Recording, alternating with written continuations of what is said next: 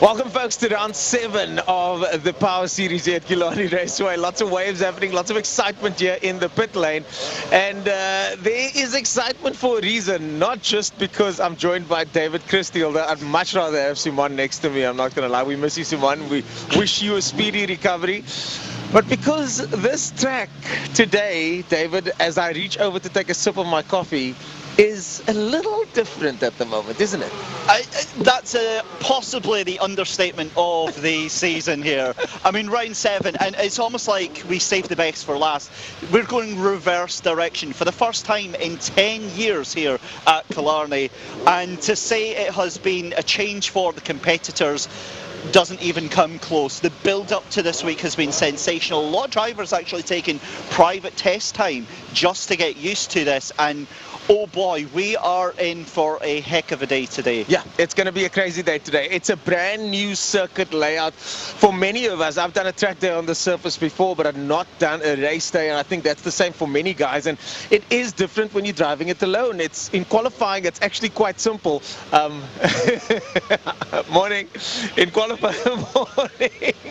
qualifying, it's actually quite simple.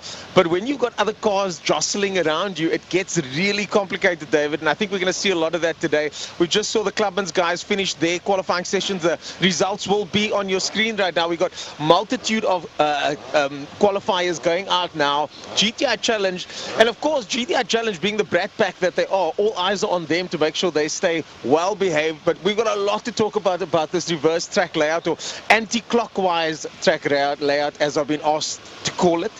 But yeah, I'm excited, man. I cannot wait. Yeah, and again, this is something that I've actually got experience of, because Knock Hill did similar around about, what, 5-6 years ago. They started doing a reverse layout. Confused everyone, but again, obviously some competitors call it's the wrong way around. That's not how we call it. It's just anti-clockwise. But again, it's actually different here. The spanner in the works is we've got a brand new corner, that first chicane. The first chicane. Huge talking point. That could take up 45 minutes of us talking alone, because it is going to be pivotal. It is the single biggest defining factor now of this track right now. Not only is it a chicane, but you've got massive sausage curbs on the inside of each of those corners. That is going to cause untold thousands of rands worth of damage. I promise you, it is. We saw in practice some of the incidents that was posted by the drivers on their onboards as well. Yeah. My biggest fear is those bikes. Yeah. If you get that wrong on one of those super bikes, man, you are you're in for a fun time today. So this is why we've got, as the WPMC, we've got those pillows on the outside of a lot of the corners, thanks to the various categories that have contributed to those pillows, cushions, whatever you want to call them. They're big blocks of soft, squishy stuff other than the wall, where we saw a Jubair's GTI Challenge car get saved as he crashed into one of those. Had he crashed into the very solid wall, because those walls are backed up by sand. Those walls are backed up by earth. So when you hit them, you know, they don't move at all. So luckily those cushions were there. He hit the cushion, some minor damage. The car's going to go racing this week. So Jubair in the mix as well. So it's very interesting. But you talk about those chicanes, man. We've been dreaming of having a chicane at this track for years. I've always said a chicane is one of those things that any track should have in its arsenal, because it allows local drivers to develop a skill where when they go to a place like Monza, where they go to a place like Port Elizabeth, Gqeberha, they go to various circuits all over the world. You've got chicanes as a staple. We don't have one here. We've got one here now, and it's exciting to know that I think this is going to be a regular fixture in the season going forward. The other thing as well, and you'll be able to attest to this, Ernest, as someone who's travelled all over South Africa to race, for club racers who only race here at Killarney, this feels like an away round for them, because it's a completely different challenge. It's a completely different circuit. Yeah, I was supposed to do an away race in Port Elizabeth, and because I've been racing so often, the budget ran out, and I thought it would be irresponsible for me to go and do that race. So instead, I just went to go visit family, went to go watch the racing, commentated a little bit, had some fun. You know, it's fun to watch racing sometimes, eh? It's just fun to just be on the side and enjoy the racing with your friends, and that's what I did. But I would say between 30, 40, 50,000 rand for the team, depending on what happens, and more if things go wrong. Whereas an away race at home costs us almost nothing. We were going to be here anyways. Our families and friends are here. The cars are already here. No transport, no extra fuel costs, no extra tires for practice, etc., etc., etc. So it's this massive saving for the entire community, and you're right, it does feel like an away race. And again, it brings more attention to the club, to the circuit, and to the live stream as well. As you said, we've got GTI Challenge qualifying currently out on track at the moment. They've only done 3.5 minutes, so they're still bedding themselves in, getting the tyres warmed up.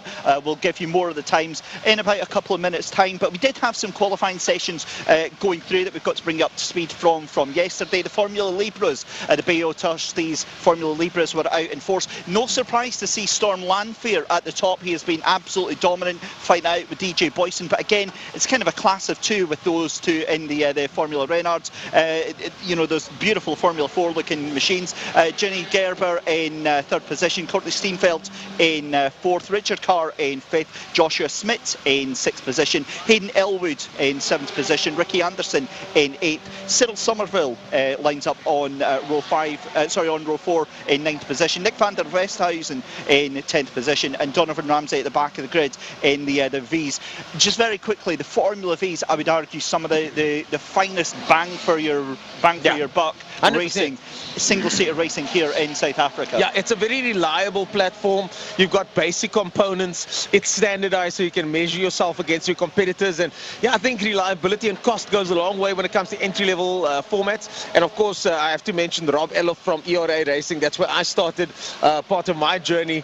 The first day, my claim to fame is going to Rob's workshop and having to polish his cars. So thanks for that, Rob. Thanks for the help. But on a serious note, Rob has got an academy there where he allows drivers to come in. There's some young up-and-coming talent that get nurtured, but not just in racing, but engineering, working on the cars, administration, all of the aspects that make up the racetrack. And I myself came from there, and I now work in commentary as well, not just racing cars. So. And that's a fantastic point as well. We wax lyrical about what we see on the track, but I don't think we give enough attention to what is behind the track. We've got some of the finest in motorsport behind the scenes here, mechanics, engineers, all of that out here in the paddock, kind of the unsung heroes of the racing There's scene. a lot of that going on. There's a lot of that going on. So for those of you guys that want to get involved in motorsport, there's so much to do. It's not just about racing cars. You can also race cars, but you can be an engineer, you can be a mechanic, you can be the guy that coordinates everything, run the team. I manage a team. That's a full-time job sometimes, and we're racing at club level. So, you know, there are many, many opportunities out there in motorsport. I know you did something this week for cycling sport, but you had to organize the event and manage things. There's all of those things going on. So there's a spot for all of you over here. Media, let's not talk about the fantastic media team that you don't see behind the camera right now. There's a lot going on, and there was a lot going on yesterday, David. Yeah, exactly. With practice, with qualifying. I mean, the thing is that for the drivers to try and get their heads round and to be able to cope with this. Actually, Ernest, let's take it from you. You're somebody that's driven this track in reverse. What are the key differences? I think the key difference is that most of the corners tighten instead of open up, which is a massive, massive thing. Usually when you're going around the circuit here, most of the corners, except maybe turn 3, tightens up on you on the exit. Turn 1 kind of tightens up a little bit, but most of the corners run wide and let the car sort of drift out to the exit, which in some ways gives you a false sense of security because the corner's not going to choke you up, as they say. But going the wrong way around, almost every single one of these corners chokes up, which means that it becomes more technical. And what drivers mean when they say that is that they've got to think now. They've got to plan. They've got to think to themselves, when the corner starts, what do I do going through this corner? And in this case, for example, the exit of turn 1, exit of turn 2, the old turn 1 and the old turn 2, is you've got to plan the corner from the start and then be very, very patient going through. And that patience and motorsport go hand in hand, but you wouldn't think so. Yeah, for sure.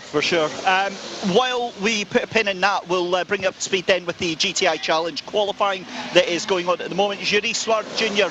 Currently pole position at the moment. Yuri Swart, we got to talk about Yuri Swart. He's come back after a long hiatus, and he is running pole by more than a second at the moment. A very talented young driver, a champion many times over, and a GTI Challenge champion. Someone that's, I think, going to go into the GTI Challenge Hall of Fame for sure. And he now is up against Shane Williams. Class A finally starting to get some legs. It's been a bit slow lately. Class A finally starting to get some legs. Yeah, and that's what you want to see, because when you're out there, we see some of the classes, some of the championships where there's only one or two drivers out there in that championship. It's not for them, or it's not fun for them. But as you said, Shane Williams there at the moment, Clinton Besaidenout, in third position, Zach Layden as well, a driver that we saw. Zach Layden, again, we speak about GTI Challenge. You've got 3 drivers now. That class is growing, Class A.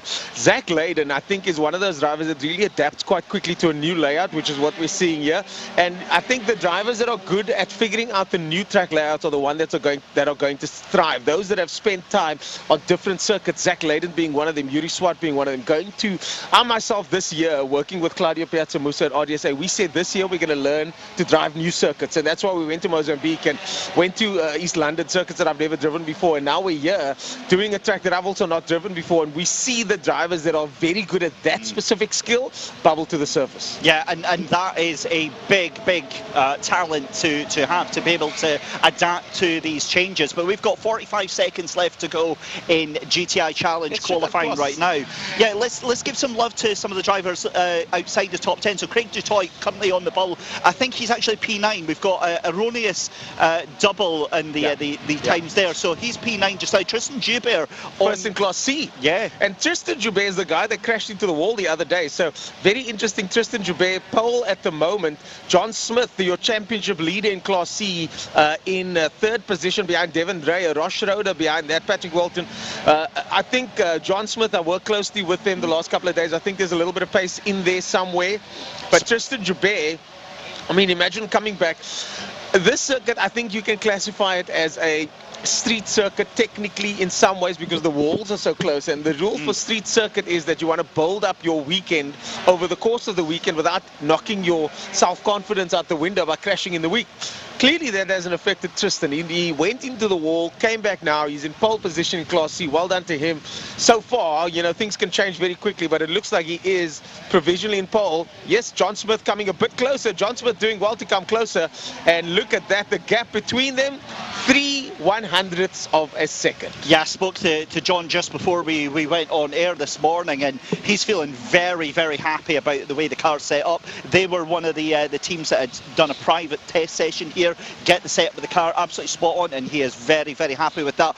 But Yuri Swart, 127.8. That is a absolutely storming lap time to take pole position at the moment. The checkered flag flies. Qualifying done for the Bayo Trustees GTI Challenge. The thing is as well, I mean, that is half a second ahead of pretty much, in fact, 7/10 of a second ahead of the rest of the field. So that is a very fast lap. In a spec class, that is absolutely unheard of. So Yuri Swart should be quite confident going into this now, knowing that he's got a massive advantage over the other guys going into the rest of the day. And also, there have been some skullduggery going on where the guys have been cutting the curbs a little bit too much in practice. So how much of that is now starting to show up? And I'm trying not to throw hints, because we've got some people in my class that some hints have been popping up. Who's been cutting? Hang on, come on, spill the tea. They know who I'm talking about. But the thing is, there's a rule that's gone out this morning about where and where you can't drive. And also, there've been some changes to the way MSA has been handling this. Now, agree with it or not, we're going to have to run the track straight for the first lap. So we're not going through the chicane for lap 1 to prevent any chaos. Now, you know, that's something that's open for debate, but what that means is that the drivers are going to have to bomb into a corner they've never done before. And also what MSA has also said is that we're not allowed to cut the curb the way some of us have been cutting the curb. So there's a very strict way to now cut that curb where track width and track, what's it called, track limits? Limits, yep. are now going to be enforced. So we're going to be seeing some guys losing a little bit of time here and there.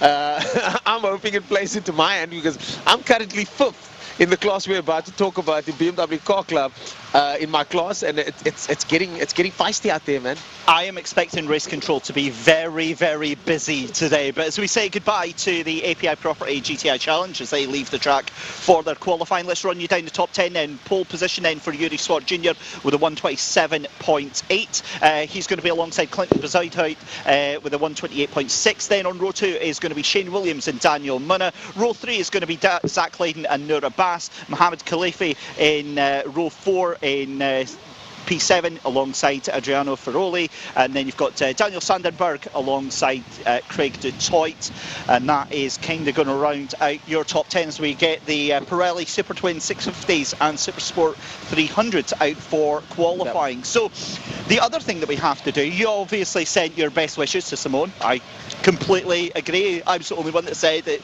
in the group chat this morning. You know, I know. Just said, I said it personally, so yeah. But we also have to say a very good morning to all of our audience out there on YouTube. We absolutely love hearing from all of you out there. We're going to have, as usual, our rider or driver, our competitor of the day, I think is what we've called it now. Yeah. It's not going to be, they might as well call it rider of the day. I'm the one, my claim to fame here at the track is that I'm the one that came the closest. You're the only, I'm the only driver in the history of this competition to almost win it, and I still didn't do it. So I tried, but drivers out there, let's just call it rider of the day. There's too many bikers out there. They're just too much of a tight-knit community, and you can't hold it against them. I think the love that they bring with them, their fan clubs that they bring with them, are absolutely devoted. So you'll see a number at the bottom of the screen throughout the day. Let's send a WhatsApp to that number and let us know who your vote is. Yeah, certainly it makes sense. They're the gladiators of our sport, aren't they? And it makes sense for them to get the support that they do. I don't agree with it. I think that I think there should be 2 separate competitions. It's funny that, isn't it? I know. Maybe I hate losing. I don't know. But yeah, speaking of losing, we got the BMW Car Club qualifying results there from yesterday. Oh, right. Yeah. I didn't realise you guys were out. No, I don't have so I've got it on my phone here. We can go through I was about to say, if anyone that should have the results of the BMWs, I think it probably should be you. Yeah, we got to talk about that because yesterday was quite an interesting day. We have our qualifying on the Friday, which mentally it really puts a different spin on things. If you have a good qualifying, like I've sometimes had, then you're flying high, everything's cool, you sleep well. But when you're thinking to yourself, where can I find extra pace, then it's a different conversation. But we got to welcome back Neander Toy in Class A, and he's basically doing a demonstration run there. He's got some goofy bet with someone, with me, that he wants to lap me by lap 6 point something. You know. I know, look at that time. I hadn't seen this. I'm just looking at the qualifying results for slightly different class. I mean, he's not only in a different class, he's in a different league right now. I would think he's probably going to be the quickest person out there for the weekend in a tin top car, which is quite remarkable, 114.3. And if you put the 5-second-ish rule in place, then he's probably on his best overall time for that car. They've developed that car quite a bit, made some safety changes. If we can just point the camera to that car over there quickly. If we can just point the camera to that car over there. That is the Lambert Racing Ute. Look at that, going to be doing a demonstration run today. Very cool bakkie. That bakkie was supposed to be raced by Raceway Moodley many years ago. It was built by G&A Promotions, and it was actually built to become a one-make series many years ago. And I love truck racing. Truck racing in NASCAR is one of my favorite things in the world. And the fact that we've built a proper truck here in South Africa, G&A Promotions, his son currently racing overseas in the, I think the Sprint Cup series overseas. And look at that. That car is a part of South African motorsport history, a part that unfortunately, didn't take off, and he'll be doing a demonstration run. The Lambert guys bought that car back and have restored it to its former glory and then some. And yeah, there you can see that car going out for a demonstration run later on today. But back to qualifying. Class A, we got Neander Toy and Connor Kilbride. In Class C, we got Zach Groenewald also back in another one of Zach's builds. Now, that car's probably going to be sold before the end of the day because Zach, you know that's what you do. He builds these incredible cars. I love the fact that I can just be honest on these shows. Zach builds these incredible cars and then sells them to people that are literally frothing at the mouth because these cars are well built. Isaac, we've got Mr. Wamser from Johannesburg bought the previous car from him, and now this one I think is no different. Really lightweight, well put together, really fast. He's leading up Class C. Then we've got Dylan Joubert, your current championship contender, 1 point behind the championship leader, Dylan Joubert. He's second in Class C at the moment. Shane Williams gets pole. Is second in Class A for Challenge and pole in Class D for BMW Car Club with his teammate Sean Tubes right there with him. And a new man, Wayne Hoffman, taking over the ex-Arnu car in the BMW Car Club E46 that he'll be driving. So who's that guy there? Ernest Page. In eighth? Yeah, I'm fifth position in class at the moment. Clearly. What happened there, Ernest? I'm just slow. I'm clearly just slow. There's no excuses. Play like a champion. So we are currently leading the overall championship, but it's very interesting to see that things are not going according to plan for Ernest Page at the moment. Kobus de Kok in the mix there, Yanni Hatzi. And then we got to talk about the Class E guys as well. We got a couple of guys back, and that would be James King. I think James King will slot in with us in Class D, so he'll be back. James King. Vian Lowe, an up-and-coming young driver to watch out for. He's pole in his class at the moment, Class E. Zach Layden learned the new track so quickly. Again, another young talented driver. Did use more than the track yesterday, Zach. The dirt is not part of the track, Zach Layden. Okay, but Zach knows. Great respect for Zach and his driving ability. Shane Bosco, my teammate, in the mix there, top three. Barry Williams, Shane also leading his championship at the moment. Barry Williams out there. Daniel Blazer looking good for traction. And then Hennis van Zyl, Nicholas de Toit, Simeon Penev, new in the category. Simeon and I almost bumped into each other in practice the other day. That was close. But yeah, lots of new names in there. Andre Foren back, Jacques de Toy back, Yolinda Fourie, Marius Fourie. So Class F also looking stacked at the moment. BMW Car Club going to be something to behold. I know a lot of these names might not make sense to you guys, but watch the commentary, watch the racing, watch the coverage. It's going to be exciting to watch, I think. Yep, so the CCCT BMW race is going to be 11:26 this morning. That's what time it's scheduled for. Keep an eye on the stream if there's any updates on that. As we said, the Pirelli Super Twins, Max the Munton. 650 out on track just now. Max Munton currently in pole position. Again, having an absolute dogfight this season with Slade van Niekerk. So we'll see 0.6 of a second to the better on that one. We'll bring you more of that in just a second. But also back to qualifying from yesterday. So the Loud Classic cars, Franco Donodio, again, very difficult to see anybody else but him taking pole position by 3 seconds. Jeez. That's wild. Then you've got PW Lowe in second position in Class A as well. Brian Evans for Class B taking the lead for there, but in third place overall. Butty Van Zyl in fourth position. We've got then Bruce Avern Taplin in sixth position. Louis Powell in seventh. Daniel Lotterer Senior, the first of the Class C cars.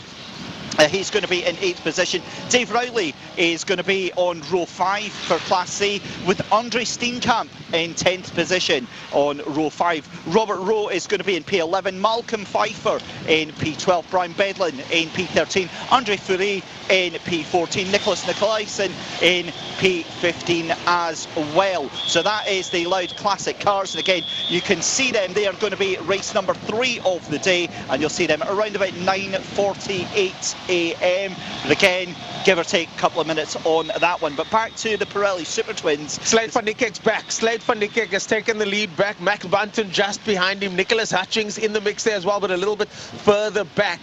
All of them in 650. Clint Munton just behind that. And Lance Jonas, one of our favorites, the chairman of the club, someone I support on and off the track, is currently in 5th position. Paul Medell in there as well.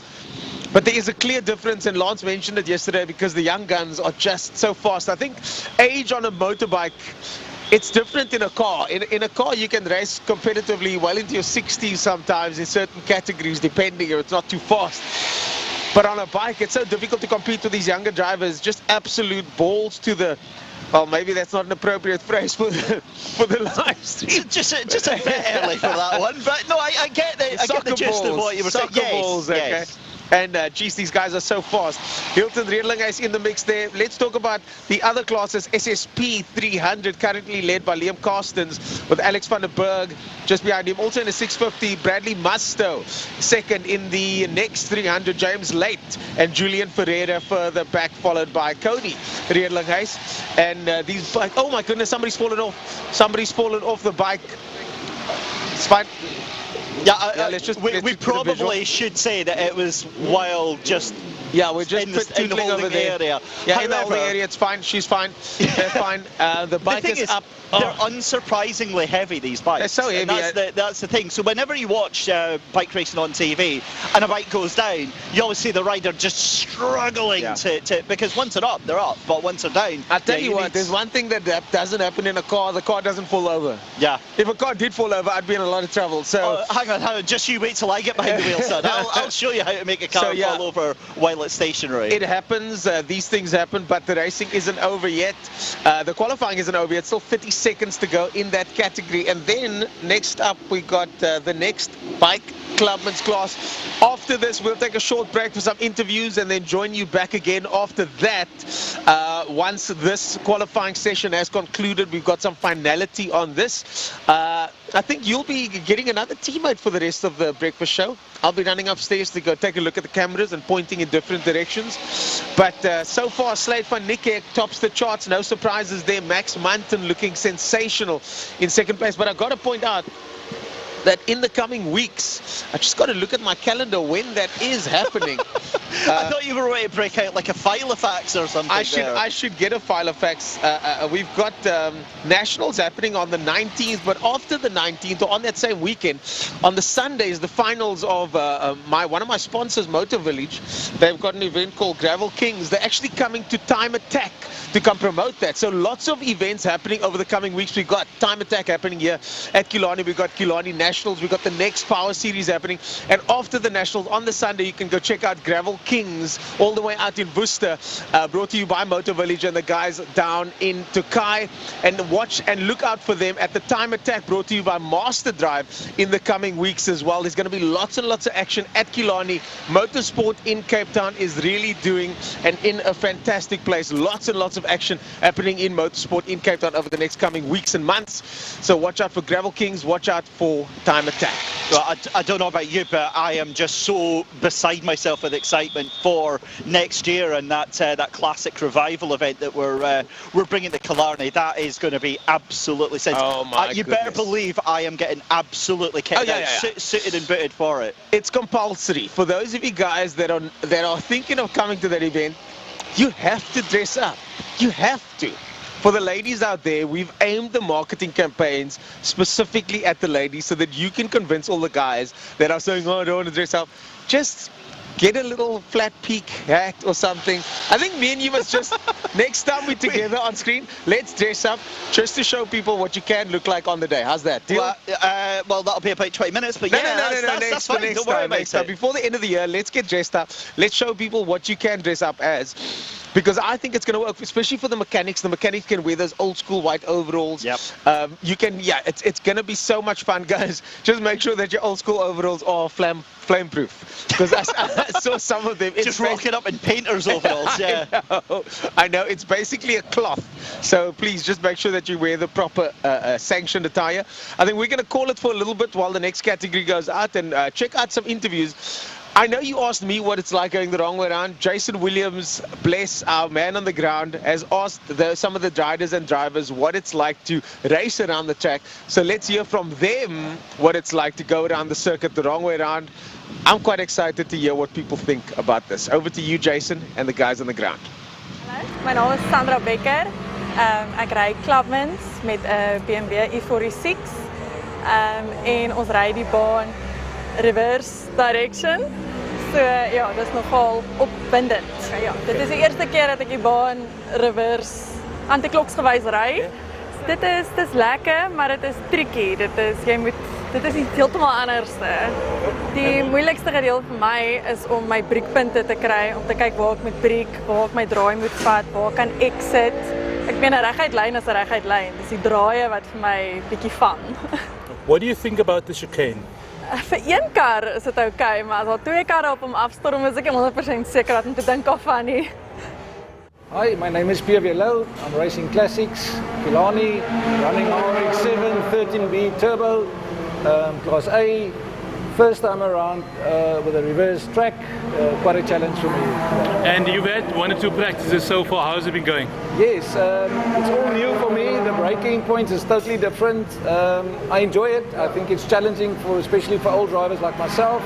So yeah, all good. Have you sort of determined what the most difficult points are for you, the rough spots in the track? Yes, so turn 4, coming from the reverse side with the high speed is challenging for me, and then also turn 1 on the exit. I don't enjoy it because it's closing up on me, but the rest I can handle. It's interesting. We've also got a brand new, well, I don't know if it's 1 or 2 turns where we've got the chicane. How's that been going for you? Chicane is very nice. The braking point just before there's a bit uneven, but once you're in it, you can go and it's just bits. Yeah, it's nice.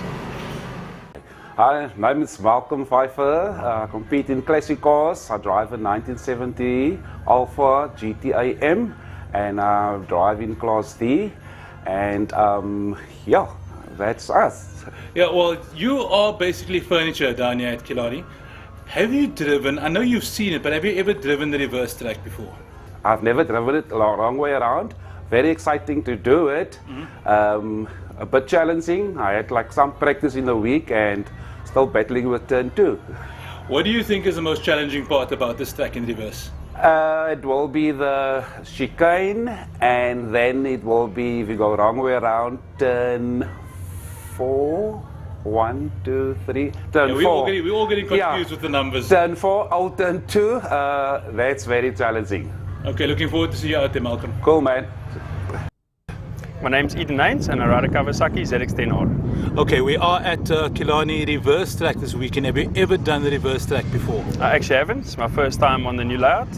And you had some practices. You've been out in the track sort of over the past day or two. How's that been? I think it's been great. Bit tricky in the first few sessions, but really track's coming to me and having a lot of fun. What do you find is the most difficult part about this track being in reverse? For me, the most tricky thing is with a new layout, most of the corners fall away from you and the exits close in on you a bit. So it's just getting your brake markers and trying to find the perfect line to make the exit work. And then, final question, I mean, is this something you'd like to see a little bit more often, or do you love the old track too much? Look, I love the old layout, but I think it's a great initiative. It really gives the guys an opportunity that can't go visit other tracks to just ride a new layout. It's basically like coming to a new track. So I think it will just sharpen everyone's skill sets, and I think it's awesome. Awesome stuff. Thanks, Eden. Thanks, man. Have a good one.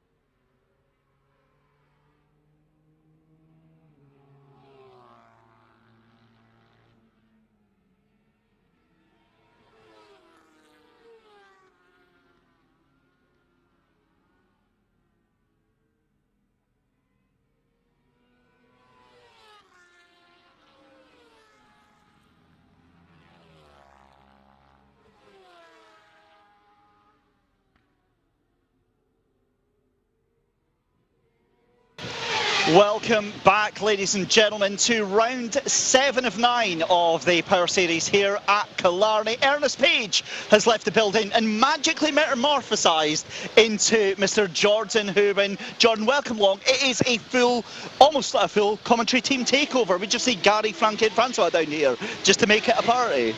Absolutely, and I'm glad to be back. bright-eyed and bushy-tailed to say the least. Nice and crisp morning out here at Killarney International Raceway.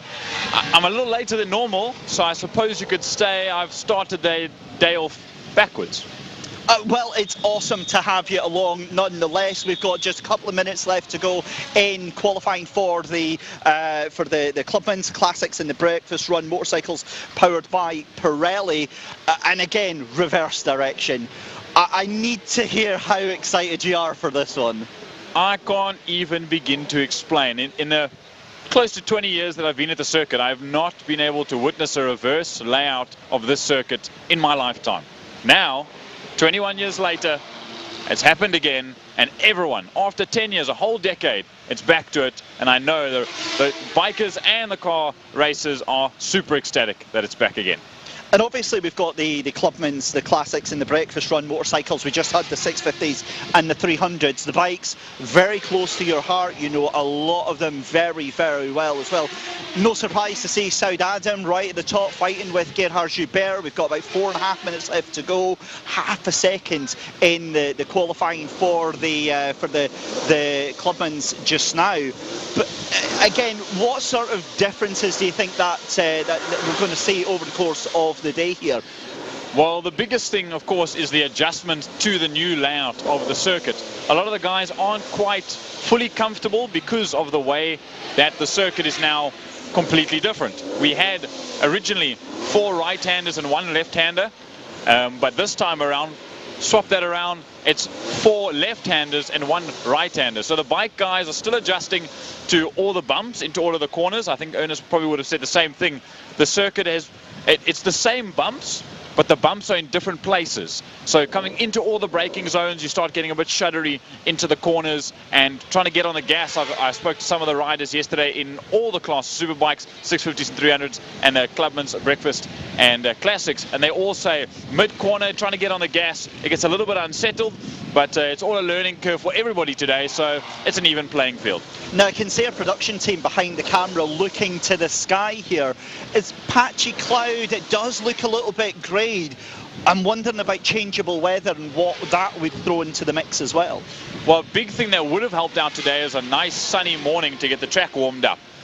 But with 4 qualifying sessions this morning, I do have a feeling that the circuit temperature is maybe a little bit higher than it would have been after 3 qualifying heats in the morning like our previous rounds. So I'm hoping that the temperature has raised ever so slightly and it will only get warmer throughout the day, but it looks to be a stagnant 18 degrees at its highest during the weather today.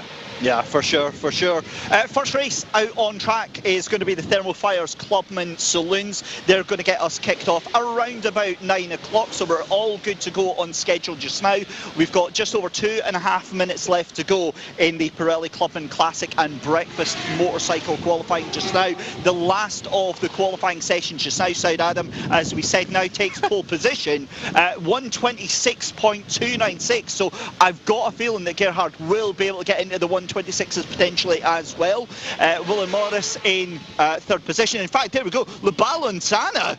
I'm sorry, excuse me, almost what? a full second, 0.8 of a second. What? He made that on that last lap with 2 minutes left to go. That is probably a lap and a half that they have left, each rider, depending on where they are on the circuit. Then Gerhard Joubert in that 3rd position, he was 1.2 seconds behind Saud Adam in that 2nd spot, but that currently rounds out the front row of the grid with that minute and 50 seconds. So there's still more than enough time for the guys to slot into their respectable positions. Now that, I mean, that is a devastatingly quick time there. Gerhard Joubert then currently in P3 just now. Willie Morris in P4. Mario Ferreira in P5 on row 3 alongside Derek Hendricks as at the moment. Row 4 is going to be Wayne Gresse with Augustin Ntwari. Then you've got Vessel Kruger and Juan Momberg in 10th position, although Juan now jumps up into 9th position. So again, a minute and a half, lots to change on this one. But again, one of the things we see in the background, I was about to talk about the chicane, I got distracted because we've got walking behind us, ladies and gentlemen, none other, the man, the myth, the legend, the stock. I just can't get away from him. I mean, oh, there we go, that's it, right. So just leave the tin, thanks. Okay. No, none for you, Jordan. Oh, well, I'll take another one if you're offering. Ain't that sweet? Ladies and gentlemen, that is... Oh, dear me. Right. An appearance never hurts, does it?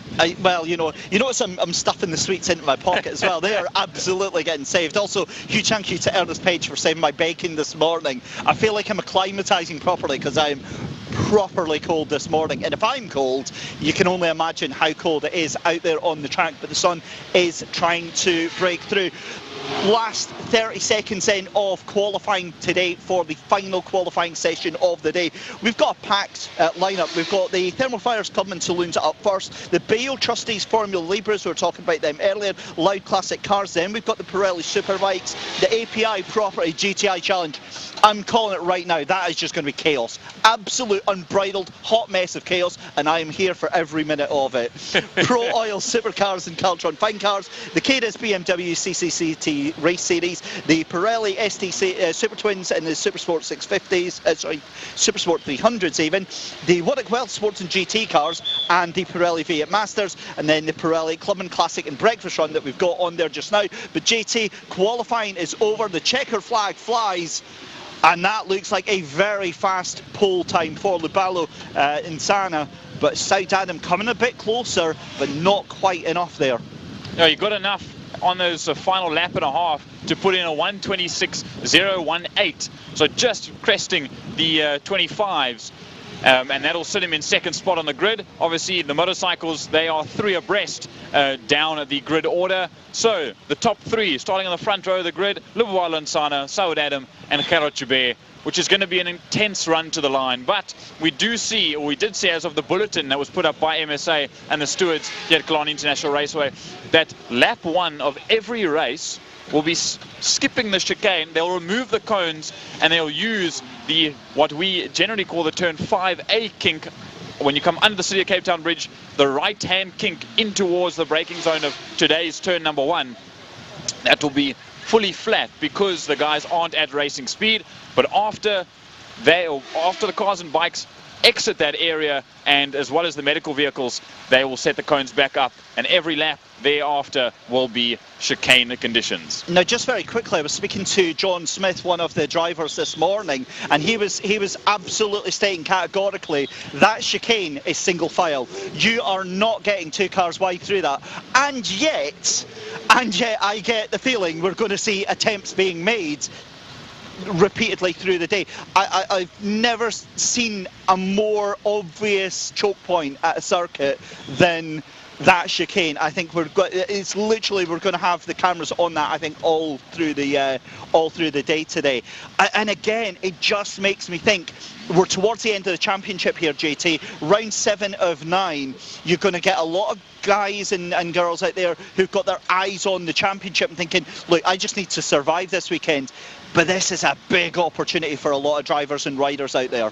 A lot of people this whole week, the last 2 weeks since they've turned the circuit around, have said they're going to take it easy. It's relaxed. It's a different round. I like to say, as many others, it's an away race at home. It's the one time you guys get to enjoy the circuit in its different form, but it is still a championship round.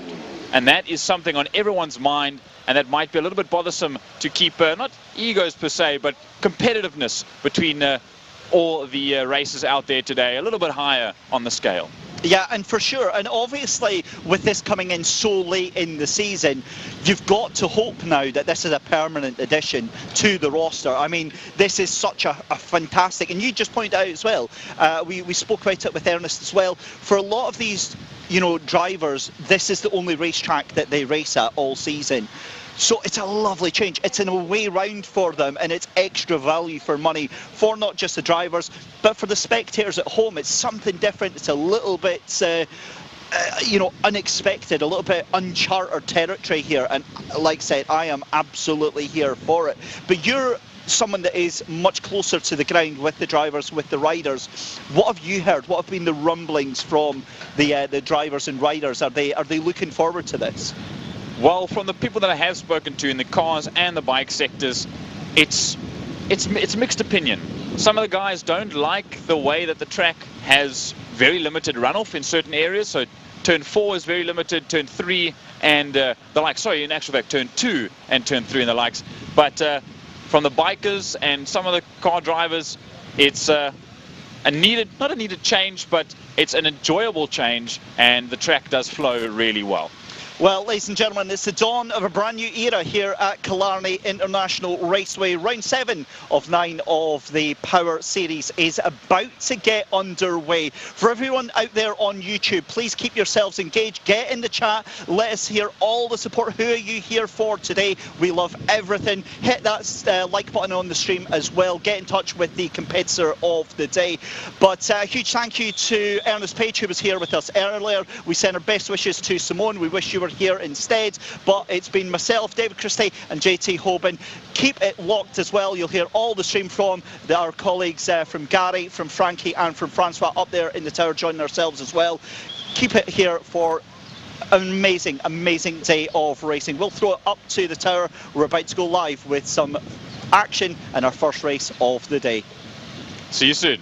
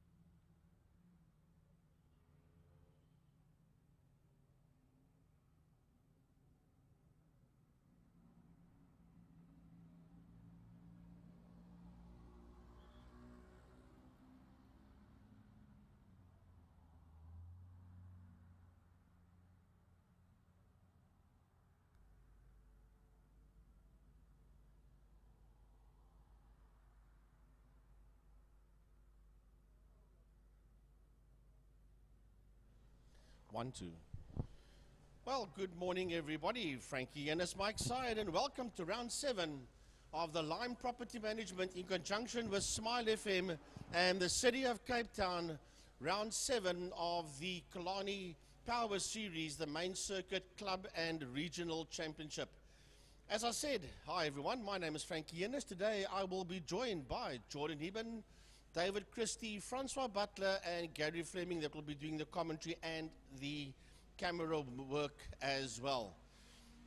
So it's, for those that are not in Cape Town, it's a little bit hazy out there, a lot of cloud cover, there's a touch of blue sky somewhere, and we are coming to you from the Brian Peak Commentator Studio on top of the Castrol Tower. That is where we're coming to you from. We had a function here last night. By the way, Francois, good morning. Morning, Frankie. Lovely to be at the circuit. You can feel it's still winter, but it's a lovely day. Indeed, and what I was going to say is Francois and myself and Jordan and a lot of other dignitaries were here last night, Friday evening, for the unveiling of the William Carter Garage Complex there by the V8s and the Brian Peak Commentary Studio, which we just used to call the old Killarney Commentary Box. It's now got a new name after the late great Mr. Brian Peak. And Brian's son Derek was with us here last night as well to help with the unveiling. Yeah, not to create an expectation, but we might be joined by Derek later on. That would be awesome. He did ask and everybody was like, hell yeah, we'd love to have you come and join us today, but we'll have a look and see, because he's also going to go to Zone 7 for dirt oval karts, where you as well will be going later on this afternoon. Yeah, so I've got a full day of excitement. Hell, You hell. know what it's going to be like when I wake up tomorrow morning? It's going to be like boredom sets in. You understand?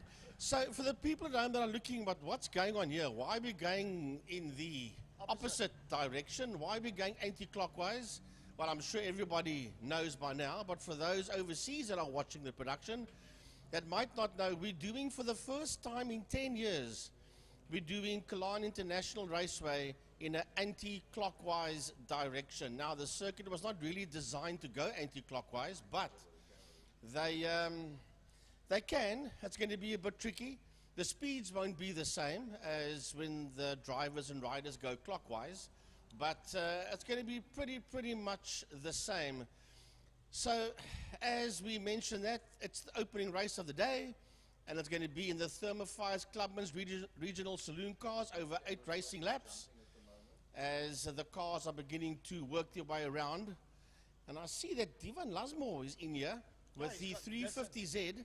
I saw him out when I pulled into the parking bay and walked through the paddock area this morning. I saw him with the 350Z out on the circuit, qualifying with the Clubmans. So as we see them work their way out of Castrol Corner in the opposite direction, we're going to have to get used to this, that's for sure, as the cars go down the Jabez Straight, which now will actually be the back straight, and turn 1, Holzoek or Blockwane will now be turn 5, and turn 5 will be turn 1, so everything, But Frankie, Francois, is different. You don't understand. We've got a big challenge on our hands today. Because it's anti-clockwise, we have to talk backwards. We'll start at the bottom and work back up.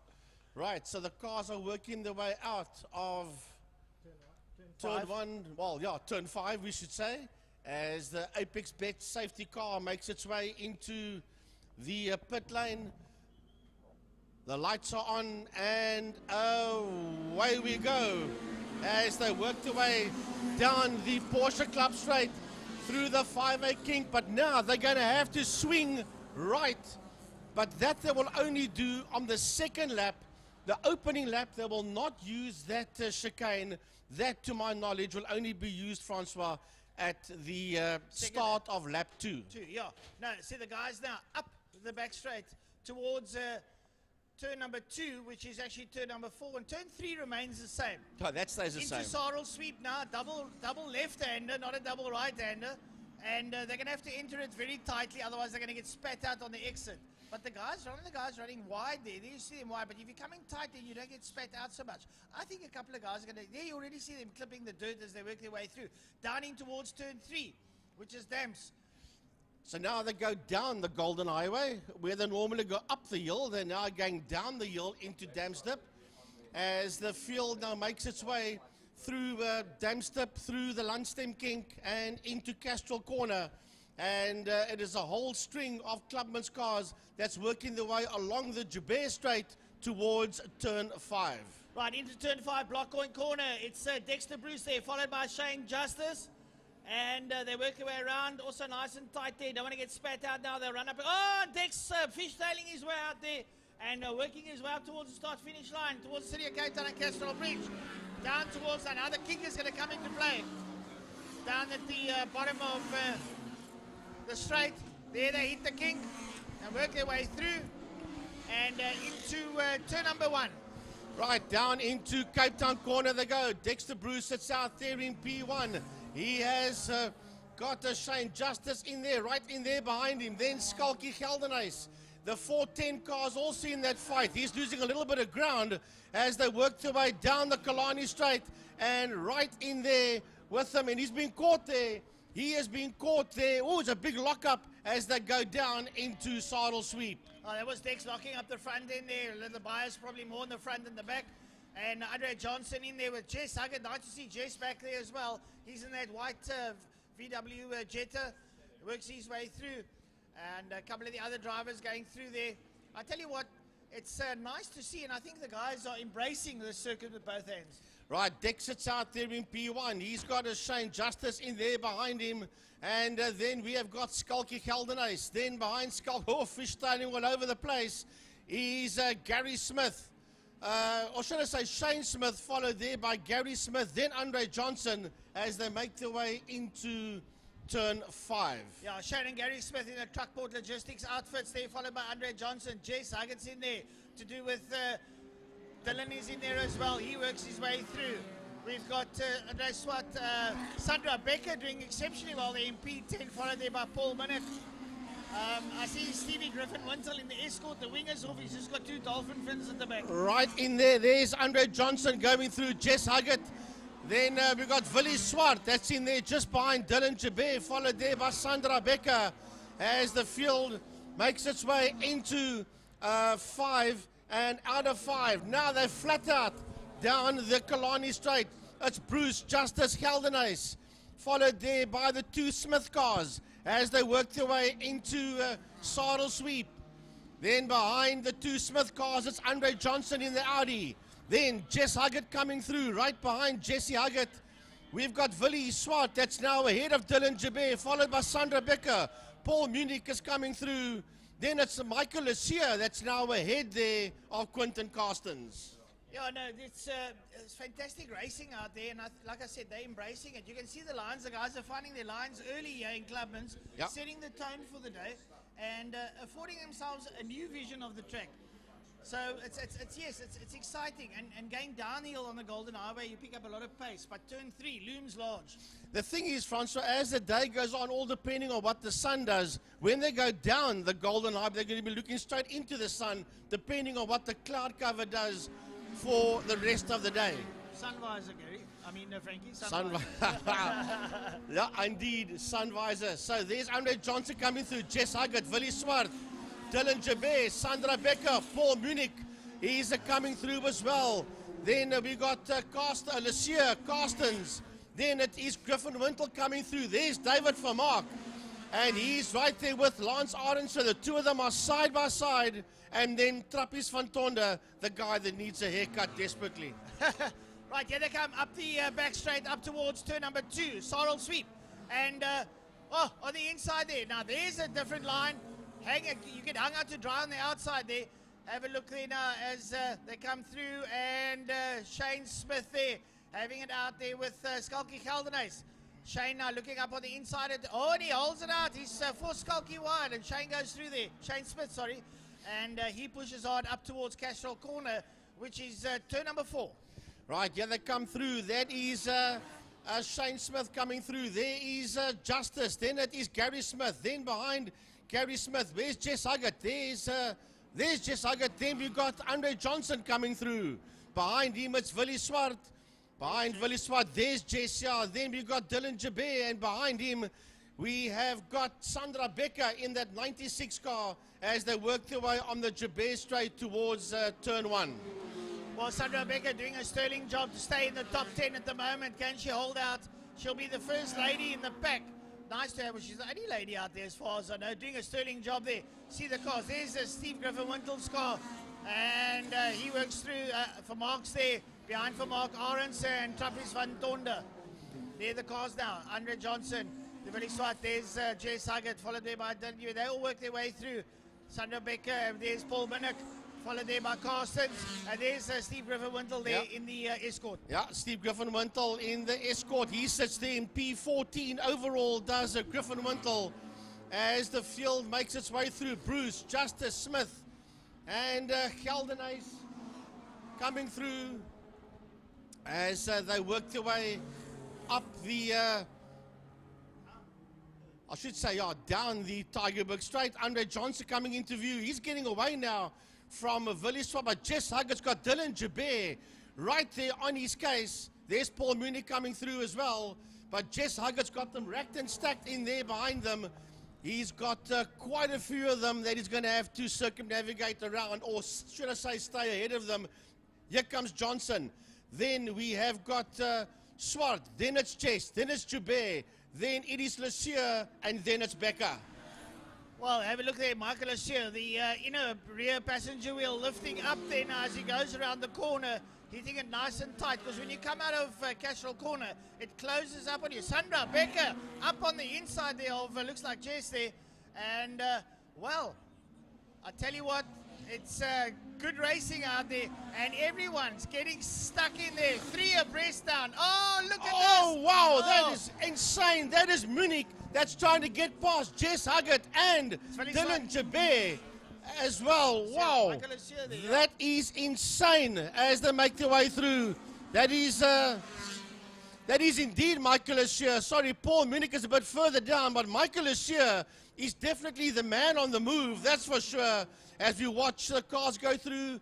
And that looks like Lee Fielding that they're busy catching up there on. He's very, very slow in that car. Here comes Johnson through, but watch the man behind this lot. Michael Ashear is on a roll. He is on a roll as Michael Ashear, and he is cutting and carving his way through this Thermofire Clubman's field. I think you just have to get used to the layout, Frankie. Now he's got it. Now he knows where his braking markers are, and he's getting stuck in. I know they put up temporary flags up the bottom end of the top end of the straight, going into what we now know is turn number 2, and little brake markers. So it's nice, they can see it when you're driving.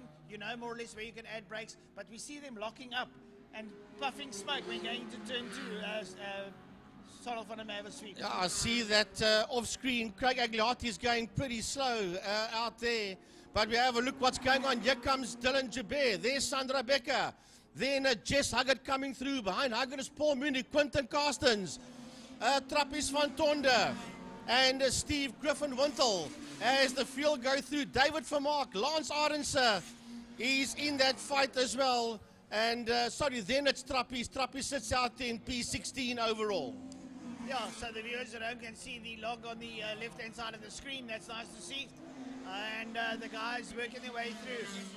Now, here they come, down the Tigerberg straightaway. And leading them out there is Dexter Bruce, followed by Shane Justice, Skalk Geldenhuys, Shane Smith, Andre Johnson. Then it's Willie Swart, Michael Ashear, Dylan Jabir, Sandra Becker up to P9 now, ahead of Jess Huggett in 10. I see that Quinton Carstens has pulled that BMW off right up against the wall there, just on the other side of the City of Cape Town Bridge. And he was in P12 when he started this lap. But sadly, that's the end of race 1 for Quinton Carstens. Right, so a lovely view up the back straight, up towards turn number 2, which is solid. There you see the little brake markers, the yellow brake markers stuck for the viewers at home on the field. And then the guys working their way down the Tigerberg straightaway down towards Damstip. And if you keep an eye now on the outside of Damstip, you'll see all the cushions up against the wall there, the tyres and the cushions to protect the drivers coming out. There's a nice view. There's Bruce. There's Shane Justice. There's Skalky Geldenhuys going through. That's your front 3 now, down into turn number 1. Cape Town corner. Up behind him, it's going to be Shane Smith. There's Andre Johnson on screen, followed there by Michael Ashear, working their way through. And Dylan Jabir. Dylan Jabir comes through there in his BM. He's followed there by Paul Munich. Up behind Munich, it's Jess Huggett in the Jetta. The Mark II Jetta works his way through. Lovely, here comes Steve Griffin-Wintle on the little Escort with the little fins on the back. It actually looks very cute. And then we've got Vermaak, and Vermaak's got Arendse right there as well. Here comes Trappis van Tonder.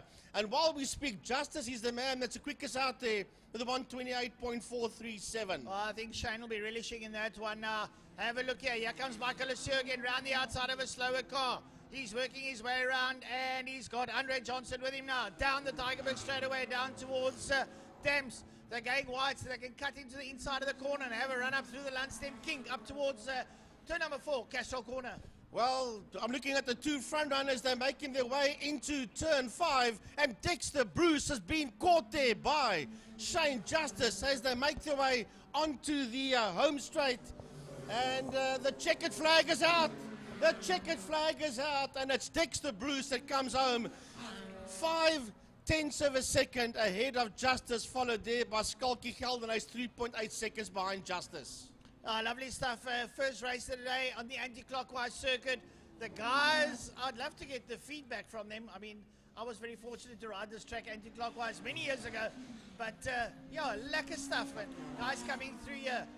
There's And I think Sandra Becker in P8, Yeah. that is a very respectable finish in this race. Frankie. She got a nose ahead of Dylan Jabir there.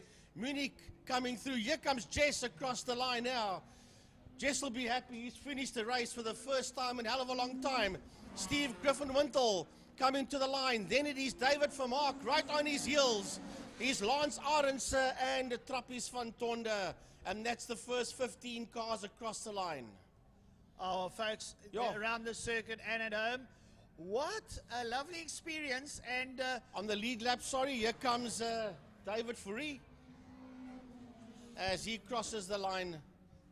And here comes Ewe de Tooy and Andre van der Merwe. Here comes Bernard Lehman to the line. And he's got Roberts and Rob Gortmaker will cross the line as well. And he will be 1, 2, 3, 4th in class and 21st at the checkered flag. Well, Wayne Wilson and Amon Fielding not quite making it. I know Wayne said they had a bit of a problem with the Maximus motor. They might be able to sort it out later.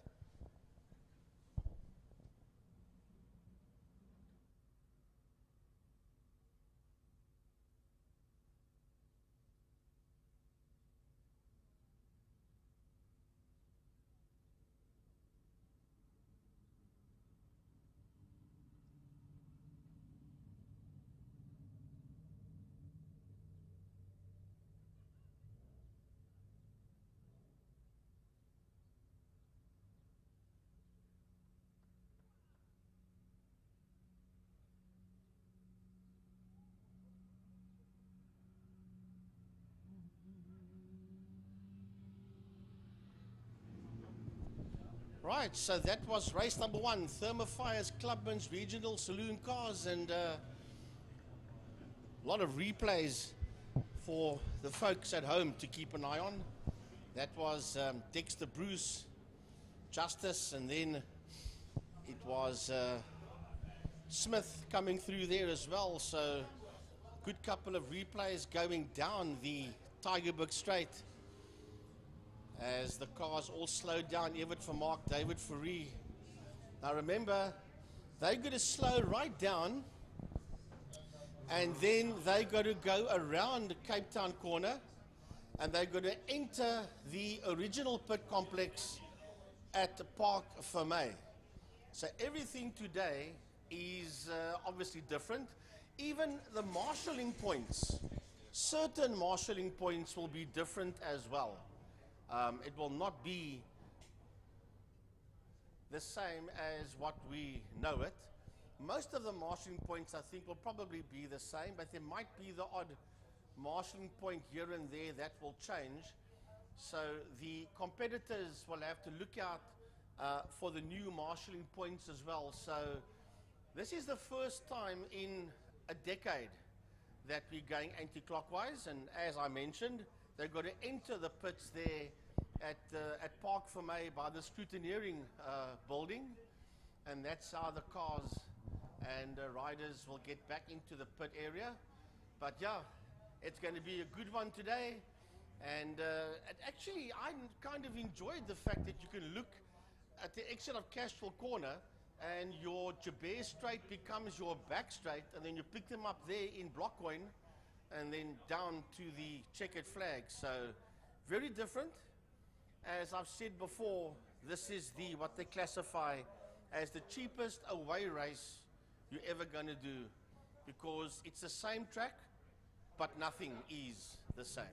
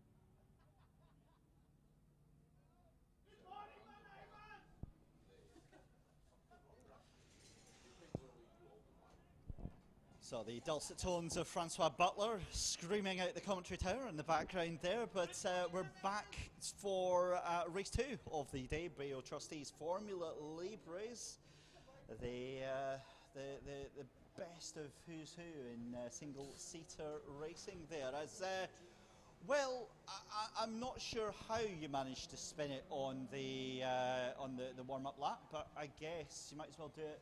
And they would have got away with it had we not spotted it out the commentary tower there, JT. That will be DJ Boyson. Good morning, everyone.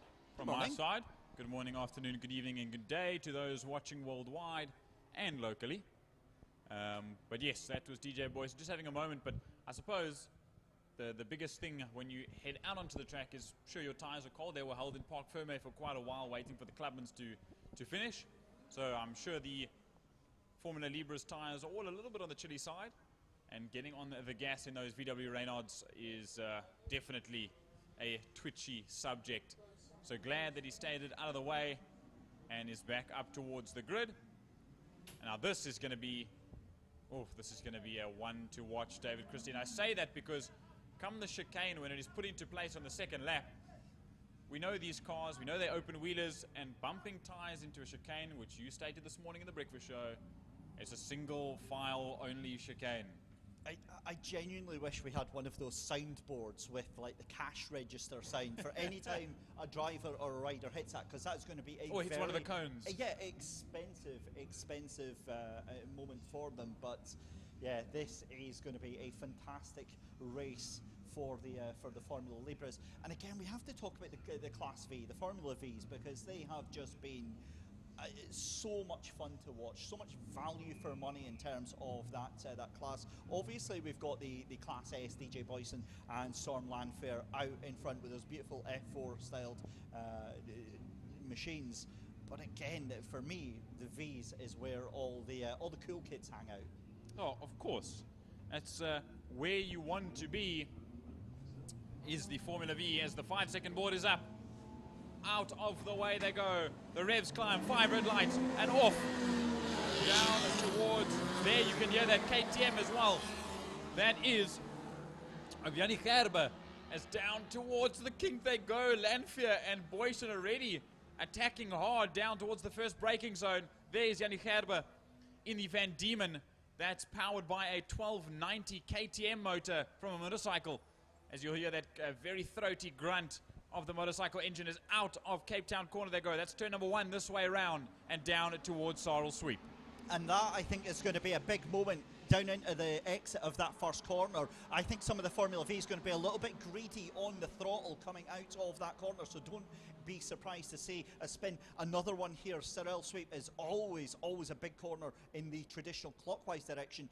It is just going to be a huge corner, but as cars drifting out, as we've got, is that DJ Boyson struggling with, I think that's Jimmy Gerber in the number 42, Gianni Gerber for Namib Biltong Racing. Yep, through they come. Not the first time that Yanni has been here, but it has been a little while since he's breached back to Killarney International Raceway. This time doing it the wrong way around, as they'd say, but in our anti-clockwise layout. So through they come, down towards turn number 5, Holes Hook. Final corner to the right-hander, up towards the Porsche Club straight. And it will be Landfair that starts off the first lap before the chicane becomes 2. It's Boyson from Gerber. Then the first of the Formula Vs.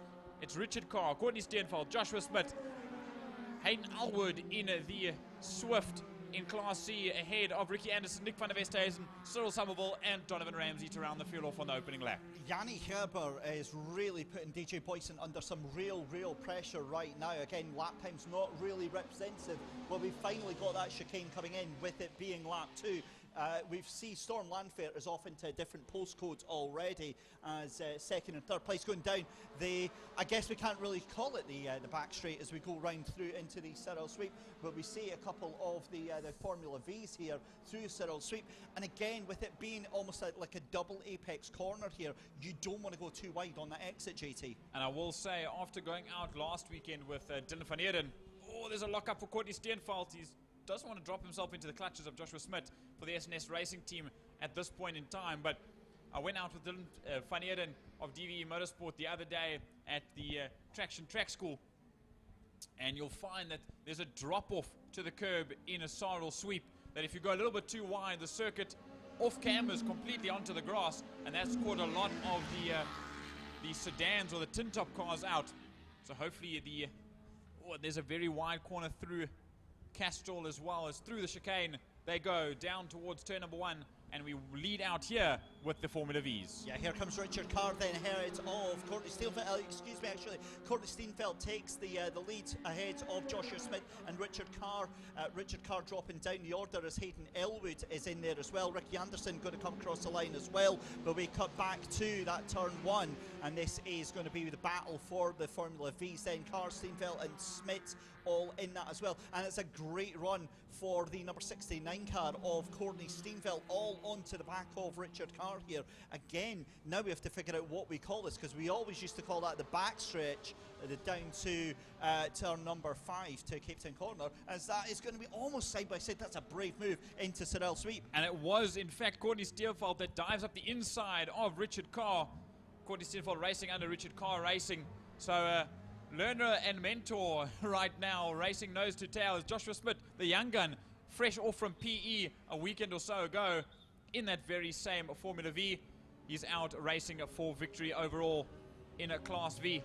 But here comes your leader, Storm Lanfear, across the line ahead of DJ Boyce and Yanni Gerber. Gerber setting the fastest lap of the race so far, as very close proximity amongst these three Class S rather, Formula Libras down towards turn number 1 as we'll watch for the exit and down the Killarney back straight. Meanwhile, your Formula V's just coming across the start-finish line, but we'll keep an eye on the Class S just now, because they're actually starting to open up quite a bit as they come through into Sorrel Sweep. But again, trying to keep an eye on this. And JT, if my mind is melting trying to keep our eye on what is going on here, I can't imagine what our fearless leader and camera operator, Gary Fleming, is having to do, trying to keep up with everything here today. Yep, it's incredibly difficult for all of us upstairs as well to switch everything around. So we're taking it as it is, as out of Castrol Corner, turn number 4 they come. We want to worry about that drop-off as well. There's an off-camber section on the exit of Castrol Corner, but the guys are keeping out of the way of that, out of the dirty stuff. Through the final corner they come. It will be 4 laps to go when we hit the start-finish line.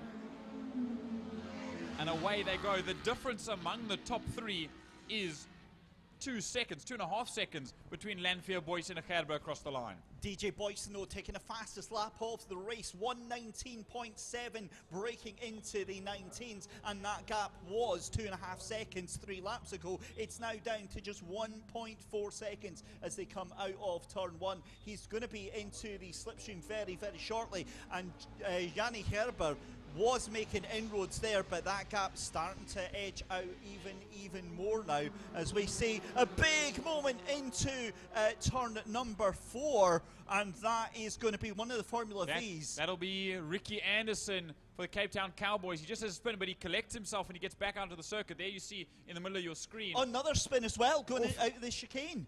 That would be Courtney Steenfeld from the lead, I believe, or at least in the fight for the lead in Class V. As there goes Ricky Anderson and Cyril Somerville through into turn number 5, as now the leaders catch up to the back of the pack for the final Formula V. Donovan Ramsey, the Likumali car, as through Holes Hook they come, and down the start-finish straight, the Porsche Club straight. There, the Porsche Club is on the left-hand side up against the wall, and down towards to start another lap once again.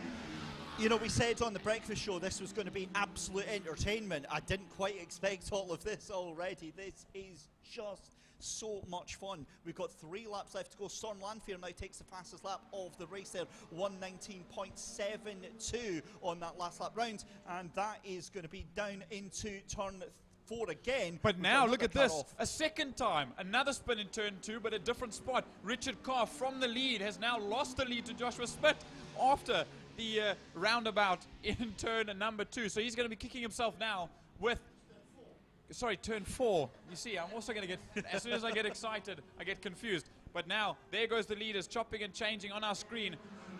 Past Cyril Somerville as well, for Boyson, as well as Gerber, down through Dam's Dip, which stays the same, turn number 3. This is turn number 4, Castrol Corner. You know it's a bad day at the office, JT, when I'm getting the corner numbers right and you're not. Jeez, oh. But goodness me, as we see Storm Lanfear then making it just about 2 laps to go. He's going to come out of the final corner very, very shortly. And then it's going to be DJ Boyson. That gap goes up to 1.7 seconds. Blue flag flies then to notify the Formula Vs that they've got faster class cars approaching. But there we go, 2 laps left to go. Look how close that was. Now that we still have a Class C battle between Nick van der Westhuizen in the Super V 1800 and Hayden Alwood in the Swift. So they went down the Killarney back straight. It is still the back straight in this regard, as there they come, even though it does climb in actual fact. There goes your leader, DJ Boyson, as well. Now a little bit of traffic between himself and Yannick Gerber gets stuck between the 2 Class C cars. And he has to try and work his way around Hayden Alwood, and it's 7 up. GTI Swift GTI rather. Down towards Dam's Dip, turn number 3.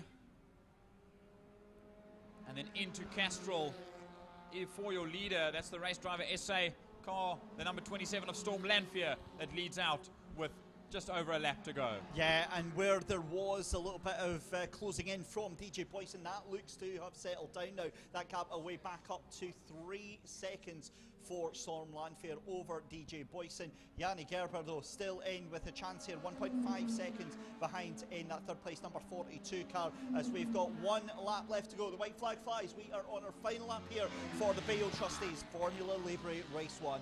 And just a correction from my part, it's Block Coin Corner turn at number 5. I said Holes Hook like the old corner, but it is Block Coin that sponsors turn number 5 and indefinitely turn number 1 for this weekend.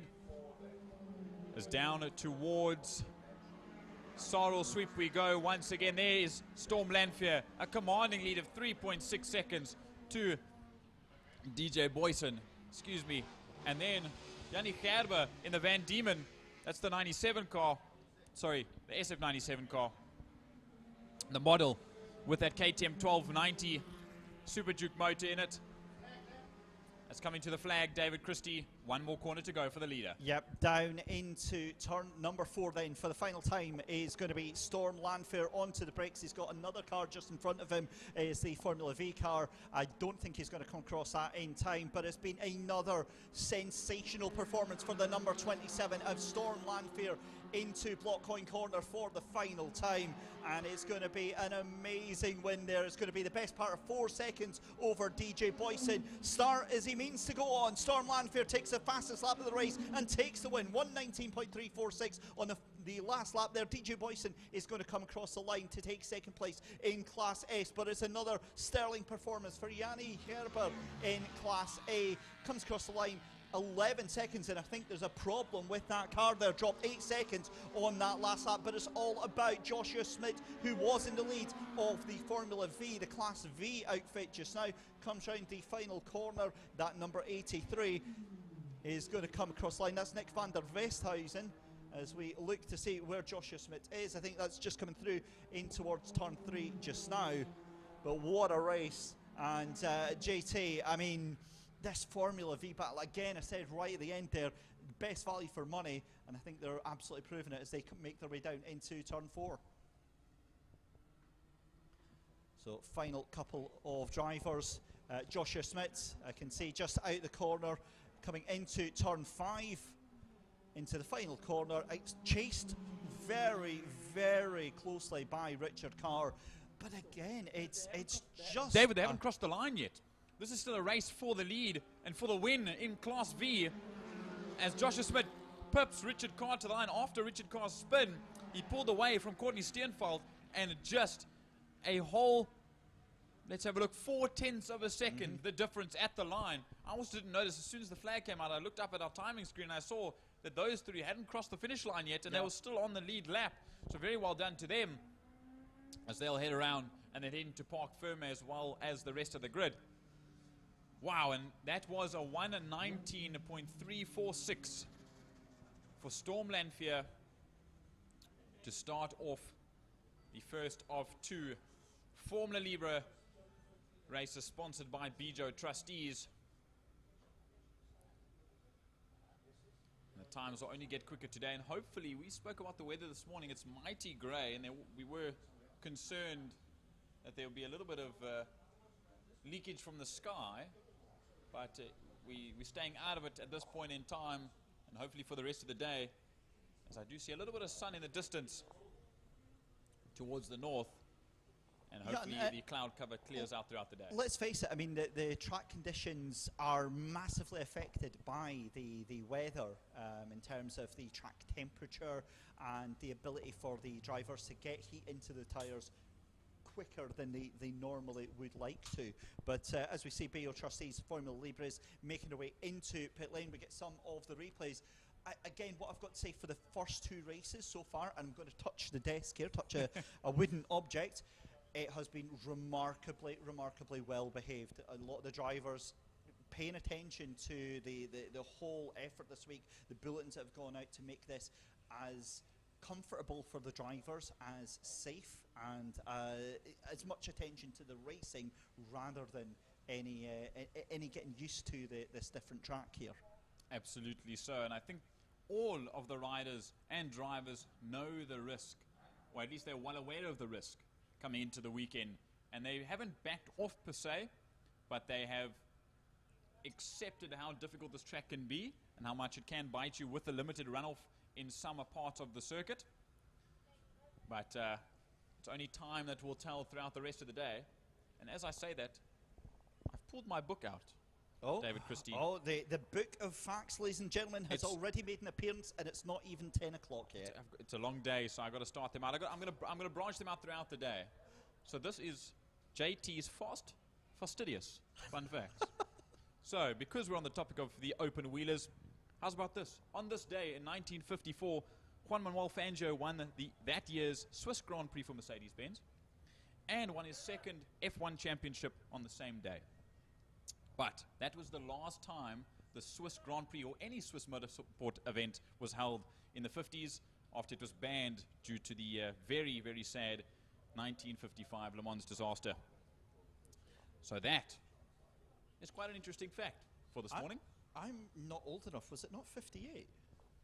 I'm going to go and look, but I will take your word for it. But yeah, that absolutely you're more than welcome to correct me. That absolutely changed motorsport forever, and yeah, Fangio. Actually, that reminds me. Obviously, we hang out a little bit. No, you're absolutely right. It was 55, by the way. I gave you a book a couple of months ago, actually. I did classic start it. F1 book. I started it. I am enjoying it. I believe it's from that era, from the 50s. Absolutely, it is. But now, talking about something classic, Lauda classic cars. What a segue, might I add, into the Lauda classic cars. And joining me, Mike's side, a classic voice himself, Francois Butler. You're trying to score points early in the morning, Jordan. I'm just checking, asking for a friend. But no, classics, listen, not everyone is here. And unfortunately, poor Jared Evans had a broken suspension strut or low control arm and found the wall on the Tygerberg Straight, and that poor Capri horribly bent. I know there are a couple of, I think James King might just put his hand up there and try and straighten the car. I was saying actually last night, I was chatting to Rob about that, and if you've got a garage with a jig on the floor, you can actually pull that thing straight. But I don't know, body panels, they're going to have to maybe just cut the front end off, go find a Capri somewhere, old Capri that's in a graveyard, and use the front end. But it's a pity. Jared, one of our more sort of competitive front runners. But anyhow. Well, something very similar that happened in the same area, but of course the other way around in terms of the clockwise direction, was young Daniel Lotter Jr. Yeah. He had the same thing in his Escort down into Dam's Dip at the previous round and also mangled that front end, unfortunately. But now he is out today in Daniel Lotter Sr.'s car. Yeah.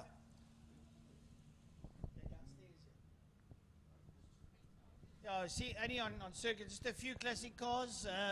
Boetie van Zyl, the man from Vredenburg, I think. Yeah, Vredenburg, or not Vredendal. I never got it, it's Vredendal. Out there in the Ford Fairmont GT. And I see PV Lowe's got his rotary. He pulls in front there of Boetie. And Jordan, I don't have to say it. I have a passion for rotary. Just one of those things, a Wankel motor, it makes that special noise. It actually reminds me of a motorcycle when it races. I go back to the days of Ben Morgenrud and the boys with the rotaries. Umkosi Swanepoel was another one.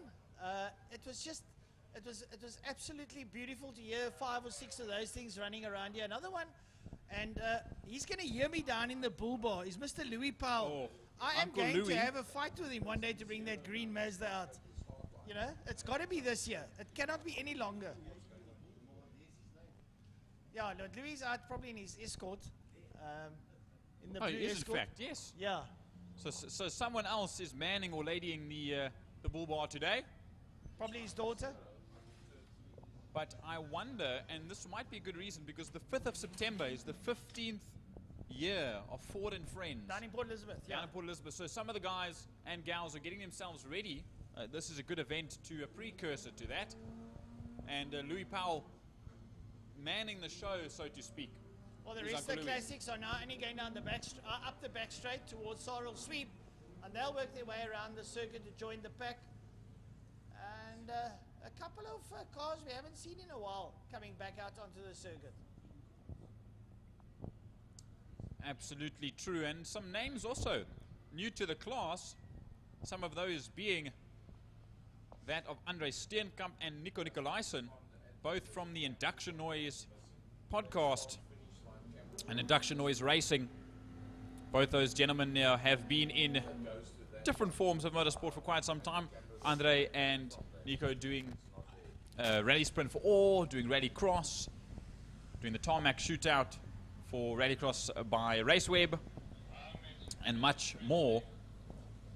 And for the first time in probably since he's owned that car, Nico Nicolaisen, we have a 3rd generation A70 Toyota Supra with a 1JZ inline 6 that that Nico has been struggling to find parts for the longest time, and he's finally got it back up and running, and he's here to race it in classics today. Mind you, himself and Andre Steenkamp, his friend in the what they call the Blauwerk, the purple, the blue pig. The blue pig, yeah. And the 928 Porsche. That is a Lemons car that they raced in the 9 hours, the Illamuna 9 hours at the beginning of the year.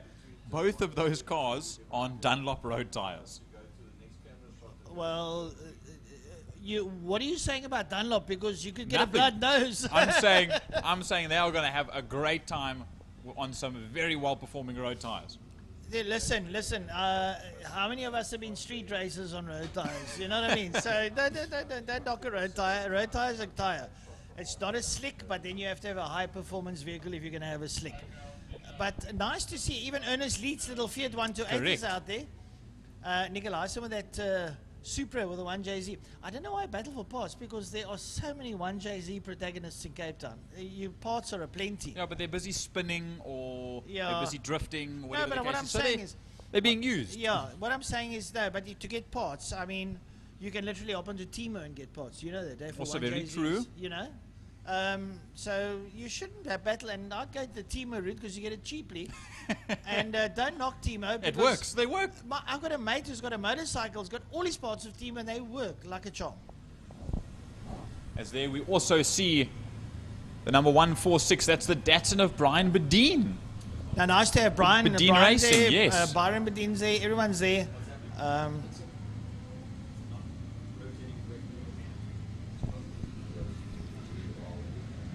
As we just watch them get off the line.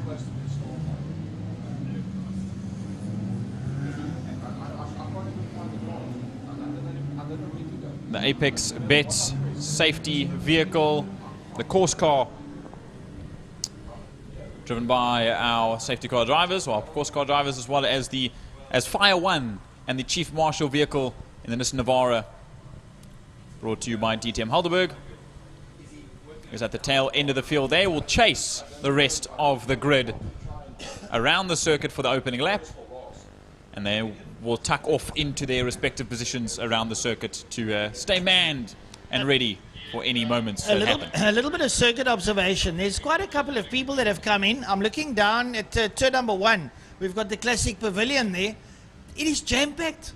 It's so nice to see. Turn number 1 now has suddenly got action, and they come flying out of there up the Killarney straight away up to turn number 2, which is Sarl Sweep. Sorry, that's turn 5 you're referring to, Francois. Turn 1. Old turn 1. No, that's turn 1 today. Oh, we're talking about there. Sorry. I'm also backwards today. You're supposed to talk in reverse. Sorry. I'll try and translate in a moment.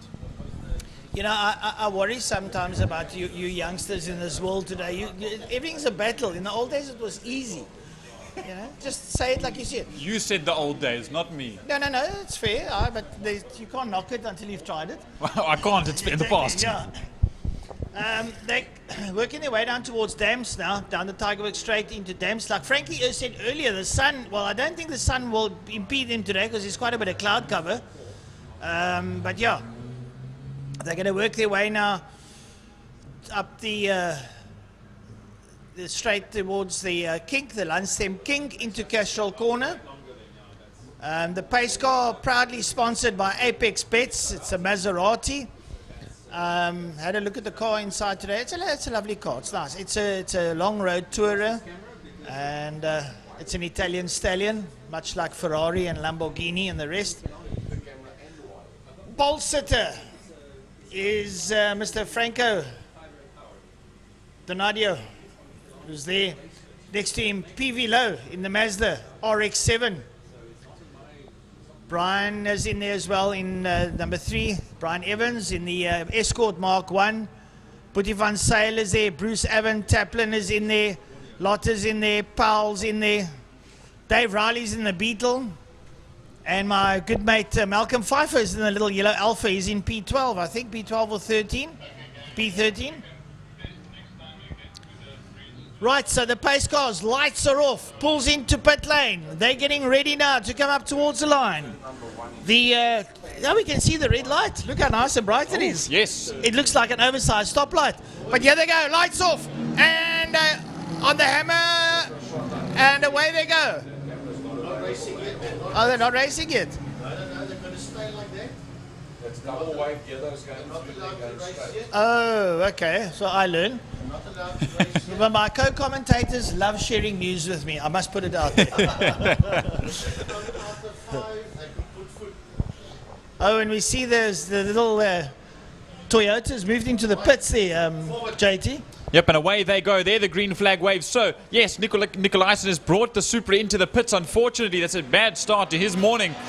He had the radiator cap come off yesterday, but I hope there wasn't terminal issues due to that. As down towards Sarl Sweep they go. It is towards Sarl Sweep, up or down, is Donadio from Low, from Evans. As the rest of the field compiles themselves down the Tigerberg straight, I suppose down, and into Dams Dip, turn number 3. Right into Dams they go. Franco Donadio leads out there. It's followed by PV Low. Boetie van Zyl is there in the Fairmont using the muscle. Brian Evans there has got Louis Powell up behind him. Powell's in there. Up behind Powell now will be the likes of Wayne Lotter, Daniel Lotter Jr., Dave Rowley. Up behind Dave Rowley is Andre Steenkamp. Ernest Leet in there with Brian Medin in the little Datsun. And Malcolm Pfeiffer's lost a bit of traction. I don't know if there's something wrong with that car. Yep, he's just figuring things out there in the Alpha. As down the V8 power, rotary power, and V6 power comes towards us. And inline 4 Kent power down towards the chicane. Now applied for lap number 2 and beyond. There's a little bit of a lock-up of the brakes for Daniel Lotter Jr., followed there by Dave Rowley. Here comes Andre Steenkamp in the 928 Porsche. So lots of racing out of the first corner. Donadio pulling a gap to Pierre Low now in the Low Consulting car. Boetie van Zyl just behind, and Evans and Powell side by side in the escorts down in a Sarl Sweep. Well, Louis not going to try and give up, and Brian Evans is going to try and hold him out. That is a classic dice going down towards Damps at the moment. Louis Powell looking once again up on the inside. Oh, and he does it. He does it. He gets through. Oh, you lovely stuff. Louis Powell and Brian Evans in the 2 Mark 1 escorts. It's a Meisner versus a standard Kent there, and they are having absolute blast out there. Well, I would say that Brian Evans' Kent is pretty standard. It's probably like a BDA motor, but having a lot of fun out there. And then having a look, Wayne Lotte and Bruce Van Taplin, together with Lotte Jr., are having an absolute squabble, and Dave Rowley's in there as well. Ah, look at Louis getting past Boetie van Zyl. Uncle Louis on a charge. Everyone knows that he mans the bull bar, but he's obviously been waiting to get back in a race car because he's blisteringly fast this morning. Past Boetie van Zyl. And that escort is a good part of 50 years old, let me tell you so. It's old Tony Meisner who developed that motor, the Meisner Escort, and back in the 70s. So, yeah, it's brilliant to see Louis out there, Willie Meisner, yeah. And there, Bruce Van Taplin in the Toyota Sprinter just dives up the inside of Wayne Lotte and gets that position. That 4A GE putting the power down to get ahead of the rear-wheel drive Escort of lot speed. Well, have a look now. We saw PV Lowe's in second, but Louis is chasing him, and we still got 6 laps to go. It's going to be a brilliant one. Yeah, Malcolm Pfeiffer's got a problem there with his Alpha, unfortunately, but the guys into Sarl sweep. They work their way down now towards Dams there, and Brian Evans closing on the back of Boetie van Zyl, but the man to watch is Louis Powell. He's going up towards Castrol and chasing PV Lowe. He goes flying into Castrol and closes up on the back of PV, comes into picture. They work their way out of Castrol corner, and Louis Powell is rolling back the years. He is something. He must have had something for breakfast. What? I don't know, but it's working. It is definitely working as down towards the final corner they come. There is that white, blue and red Mazda RX-7, and then a beautifully bright blue Ford Escort just behind.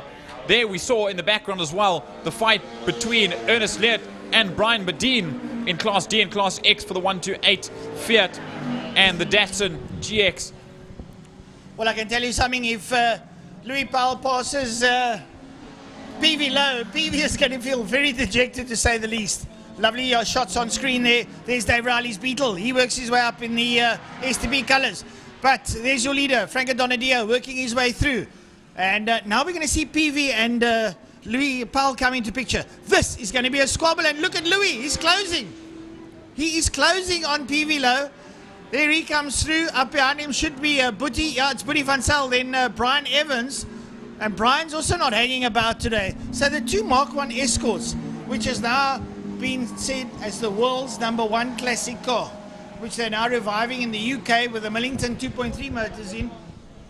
Beautiful car, well balanced, suited for racing, low center of gravity, easy to maneuver, and you can get a lot out of them, let's face it. Absolutely, and we can see that just out on our very own circuit. There is the Chev Can-Am. That's the Donadio plant hire car, the white, red and green or striped car.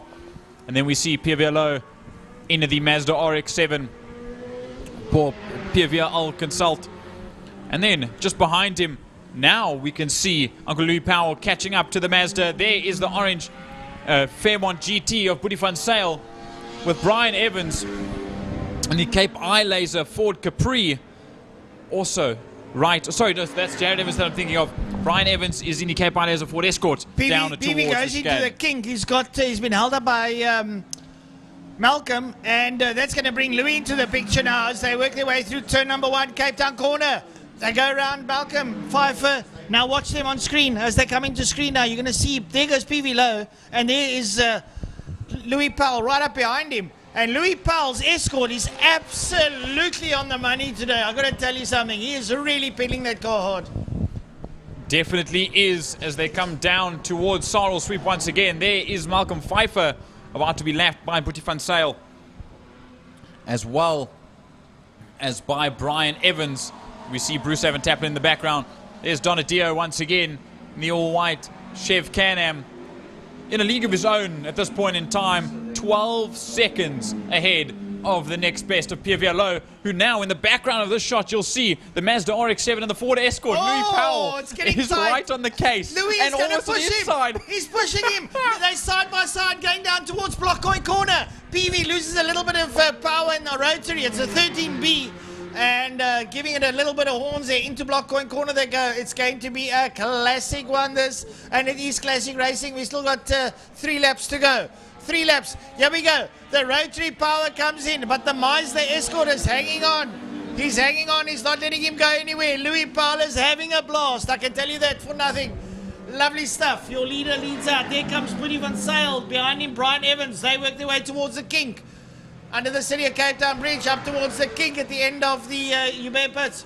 And work their way into turn number 5. Evans is giving Boetie food for thought. Bruce Van Taplin goes through with the Wayne Lotter. Dave Rowley and the Beetle works his way through. There goes through there, and Malcolm Pfeiffer a little bit slow there. But there's PV. Now he's seen that Louis was giving him. Now he's making that 13B cry a bit. Yep, and sing it well.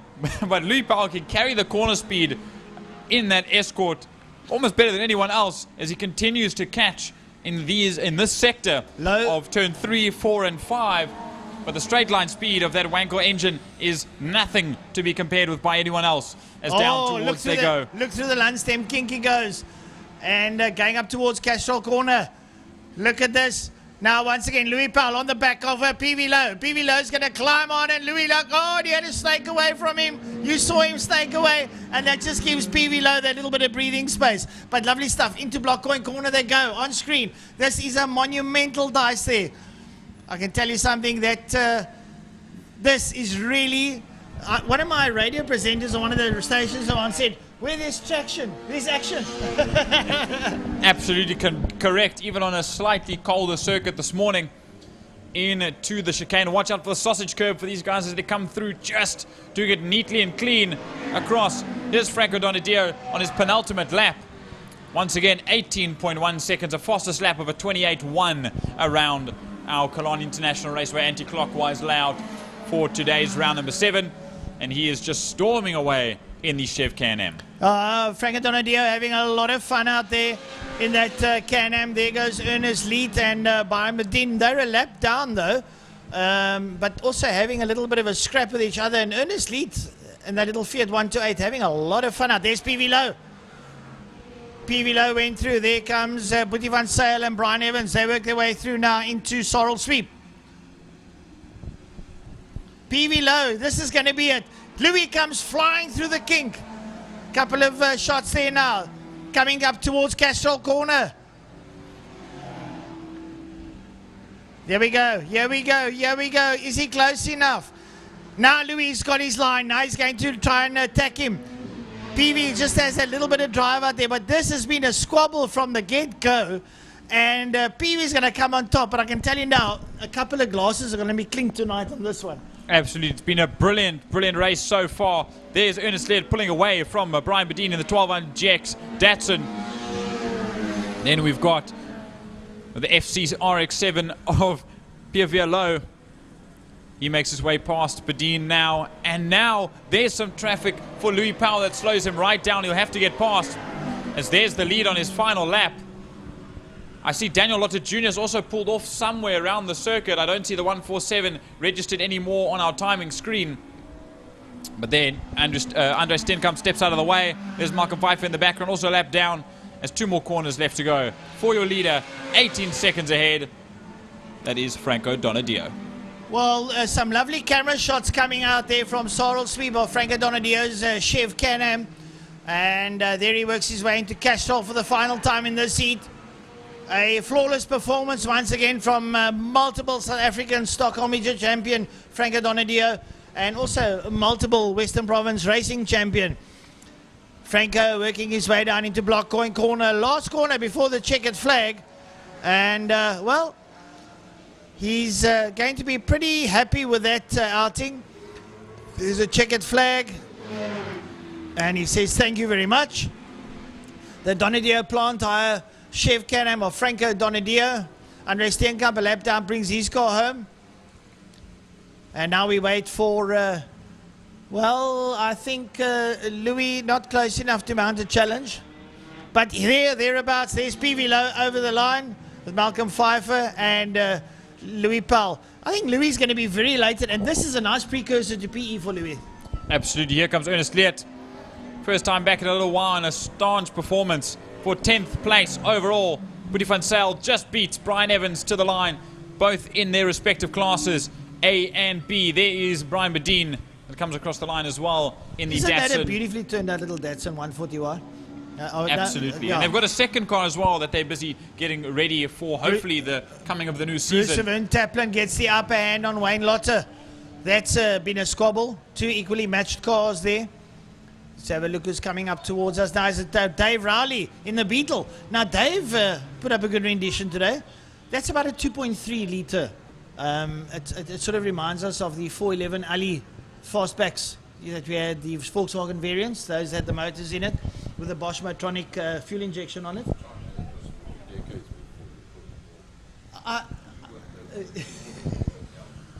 It's about time Jordan gets into the history books. Hey, I'm just listening here. That's how I get my research. So I'm going to tell you, when I was your age... Hey, don't count me out. I know a good thing or two.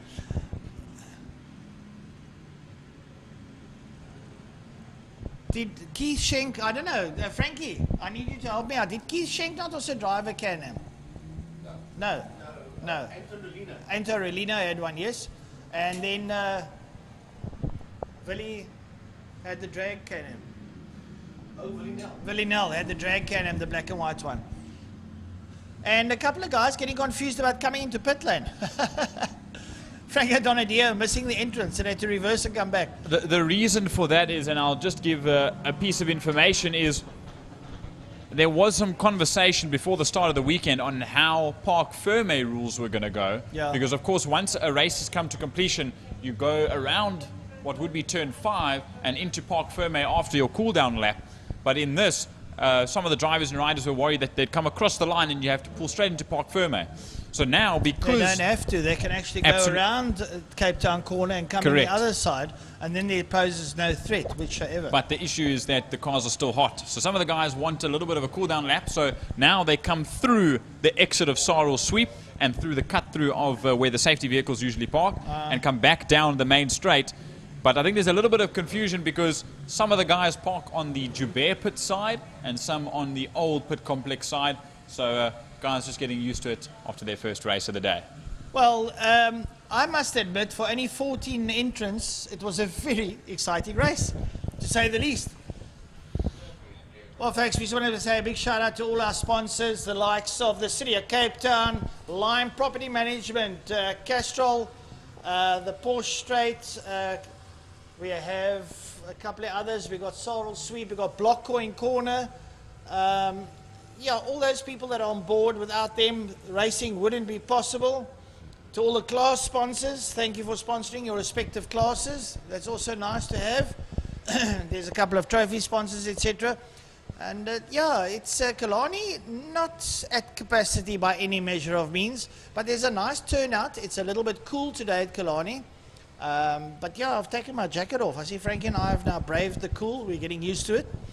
And I think it's a lovely day. And now, funnily enough, Geordie, now you can talk to me. I won't chuck the history book at you. Traction have now got a little quad course you can go and ride. I've been watching that. That looks quite fun. They got the car wash here. So you can come to Killarney and while you're watching a racing, your car gets cleaned for you. What a pleasure. Indeed it does. Or you can go hop on the four-wheelers and also get your car cleaned at the same time. Yeah, you can do lots of stuff here now. And a big shout out, and I want to say this publicly, a big shout out to Lance Jonas. We had a bit of a conversation last night. I said to him, Lance, I don't know what you're doing, but you're doing it right. So he says, but everything's here. It's just got to work. And it's working. I went to I can tell the folks at home and here, went to the clubhouse last night to get 2 hamburgers for supper. I tell you what, I think the Spur can close their doors. They were absolutely yummy, to say the least. I actually got still half at home. I couldn't even finish mine. That's how filling it was. No, you bring it for today? No, I didn't. It's at home. So when I get home tonight at 10 o'clock after Zone 7, I've got a midnight snack. I'll have supper waiting for me too, but I'm just saying, you know, it's going to be just nice. You know that late 12 o'clock nibble that you need to have? I've got a half a burger waiting for me. A bacon and guacamole burger. Sure. Yummy. As there's a replay of Louis Powell and Pierre Verlot coming out of Castrol Corner. And there you can see there's a little bit of a drop off there. Bruce Evan Tatman has the same issue. You can almost see how the circuit cambers off on the right hand side of the screen. And it really pulls you wide. In this direction, it's a very sweeping left-hander, and then it turns in super tight right the last minute. There you can see how the circuit tightens out and everyone runs that slightly wider line, and Louis Powell had to snap that escort back into place without running into the back of Pierre Verlot this time around. And there is the fight and the charge from Louis Powell to try and get by on Brian Evans, almost up the inside of Sarel's sweep a few laps prior. What a brilliant, brilliant race for the Lauda Classic cars that was, and all their associate sponsors. As we wait for our first two-wheeled bit of action for the day, the Pirelli Superbikes, Superbike Challenge, Masters and 600s. It'll be the first time we see two wheels in racing action around this layout today, and the first time that they'll be heading through the chicane down towards turn number 1. See a couple of these Superbikes with stickers on.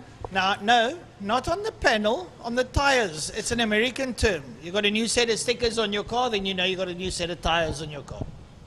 And some might say, but why are there stickers on the rubber? Isn't the bike going to lose traction? No. Absolutely not. No, that sticker comes off very quickly. But the concept behind leaving the sticker on is when you pull the sticker off, there's glue on the tire and it picks up foreign objects. So you let the sticker get hot and it melts off the tire, which is the better sign. Doesn't leave any glue residue. So those at home that wanted to know about that, that is the concept behind the sticker. The sticker is obviously a print on the tire to show the dealer what tire he's got. But don't take the sticker off, you ride it off. That is the correct manner. Obviously don't go out like a hooligan on your first corner, because then the sticker is going to make you lose your plot. Kieran Snyman out there on the Kawasaki. Alan John Fenter all the way down from Joburg. Lovely to have AJ here by us. Eden Haynes, well, he's showing up what he can do. He won his last outing. Kuni Boertes, young Zandertal out on the 600 doing well. Bergs is here. Mark van der Berg is out. Luba Baland, Tisana, Craig Ben, Jordan Simon, John van Dijk, Danny Frost, Byron Arendse, and Wayne Arendse. But not only Mark, but his son Alex is down as well. Is he running 650s? Correct. Oh, I got to say hello to Alex van der Berg. So nice to get another father and son pairing. Sure, not in the same class, but down in Cape Town once again. They raced in their same respective classes last time out at SAS when the motorcycles joined them.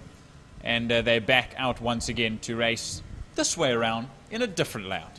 Yeah, I know the guys are leaving the pit lane now down into Cape Town Corner, and they'll work their way around the circuit towards the start-finish line. But yes, nice to have the likes. Alan John Fenter, one of the few South Africans that's done the Isle of Man TT a couple of times, doing us very proud. He's now in the Future Exotics BMW 1000RR, but he won't have that yet today. I think he'll have his Lacquer Racing Kawasaki ZX-10 RR. And Alan John, and someone who could have been, but he's not here. Someone is up in Joburg now for the ZX-10 Cup is Trevor Westman. So we're lacking Westman here today. No, we are not. Where is he? He has taken, and I will say as the bikes go out, a very happy birthday to Uncle Alan Westman today. Yes. However many years young. Alan is still a youngster. I think he's about 38 or something. Really? Yeah. I thought he was only in his 20s. He's in his 30s. He was definitely riding in his 20s at the track school the other day. But so it's his birthday today, and I spoke to him yesterday at the circuit. And he said, oh, no, I'm not riding today because I saw his 650 out there. Yeah. Who's riding his 650? Trevor Westman. Oh, so the killer Westman on a 650. Dad and son working together in a way. And I'm sure Uncle Alan, once again, a very happy birthday, will be very excited to see his 650 out and running once again. If you see Alan, wish him and then give him a glass. But not in the pit lane. No, not in pits. No, afterwards. Alan will hang around. Right, so the guys are here coming up onto the start-finish line. And, well, Kieran Steyman's also on his ZX-10R, the Missile motorcycles. It'd be lovely to see the likes of Mark van der Berg, Alan John Venter. Lovely stuff. Yep, As the bikes work their way around. Here comes AJ. Sorry, Francois. I saw yesterday. It's 3 months since AJ Fent has been on that motorcycle, so he brings it on to 2nd position on row number 1. Alan John having a look at his bike, making sure everything's in order. The man all the way up from Johannesburg. Lekker Racing. Nice to have him here, together with the likes of Mark van der Berg, who's out there as well. Bergs is going to be having a jaw. So just waiting for a couple of the bikes to make their way up towards the start-finish line. I don't see the Rocket Man anywhere. Eden Haynes. Is that him at the tail end? It is. No, that is Byron Aronson. No, the Rocket Man is England. Kewan Steyman. Kewan's here. There's Kewan. Oh, sorry. You know what it is? I can't see behind the flag tower. You can't see nothing. You can't see the wood for the trees. I'm standing away from the grid for a moment, Francois. I'll let you take this one away so I can recollect my thoughts. Right, don't worry, Geordie. We all have those days, my friend. Don't feel alone. Lovely stuff to watch the guys out here having a look there at Zander Taljat on the 88 machine. Right, lights and away they go. Alan John gets on the line. They will go straight down into turn number 1, Cape Town corner. Alan John Venter leads out. They make their way down into Cape Town corner. They're going to reel around, work their way out of Cape Town corner. Alan John Venter had a good start there. Got off the line nice and quickly. And now light up those machines. Work your way through the gearbox. And up towards Sarl Sweep. It looks like they're racing. To me, something went off. And, well, it wasn't a bomb. It was a red light. Absolutely. And they are staunching off now on this opening lap. Jean van Dijk, I see, way down, so I think he came out of the pit late because he's half a lap down from the rest of the field, only coming out of Cape Town corner now, as look to the lead down towards Castro corner. Kewan Snyman as well as AJ Venter, the 2 ZX10s at the front end of the field right now, and that ZX10 of Kewan's, his personal one, generally sticking to the Honda in previous times, but now on his ZX10 and storming away in the lead, coming to the close of lap number 1. Right, into block going corner. Kewan Steyman leads out AJ Venter. I think Eden Haynes is there with him now as they work their way out. Up towards the start-finish line they go. They crack up over the line.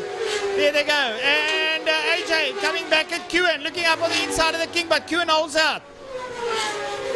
Well, nice to see Alan John Venter, Kewan Steyman having a battle. Eden Haynes who want to get in there. The guys are absolutely flying through this kink. It looks slow, but quite a few guys cutting the chicane there. Obviously going so fast, you outbrake yourself. And when you're catching up to the tail end of a bike in front of you, you have to sit up. And luckily there is that run through between the cones, so they might just drop a position back and collect themselves once again. Let's look at this. Alan John up on inside of Kewan.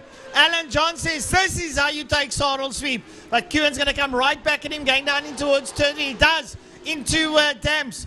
And this is going to be a squabble towards the line now, into the Lundstem King. This is where Kewan will be strong because he knows the circuit this way around from riding short circuit.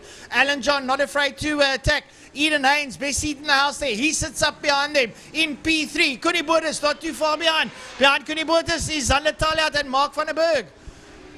And I must admit, Zander Taljat is putting up a stonking performance here today. I won't speak too early, but I know he's currently leading in the 600s class championship.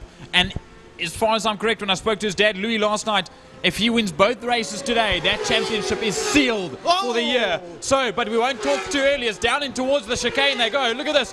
Kewan's name on it. Don't wiggle on the tail end through the chicane and back up into the lead position. Right, lovely stuff now. Kewan and Alan John are having. Alan John Venter puts up the fastest lap of a 1:18.3. And anti-clockwise, I can tell you what, that is flying. Because you don't know the circuit. So, brilliant stuff. And Kewan and Alan John are having a great day. And sitting up behind them, Eden Haynes, Connie Boertes. Up behind Connie is Zander Taljat on the 600, followed by Mark van der Berg. Oh, this is lovely stuff. Up behind Van der Berg, Jordan Simon, Craig Den, Lubabala Ntasana, Danny Frost, Byron Aronson, Wayne Aronson, and John van Dijk. This is incredible entertainment right now. What a sporting event to be at today. Those guys in turn number 3, damn step, sitting on the stands, are getting a real treat. As look at this, almost side by side, elbow to knee. as they come out of Castrol Corner on the gas over the bumps. I must say, hearing a lot over the last week, the circuit actually feels a lot bumpier this direction because the guys are used to the bumps on the exit of a corner. Now you braking hard onto the bumps and through, trying to get onto the gas, and the circuit's all over the place. So there's lots of things to contend with as down towards the chicane once again, Francois. The chicane there, Alan John and Kewen taking it like absolute masters there as they go in. And Kewen getting a lot of wheelie out of the ZX-10. We know the ZX-10 has an early map and it forces the wheel to lift when you get on the gas. You might see Kewen lift the wheel now as he comes out. And Alan John is sitting there with him. Eden Haynes trying to stick with him. And the two front runners are absolute. Alan John late on the brakes into Sorrel sweep. Lovely stuff there coming out of Alan John. He knows how to do that. He enjoys that left-hand sweep and bringing all that Isle of Man TT experience down to Killarney. That indeed, Eden Haynes sitting in that third spot, just eyeing out and waiting for any small mistake from the two competitors ahead, and that'll open up a perfect door for him to take one or two spots or even the lead as they come into Castrol Corner. Now it is Snyman from Fenter, from Haynes as they come through Castrol and down towards the final corner, turn number 5. You need to rethink what you said. Alan John is leading out now. There's Alan John Fenter leading out over Q. So you're completely right, yes. As that was what the dive after turn number 2. Yeah. Out of Sorrel sweep. Out of Block Coin Corner, they go up the main straight now towards the King under the city of Cape Town Castrol Bridge. Alan John now. Shane Kewen the way around. Said, Kewen, if you can do it, so can I. Through the King down into Cape Town Corner. Eden Haynes lies in P3. There comes Connie Borders on screen up towards the King. Connie Borders working his way through, doing the store. Eden Haynes and Connie Borders, two ex-motocross riders who have now managed to get all their things together. Now, AJ and Kewen working their way up towards Sorrel sweep. AJ very late on the brakes down into Sorrel sweep. Kewen trying to come back at him. There they work their way now out of Sorrel.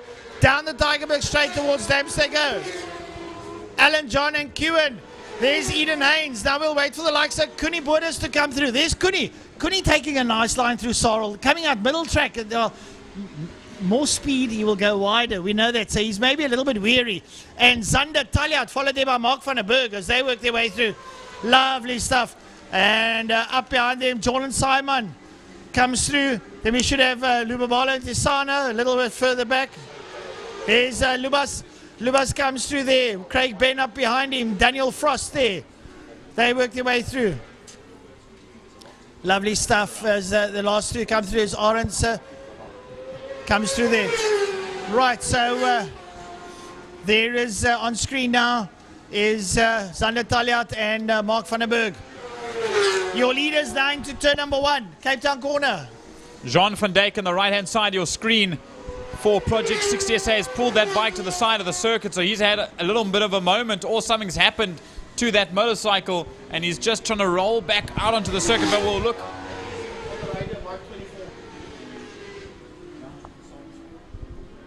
As there some of the bikes exit out of Holes Hook. Here comes the opening few. As through there we saw Connie Borders on the 2025 IMUSAT motorcycles. That is that BMW S1000 RR. Oh, Kewen goes around AJ up towards Castrol. Kewen goes around AJ and beats him into Castrol. And AJ is going to try and do a switchback on Kewen, but lots of power to contend with there now as they work their way towards Block Coin Corner. Down to Block Coin Corner they're going. Kewen's got the upper hand. We've got 2 laps left. They're going to start their penultimate lap. And like I said, this one is probably going to go down to the wire. It definitely will do, because this is some serious racing action. We've seen the likes of Kewen Snyman be able to pull away in events like this, but with the likes of Slade van Niekerk and Tristan Pienaar in previous years, and a very big well done to Tristan Pienaar as of recent, flying over to the UK at Thruxton to go race there on a R7 and a Kawasaki Ninja 400 in his respective classes. He is racing for Hudson Kenner on Free Tech. So lovely stuff right now. The leaders up the back straight towards Sorrel sweep they go. Kewen Snyman getting away from AJ now, lighting up the circuit. AJ very late on the brakes down to Sorrel sweep. He'll close down on Kewen. He'll try and bring it home. They've got a lap and a half to go. Kewen Snyman leading out onto AJ Fenter. Then up behind them Eden Haynes, the front 3, but down into 3. This is where Kewen is strong now, into Damstep, into Lunstem King. And is Alan John going to try and reel him in Castrol? Alan John late on the brakes into Castrol now, closes up behind Kewen. He's going to try and get good drive coming out of the corner, and Alan John gets good drive. Kewen's on hard on the gas now. Alan John on an equally matched machine now, works their way down into block on corner. Well, they work their way around block corner. It's Kewen Stayman and Alan John Venter going to start their final lap as far as I know. Coming up towards us, up over the line they go. Alan John chasing Kewen Stayman. Alan's going to try and go late in the brakes, but Kewen leaves it till the last minute and flicks it through the kink into Cape Town corner. Now into Cape Town corner for the final time. We just catch up with him there. They're so quick, even our cameras can't keep up. As on the exit, down through, or up through the gears rather, and up the circuit. As we're going side by side on the inside for the Lekker Racing guy of AJ Venter on the Missile Motorcycles ride of Kewen Stayman. It is now a lead change with three more corners left to go down the Tygerberg Straight and into Damstep for the final time in this class. Can Alan John hold that on 3? Yes, he knows Kewen's move. He blocks him out there now. They're going to work their way to Castrol. Here comes Kewen through the kink, but Alan John shuts the door in his face. Says, take that, Lighty. I know what I'm doing here. Out of Castrol they go now. They're going to work their way down towards block corner. Alan John Venter, Kewen Stayman. Coming up towards the line, I'm going to hang out the window. It is absolutely exciting times now as they work their way out of block corner. Alan John Venter, Kewen Stayman. They come up towards the line. Can Kewen come up towards Alan John now as they come up towards the line? Alan John on the back line. It's checkered flag time. Alan John takes it from Kewen Stayman. What a ride. What a performance. Eden Haynes, third place across the line. There's still another battle just behind between Mark van den Berg and Zander Taljaard as they come into turn number 5, block corner. We'll just keep the camera shot for the moment. We see Kuni Boert has come across with an 18.4 as here into frame they'll go. Right there, Mark van den Berg on the number 96 GFP motorcycles, just ahead of Zander Taljaard on the 888 motorcycles, 750, and across the line they come, nose to tail, 2/10 the difference. With just behind them, it is Michael the Toy on the excuse me, on the TWH Bridging Finances Yamaha R1, a brilliant start from the tail end of the grid. With Libowalo and Sana fighting with Jordan Simon at this point in time as they'll come into frame right about now. There they are. It's 600 versus 600 as Simon dives up the inside on the exit of the corner and he'll beat Libowalo and Sana to the line by nothing. 1/100th of a second at the checkered flag with Craig Ben, the PE local, just ahead as well. Daniel Frost beats Wayne Aronson to the line, with Byron Aronson still making his way around the final corner on the Apex Bets ZX10 for Project 60 SA. And that will round out the entirety of the Pirelli Superbike Challenge Masters and 600s grid for race number 1. Wow, what an astonishing first two-wheeled race of the day in Killarney International Raceway's anti-clockwise race day. I can tell you something, we had some serious protagonists at the sharp end of the field, but just showing us, having a look at Kewen with the exuberance of youth with a lot of experience racing motorcycles. I always advertised that the light he grew up in front of me, and when he was like in grade 4, riding on his back wheel of his bike home, so it started at a young age. Alan John Venter, a young man that's, well, not that young anymore. Alan John is getting on in his years, somewhere in his 40s, I would imagine. And yeah, but he's also got ultimate experience, been over to Isle of Man TT. And in biking terms, folks, when someone's done the Isle of Man TT, you know he is a serious rider. And Alan John doing us very proud over the Isle of Man, I have to admit, with Future Exotics on that BMW S1000R. Really, I think he came 12th overall, if I remember correctly, doing exceptionally well. There's the competitor of the day. Now, guys, don't vote for your friends. I know you're allowed to vote for your friends, but vote for someone who you think performed well. That is what competitor of the day is about. Someone that's really competed well. Car, bikes, anything. If you think that someone's like Alan John in this race, I'm not saying it must be him, but hear what I'm trying to say. Vote for someone that's performed well. Not because your friend's riding now, you all vote, the whole school votes for someone like Zander Taljaard, because, you know, or something like that, you know what I'm trying to say. But vote for someone that you think really competed well today. So I think that's the way to go. Yep, so that will be vote for the competitor of the day. Send the name and even race number of the competitor to 060 352 2890. That is the Killarney WhatsApp line, 060 352 2890. As we'll now wait for the API Property Group GTI Challenge to make their way out into the circuit. They're just doing a couple of precautionary measures around the raceway. And we'll be back with some tin top four-wheel racing in just a moment.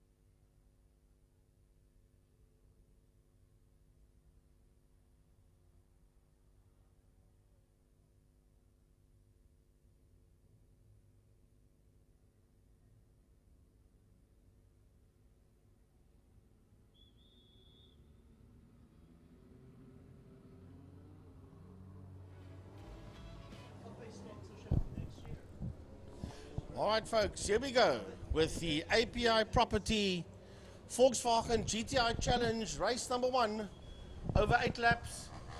And this is going to be very, very, very interesting indeed. 1, 2, 1. Oh, here we go. And this is going to be very interesting indeed to see what's going to come out of this one. Because basically these guys are going to go hell for leather from the get-go. And they're not going to back down for anybody and for anything, because that is how we know. I just want to see the needle that it doesn't go too far. So that they're not going to back down for anyone or anything. That I can guarantee you. They're going to go as quick as they can around this track. API Property Group GTI Challenge, race number 1.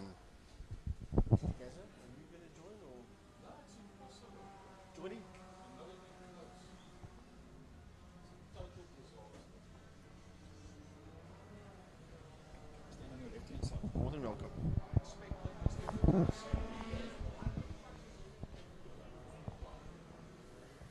need some air. Or just close one. All right, so here we go.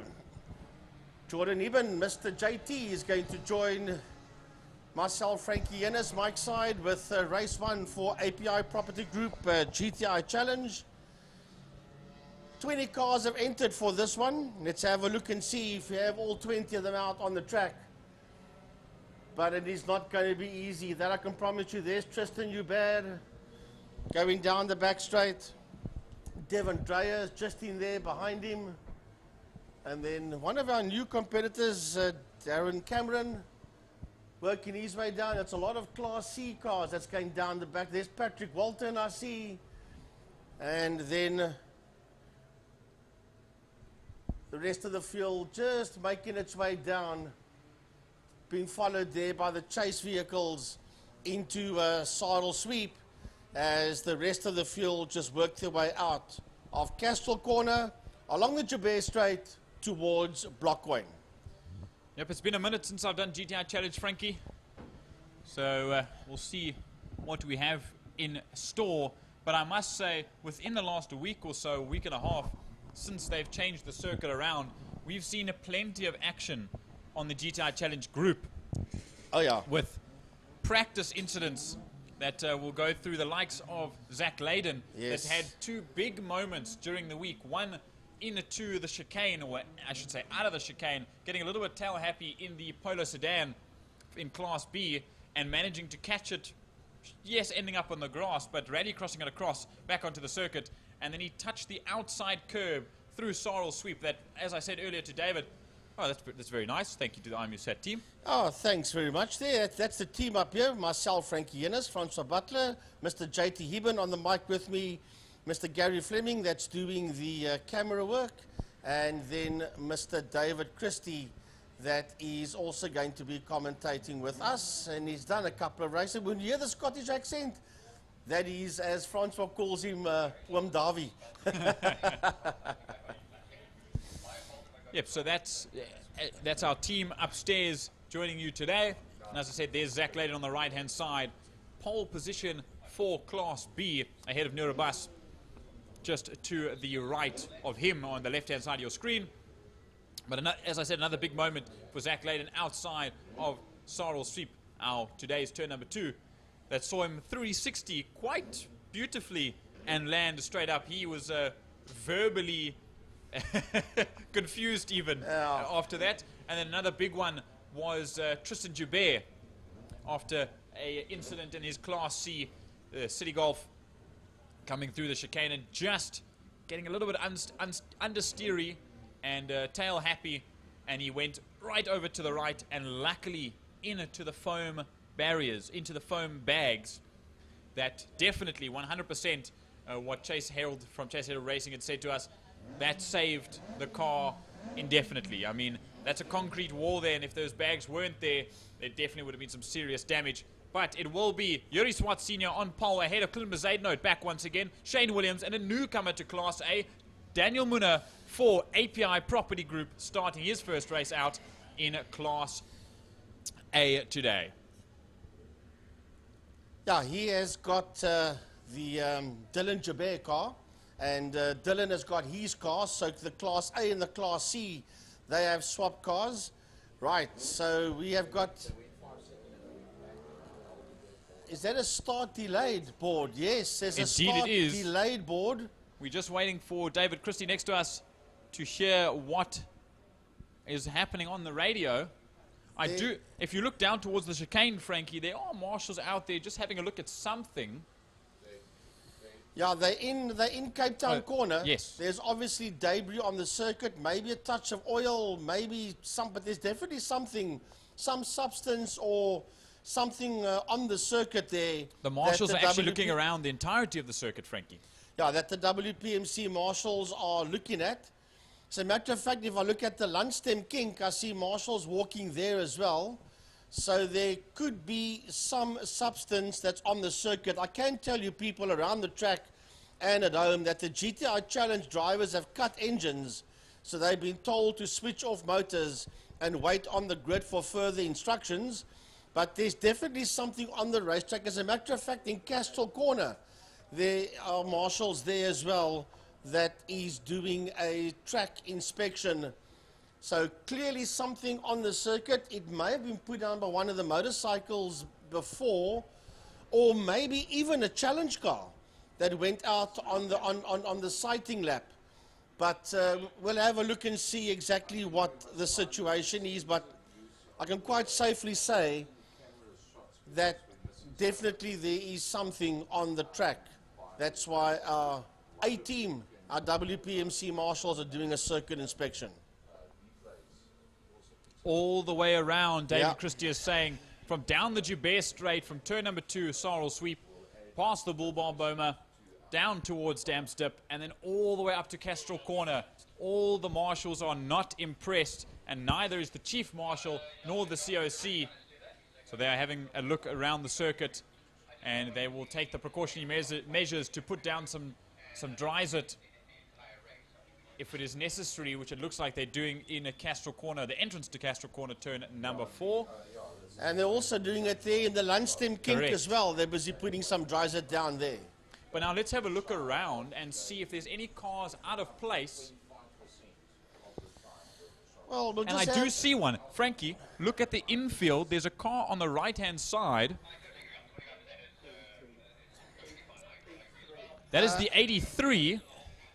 Just have a look. That is Philip Fowler. That's one of our new competitors, yes, Philip Fowler in Class C. So I don't want to assume, but it is very possible that that might be the cause of this incident here that has delayed our start. Well, that's what I said. It was either one of the bikes, which I would have doubted very much, because that guy would have gone down slipping in his own if oil. not everyone else behind him. And so that's why I said possibly one of the challenge cars that went out on the sighting lap, and it was exactly just that. It is the Philippe Fowler Class C Mark 1 Golf that we presume put the oil down. We unofficially, from our side, we have to say that he put the oil down. Frankie, I've also just had a notice out of the commentary box. At the tail end of the Class C group is a young man by the name of Chris Cornwell. Yes. It says that he's on the last spot of the grid. In fact, he is. But if you look out there, that is a 6th generation Polo that he is campaigning, which is actually a Class A car. But as far as I know, they only managed to get that car finished before the weekend. I don't think he got to qualify. Also at Chase Herald Racing, there were some gearboxes that had to be replaced in Chase's camp last night, which himself and the team managed to do. And Chris Cornwell, I'm sure, will start from the tail end of the grid. I don't think he's done a race in that Class A car yet, so they might just have to start him from the back. Well, what a way to make your debut, anti-clockwise. Absolutely. Well, Geordie, we were here last night and we were asked to say this. This is no longer a commentary box or a commentary booth. This is now the Brian Peake Commentator Studio, named after the great man. It's a pity that you and David never had the opportunity of meeting the great man. But what a gentleman Brian Peake was his entire life. I'm only here, and Gary and Francois and guys that were before us like Werner Krichler and Nick van der Meulen and Byron Height and all those people. We are only here because of Brian. And of course, Brian's son Derek did commentating with him on the old Dunlop/Goodyear Bridge when Derek was only 16 years old. I mean, that you heard last night as well in the obituary that Des Esom read out there for Mr. Peake. And I must say, there were a few faces that I looked at that were a little bit teary-eyed. Derek himself, obviously, his wife Alonia. Even Des at one stage looked a bit emotional as well. But yeah, this is from now on the Brian Peake Commentator Studio on top of the Castrol Tower. Absolutely professionally and correctly named in honor of such an incredible man that, sure, I was not around to meet him, but being here at Killarney for almost 2 decades, I can tell you with absolute certainty that I could hear that very clear English accent of his from around the circuit, out of the speakers, and it's a voice that if people hadn't met him, which I'm sure a lot of the audience and a lot of even some of the drivers and riders never did, but they knew that voice like nothing else. I think he was probably one of the most popular figures here at Killarney International for decades and decades. I'll never ever forget, many years ago, well, back in his day when he raced, they had the Renault versus Volkswagen racing. That's way even before my time. And Brian was an alpha man, campaigned with a Renault back in the day, a Renault Gordini, and there were tons of Volkswagen Beetles out on the track. And then when he met Mari, his wife, he said to me many times, "Yeah, Frankie, then I traded in my competition license for a marriage license." But what two fantastic people they were, the late Mr. Brian Peake and the late Mrs. Mari Peake. Well, Frankie, going back to the Twin Peaks back in the day where Brian was the #1 commentator nationally for motocross. Yeah, him and Derek, the Twin Peaks, were often dragged away from Cape Town and went to all the different motocross circuits around and about South Africa. And that was for about 1.5 to almost 2 decades that they were the out-and-out #1 choice for motocross at national and, in certain instances, for regional level as well. But even with that, Brian never erred on any event at Killarney International Raceway. He always made that his #1 prime situation and then did that as an optional and additional extra. And it's fantastic that Derek is still carried on from there and remains one of the top motocross commentators in South Africa. Yeah, and if you look at, for those that don't know, look, Derek is not a very tall guy, but Brian was even shorter than what his son was. And I remember that a lot of people used to call Brian Picus Minimus, and they used to call Derek Picus Maximus. And that was a nickname that they got together with the Twin Peaks. But yeah, as a matter of fact, we've even got a board here that says Peekaboo, because he was so short. We used to have a little box podium thingy, if I can call it that, in the commentary box back in the day. And when the rest of us, well, I mean, I'm also a shorty, but when the rest of us used to stand around that little box, Brian would stand on top of it. And it was put there because you couldn't see over people like Francois and Gary and Nick, because they were taller. And that's where the nickname of Peekaboo came in, because he couldn't see over the guys through the window. Just a little bit of history about Brian Peak while we're waiting for the racing to commence. And yeah, this is why we had the ceremony last night to unveil the name of the commentary box. But not just the commentary box, there's a new set of garages on the opposite side of the circuit there by the Jabir Pit area. And that is the William Carter Garage Complex. And he was very instrumental in that project. And William was here with us last night when we unveiled unveiled in inverted commas, the William Carter Garage Complex on the other side of the track. Now, William Carter himself used to race at Killarney Main Circuit as well, and I remember commentary and doing commentating on William Carter, but that was a long time ago. So obviously, William doesn't race anymore, but that's why a lot of us were here for the function last night. I think we started at about 6:15 and 7:45, I think most of the guys had left. It was just a very short and brief function as I look out of the window and I can see the marshals busy blowing the dryset away there through the Lundstem Kink and towards Castrol Corner. So big thanks to our corner sponsors, Castrol, not only just for what we know Orthodox is Turn 2, but the spinning pitch and the tower that the Brian P. commentator studio was on, right on top. Of course, it's an office block as well. The tower, the WPMC offices are in the Castrol Tower. And so big thanks to them, to Porsche Club, to Blockcoin, to the City of Cape Town, Smile, and Lime Property Management.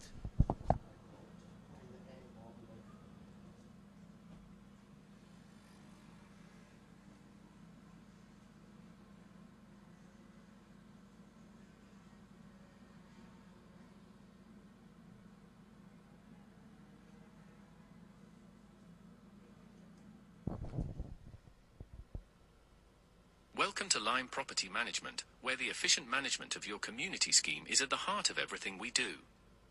Our dedicated team provides superior property management services, ensuring that your property is in good hands and that your investments grow. With Lime Property Management, experience vibrant solutions, transparent communication, and a squeeze of innovation in every interaction. Call us today or visit lime.capetown and let's cultivate your community scheme's future together. Lime Property Management, leading, innovative, motivated, energetic. Well, that's a big thanks to Mr. Clint Ridden, who is Mr. Lime Property Management himself, together with a lot of other businesses that he's got. CRA, Clint Ridden and Associates. And of course, Lime Property this is now the second year that Lime Property has sponsored. He took over from Wingfield Motors. It was here for over 9 years, Mr. Johnny van Niekerk Jr. And then when that contract ended, Clint from Lime Property Management took over. So, and he's also part of the Killarney management team as well. Also the chairman of the Formula Supercars. So a big thanks to Mr. Ridden, a big thank you to the great man.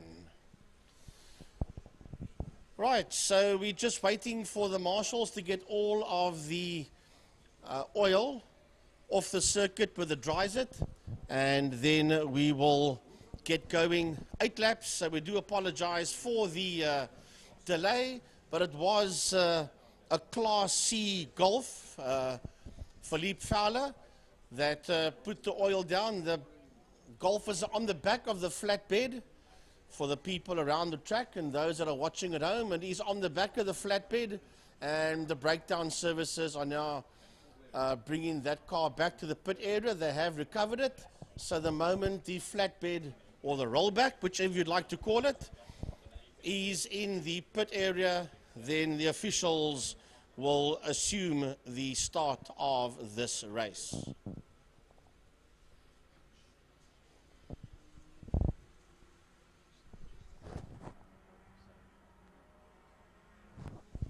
We've got confirmation here from David.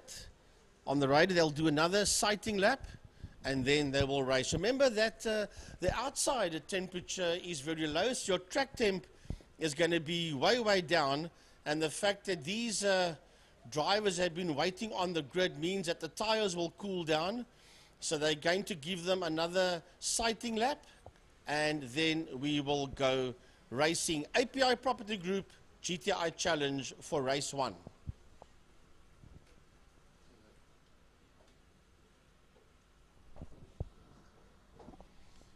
Right, looks like everything is clear. Turn 3 is clear. Now turn 3 would be, today, would be Damps.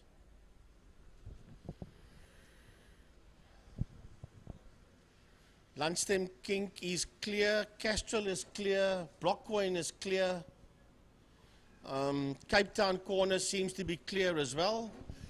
And in the commentary studio, we can hear the engines slowly but surely, one by one, beginning to fire up here on grid proper.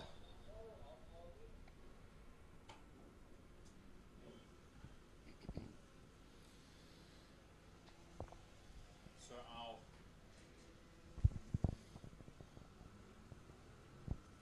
our clerks and officials will walk up and down the grid. Craig Lovett tells everyone to get the engines started.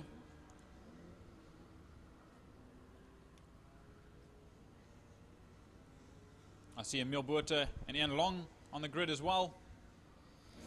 Sorry, JT, it's nice to see Craig de Toy racing the GTI Challenge absolutely. again. We noticed that on the group early on, and good to see him out there. He just couldn't help himself. It's been so long. But also, and it's been 10 years since anti-clockwise, so obviously he wants to give it a go again. But also, as far as I'm aware, he's one of the names that's going up to PE as well. So good practice on that car and himself to get warmed up and ready for PE in what is 2 weeks' time. That's going to be a good one because there's going to be a lot of classic cars going up. There's going to be Clubman's cars going up as well to BMWs, join. Yeah, that's other V8s from around the country. It's basically a WPMC invasion of Algoa Motorsport Club. Absolutely, and I mean, it's, as I said to Francois earlier during the Classics race, it's 15 years of Ford and Friends that have held numerous events here and elsewhere around the country. On our screen, we can see on our right-hand side, that's Mr. Zach Leyden, the man that turned 18 a couple of days ago. As well. He's on my birthday list somewhere. And he was the one that had the issue going into Cape Town Corner and heading down towards Damps. So away they go. Yuri Swart Sr. No, it's Umpi Swart. Oh, so yes, you're completely right. Umpi Swart, father and son. Because he is also going on the transporter up to Scribanti. Oh, sorry, I'm talking nonsense. Absolutely, I'm talking nonsense. It's Clint Mercedes next to him. Yes. Now I'm so used to both of those. Mercedes is also going to Scribanti, but that is his old home track. Yes. So he knows Aldo Scribanti like the back of his hand. Absolutely. So there's an upper hand ever so slightly just to get himself warmed up because he also hasn't raced this season and for a good part of last season as well. I don't think he was on the grid. Davidson boards, yes. Correct. He raced for Anthony Davidson, quite right. And he is an ex Polo Cup champion. Polo Cup champ, yes. As well. As one or two other drivers on the grid as well, the likes of Yuri Swart Jr., Umpi, a previous two-time Yes, Dario champ. Busi won it for Cape Town, and Kwesi Veyers And Kusiveas, won it absolutely, yes. for Cape Town. Kwesi won it in 2013. Dario won it during the COVID years in 2020, and Umpi never won it. Really? But I think he ended second in the championship. But I know he's definitely at one won stage. at least 2 Class A Challenge Championships. Yes. I'm talking about if not more. I'm talking about Polo the Cup, Polo Cup. yes. Yes, yeah. Did Giordano Lupini also? But they competed as teammates. Giordano Lupini raced GTI Challenge and the Class C, and then Class A, and then Polo Cup as well, yes. But he was never a champion as far as I'm... No, but there was one year that he was leading the championship for more than half of the year. And that was then, mighty close. I believe that was the year that himself and Umpi were teammates. Yeah, correct. And then he had a couple of car issues, which sadly robbed him of the championship, because Giordano Lupini could have been a champion. What was then called Engine Volkswagen Correct. Cup champion, yes. And he should have been. So some interesting history there within the last decade, I suppose we could say. Now, the last couple of years. And nice to see there goes Faisal Jacobs through your shot. And they will be lining up here on the grid for 8 laps of API Property Group GTI Challenge action.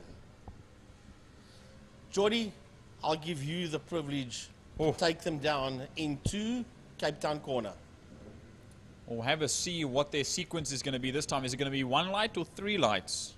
Is the real question. I think it's going to be 1. I think so as well, because of how far out they staggered the gaps between each class.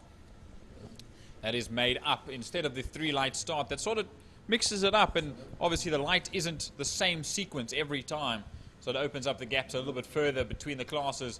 But this is a 1 light all the way down to the end of the grid. There's Just Shane see the Williams. 46 of Shane Williams, yes. The SW46 Academy, in actual fact, himself in Sean Tubus in BMWs as well. ADAC Polo Cup in Germany. Scirocco Cup. As far as I think he did both. I think he did both. Then he raced the what's that Spanish? The that Spanish version of a polo. The Seat Cupra. Seat, yes. Seat he Leon. raced that championship in Spain as well.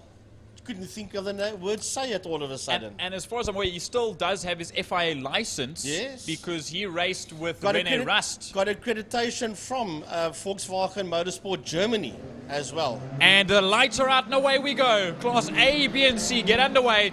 And there we see that is Yuri Umpi Swart Jr. that gets away and leads out through the kink down towards Cape Town corner for the final time. There's 3 wide. There's bumping already with Zach Layden and Faisal Jacobs already involved. And Zach Layden up the inside of Jacobs, hard on the brakes. A lock up through into Cape Town corner. But Adriano Ferroli already pulling ahead and opening up that gap, which is super necessary off the start of this race. And right there with him is Craig de Toy as they race down that back straight. Flat box down the backside. Umpi Swart sitting out there in P1. He's got Clinton Besaidenout right on his heels as they work their way out of the double left-hander now. Saddle sweep and onto the dirt as well and down the Tigerberg straight. Yeah, we'll have to watch this angle, and nice that we get the front and the rear view. And there's a boot open, I believe, there, just in the center of that shot. Someone's got a boot open. I don't know if it's one of the Jubers, in fact, that has that tail lit up. So we'll just have to wait until they make their way around. Is that Connor? I believe that could be Connor Joubert in Class C. As we'll wait until the field comes around to see where everyone has fallen into place. In and out of Castrol Corner they go. There's Craig de Toy, the sole Jetta. There's out to the circuit in trouble, yes. Castrol Corner. There are 2 cars, 2 Class C cars that's involved there. The one is up and running. The other one is standing plumb center in the middle of the circuit, but not for long, as both cars have now recovered the track. That will be Connor Joubert and Ross Schroeder that have both been involved in that moment. And I lie, that could be Tristan, in fact. And let me just get my numbers correct as they come on past us and down towards the chicane. For the first time, they've put the cones up there. You see the cones in your screen. And there's the sausage curve, that deadly, deadly one as they come past. And there's Chris Cornwall still at the tail end of the field in his Class A car, waiting to make his way up the ranks. So it's all about Umpi Swart, Clinton Besaidenout, and Shane Williams sitting first, second and third. Daniel Muna coming through in P4. Then we've got all these Class B cars that just barreling down as they work their way into Saddle Sweep. And sorry, I was talking nonsense. There goes Darren Cameron in the Ubuntu Energy Class C car, and that, in fact, is the 66. That will be John Smith that has his boot lid open. I got it confused with one of the Jabir brothers. As we jump back towards Class A and the beginning of Class B, look at Nurabas there leading this group of 4 out. It's himself from Mohammed Kalfi, Zach Layden, Adriano Ferroli has been swarmed a little bit by the cars ahead and off wide on the exit there. Oh, there's a lot going on in turn number 2, turn number 4 at this point in time, Frankie. Yeah, but I want to watch this Class B fight because that is going to be absolutely amazing as they work their way now into the right-hand side kink and down into turn number 1, which is Cape Town corner, and it is a near bus. Donnie Sundenberg, Junior, Zach Layden, Adriano Ferroli, Mohammed Kalfi, Faisal Jacobs, and Craig de Toy, as they all work their way down that back straight. And it is the first 3 or 4 coming down. That is your Class A. And behind this car, you will see that Class B battle, that Royal Rumble. Here it goes. It's a bus. Right behind him is Sundenberg. Then Layden trying to move out. To his left-hand side is Zach Layden, and through goes Zach Layden there on a bus. A brilliant move that was, and in fact, you did correct me there. It is Daniel Sundenberg, not Mohammed Kalfi. There's Kalfi there, just behind Andrea Ferroli. In the, that's the Mad Performance car. As down in a 2 damp stip they go. Still turn number 3, both layouts around. As into turn number 4, Castrol corner they come. There's your leaders. First couple of cars in class.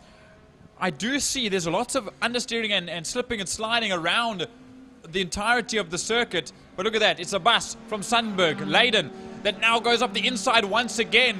So Sundenberg got past and Layden's made the move. Now a switchback between the two coming through Block Coin corner, the final corner. It's a pass and a repass and a pass and a repass. And then you've got Adriano Ferroli in there as well. He's also saying, you want to play, let us play. Mohammed Kalfi is the next one through. And then we should have, I don't know where Shane de Toy has disappeared to, because here comes Faisal Jacobs across the line. And then behind him is this ultimate war for Class C. 1, 2, 3, 4, 5. There's about 6, 7 of them. Nose to tail, and de Toy is dropping down the leaderboard. How's that for a dogfight? And it's led out by the rookie, Darren Cameron. Yeah. And holds out for Ubuntu Energy, leading Class C, and a massive group of Class C as well, I might say, even though we've only got 20 cars on the grid. This is incredible stuff. There, Tristan Jubert.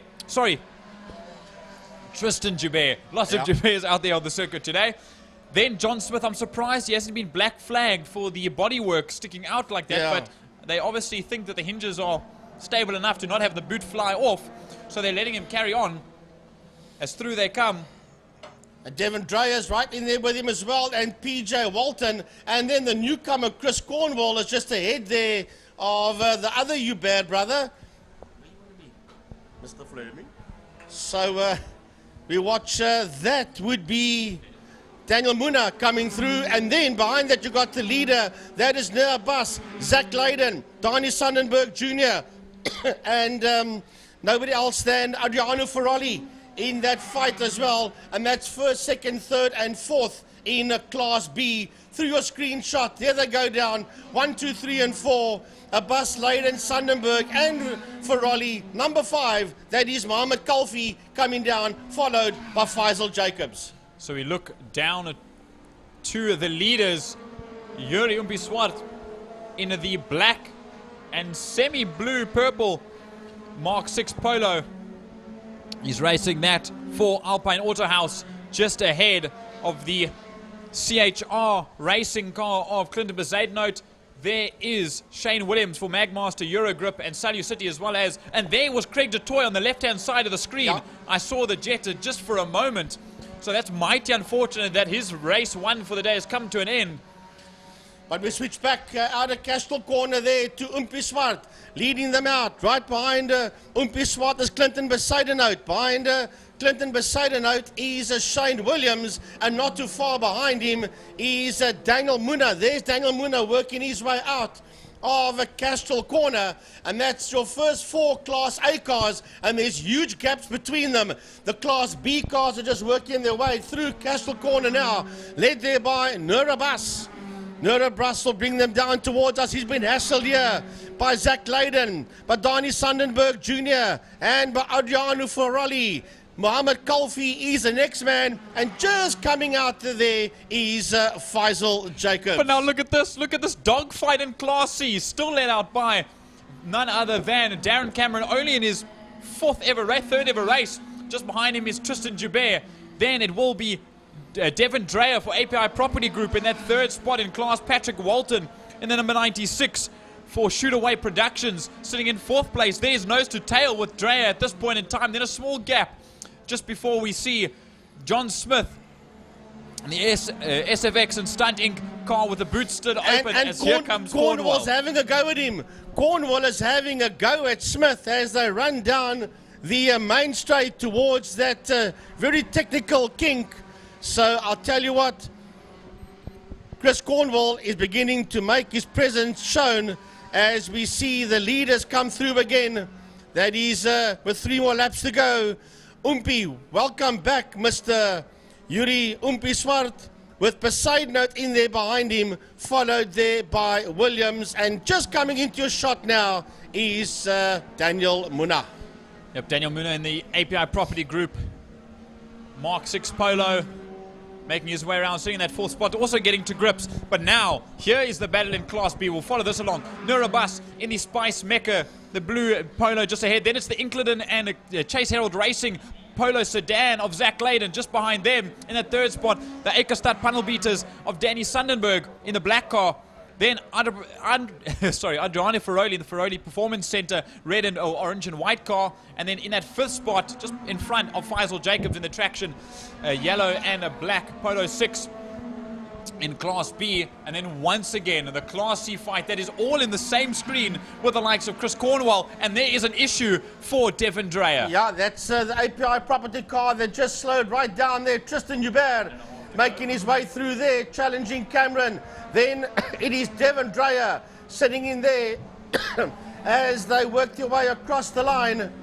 And here comes Chris Cornwall. Cornwall making his way across the line. Then it is Smith. So Dreyer, as we said earlier on, the API Property car was dropping down the leaderboard. There's a yellow flag in turn number 5 for Devin Dreyer. So he's had a major issue. Yeah. We'll watch it on the way out. And still bigger issue for Connor Joubert with damage from that opening lap incident. But we'll watch Class C come out. Here comes Yuri Swart Jr. across the line to start his final lap. As you head down under the city of Cape Town and Castrol, as well as Lime Property Management's bridge, and in to the chicane. We still have to come up with a name for the chicane today. As through they go, there is Clinton Besaidenout backing that Polo 6 in for Chase Herald Racing.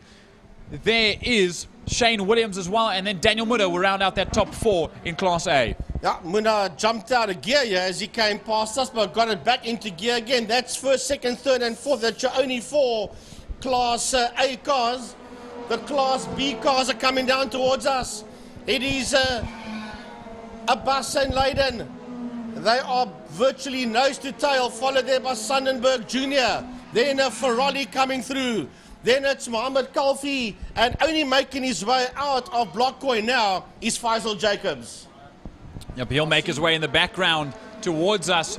And even further, there's a huge fight coming out of the final corner between Darren Cameron and Tristan Joubert as they come towards the line. You can just see them in the background as Yuri Umpi Swart comes through Castrol corner, turn number 4. One more corner to go as here comes Cameron as well as Joubert on their final lap. Yeah, we got back to the leaders because this is their last lap, and it is a welcome return for Yuri Umpi Swart as he works his way out of Blockcoin corner and races down towards the checkered flag. He's the 2nd car in your shot there as he comes home in P1 across the line.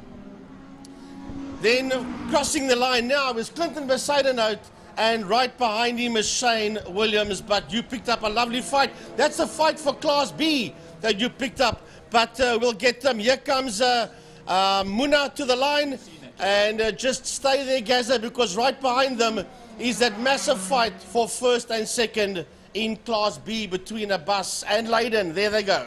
Here it goes. It is Incledon versus Spice Mecca. Very wide for Zach Leiden. He loses that ground. A couple of carlings.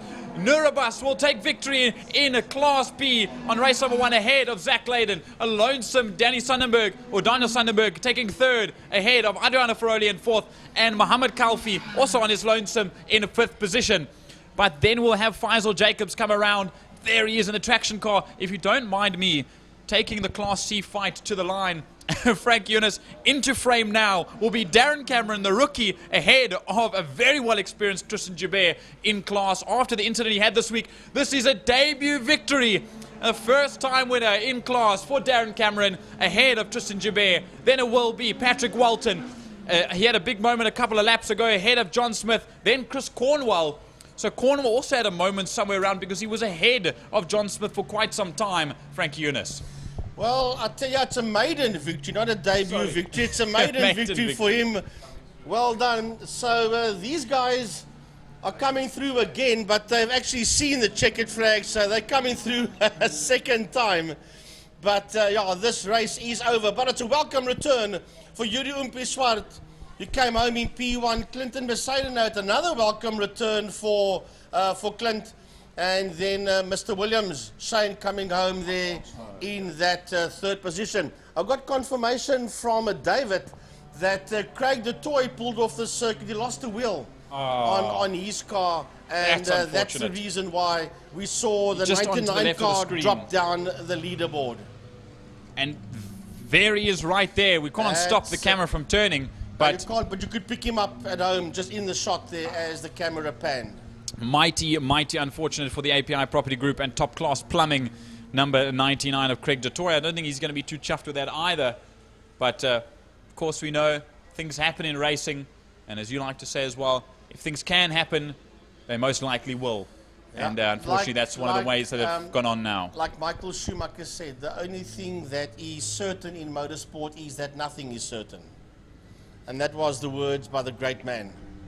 But what a brilliant API Property Group GTI Challenge race number 1. We're set for another fantastic one a little bit later on. It seems like the circuit's warmed up a little bit, unless I'm just sweating after that race. I think we both are, because we knew it was going to be action-packed from the beginning. So you can vote for your competitor of the day, 060-352-2890. You can vote for your driver or rider of the day, 060-352-2890.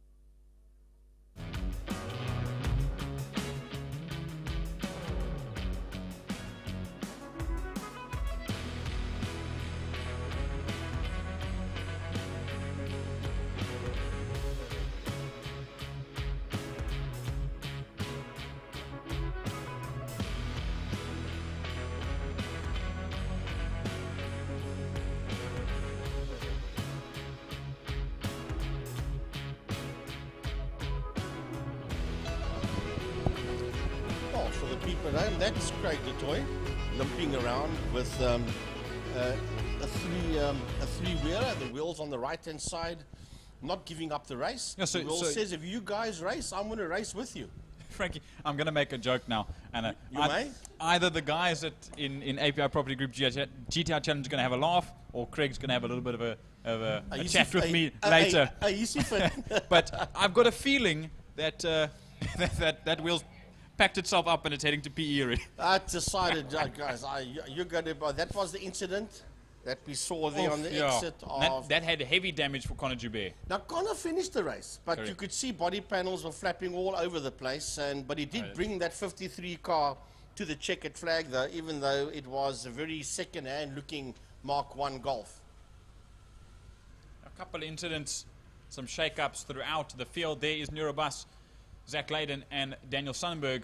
And there's once again a massive dive and a from Zach Layden. Zach, yes. And this is where the switchback occurred. A brilliant move for Daniel Sonnenberg to just back off a little bit, wait for him to go wide and dive up his inside again. A textbook move. He came in way too hot there. That's why I had to lock up. And Daniel Sonnenberg Jr. knew this. And he just let him lock up and float to his left-hand side and just shoved it through onto the inside. Oh, look at that coming out of Castle on three wheels, the left, right, and wheel up in the air there of Conor Joubert. So, yeah, the boys were driving hard. There is Faisal Jacobs coming through, and that is Mr. Craig du Toit getting that Jetta out of shape. That's when he still had the wheel, so that was the moment the wheel came off. Loose and came Correct. off, yes. That's why it was sideways. So I'm very curious to hear if that was a lug issue or a stud issue, because it is quite often that the studs break off. And as you see him limping around just ahead of him, you can see Conor's Golf with all the panels yeah, a lot more damage around. than I'd thought for Conor Joubert after that incident with Ross Schroeder in the opening handful of laps. So here we'll get it again. There's a slide. I was just thinking to myself, wow, Craig du Toit, a brilliant drifter and a front-wheel drive. That's when it came loose. And then in the following frame, a brilliant stuntman. There's the car on the left-hand side, and there's the wheel on the grass on your right-hand side. Oh, he's taking up 2 lanes in but actual the wheel fact. decided, if you guys are racing, I'm racing with you. I don't know how far I'm going to get, but I'm going to go with you guys as far as I can. You know what, Frankie? It wheelie tried. It wheelie tried. Okay. That was a good one. That was a good one. Sorry, guys. Okay. No, we'll give you that one, JT. We'll give you that one. It's Pro Oil Supercars and Caltron Fine Cars up next. So I'll hand the mic over to the 2 men that will be taking this away.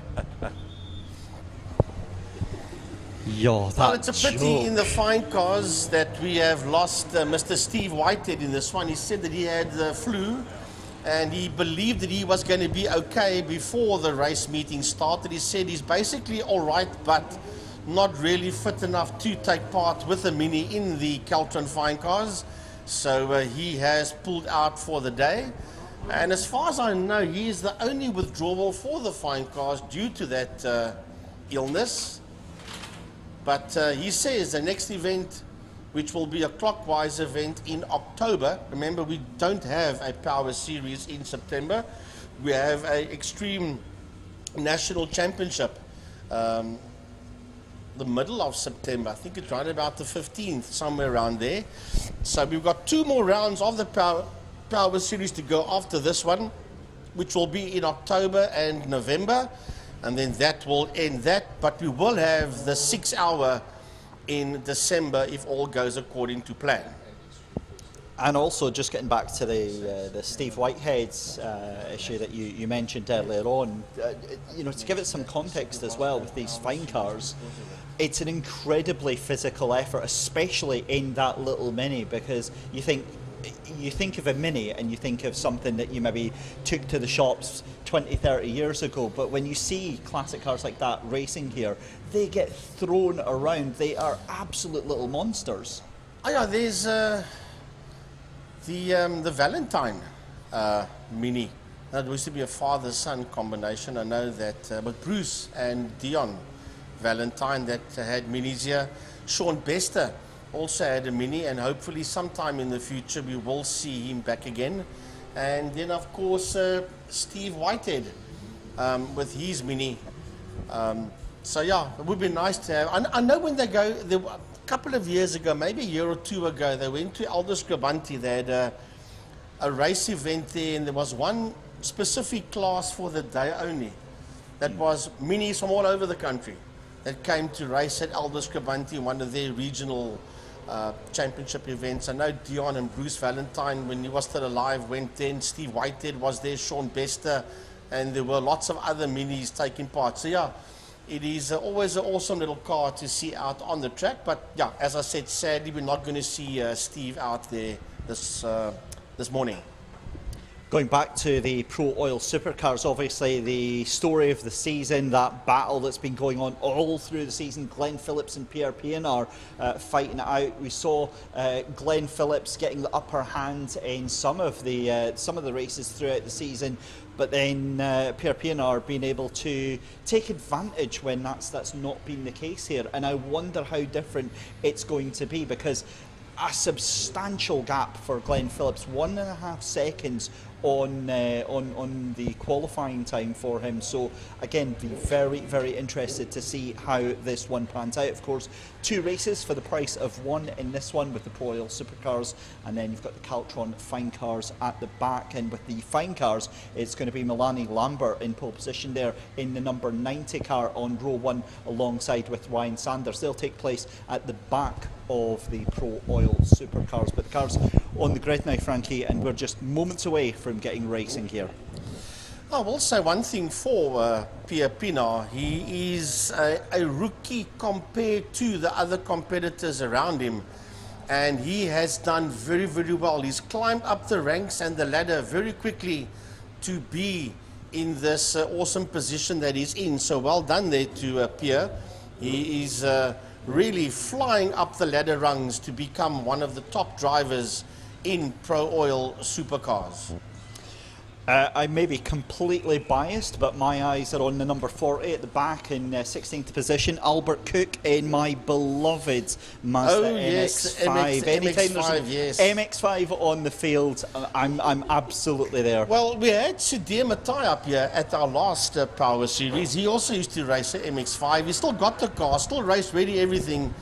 But yeah, you know, it's all about sponsorship, etc., etc. So hopefully sometime we will see Sudhir Matai back in that MX-5 in the fine car category. Green flag flies then for the formation lap then for the Pro Oil Supercars and Caltron Fine Cars. And again, Frankie, we've seen some incredible racing and we've not seen anywhere near what we thought. But I wonder how important this green flag lap is for these drivers today as they make their way through the first corner just now. But again, like I said there, Frankie, I wonder how important this sighting lap, this formation lap is as the cars make their way around. Right, so we're going to get this one off. I think we'll get Davy, or Davy, as I love Davy. I like the way Francois calls him Davy. I'm way older than him, but I'm going to call him Davy just because Francois calls him Davy. He'll do the supercars. I'll hook up with the fine cars, and because there's a lot. And I must say, congratulations to Natasha Tischendorf and people like Arnold Lambert and everybody in the fine cars for having, I think there's about 14 fine cars initially. Obviously Steve Whitehead is now withdrawn, but it is a decent field of fine cars, and well done to, that's the chair lady in that black Jetta one or Fox going through there. That's Natasha Tischendorf, putting in a lot of work to get the fine car numbers up for today's anti-clockwise event. Yeah, it's a special day in the season for them and for everybody else taking part in this championship. As we said a couple of times today, this essentially counts almost like an away round and increases the value of the championship and the value for money for the WPMC competitors. But we're just watching the leaders make their way around turn 4 now and making their way into Block-on corner as the pace car, the safety car, will peel off and leave the pace up to Glenn Phillips and Pierre Pienaar. And again, it's going to be the bottleneck into the first couple of corners. So it is going to be Pierre Pienaar and Glenn Phillips on the front row for the Pro Oil Supercars. We've got 8 laps that are about to go. We've got around about 8 of the Pro Oil Supercars. We've got then around about 10 of the Caltron Fine Cars. Out the final corner, pace car lights are off. They're ready to pull into the pit lane, and we are ready to go racing with 8 laps left to go. So it is, as we said, Glenn Phillips, Pierre Pienaar side by side. It's going to be Pienaar on the outside. We are racing underway. Let's see how they go off. And here come the fine cars. Right, the fine cars are led off the line there by, that is, oh goodness, that's Melanie Lambert. That's launched that one off the line there as we look at the supercars working their way out of Cape Town corner. Yeah, Pierre Pienaar getting a whole shot around the outside of Cape Town corner. He takes the lead in from Glenn Phillips. A fantastic start. That's exactly what he wanted to do as the car's making their way down that back stretch. Then it's going to be slipping into the slipstream. But you can also see Kyle Halleck in that number 31, as we've also got the fine cars away to make their way round to the Sorrel sweep for the first time of asking.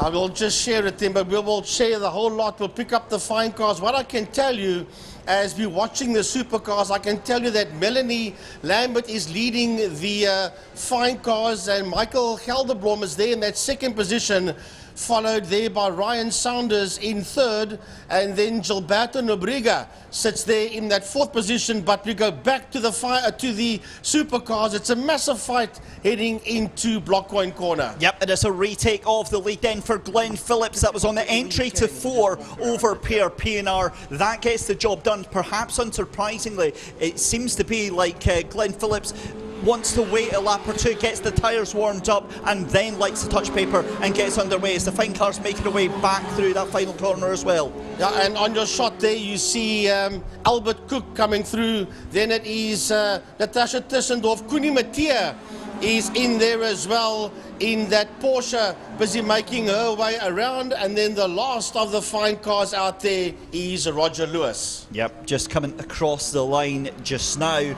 is the fine cars then, as the supercars are away down the backstretch. This is the pace difference between the two different classes here. That was Glenn Phillips, Pierre Pienaar, Kyle Halleck. Brad Fenner moves up into 4th position. That is going to be, I believe, Liedenberg and Williams fighting it out side by side, but they sort themselves out just before they get to turn number 2 through that Sorrel sweep on the entrance through to the dip. And then it's on to turn number 4 as well. But the thing is that the supercar action is kind of done, and then it pops up a little bit, and then it goes away again. But we're seeing Kyle Halleck under real pressure. That's going to be a move up the inside for Bradley Fenner. Tries to hold him off, but that looked suspiciously easy. That is going to be Kyle Halleck trying to get the exit again from corner number 4 here, and it's on the entry to 5. Is it going to be a move for Halleck? Right, so we're just waiting now as we see the supercars go through the shot. There the fine cars are at the back, and it's Melanie Lambert that sits out there in P1. Right there behind Melanie Lambert is Michael Gelderblom, Ryan Sanders and Gilberto Nobrega. They are the 2 cars behind that Peace Light Cortina. So it is Gelderblom, and Gelderblom slows right down because Sanders and Nobrega go past him, so they dived up on the inside. Albert Cook is also making his way down, and Kuni Mattia is right in there behind him, followed by that Volkswagen Fox there of Natasha Tissendorf, and then Roger Lewis is the last car making his way out of Castrol. As we go back to the Pro Oil Supercars then, making their way through into turn number 2 through the Sorrel sweep. It's still Glenn Phillips ahead of Pierre Pienaar. Then you've got the number 36 in 3rd position of Robin de Vos. So that means that Kyle Halleck gets put down into 4th position. And if anything, the early pace that we saw through the season from Kyle Halleck has completely evaporated, because now he's getting sent back to the likes of Brad Fenner in 5th position, and then you've also got the 22 of Darren Liebenberg also fighting out as they make their way through into 4. That is the fight then for 4th, 5th and 6th position. You can see Kyle Halleck just ahead of Bradley Fenner, and at number 22, as we said, Darren Liebenberg. And Liebenberg spins it around. He put the wheels on the dirt, did Darren Liebenberg, and he turned that car all the way around, and that would have allowed Nash in Schloss to come through and take that position away. But it's Phillips, it's Pienaar, it's De Vos that's crossing the line. Here comes Kyle Halleck. Halleck is making his way through. Bradley Fenner is right there on the heels of Halleck. And here comes Nash towards us. She makes her way through, and then we have got Liebenberg that's coming through as well. And then behind this lot, we will have the leading fine car. There comes the leading fine car towards us. Lady racer Melanie Lambert out there working her way around with Gilberto Nobrega. That's gone up into that 2nd place ahead of Ryan Saunders.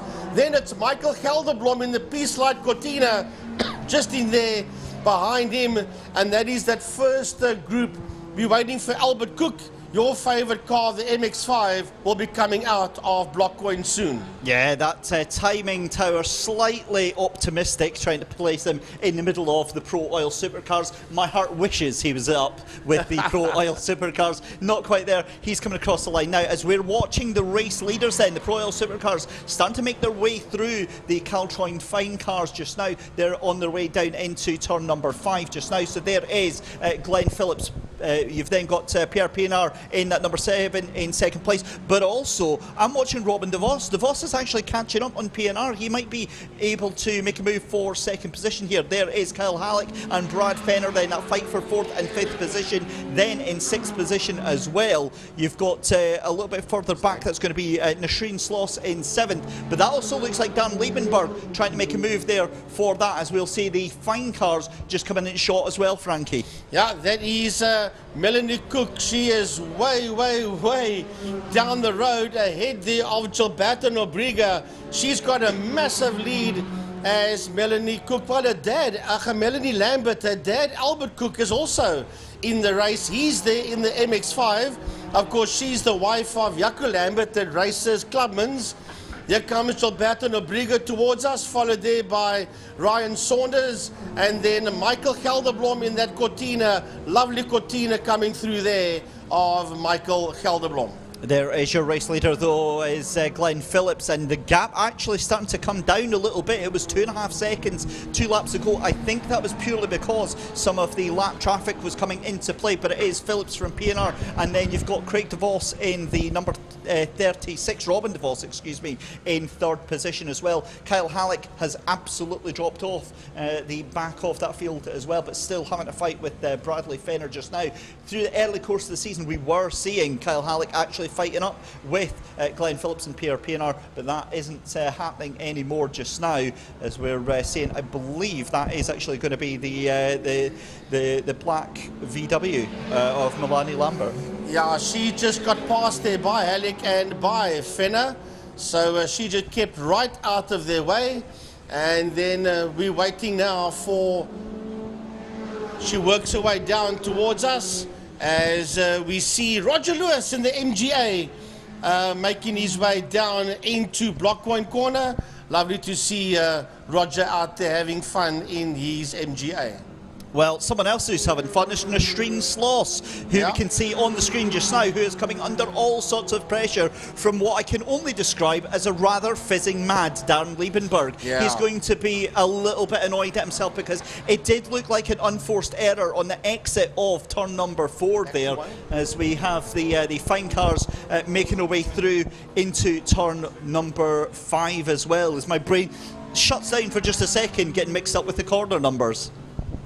Yeah, well, we were watching the leader of the fine cars heading through that chicane and into Cape Town Corner. As we go back to the leaders, there's Phillips. Right behind him is a Pienaar. Now, Pienaar has got Rob De Vos right on his heels as they race down towards Blockcoin Corner. That's 1st, 2nd and 3rd in your shot. Then Robin de Vos says, man, I'm going to have a go here at the dynamic car driven by I nearly said Pierre Pienaar, as they make their way across the line. De Vos had a look. Rob de Vos has a look, but pulls back in there behind Pierre Pienaar. Yeah, de Vos is on the brakes a little bit earlier than Pierre Pienaar right now. Pressure absolutely getting applied to the back of Pierre Pienaar as we see Glenn Phillips going round at Cape Town corner. Then he again has nothing to answer for with just 2 laps left to go here, Frankie. Well, there's another lovely fight going on there behind them between Carl Halleck and Bradley Fenner. That one we'll pick up for you if we can. There's first, second and third going through there. Phillips, Pienaar and de Vos. And in the background coming through, you'll see the 31 and the 9 of Carl Halleck and Bradley Fenner. They're going to go one-on-one. Halleck, here we go. Halleck and Fenner trying to pick up the toe there as they race down towards now the double left-hander saddle sweep. Yeah, fantastic little battle going on with them. Halleck, again, I don't know what has happened to that car over the course of the season. Maybe it's just for this race that he's not getting on with this reverse layout or whatever, but he just doesn't have the pace that he's had in previous rounds. As we come back to the final corner then, because we're going to have to look for the leader in this final lap. Here comes Glenn Phillips round the final corner then to take the white flag. It's going to be the last lap this time by. It's a 3.5 second gap last time for Phillips on Pienaar. But again, Pienaar under pressure here from Robin de Vos. There we go, last lap is underway. And Frankie, it's another move for Brad Fenner onto Kyle Halleck onto that final corner here. Well, we're going to have a look and see, will he get past him? There we just see Michael Gelderblom go through Pierre Pienaar and Rob de Vos. That is the fine car of Gelderblom. That's ahead of Pienaar and de Vos as they work their way out of Cape Town corner onto the back straight. Where is this other battle that we were talking about earlier on between Halleck and Fenner? Down into Cape Town corner. They're in Cape Town corner already. Yes, they're making their way out of Cape Town corner. They are going flat out there. When they crossed the line, there was only 0.3 of a second between Halleck and Fenner, and they are still nose to tail on the final lap. Through your shot they go now. When they enter saddle, they'll have approximately half a lap to go. Yeah, we'll keep you updated as they go down into Sorel Sweep. I'm keeping an eye on the leader out there as well while we watch this little battle here. It's been nothing to worry about for Glenn Phillips right now, although he is caught up in a little bit of traffic, and we've got a fight for second and third position, and this could be a move up the inside. Pierre Pienaar has been absolutely sandboxed in, and that is going to hand second place on a silver platter to Robin de Vos. A very, very fortunate set of circumstances there for Robin de Vos, as we've got the fight for fourth and fifth coming. But Frankie, take away for a race win. Pierre Pienaar will come home in P1. Then, Phillips will come home in P1. De Vos gets to the line, 0.8 of a second ahead there of Pienaar. And then the big fight behind them. That's Carl Halleck and Bradley Fenner. They're nearly side by side, but Halleck will do it. Halleck will get to the flag ahead of Fenner by 0.2 of a second. Halleck gets to the checkered flag ahead there. Carl Halleck of Bradley Fenner. Wow, what a finish to that race. Those two were side by side as they came into that final corner, but it was Kyle Halleck who just somehow managed to hold it out. Right, so as the rest of the supercars cross the line, we're waiting now for the leader of the fine cars working her way out of Castrol corner, and that is Melanie Lambert. She's on her last lap. It was easy pickings for Mel. She'll come home there in P1, and she'll be wondering where are all her fine car buddies, because she's left them way, way, way behind. As she brings that Volkswagen Fox Jetta 1 to the checkered flag in P1 in the Caltron fine cars. Gilberto Nobriga will finish there in second. Natasha is a lap down, and I think that those two may only be the first two cars on the lead lap in the fine cars, Lambert and Nobriga. Everybody else in the fine cars is 1 lap down. Yeah, fantastic result there for Milani Lambert. Gilberto Nobrega, as you said, in second place. Ryan Sanders taking that final step on the podium for the fine cars in that 111 car. And just a reminder, ladies and gentlemen, you can vote for your competitor of the day. Give us a WhatsApp to 0603522890. That's 0603522890.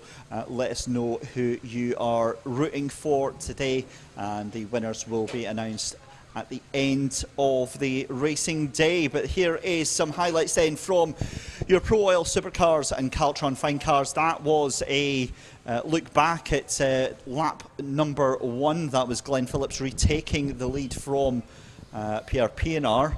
And that's just a couple of the fine cars there. That's Michael Gelderblom, Ryan Saunders, and Gilberto Nobrega. But that was in the opening stages of the fine car race. Yeah, here's a replay of turn 4 then, and this was going to be Dan Liebenberg, and this is going to be a moment that is going to replay in his nightmares for a couple of races to go on this one. But also, Davy, he's going to beat me up for calling him but that's Francois Butler's fault, because he calls him Davy, so I just follow on what Francois said there. Talking about Darren Liebenberg, with that little moment that he had there. Now, if you do Killarney International anti-clockwise, the guys from Cape Old Drivers will tell you, Castrol Corner literally closes, it pinches on you. The guys that do the V8s and the heavy metals that go, the super saloons as they call them now, that go anti-clockwise, they will tell you that when you exit Castrol Corner in an anti-clockwise direction, it does that on you. You can actually see the white line on the track there. It moves slightly to its left. It does pinch close on you because the grass is more to its left. So it does pinch on you, and if you come out of Castrol a little bit too wide, then what happened to Darren Liebenberg is what's going to happen to you. So yeah, he got caught out by the track condition, not track conditions, but the way that the layout, if I can use that word, and that caught him up. But luckily, no harm was done. Yeah, exactly. He'll get away with that one. And it's such an easy one to do because, as you said, on the exit of turn 4, it doubles back onto itself. And it's so easy to take a little bit too much speed into that corner. And normally we see maybe 1 or 2 wheels going onto the grass, but that was full-on rallycross action there from Darren. And again, very, very fortunate to avoid going into the barriers. But we're going to take a short break for just now. You can see the cars in the background. Up next is the Carey's BMW CCCT Series, and that is going to be Jordan Hoban and Gary Fleming on the mic for that one in just a couple of moments' time.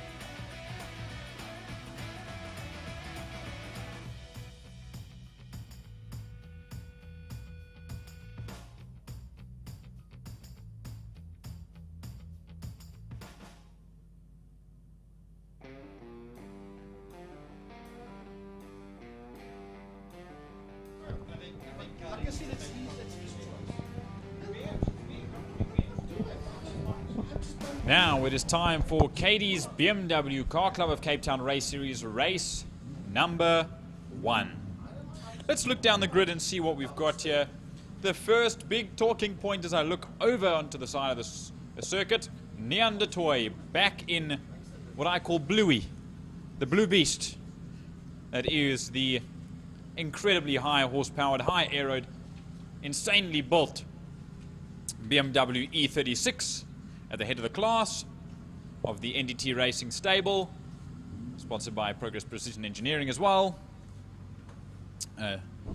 tuned by Paul Bestia, one of the bests in the business. And then further down the grid we have Connor Kilbride that sits in second position. And then as we wait for the list to update, we'll have Zak Groenewald in his new E36 BMW. But how's about this? That E36 was built in a handful of weeks. The motor let go at the beginning of the week. They sent the block away. The block came back. I would be lying if I said Thursday at 2 o'clock in the afternoon. They finished the motor and got the car started by 7 o'clock that evening. And then he still had an issue yesterday, possibly fuel related. I can't remember. I did see his Facebook post.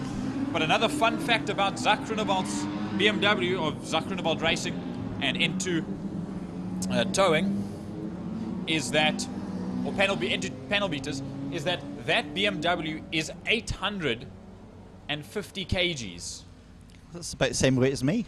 Wow, David. That's certainly how I'm feeling. I'm gonna do a little spin-off for you, just as you said that, because you're not being kind to yourself. Today is Be an Angel Day. Wow. Which means a day of encouraging acts of kindness and helping people in need. So I'll say to you, be kind to yourself, David Christie, because we're about to have an insane race that you are going to enjoy. I am very, very much going to be enjoying this, so very grateful for being able to get the chance to jump on the mic for this one. What I loved, right, this is obviously the green flag lap, the pace car going round, and chance for the drivers to get a sight of the track. However, Neanderthal, predictably, that car just looked like an absolute missile going through that straight on where the chicane is going to be here. So, yeah, it's frightening how fast that car is. What was it? It's 114. And, I mean, that car is capable of, in actual fact, the sixes in normal circuit clockwise layout, which is insane. That's on par with the fastest lap ever around the circuit. I don't think it's been done officially. I know they've been doing a lot of testing to get that car back up and ready to get racing after that big incident he had midway through last year, or end of last year, that saw him very quickly exit off the side of the circuit in Cape Town Corner, turn number 5, I believe due to an ABS or a braking issue is what I should say. As we watch them go through Block Coin Corner, turn number 5, to head them away. And what an astonishing grid. There I see the likes of Yanni Hatzi. There's Lloyd Brady. There's a debut in the grid for Wayne Hoffman, the Porsche man, now choosing something else from Germany. The BMWs. David Christie, take them away. Here we go then, lights out, away we go, and Neanderthal is gone and away to a different postcode already, followed by Connor Kilbride in second place in the Racing Spirit Machine, Zak Groenewald in third position in the number 43, the number 146 of Shane Williams, and again it's all fairly orderly, single file down into City of Cape Town Corner. But again, once these tyres are up to speed here, Jordan, that's when the real fun is going to begin, as Neanderthal is already, I mean, he's just gone. That car couldn't even be a heat-seeking missile because he would be catching himself. Catching himself, yeah.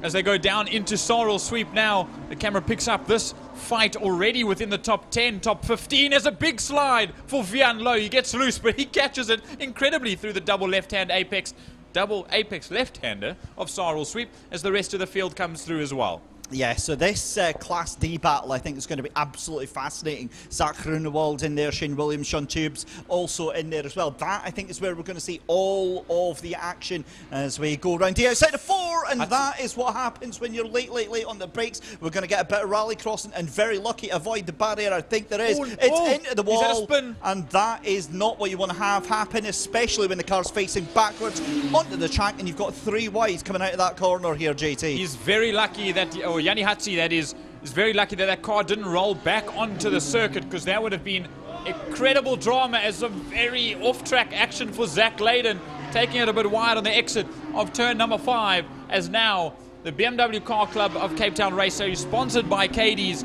heads down into the Killarney chicane for the first time in race number 1. As we get side by side across the line still, and we did say this is where all of the action was going to be. Class D, Class E and Class F by far bringing all of the value just now. We would bring in Nian de Toy, but Nian de Toy has decided that he's already won the race and is already in the clubhouse at this point. Conor Kilbride still in second place. That is the battle for Class A right now, but then it is, as we said, Grunewald in the lead of Class D from Shane Williams and Sean Tubes, and that's your top 3. Ernest Page up to P4, getting ahead of Wayne Hoffman on that one, and then with Class A as well. Well, I think it's literally, you could throw a blanket over the 10 cars that are in there before you even say it, but we're already going back to your race leader. And here comes the race mace. Nian de Toy heads on bias. It pretty much shakes the commentary box, and the speed that he goes through the Killarney chicane is utterly unexplainable. As there goes Conor Kilbride as well. Then Zach Grunewald will start the group of Class D, and he'll peel away as well by a good margin ahead of Shane Williams. Then it'll be Sean Tubis ahead of Ernest Page. Wayne Hoffman, the leader of Class E at this point in time, ahead of James King, who returns back to BMW Car Club of Cape Town Racing. There we see Van Lowe as well, Barry Williams in there. There's Lloyd Brady, there's Williams, there's Daniel Blazer, Shane Boscombe. That car, I must just see who that is. It's the first time I've seen that BMW out there. As through they go, there is Henry Biddlecombe as well. Yolinda Fourie, who had a birthday the last couple of days ago, Ande Furen, and then Marius Fourie in his new BMW 1 Series as well. Yep, rounding out the field as the leaders now make their way into turn 4 and out of turn 4 already. The problem with talking about Nian de Toy is as soon as we can even try and look for him on the camera, he's already gone through another 2 corners. Such is the speed. But Conor Kilbride as well, again, just having to be left to his own devices here as we're watching the Class D cars making their way through the exit of Saddle Street. And again, that is a very lucky escape there. 2 wheels on the grass at the exit of 2 is usually a recipe for disaster here. That's not a lucky escape if you're Zach Leyden, because he knows how to take the car off the circuit on 2 wheels and manage it incredibly well. As they'll go side by side, they exit turn number 2. Here's this fight between Brady in the Skilderkroit car ahead of Barry Williams in that Worth, as well as Tri-Brake and Clutch Stickland BMW E90. Danny Blazer in the white and blue and red traction driving experiences car as well. There's Shane Boscombe. That is Hennis van Sail in that car that this is the first time I'm seeing it in that livery out there racing. But here comes this group. They're currently fighting out in Class E. Brady just ahead of Williams, and then a Blazer in a group of 3 making their way down towards Cape Town corner. Yeah, 15th place Henny Van Zyl in that E-Class battle coming across the line there. Then it's Nicolas Dutoy in 16th position, and the last couple of cars making their way into the final corner now, but we're going to keep an eye coming through the Sorel sweep then. This is going to be for 6th, 7th, 8th and 9th position as well. Again, with all of the fight, and here's huge moment coming through the Sorel sweep there. Again, there's absolutely no quarter asked or given here for all of the competitors, as this is going to be the fight down for, I believe, P9 and P10 going into corner number 4. We'll keep an eye on what is going on there. That's going to be a move around there. And again, we do have to apologise, ladies and gentlemen, for the flickering of the cameras. Again, we mentioned it in the chat earlier on. We're doing our best to stay on top of it. So we'll keep you informed of all the action that's going on. You won't miss anything at all as long as you're listening to us on the stream. So there's that fight that we saw between Lowe and Leyden. That's Vian Lowe of DS Cars. There goes James King for King's Auto Bodies. That makes his way by. There's Lowe for DS Cars and Incledon Chase Herald Racing with Zach Leyden on board. And then we see Brady in the E90 ahead of the white and orange E90 of Barry Williams. There's the excuse me, car of Shane Boscombe, Nicolas de Toy, that's Nian de Toy, as well as Yanni Hatzi. We saw there in the E46, the white and blue car. As the rest of the field comes through, there's the print crowd car of Shane Williams, the SW46 team, as they go down into Dam Stip, turn number 3. There is King once again. As there's the second place man, Connor Kilbride for Racing Spirit. Sits in that second position. But this group, I'm just looking, that's third, that's 4th, 5th, 6th, and 7th with Ernest Page on the tail end there. Sorry, not Shane Boscombe, that's Ernest Page in the 19 for CRA Racing. James King is there, exiting out of Castrol Corner, turn number 4. And we will have three laps left to go, 2.5. If we can find out where Nian de Toy is in that NDT Racing BMW E36. Well, if it was me, I would start looking in the middle of all of the drivers right now. In fact, there he is on the exits of turn 3, on the entrance to turn 4 just now. So he's making his way through. And again, what's impressing me is Connor Kilbride actually not dropping off anywhere near as much as I thought he would be. But given that that is, what, 6 seconds a lap of a difference between those two just now. There is Nian de Toy then. And again, look, you know, one of the great things about Nian is that he documents almost everything that he does. He's got a fantastic social media presence, and it really does give you an insight into just how much work, not just with his race car, but with his business as well, that he does. As well as his life. His sons race in motocross at Zone 7. They were doing some RC car racing as well. So that was actually Nian de Toy's background. He started in RC racing all that time ago. I believe out by the Hull RC track, or Paro, sorry, and if not even Kraaifontein. But he's been in motorsport in all forms his entire life.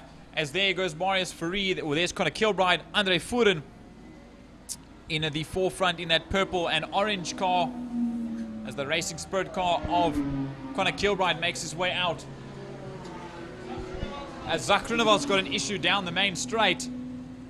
Here we catch up with Vian Lowe and Zach Leyden once again. Lloyd Brady still heading out class. If I have a look, class E, in fact. Oh, sorry, class D is where he is in. His Blazer. And the rest of the grid.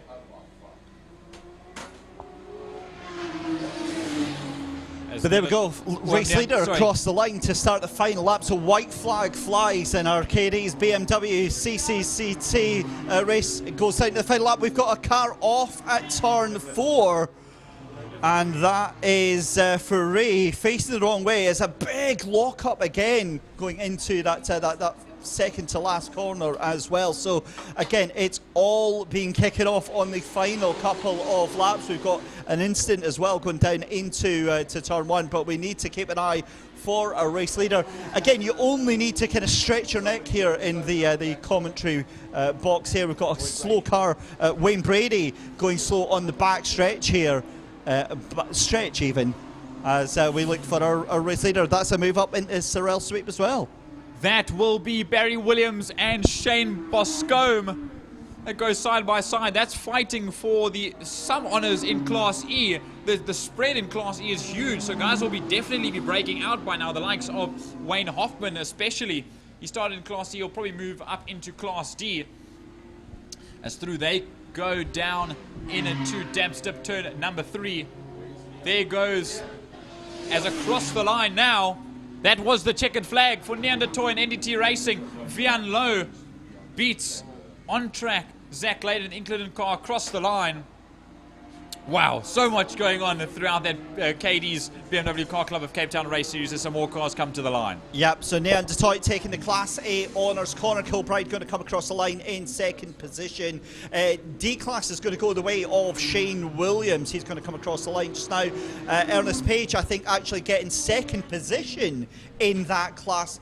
That is sensational. So if that is the case, I'm not sure if that's a timing issue for Grunewald and the No, he had an issue coming across the line, and that dropped him a bunch of places. So I hope it's not another terminal engine problem. So yeah, that's P2 then. But Wayne Hoffman showing as P4, but obviously having that issue on the final lap. Oh, that was Brian Brady, excuse me. Sorry, Correct. my brain melting, obviously, with all the nonsense that happened there. So Wayne Hoffman taking P4 there, but taking the honours in the E-Class as well. But I wouldn't be surprised that come race number 2, he'll be bumped from E-Class and bust out into D-Class doing the times that he was doing. As there comes Shane Williams across the line ahead of Hoffman. With Hoffman obviously being leader in Class E, Shane Williams gets P3 overall and first in Class D ahead of Ernest Page and Sean Chubis. Chubis being a part of SW46 as well. He told me he had to say that.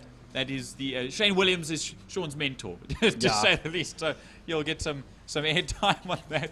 Ernest Page, an incredible job as well in the CRA racing car. And I must say, just a brilliant performance from everyone around the circuit in this first race. It was chaos with guys going wide all over the show, a couple of spins around, but everyone kept it mightily clean for the action that we had in race number 1. Just to round off then, the Class F, Simeon Penev in the 242 as well. Fantastic. Yes, didn't even bring him up. I'm so sorry. It's so nice to see him come from Sports and GT as well to race in the BMWs. Yeah, fantastic class win there. And again, a lot of scores to settle in that second race of the day here. So again, you can vote for your competitor of the day by giving us a WhatsApp on 060-352-2890. That's 060-352-2890. Here's a replay then of some of the key moments for your first race of the day for the K-Rays BMW CCCT race series. And maybe not surprising to see a couple of BMWs being sent sideways round some of the corners, although I didn't expect it to be through the Sarel sweep there. Yep, something a little bit more feisty in the double apexed left-hander. But there you see Zach Layden goes a little bit wide. Oh no, sorry, I lied. That is Danny Blazer that was going 2 wheels onto the dirt. Also invariably skilled in sideways action. There's a very big slide from Vian Low in his battle with Zach Layden, using the curbing and then some, to say the least. And there's the moment where both gentlemen went wide. And a big snap for Zach Layden that dropped him way off the case. Just a moment. And Nian had a spin. We never saw this. Oh, okay. And how's that? You said you expected sliding through a Sorrel sweep, but in fact it did happen there. He collected himself and no damage done over the little the prisms on the inside curbing. It's a shame we don't have a replay from this angle. Unless we do, if we can ask the IMUSAT team to have a look, because that was, oh sorry, I lied, that's the first apex. We wouldn't be able to see his one. But wow. That's an uncharacteristic moment. Yeah. But an incredible save and still coming across to be the fastest man out on circuit. That is really, really something. So let's have a look then. And again, this is what we see, is just when you're pushing it, it's such a narrow entrance, and you've also got the car is off-load. It's all, you know, you're braking, you're turning at the same time. It's very easy for the entire car just to pitch round to the inside. But whew, that is a moment right there. That is a moment right there. Again, just waiting to see a replay of this this Neanderthal incident. But again, We saw that in the last race there, 2 wheels onto the grass there. Very, very lucky for that not to be a big incident. So let's see through the inside. So he's already lost the car on the braking point, if that is actually even a braking point in the Cyril sweep. I would imagine for that car it is. Now, we are going to have a little bit of a lapse while we wait for this next race, because we do have some clean-up going on. I'm wondering if that's maybe fluids again that's been dropped. It looks like we've got some speedy dry or other drying substance that is out there just now. But up next then, ladies and gentlemen, we're going back to the bikes, because it is time for the Pirelli Super Twins, the Super Twin 650s and the Super Sport 300s. They are going to be up next in just a couple of moments' time. JT digging into his magical book of facts. What have you got for us now, JT? So back to JT's fast, fastidious facts. So what is it now? Fast, fastidious? Yes, the word of the day, That's fastidious. a big word. It is a big word, but I know what it means, so that's okay. Because I don't. But you don't? Okay, Yeah. so fastidious means to do something in a very neat, very specific way. And I went out of my way to find these facts in a fastidious way. So for those English people out there, that, as Francois was saying just outside from the booth here, it was very much a vernacular extraction from the dictionary. But I must say a huge happy birthday to Mr. Alan Westman of Project 60, the father of Trevor the Killer Westman. We're waiting to see Uncle Alan back on a motorcycle himself. He's done a lot of track schools here at the Killarney International Raceway. As David, Christy, you pointing to something very I just saw specific on something screen. on the screen. Now, that was and our viewers at home will have caught that, a blob on the left-hand side. That looks suspiciously like a little drop of moisture. It is very, very grey outside, and maybe this is just the chaotic person inside me. It does look like we've got some weather coming in. Something's coming. We don't know what it is just yet, and we're hoping that it's not the case, but a thick mist, as Francois Butler says from the corner of the room. Let's hope it doesn't get any thicker. The only thing that will be thick and fast is the action. As more Dryset has been put down in turn number 4. So I will say that we'll have to wait a little bit longer. Do you think that might actually have anything to do with the few cars that we've seen understeering at the exit of that corner and going straight on? David, it is very possible, and most likely highly likely, because we did see a lot of cars have moments through there, but for it to only be in turn number 4, Castrol Corner, I don't see any other cleaning up happening throughout the rest of the circuit. So I would think it was during that race, absolutely.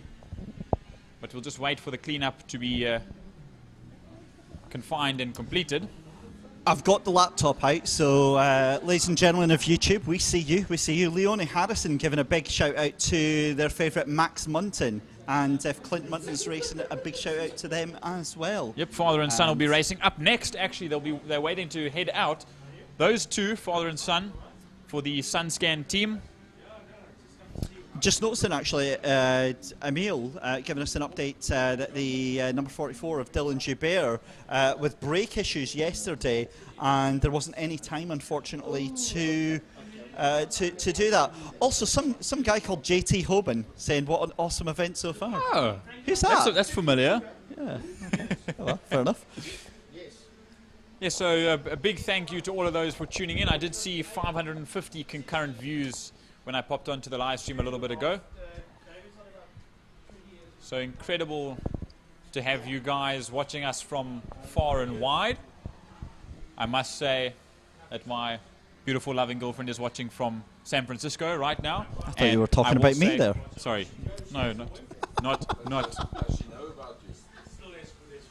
The guys anyway, sorry, JT, you were in the taking middle me of for the nick upstairs, saying a nice little yes. shout out to your girlfriend. Yes, and it was her birthday last week, so everyone who knows her, say happy birthday belatedly. Happy birthday. Wow. Anyway, JT, we'll compose ourselves professionally up here while the rest of the commentary booth. Are you seeing the speckles coming down? I am, JT. Right. Okay. Let's actually bring this back to it, because what sort of a difference, given that it's already a difficult day at the office for these drivers and for these riders here, what do we think changing weather is actually going to bring to the table here, apart from chaos? Apart from chaos, it's, to me, having been out on the track last weekend as a passenger in the dry, in a completely dry circuit, nice warm weather, and for it to be as sketchy, so to speak, as it was, with a limited runoff on the outside of Sarl sweep turn number 2, as well as the limited runoff of turn number 3, Damps Dip. Very, very close to the wall. I'd be incredibly nervous.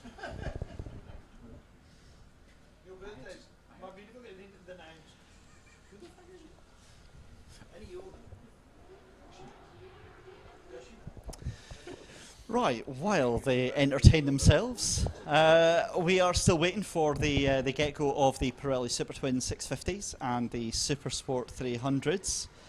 And again, what we'll do for the races while we get the camera issues sorted out, I think we'll focus on the race in general, and obviously we'll do our best to keep up with the cameras. But again, we'll make sure that you don't miss any of the action out there on the circuit as well. I promise that I have had nothing to do with any of the cameras. It's usually any of the technical gremlins get pointed my way, so I'll be. I'm getting blamed. Listen, I might be the weather token sire, because you come from a very weather-like country, Scotland. I feel so attacked here. But you know this is discrimination, guys. I'm incredibly grateful that you actually haven't brought that much Scottish weather over to South Africa in the last year and a bit. I don't know. I'd look out to the Table Mountain to is the left. disappearing at a fiery quick rate. Yeah, that looks a lot of moisture being brought in here. Anyway, the time for rambling does look like it is coming to an end, because I can hear the wonderful rumblings of the 650s and the 300s making their way out. And it does look like actually we are going to have Clint Munton. Certainly he's on our timing screens in the number 12. But again, the big points then, the talking points here, JT, from the 650s here. Max Munton, a devastatingly fast time, but Slade van Niekerk coming right in at the ends to take pole position by 0.4 of a second here. So let me just give some more details on it. As Slade van Niekerk, I saw him in a little bit of dismay a little bit earlier on, and as far as I'm aware, that 96 Project 60 SA and Team Wayward bike of his had a fuel pump issue. Now I need to have a look and see if he's out here, because we might be missing the pole sitter if they couldn't get that bike ready and underway. So we'll have a look around.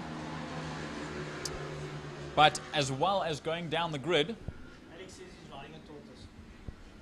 as I'm getting confirmation from Francois Butler that Alex van den Berg says he's riding a tortoise today. So let's hope that he can be the hare in that situation and just add a little bit of speed to the duo. But a little bit further down, Paul Medell back after quite some time. Lovely to see Paul Medell back on the 5 bike. We also see the Munton duo, father and son.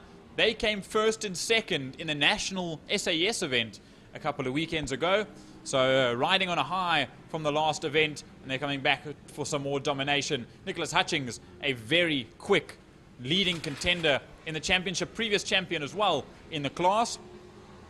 Lance Jonas, Samurai Racing 1X and 58 Performance. Not only the chairman, but an incredible rider after many years, his son Hayden as well. I know we're going to be watching today if he's not here, unless he's overseas. Then we look a little bit further down the order. Abigail Bosson on a brand new, beautifully pink and white ER650 for Carlberg Hydraulics, Sales Hire and Abaca. as well as Adrian Solomon. Sticks is out there as well. As far as I'm aware, I'll just have to look down the grid. He had a big incident with Hilton Redlinghuysen at the National a handful of weekends ago. Both bikes and both riders were okay, and final repairs made up until the weekend today. So they'll be ready for waiting on the grid.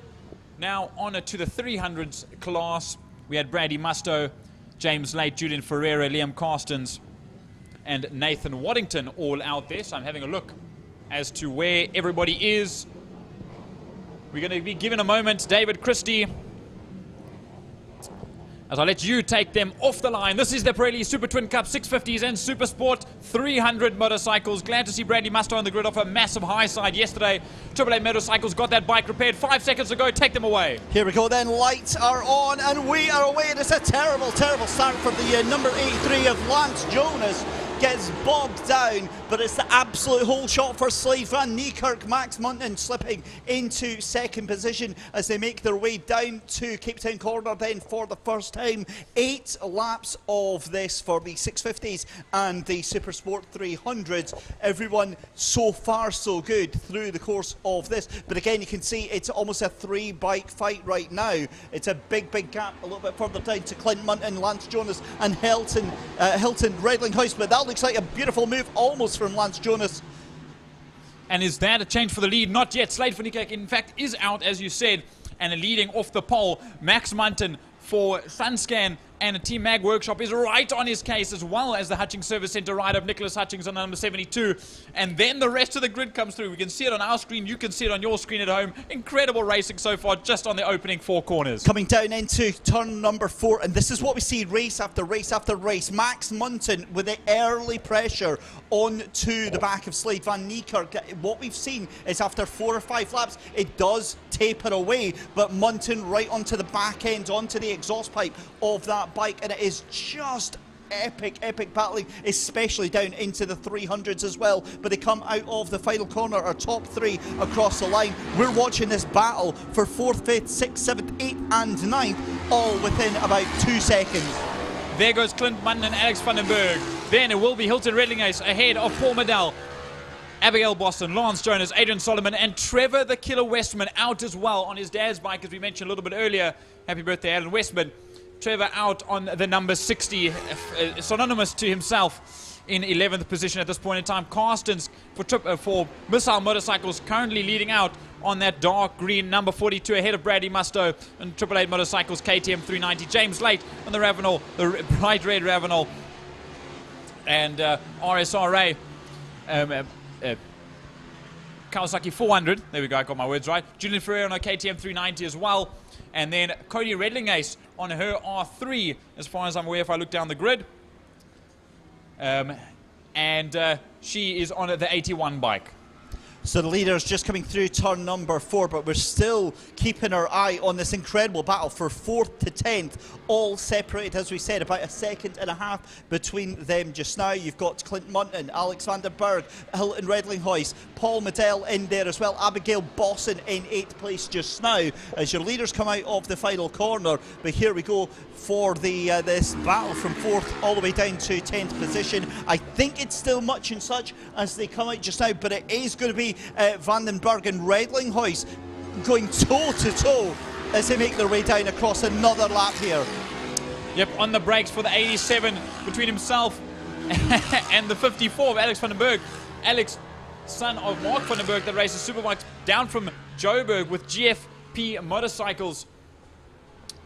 As in to Cape Town Corner they go, and down are your leaders towards Sarl Sweep, and nose to tail 5/10, half a second between the black and colourful ER650 of Slade van Niekerk, or ER6, sorry, of Slade van Niekerk, and then the ER650 of Max Munton, the Sunscan and Mag Workshop bike just behind is side by side coming out of Sarl Sweep. Yeah, that's Van den Berg. Redlinghuysen still going absolutely toe-to-toe. Oh, almost gets the nose completely cut off. And the 54 and 87, absolutely no love lost between those two right now, as your race leaders making their way down into the final corner. We're still watching this battle for 4. Round the outside, that's a move and a half from Vandenberg there and Redlinghuis. This is just an awesome, awesome battle, but it is still Slade van Niekerk from Max Munton, from Nicholas Hutchings. That's your top 3 right now. Clint Munton is going to lead the pack of 4th place down to 10th, and then you've got the likes of the number 54 of Vandenberg as well, just holding on to that. Cody Redlinghuis doing everything they possibly can to try and take that position. Down towards turn number 5, to Cape Town corner, turn number 1 they go. Through the chicane, your leaders are heading towards us on screen now on the IMUSAT live stream. For Nikak and Munton, there's your 3rd place man of Nicholas Hutchings for Prodamation. And then a nice big gap of 10 seconds to Clint Munton. It still fights between himself, Alex Vandenberg, and Hilton Redlinghuis. Those two, Vandenberg and Redlinghuis on the brakes. Hilton up the inside, and he gets that position to stick and a move up into the next spot, that being a 5th overall. Yeah, I was getting completely confused thinking that was Cody, and of course it's Hilton. Redlinghuis is further down then. You've got Lance Jonas as well in the mix there. He's in a heck of a fight there with the number 5 bike of Paul Medell. This is just brilliant, brilliant stuff. With 5 laps left to go, our race leaders are already into the final corner. But again, it's Clint Munton in that number 12 bike, really, really trying to desperately fend off Alex Vandenberg and Hilton Redlinghuis. Yep, we have to wait a little while, even if we just keep the shot, to catch up with the 300s, as they are just at the end of this train. There's your leader in the 300s. That is, excuse me, Liam Carstens. There's Bradley Musto in the 888 motorcycles. KTM 390 in orange and black. James Late on the red 400 Kawasaki, with Julian Ferreira on the 2nd red and gold KTM at 390, rather, that being for Bumblebee Racing. And the Cody Redlinghuis for 87 Racing will be around as well at the tail end of the grid, a part of the 300s class. As they all come across the line, we're looking for the leaders. Now coming towards turn number 2. Sorry, I lie. Again, getting my numbers mixed up. Turn number 4, Castrol corner, which is naturally turn number 2 on our main circuit layout. Yeah, for sure. This has been a sensational race, and it's only just getting started with 4 laps left to go. It is still Slade van Niekerk in the lead by 1.6 seconds from Max Munton. Again, this is what we've seen through the course of the season. Munton has a strong start, able to close up, but then Slade van Niekerk just lap by lap able to light the touch paper and get a little bit more out of that bike. And still in 3rd position, Nicholas Hutchings in the number 72. It's Clint Munton in 4th position in the number 12. Then it's going to be Hilton Redlinghuis in that number 87. Alex Vandenberg in 6th position. Abigail Boston in a stellar performance in 7th position. Lance Jonas slipping down the field a little bit down in 8th position. Then you've got Paul Medell in 9th. That's a good move though for Lance to get that 8th position. And then in 10th position, round out your top 10 is Adrian Solomon. Yep, through and across the line they go. A big thank you to the IMUSAT team for putting up the dual screen as well. We'll be able to see where other action is happening around the circuit, as well as the viewers especially. As there comes Bradley Musto. That bike was high-sided yesterday. He is all right, thankfully, but the engine cover of that KTM was absolutely destroyed, so luckily he managed to get a spare bike, get some parts off of it. And Gareth Agnew and Mike Musto worked very hard into the night last night to get that bike up and ready and racing, and currently sitting in 2nd spot is Bradley Musto, the Musam Motorcycles man of Liam Carson, storming away in the lead by 7 seconds to the good. An incredible ride so far after a bit of a difficult round at the SAS a couple of weekends ago.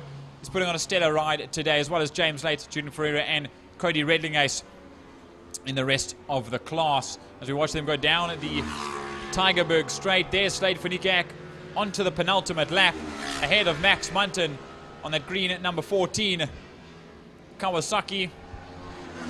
And then the blue and orange number 72 of Nicholas Hutchings makes their way by us as well. That's your top 3, as we'll watch through the running order coming to the line. Hilton Redlinghuis is next, up into 4th spot in class, sorry, in the 87 Racing, pink and black. Clint Munton on the sister number 12 green motorcycle. Now the 2 white bikes, that's Alex Vandenberg and Abigail Boston fighting nose to tail. There goes Lance Jonas on that MT-07 of his, ahead of Paul Medell on one of the other green Kawasaki's, and Adrian Solomon on the number 4 all-black Kawasaki ER650 as well. So with 2 laps left to go, we are just moments away from getting the white flag. Slade van Niekerk again now in complete control of this race. 4.5 seconds over Max Munton. And I wonder if it is possibly some heat soak. Is that going to be Clint Munton trying to make a move a little bit further up? It's not actually. It was one of the green bikes. I think that's actually Lance Jonas. Excuse me. There is just that second towards us. He goes through. He's just ahead of Paul Medell on that other green ER650. So a couple of very similar looking bikes. As there you see in the bottom left of the frame, there is Max Munton, second position as they start the final lap. And I see Trevor Westman on the number 60 has pulled off the circuit 2 or 3 laps ago. So we lost out the killer in this first heat. Yeah, for sure, for sure. So final lap then for Slade van Niekerk, nearly 5 seconds on the exits of the first corner. He's coming down the backstretch just now, just goes past camera there. Slade van Niekerk into the Sorel sweep. Max Munton then, the best part, as we said, about 5 seconds behind. And the thing is as well, Nicholas Hutchings isn't really able to add much to the party as well, because he is now 7 seconds. But Hilton Redlinghouse now up to 4th position, Clint Munton in 5th. And again, with all of the close battles that we had, everything kind of just starting to chill out on this final lap here. However, that 300 battle looks very, very interesting indeed, until I realised that Carstens was just half a second behind Solomon and not Bradley Musto. Not the other way around. Never mind, it's fine. But incredible hard charges. There's your leader. Lights to flag after some terrible issues during this week. Slade van Niekerk, fuel pump issue sorted and away. P1 for Project 60SA and Slade van Niekerk. P2 for Max Munton on the green ER650 for Sunscan and T-Mag Workshop. And a P3 for Pro Automation, Nicholas Hutchings on the the blue and orange. Number 72 for Pro Automation and Hutchings Service Centre. There is Hilton Redlinghuis on the 87 Racing, number 87, ahead of Clint Munton, as well Alex van den Berg. As we watch them come towards the flag, here they go. It's Redlinghuis that takes 4th, ahead of Munton by 5.1 seconds, with a 1 second gap between Munton and van den Berg to the line. Boston just beats out Lance Jonas and Paul Medell to the line. Jonas and Medell by 1/10 of a second, as Solomon brings it home just ahead of Liam Carstens. A very, very quick run for the Kawasaki 400 of Liam Carstens and Missile Motorcycles. A flawless first race in the 300s class for Carstens. Bradley Musto brings it home in 2nd position. There comes Cody Redlinghuis as well on the number 81 300. There's James Late. I'm sure elated with a podium finish after some struggles throughout the year. I'm just full of puns today. Anyways. And then Julian for another brilliant performance. A neat ride in race number 1 for all those young and well experienced throughout the grid. I like that, well experienced. I think I'm gonna use that when describing myself from this point. But that is the Pirelli Super Twin 650s and Super Sport 300s. They will be back out later in today. Their next race is due to be race number 18 of the day, so I would expect to see that around about 4:45 tonight, depending on if we can catch up on some of the time today. But again, reminder, you can vote for your competitor of the day, ladies and gentlemen. Give us a message to 060-352-2890. That's 060-352-2890, number on your screen there. Replay of some of the action from that race then, and again, how's that for a moment? That is Alex van den Berg and Hilton Redlinghuis going toe-to-toe through Sorrel Sweep. There's Lance Jonas and Paul Medell in the background as well. I did see Bradley Musto had a moment that we weren't able to see because the cameras just weren't pointed at that point. He came out of turn, was it off? Not quite, but he did something very similar to Bradley Musto, and I saw him put his hand up to get back onto the circuit because he went rally crossing over the dirt just outside the commentary box. But again, the bike's showing that it's exactly the same as the cars in terms of how difficult it is to judge these distances on this brand new for them layout. But I have to say, from an outside point of view, if you stand on the pavilion there where you see all those people are on the inside of the circuit between Cape Town Corner and the chicane, a perfect viewing point to look down towards the chicane. But when you watch the next bike race, David, you'll see, just looking through the Castrol City of Cape Town and Lime Property Management's bridge, how entertaining does it look for the flick-flack of the motorcycles to go through there, especially the superbikes and the faster bikes. It looks like an absolute roller coaster, throwing the bike over to the right hand, over to the left hand, over to the right again for the small little kink, and then into Cape Town Corner. They must be having an absolute heck of a time. Well, some more drivers going to be heading out shortly to have a hell of a time. Is the Warwick Wealth Sports and GT cars. They're running today with the Pirelli V8 Masters, and we'll be back in just a couple of moments with live coverage of that race.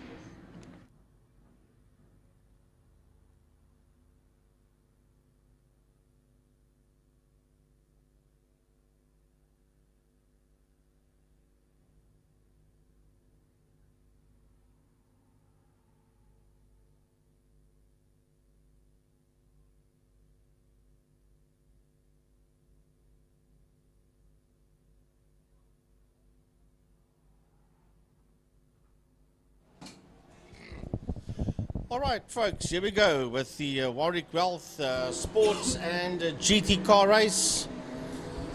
As the cars work their way out on the circuit. There's Yanni Hatsi. We saw Yanni Hatsi last weekend at the All-Tar Rally. Yanni Hatsi was there, and he did pretty well with the BMW's Eric Salomon out on the circuit. I see Clive Smith out there with his Porsche 924.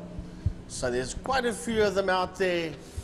There is Roberto Franco in that Audi R8, busy working his way. Marius Fourie in the SLK with that big V8 motor in, as the cars begin to line up here on the grid. Or should I say they roll through, because this will be a rolling start. As the field comes through, there's Roberto Franco. There is Stuart Spooner with the V8 Masters. They're in here with the sports and GTs.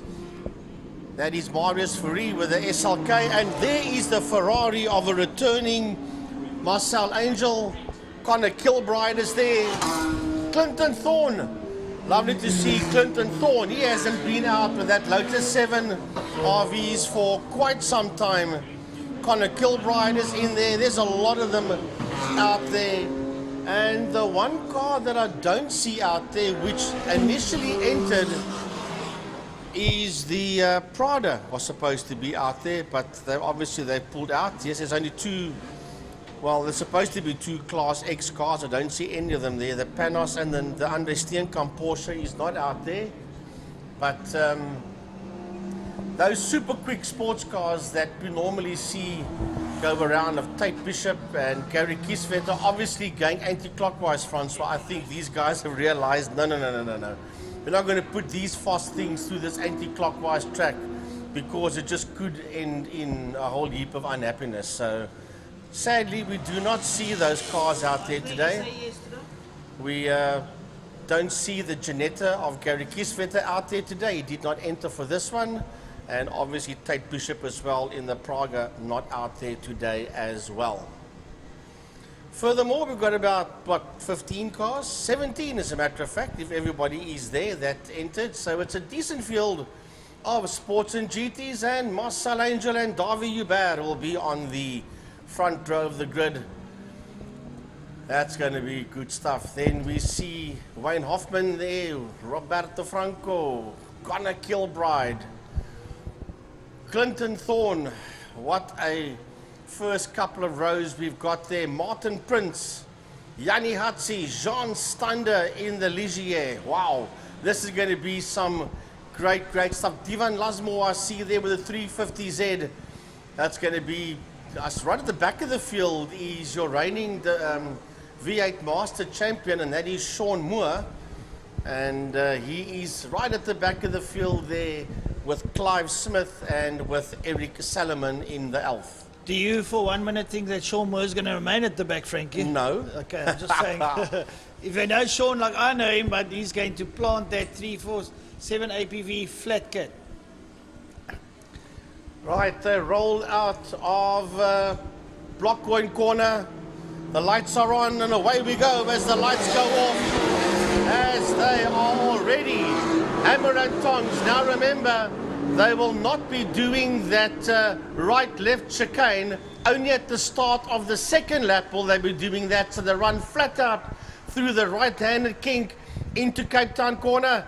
And it's Davy Hubert, it's at South MP1. Marcel Angel is second, right behind him it's Hoffman. Wayne Hoffman is in there as well. He's been challenged there by the Audi of Roberto Franco as they race down the Killarney Straight towards Sarl Sweep.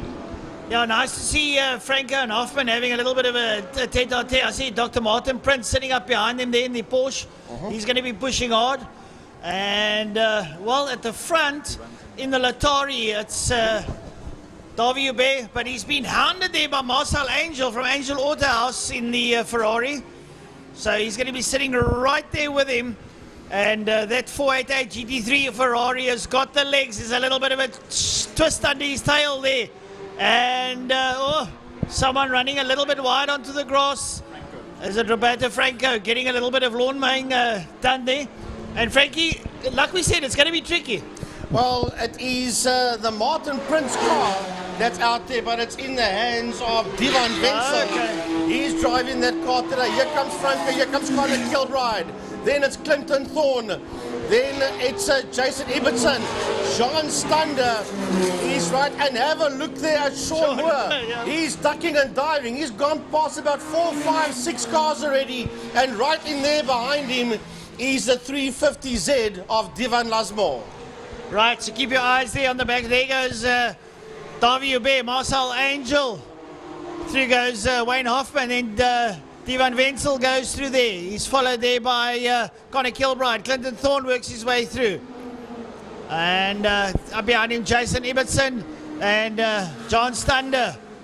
Gary Thompson's in there. Sean Moore, Divan Lismore, Yanni Atsi, Stuart Spooner. Everybody's in there. That's counting. Well, the big thing here at the sharp end of the field is that Davy Hubert and a man that's been around here longer than I care to mention, Marcel Angel. Yeah, so that is in P1, that's Hubert. There's Angel coming through. There is Wayne Hoffman. Then Divan Wenzel coming through. Behind him is Roberto Franco, Connor Kilbride, and Clinton Thorne. Jason Ibbotson. Behind Jason Ibbotson, it is John Stander, and here comes Sean Moore up on the inside of Gary Thompson. Divan Lasmore, he's in there as well, and Yanni Hatzi is a bit further down, so it's a heck of a fight here in this mid-pack as they work their way across the start-finish line and race down towards that very technical right-left chicane and then into Cape Town Corner. Someone that's doing pretty well there is Jason Ibbotson, sitting in P8. 1 and 2 go through on screen there. They work their way through Sarl Sweep, going down the Tigerberg straight away down towards Dams. And it's Davy Hubert and Marcel Angel's tracking him for pace. Now the question remains with Marcel Angel. Is he going to hang around with Davy Hubert and maybe try and pull the pin here with about 2 laps to go? So we'll have to watch and see now as they work their way through Castrol Corner. Lovely stuff there. Right, so we've got the 2 Ferrari-powered cars. One is a genuine Ferrari. Oh, Marcel looking up on the inside. Marcel's up on the inside and he takes him going into turn 5.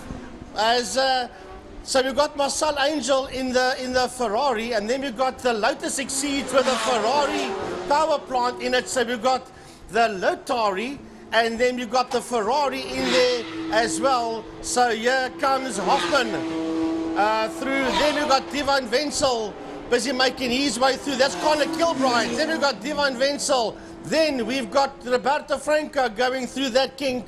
Man, it's action-packed all the way through.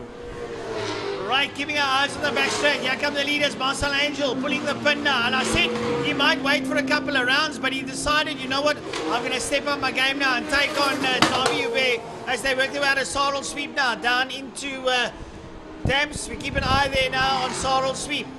Coming through there now, that's Wayne Hoffman. Hoffman followed there by Divan Wenzel, and then up behind him Roberto Franco in the R8 Audi. Pulling through there, Connor Kilbride and Clinton Thorne. Kilbride and Thorne running down the Tygerberg Straight towards a Sorrel Sweep. And here comes Sean Moore. And Sean Moore, that is Ibbotson, Moore, then it's Stander, then it's Thompson, then it's Lasmore as they come through. Then Stuart Spooner is in there behind them, but here come your front runners. That is Marcel Angel. Davy Hubert, 116.163 by Marcel Angel. He's the man that sits out there in P1. Working his way down the Jabez Straight. That is Ibbotson. Behind Ibbotson is Moore. Behind Moore is Thunder. Behind him is Thompson. And right on Thompson's case is Lasmore, followed by Spooner. That is the fastest lap around Killarney today. 1 minute 16 by Marcel Angel of all the classes. To be expected out of a sports car. Sean Moore lights up the circuit there. He's head there, John Thunder. Carrick Thompson there with Divan Lismore. Go up over the line. They follow there by Stuart Spooner. Spooner is there, head of Hutsie. That is much of the circuit. The rest, Fareed, Salomon and Smith still have to come through, but Marcel Angel is now coming into their midst. We see Marius Fareed busy making his way through with that SLK of his as Clive Smith just moves right out the way and he allows the leader through. He allows Marcel Angel through in the Autobus Angel Ferrari. It's been a long time. Welcome back, Marcel. Then the Latari of Davy Hubert, that's there in that second position. And the Ferrari is getting away from the Lotus. There's 2.1 seconds between them. Here comes Wayne Hoffman. Right behind him, it's Divan Wenzel. The two Porsches on nose to tail. Then it's the the Audi R8 of Rob Franco. Right behind him, it's a BMW of Connor Kilbride and the Lotus 7 of Clinton Thorne as they run down the Porsche Club Straight through the kink towards Cape Town Corner. Lovely stuff there now as we watch him now. And the leaders now making their way down into Thames. They're going to work their way now up towards Castrol. And Marcel Angel, rolling back the years, hasn't raced since last year sometime. Back down the Autohouse Angel 488 Evo Ferrari, working his way through the Latari there of that man Davy Hubert sitting up behind him. And Wayne Hoffman also working his way through the traffic. As on screen, we've got a couple of cars going down or going up into Sorrel Sweep, and I think Sean Moore is part and parcel of it. Chasing Jason Ibbotson. So we've got Ibbotson, the two V8 Masters, and right behind him there was Sean Moore. That's the two cars making their way through Damstip. That is Jason Ibbotson and Sean Moore. As we pan back here to Connor Kilbride and to Clinton Thorne, here comes Clive Smith. He's going to be lapped there by Roberto Franco. And then once again we see Connor Kilbride and Clinton Thorne working their way down the home straight towards that kink. That sausage curb will do you no good if you climb over that thing, that's for sure. And then there's a big gap before we see the two V8s come down towards us. Lovely stuff on screen there. The rest of the field coming through there. It's Stander, Lasmore, Spooner, and Yanni Hutsie is a little bit further back. There he comes out of Castrol Corner. But here comes your leaders already. Carving his way in the field now with 2 laps to go is Marcel Angel, the fastest man around Killarney today. He'll be pretty happy with that. Davy Hubert sits up there behind him now. Go up at the line to start their penultimate lap. I think they're going to come around and start their final lap. Yep, there's one more lap to go for them. 2.4 seconds between the two of them.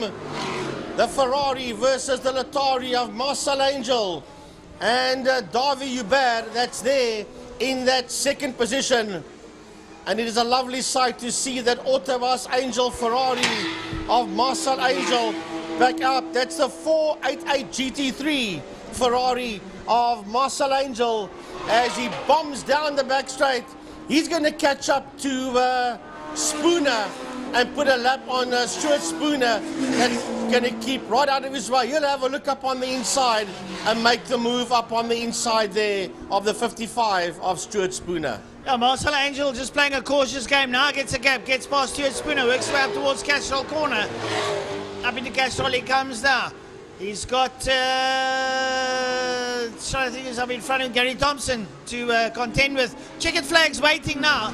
Marcel Angel in the Angel Autohouse Ferrari 488 works his way out of turn number 5, Block Coin corner.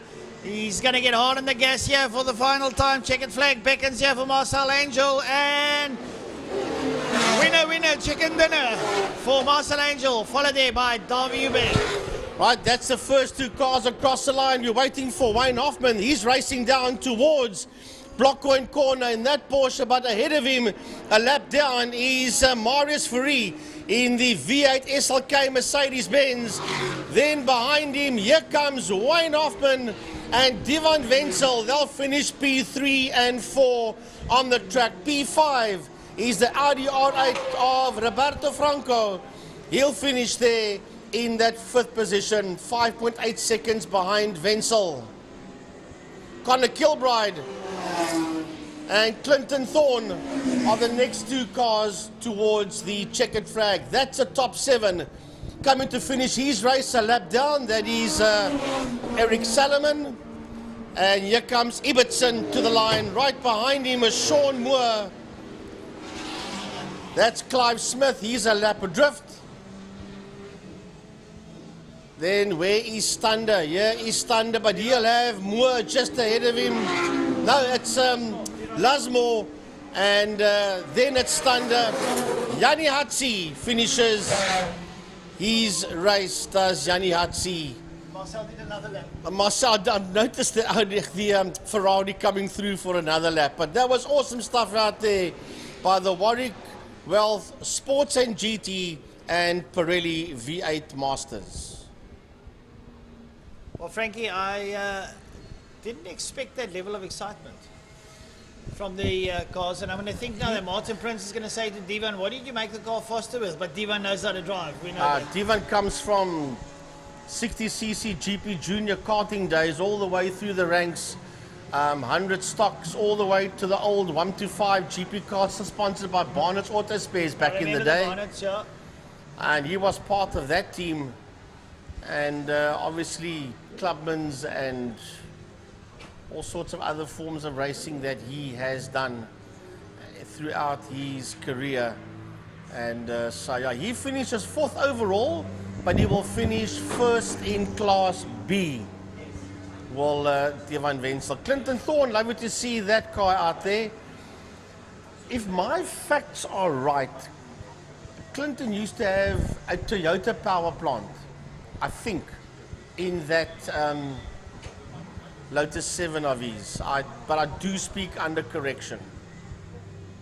I know that Louis De Jager, when he raced the Lola, he had a Toyota engine inside there, so I could be getting those 2 confused. But as Uncle Louis is downstairs here in the VIP lounge, nice to see him. He was here last night at the function. Having a look there on screen, look at that sausage curb, but unsettled that car of Gary Thompson. That was Thompson, yeah, but managed to salvage it, and that's the checkered flag when Angel got to the flag just ahead there of Davy Hubert. You see, when you brake late, you're turning the car, so it's going to flick on you. Very Divan to get through on that one, yeah. Divan Lasmore had to take some serious evasive action and go through the cones. But I'd rather go through the cones than plow into each other. Jean Stander was just ahead of them in the Ligier. But yeah, that was the... Good driving from Divan, he didn't touch a cone. Yeah, lucky for him. He passed his exam. So once again, you can vote for your competitor of the day by voting on the following cell phone numbers: 060-352-2890. Now, folks, like I said, make sure that is someone that is competing at the top of their form today, that you think deserves the driver or the rider of the day, or the competitor of the day, as they call it, and put in your votes. We'll probably get a score later this afternoon. I will be here until about 3 p.m. and then if you want to, after Killarney and you've done prize giving, come down to Zone 7, some dirt kart oval.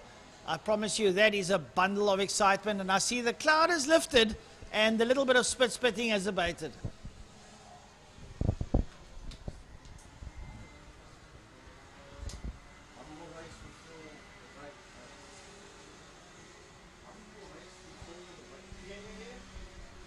All right, folks, next up we're going to have the Pirelli Clubman Classic and Breakfast Run motorcycles. And that too in its own right is a class that is really growing in leaps and bounds and creating lots of excitement. Expect to see a good couple of riders out there competing. And it looks like my Scottish friend's going to join us. David? Oh, friend. Oh, when did that start? Yeah. We don't pull punches in the commentary box. We tell the people like it is, you know? Friends. What friends? Oh, you've got to love it. The camaraderie, the banter, I believe the kids call it nowadays. Not that I would know, but again, this is one of my favourite classes here, the Pirelli Clubman Classic and Breakfast Run, because it's a real poiky of riders and abilities out there. You know, David, you actually hit the nail on the head. They're calling it a poiky of riders because it's a bit of a stew, yeah. And a mixed bag, and I'll tell you something, there's some good riders in there. There's up-and-coming youngsters that are really, well, not only just youngsters. You know, a couple of boys are really putting their hands up and deciding to ride properly. So the bike's just about to make their way out onto the circuit. The whistle blows and they are cleared to head out. And again, I think it's been a really, really interesting day here for the reverse layout. I think a lot of the riders, a lot of the drivers very much enjoyed it today. Right, I'm going to run through the classes in the thousands. The club in thousands, we've got John Momberg and William Morris and Wayne Gresser. Morris has been on some sublime form of late. In the 600s, Gerard Joubert, Lubo Valentisana, Derek Hendricks, Saad Adam and Evert Koorts with Willem Lowe. All very competitive. Going into this classic superbike, so here's a couple of names you like to throw around. We've got Mario Ferreira on the Kajiva Raptor. We know about that red bike. Mr. Wessel Kruger on a BMW Boxer Cup 1100S. John Kosterman and Mr. Norman McFadden, father of the great David McFadden, who now resides over in Europe. Stormy Norman is out on also on a Gixxer. And then the breakfast run, we got Mario Snell on the Gixxer 750, Quentin Retief on the Quacker ZX6R, and Glenn Collins on the 1000 BMW.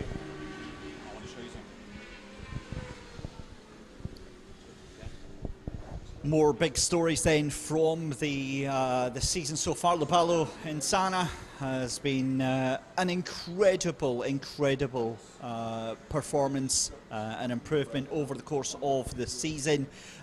Jumping in, we thought Saud Adam was going to be away and safe with qualifying this morning, but Lubalo coming in with that 125.4. What's that? It's 0.6 of a second faster than Saud Adams. Gerhard Joubert in third position. Willem Morris is going to line up on row 2 alongside. Row 3 is going to be Mario Ferreira and Derek Hendricks. Row 4 is going to be Wessel Kruger and Wayne Gresser. Then on row 5, Augustin Ntwari alongside Johan Momberg. And then on row 6 is going to be Norman McFadden. He's going to be alongside the number 81 of John Kusterman. And then row 7 is going to be Glenn Collins alongside Marius Snell. And then Quentin Retief rounding out the back of the field here for the Pirelli Clubman Classic and Breakfast Run, your last race of the morning before we throw it over to some interviews and then the lunchtime show, which I'm sure will have a few familiar faces on it today. But Francois, obviously the final race of the morning. Look, I've got my name in lights on the TV screen. And you, hey? I'm famous. We're famous now. I'm famous, yeah. But we're not as famous as these riders that are about to take part here. Again, you know, I'm looking at the likes of Wayne Gresser down in 8th position in that Clubman 1000s. But I'm also, you know, I was talking there about the number 53 of Insana. on that LB Auto CBR 600 RRs. We've got a little bit of confusion there. I believe that is Vessel Kruger, is that, in the 60? No, it's Quentin Retief. So Quentin Retief actually starting several rows up. Right, looks like we're about ready to go to rumble, and away we go. They work their way down. They're going to go straight down before they hit the kink. Work their way down towards Cape Town corner. You go down, you're probably going to drop down a gear or two now. Lean it in left. It's still a cambered corner.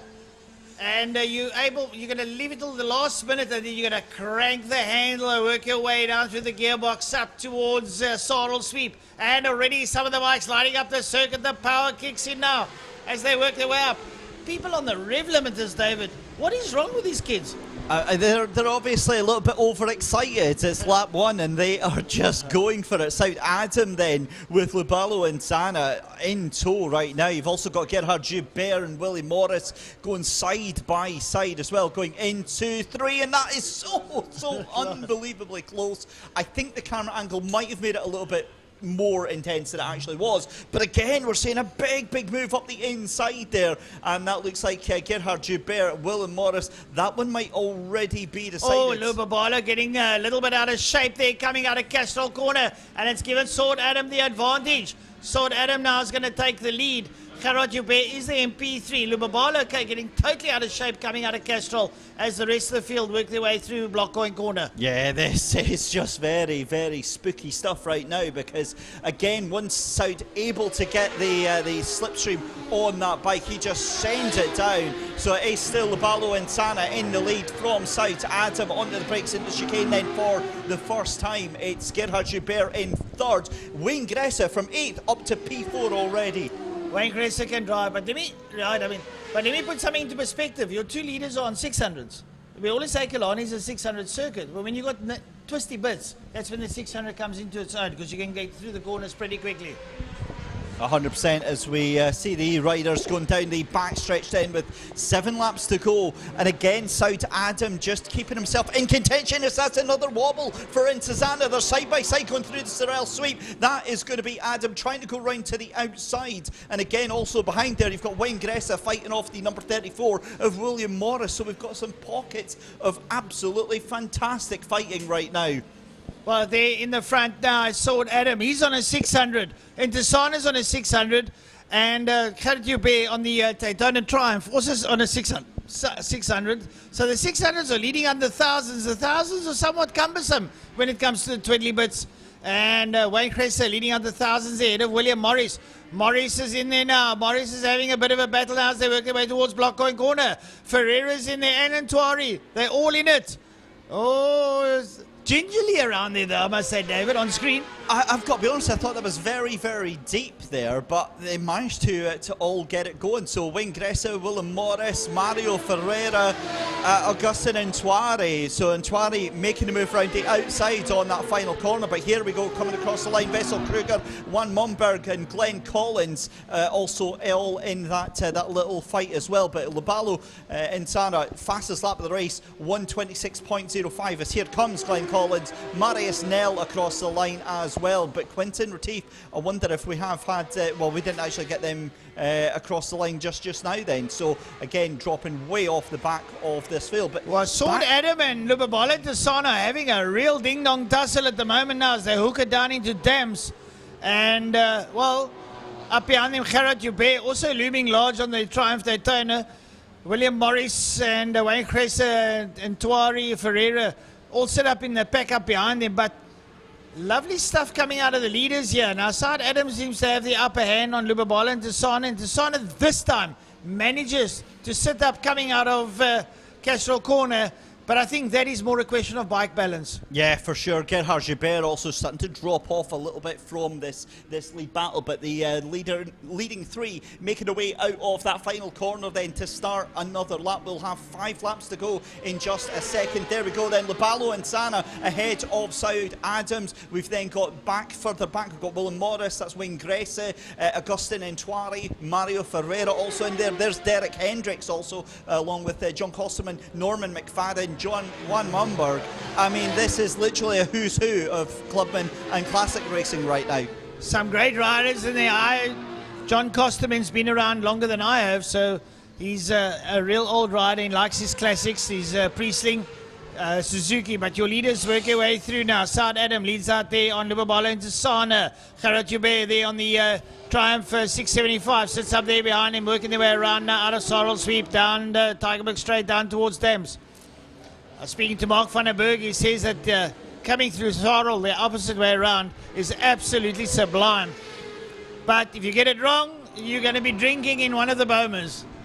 Yeah, for sure, and that is definitely not what you want to have happen, especially going into, for instance, that opening chicane, as we're also keeping you updated with everything else that's going round out of turn 4 is going to be your race leaders, as down into that final corner then, Lubalo and Sana, for the first time in the race, starting to get a tiny little hint of daylight between him and Saud Adam, that number 66, the 600 just behind him, chasing him down, that CBR 600, that gap is now gone to 0.6 of a second, although Saud Adam taking the fastest lap of the race. Here is Willem Morris then, with Mario Ferreira is going to be close in tow. I say close in tow, it's the best part of 6 seconds now, make that maybe 8 seconds as Morris comes across line. Mario Ferreira though hunted down by Wayne Gressa. Gressa genuinely in with a chance here, and it's about 15 bikes after that. Hendricks, Kosterman, McFadden, Momberg, Kruger will be coming out of that battle as well here.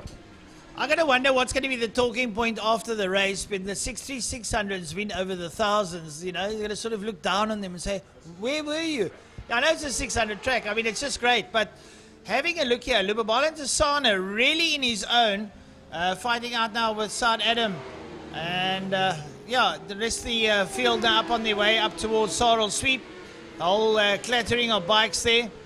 But it's, I must admit, David, saying it's a 600 track because you got to be nimble. And we've got now the chicane opposite way, you know, anti-clockwise. But the anti-clockwise thing, especially when you come into the far side of the circuit where, say, from Damps down into Blockcoin, that's where the 600s really expedite things. 100%. And on that note, you know, we mentioned the chicane. The chicane is a defining factor of why that is. But the other thing I think is confidence. You think of all the 1,000 riders, it's just, you know, constant practice as we see a little bit of... Is that Kosterman and Norman having a bit of a tussle? It is. Ferreira and Twari in there. Gressa also just properly having fun going into this final corner, and we're keeping an eye on through turn 3 into Dam Step as well. But again, you know, if the 1,000 riders were racing this every single month, I think it would be a different story. I think it would be much closer, but because of that chicane and because it's brand new to these riders, I think the 600s are absolutely going to have this every day of the week, as we see side by side coming through, and this is going to be a cracking end to the race here.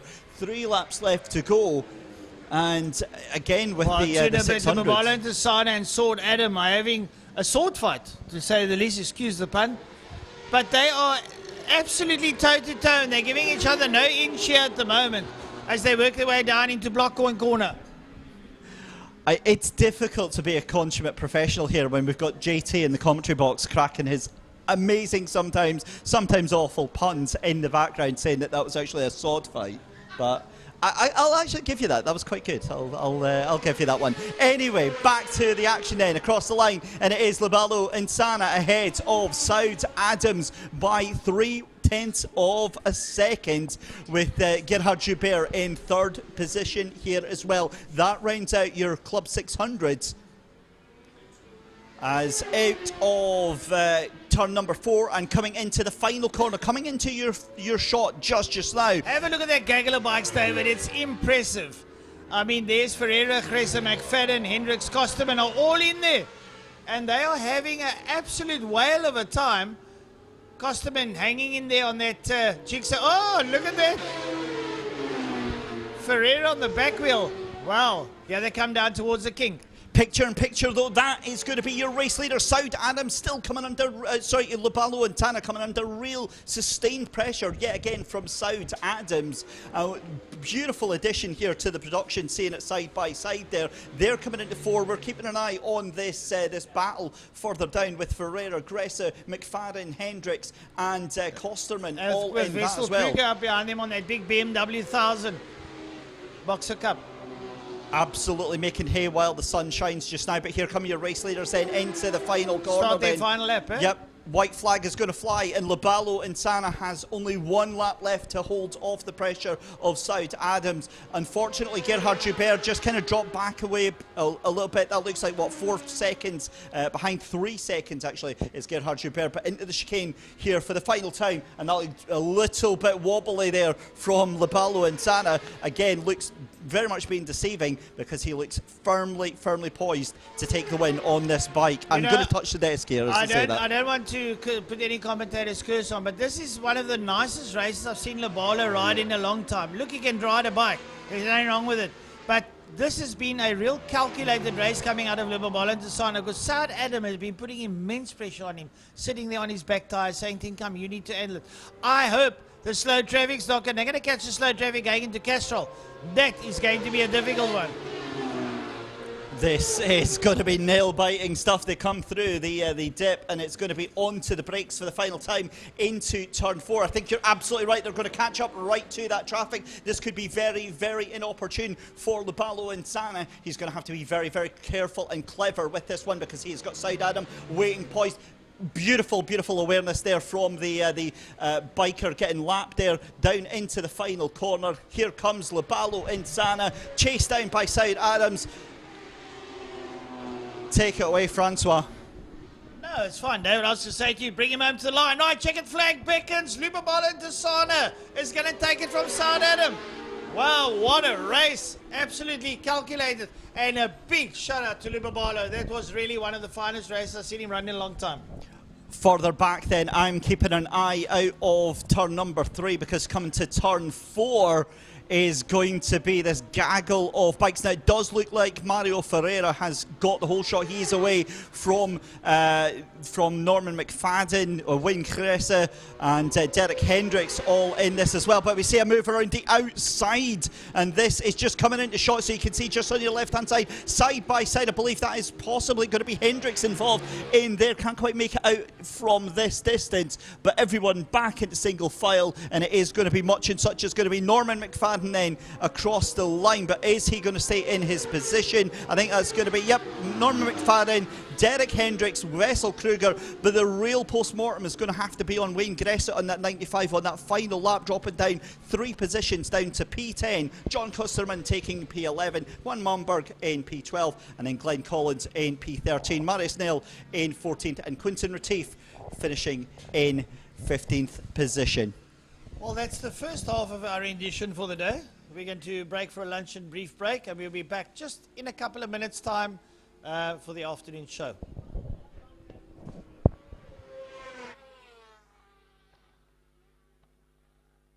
Don't forget to vote for your competitor of the day as the first 10 classes come to a close. Still some laps down to the end of the grid. Competitor of the day, be sure to call in to the telephone number to our WhatsApp line here at Killarney International Raceway. That being 060-352-2890. There it is on the screen for those around the circuit. 060-352-2890. And also a huge thank you, as well as we'll have the Mustang Club that will be doing a parade around the circuit during our luncheon interval. So a big thank you to everyone involved in bringing the classic American pony cars out for a display around our historic circuit. Other than that, we'll see all of you after lunch. Be back in a little bit. See you soon.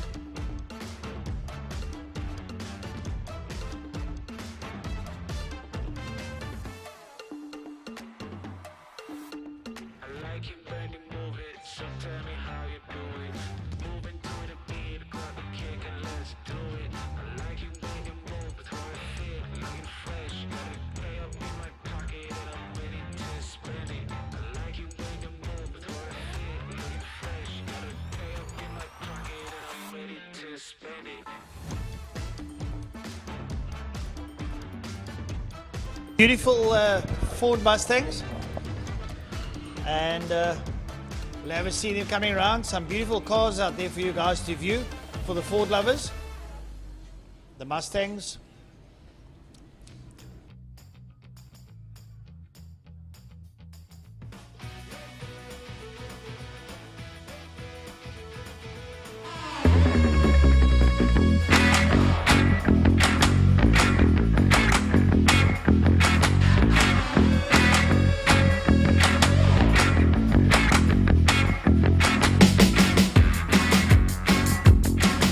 Series round number 7. I am standing here with Mr. Rico Barlow from Rico Barlow Racing. Rico, how are you? I'm very well, thanks, buddy, and thanks for interviewing us. We appreciate it. Listen, when we've got a gentleman that looks after this caliber of cars behind us, so just to give you guys an idea of what you might not be able to see on camera, behind me is a 992.2. 992.1, that's Wayne Hoffman's car. Next to that, just behind that, is an Audi R8, Roberto Franco's car. And then on the other side is a BMW E46 M3, a beautiful bunch of cars. Rico, what's it like looking after all these cars? Oh, you know, we're very fortunate. We've got some lovely toys in our factory, and I like how you refer to them as toys. They're very expensive toys. They are. And you know, the guys that own them are really, it's a lovely crowd of clients that we've got. We've all become friends, which is great as well.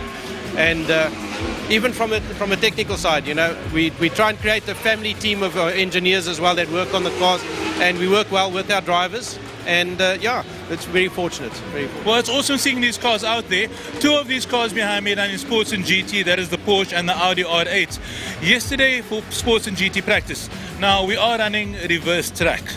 The 992 went off. What happened there? So, you know, it's a silly mistake in the sense of if you look at it on the footage, but it's a real mistake. When you're looking at the circuit the way it is now in reverse, it's a completely different track. Okay. Secondly, it wasn't built for this. So one has to understand the exit out of corners. There's not a lot of runoff and things like that. So if you look at the footage, you can see Wayne comes out of turn 1, he blends it a bit wide, picks up dirt on the exit of turn 1, or what is now turn 5. Comes down the straight, but then there's another car in front of him. He overtakes the car, gets next to it, and there's not enough space before you need to hit the brakes to come in front of that car and get your normal line through the chicane. So ended up 1.5 meters too much to the right-hand side, trying to hit the same brake marker. There's just not enough space. The Porsche being a tail-happy car, as soon as you hit the brakes, you're transferring all that weight to the front wheels. And if you don't have enough space to turn in, that's exactly what happens. Well, look, even with that little incident yesterday, I chatted to one of you guys, and you guys got the car sorted. What's the car looking like now? So we were very fortunate. Immediately we contacted one of our other clients, Charles Visser, and asked him, can we borrow parts from his car? So you stole Charles' parts? We got a wing from Charles, we got a mirror, we got some inner body panels. And yeah, my guys, I mean, they did an amazing turnaround, put the car together again, strung the car, just set up quickly. And yeah, we qualified very well, so we're happy. I'm assuming you'll find an invoice in the mail on Monday. Rico, thank you so much. Pleasure speaking to you. Thank you very much. Thank you.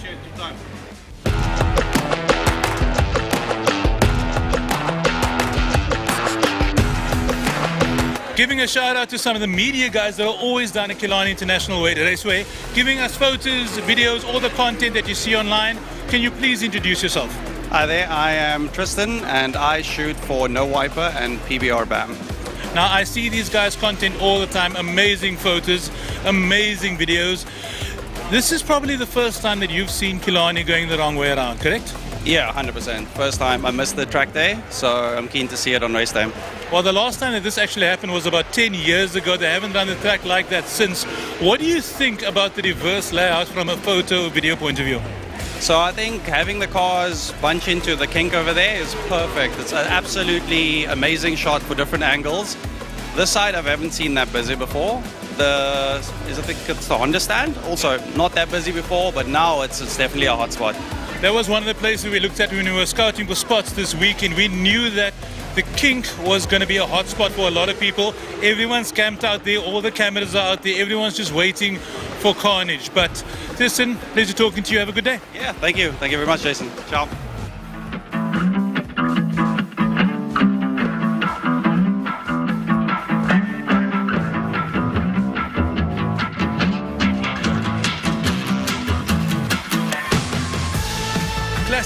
was race number 1 in the bag. We are standing here with Pierre Vierlo, mainly because of an amazing on-track battle that he had with Powell. You're kind of a regular on the show. We had you on this morning. How was that race? It was epic. It was it's cold this morning, so the track is a bit slippery. Louis is a phenomenal driver. He's an ex-Group N and a Classics driver, so he hasn't been on the track for a couple of years now, or a year and a half at least. It was good. I had a bit on the pull in him on the straights because I've got the power, but he's very quick in the corners and on braking, so I had to watch him in the middle the whole time. It was a good race to watch. He was keeping you honest all the time, but let the viewers know why you had to put on him in the straights. You've got the Mazda, the RX-7? FB, yes. It's turbocharged, so once the boost's coming in, then I've got more power than Louis. But it's very quick in the straight line. I'm struggling still with corner speed. I'm running semis as well. So, yeah, that's it. You got any expectations for race 2? If I can just finish in front of him again, I'll be happy. I'll never catch Franco. I mean, Franco is next level. But yeah, it was great. I had good fun. Thanks for the chat. Good luck with the next race. Thank you.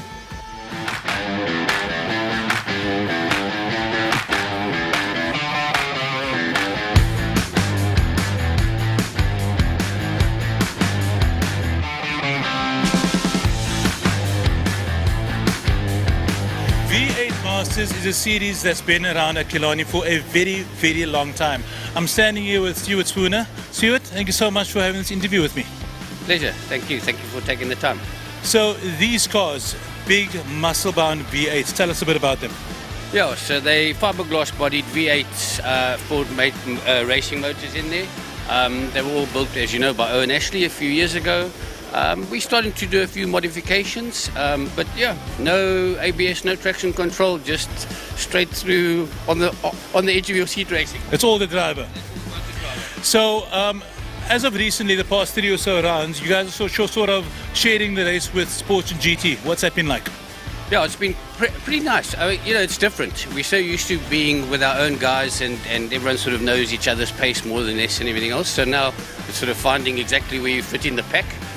The difficulties being some of the cars in there are seriously rapid, and so you've got to have your wits about you. But yeah, it's been a bit of fun, and to dash with things like Porsches and that for a change has been good fun, must say. Well, I'll say from the outside, it's been awesome watching those races, but this weekend is reverse track at Killarney. Talk us through that experience. Yeah, I used to drive the supercars many years ago, and we did it then once. Yeah, it's different. It's your cheapest away race, that's for sure. And you think you sort of flip the track on its head and you'll be okay, and it doesn't work that way. But yeah, it's fun. I mean, and the more you do it, the more you sort of get into it and start to understand the nuance. So yeah, I think it's a good day out. Probably not something I'd want to do all the time, but that was going to be my next question. I mean, would you like to see this as something more regular on the calendar? I think in a way, maybe it's a good idea to do it that way if you're going to do it, so that people get a bit more experience on it. But I think there'd also need to be probably 1 or 2 just little tweaks to the way we do it, because there are 1 or 2 dangerous things that are happening in there, in my opinion. And we have seen a few accidents this weekend already. So yeah, I think if you want to do it, maybe there needs to be a little bit more input as to how to modify the track and safety things. Well, like you said, it's the cheapest away race. Talk about a race. Your first race is about 1 o'clock, so you need to get ready. Stuart, thank you so much. Good day. Thanks for the time. Appreciate it. Have a good day.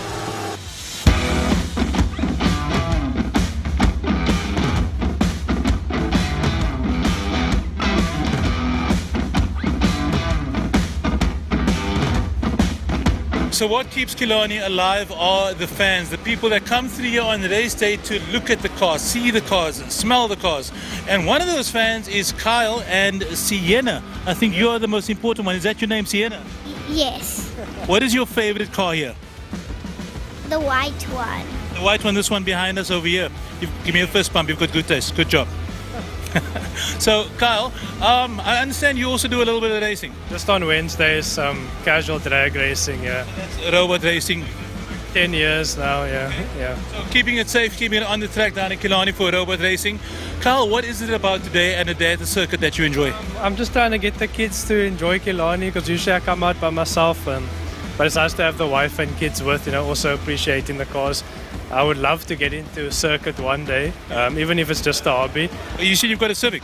Yeah, I've got a Civic, yeah. Clubman's has got a space for you, my guy. Hey, I'm telling you. Speak to the wife. That is a conversation. You're going to have the conversation by yourself. I'm sorry. I've got 3 girls. I've had to slow down on the money that I can drop into the cars and things. But yeah, I would like to keep the Civic as a drag car. Maybe get an E36 or something along those lines. It's a BMW Car Club Cape Town car. For a track day one day, and then the ultimate is a Porsche. My dream car is the Porsche is 991.2, or even a 992 is 911 GT. Well, the one on the far right over here is a 992.1 GT3 car, so maybe you've got 6 million for that car. There we go. You never know, anything can happen. Well, thanks so much, bud.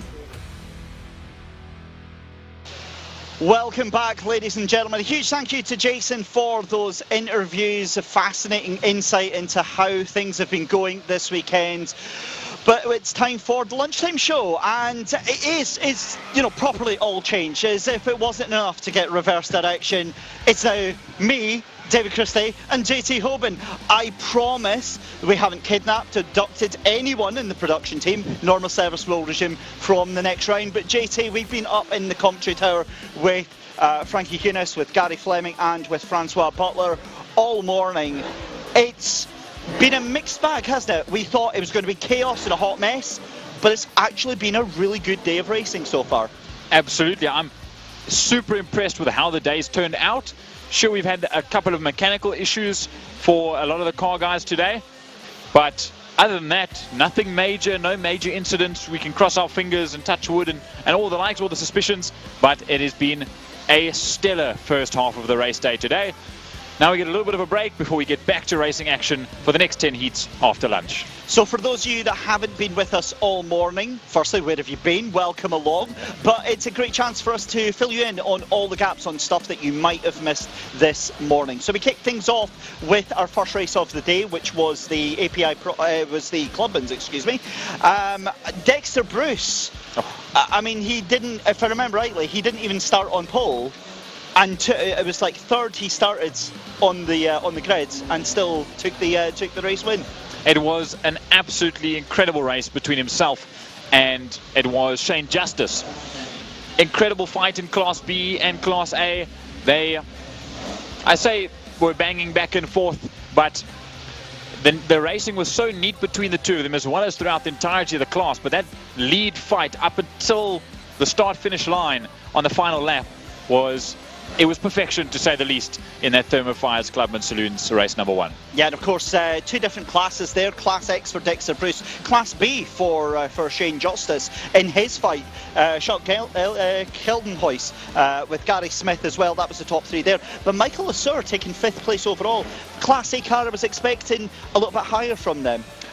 I wouldn't be surprised. I'm not 100% sure where Michael had qualified, but he was on a comeback mission of note, because there was many a time where he'd come out of turn number 5, the final corner or block coin corner, and down the main straight, and he was making it 3 wide, going down at the Porsche front straight to then dive up the inside into the chicane and beat everyone else onto the next corner, which was Cape Town corner, and he was just on an incredible set of pace today. So now he's going to be starting a lot higher up the grid for race number 2, so expect very, very good things from the 64 car of Michael Lasur. So the great thing is, because we've been up in the tower all day, the pair of us have been furiously taking notes through the course of the day. On that one though, Andre Johnson taking the Class C win as well. I think he'll be happy with that, because he was beating out the likes of Sandra Becker and Dylan Joubert, who had a technical issue in that first race. But I remember vaguely seeing the update from, I believe it was one of our chatters on YouTube,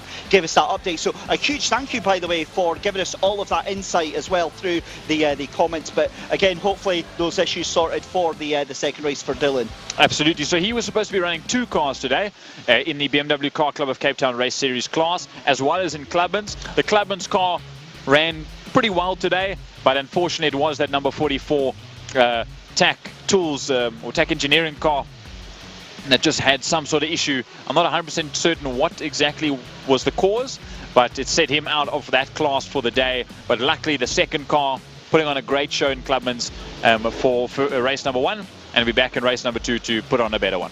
So that, I believe, is going to be the first race after the lunch break. Of course, we're going to have a minute of silence, as we unfortunately usually do, to pay tribute to fallen friends of the circuit here at Killarney. That'll be directly after the lunch break. So that was the Thermal Fire Clubmans and Saloons. And then we moved on to the Libres, the BO Trustees Formula Libres. And again, much and such as what we've seen through the season. Storm Landfair, DJ Boyson, they were kind of in a battle of their own.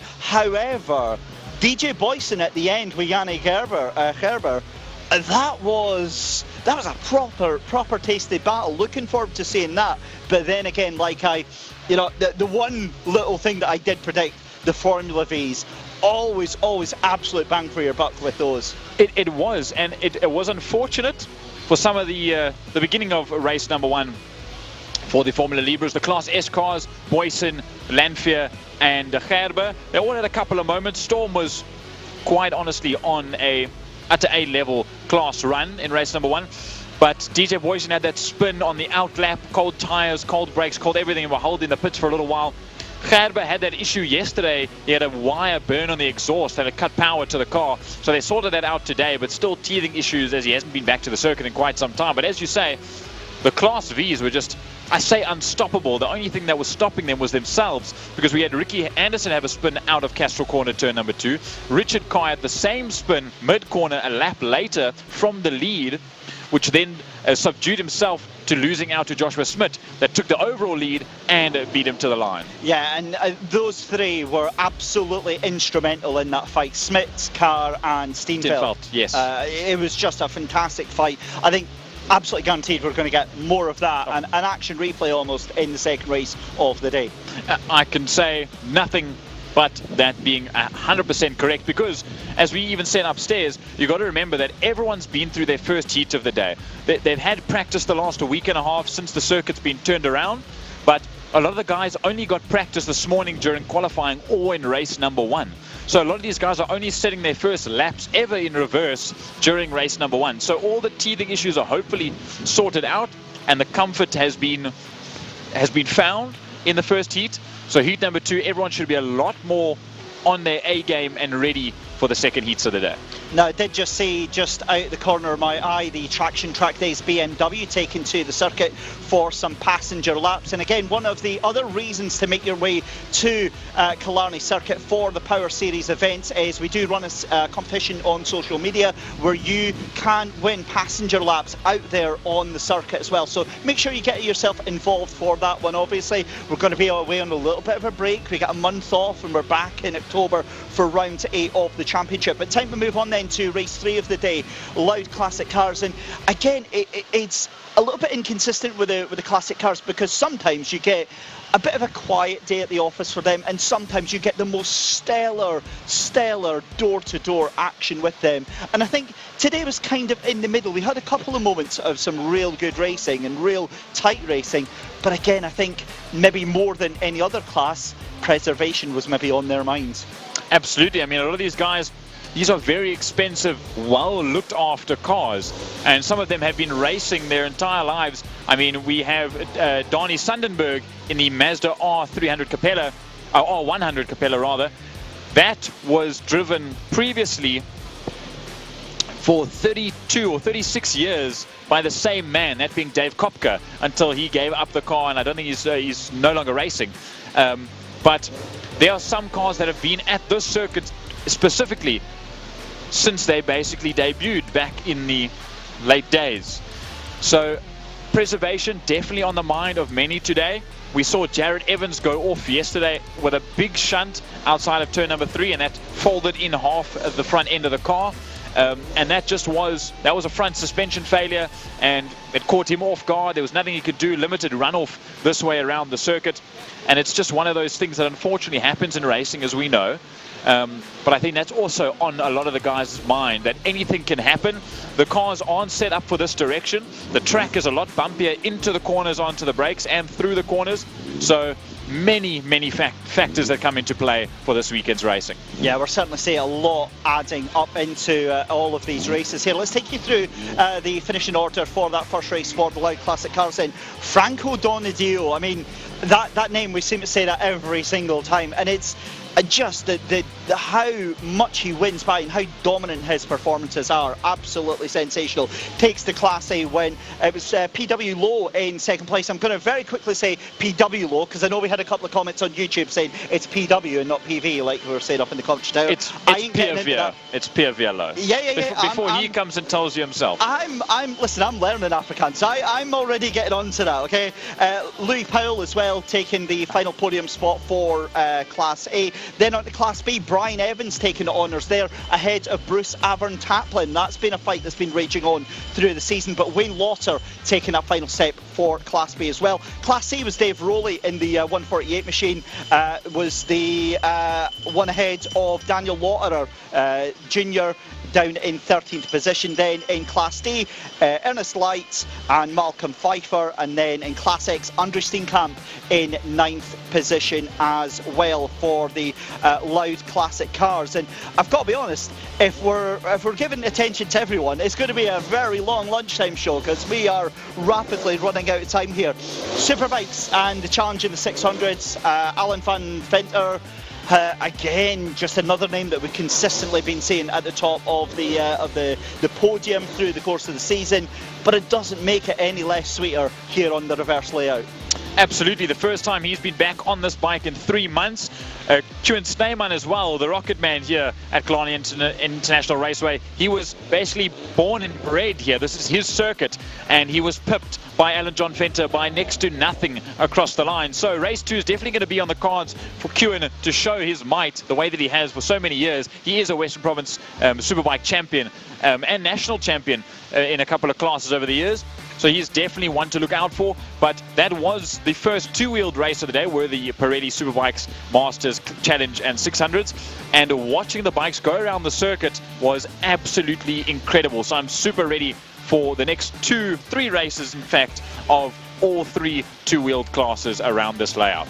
And then, of course, we had our first proper bit of drama of the day with the API Property GTI Challenge. We had a delay of about 10-15 minutes because the number 83 of Fowler had decided to do a little bit of track decoration, a little bit of littering, I think we could technically call it, as some fluids had been dumped all the way from the exit of turn 2 all the way around through turn 4 as well. So we saw a lot of the drying the drying substance being put down. And what got me was seeing the leaf blowers out afterwards, and yeah, that was quite a sight seeing both of them. It's made a really good thing of a move of things to speed things up, but also another testament to the incredible team that we have here at Killarney, our marshals and our volunteers as well. Yep, our WPMC marshals and all the WPMC officials, as well as MSA stewards that we have here at the circuit, do an incredible job in every single aspect to get a race day running smoothly and professionally throughout start to finish. So after that couple of incidents we had with the oil spill down for the debut of Philip's first race, it was a bit of a hindrance to the time, but we've worked it out super well. We've caught back up to the time without any class having to lose laps or any major incidents. Like you said, no cleaning up other than the odd corner after a spill or an accident or debris, which we've had in turn 5 a little bit earlier on as well. But today has been so smooth as of yet throughout all of the classes, and the racing has just been so good. And I think, as you said, there's a risk factor that comes into play, but also an acknowledgement factor from all the drivers and riders. They know not to push it too hard. This is a championship round. So it's been great so far. It has, and like I said, because we've been spending a little bit more time in depth about all of the classes, unfortunately we are pretty much out of time. As we said, we're having to make up an extra 10-15 minutes for that delay earlier on. So that is pretty much us for the lunchtime show for today. As always, a huge thank you to all of you at home watching on the YouTube for leaving the comments. Let us know what you think. As we said, we're dealing with a few issues during the day, so thank you very much for your patience with that. Huge thank you as always to our production team who are working tirelessly, feverishly behind the scenes. We are just a couple of moments away from our moment of silence for fallen friends here at Killarney. My name has been David Christie. This wonderful young man beside me has been Mr. Jordan Hoban. Thank you for your company today. We will see you very shortly in about 10 minutes time when we resume racing. See you then.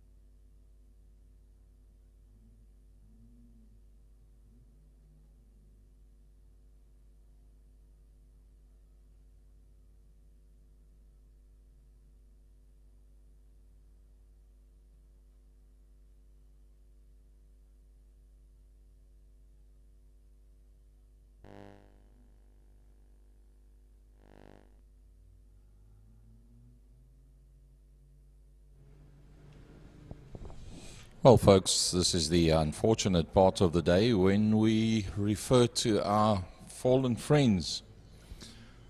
And if you look at how many people are standing on the start-finish line, if you look at who is standing on the start-finish line, you'll immediately realize it's a very special, a very respected, a very well-known person to whom we dedicate the next 2 minutes.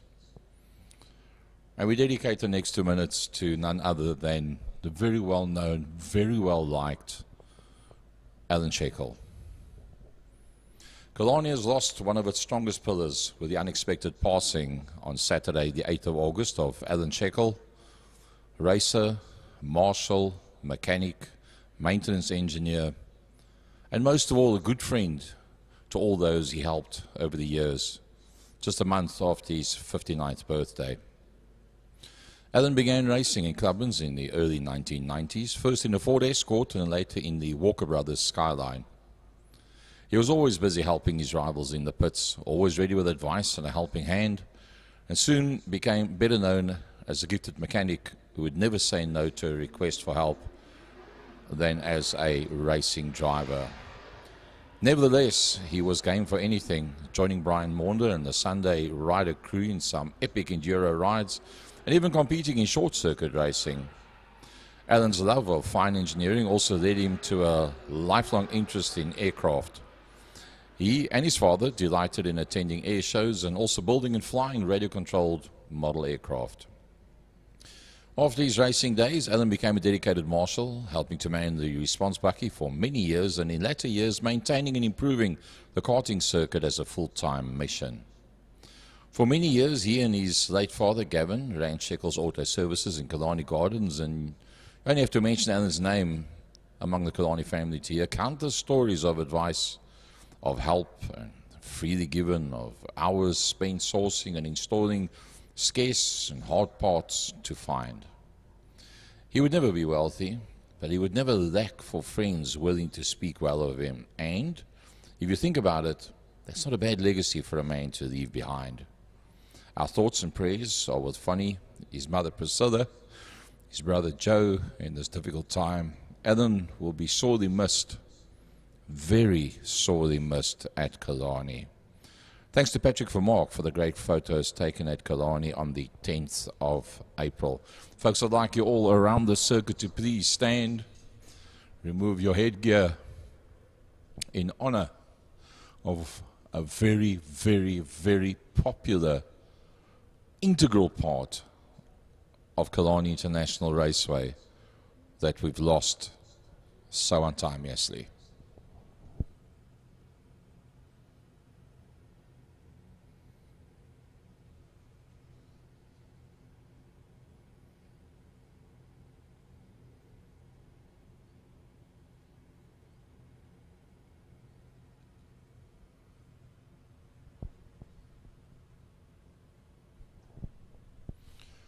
Alan Shekel's gone, but never to be forgotten. Funny from all of us to you. Strongs going forward. Thank you, folks.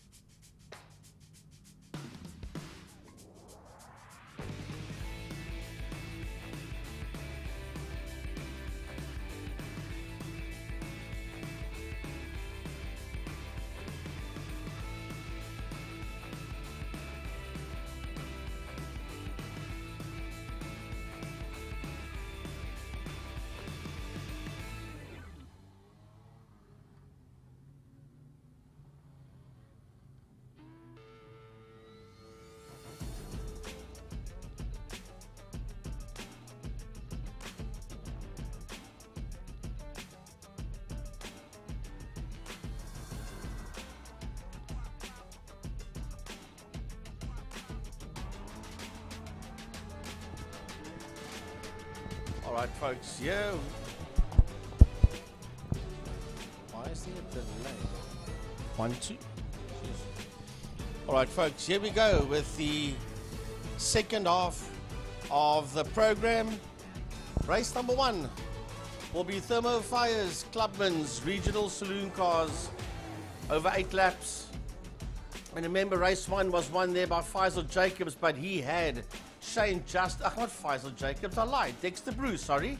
But he had Shane Justice right on his heels all the way through. Then we had the 2 Smith cars in there as well, Gary Smith, Shane Smith, Skalkie Geldenhuys was also part of that fight up front. Willie Swart, nice to see him come back. That car was for sale once upon a time. Clearly he's changed his mind, and thank goodness for that. And for those watching at home, that Jetta that just rolled through the screen there, that is the 222 Jetta of Willie Swart.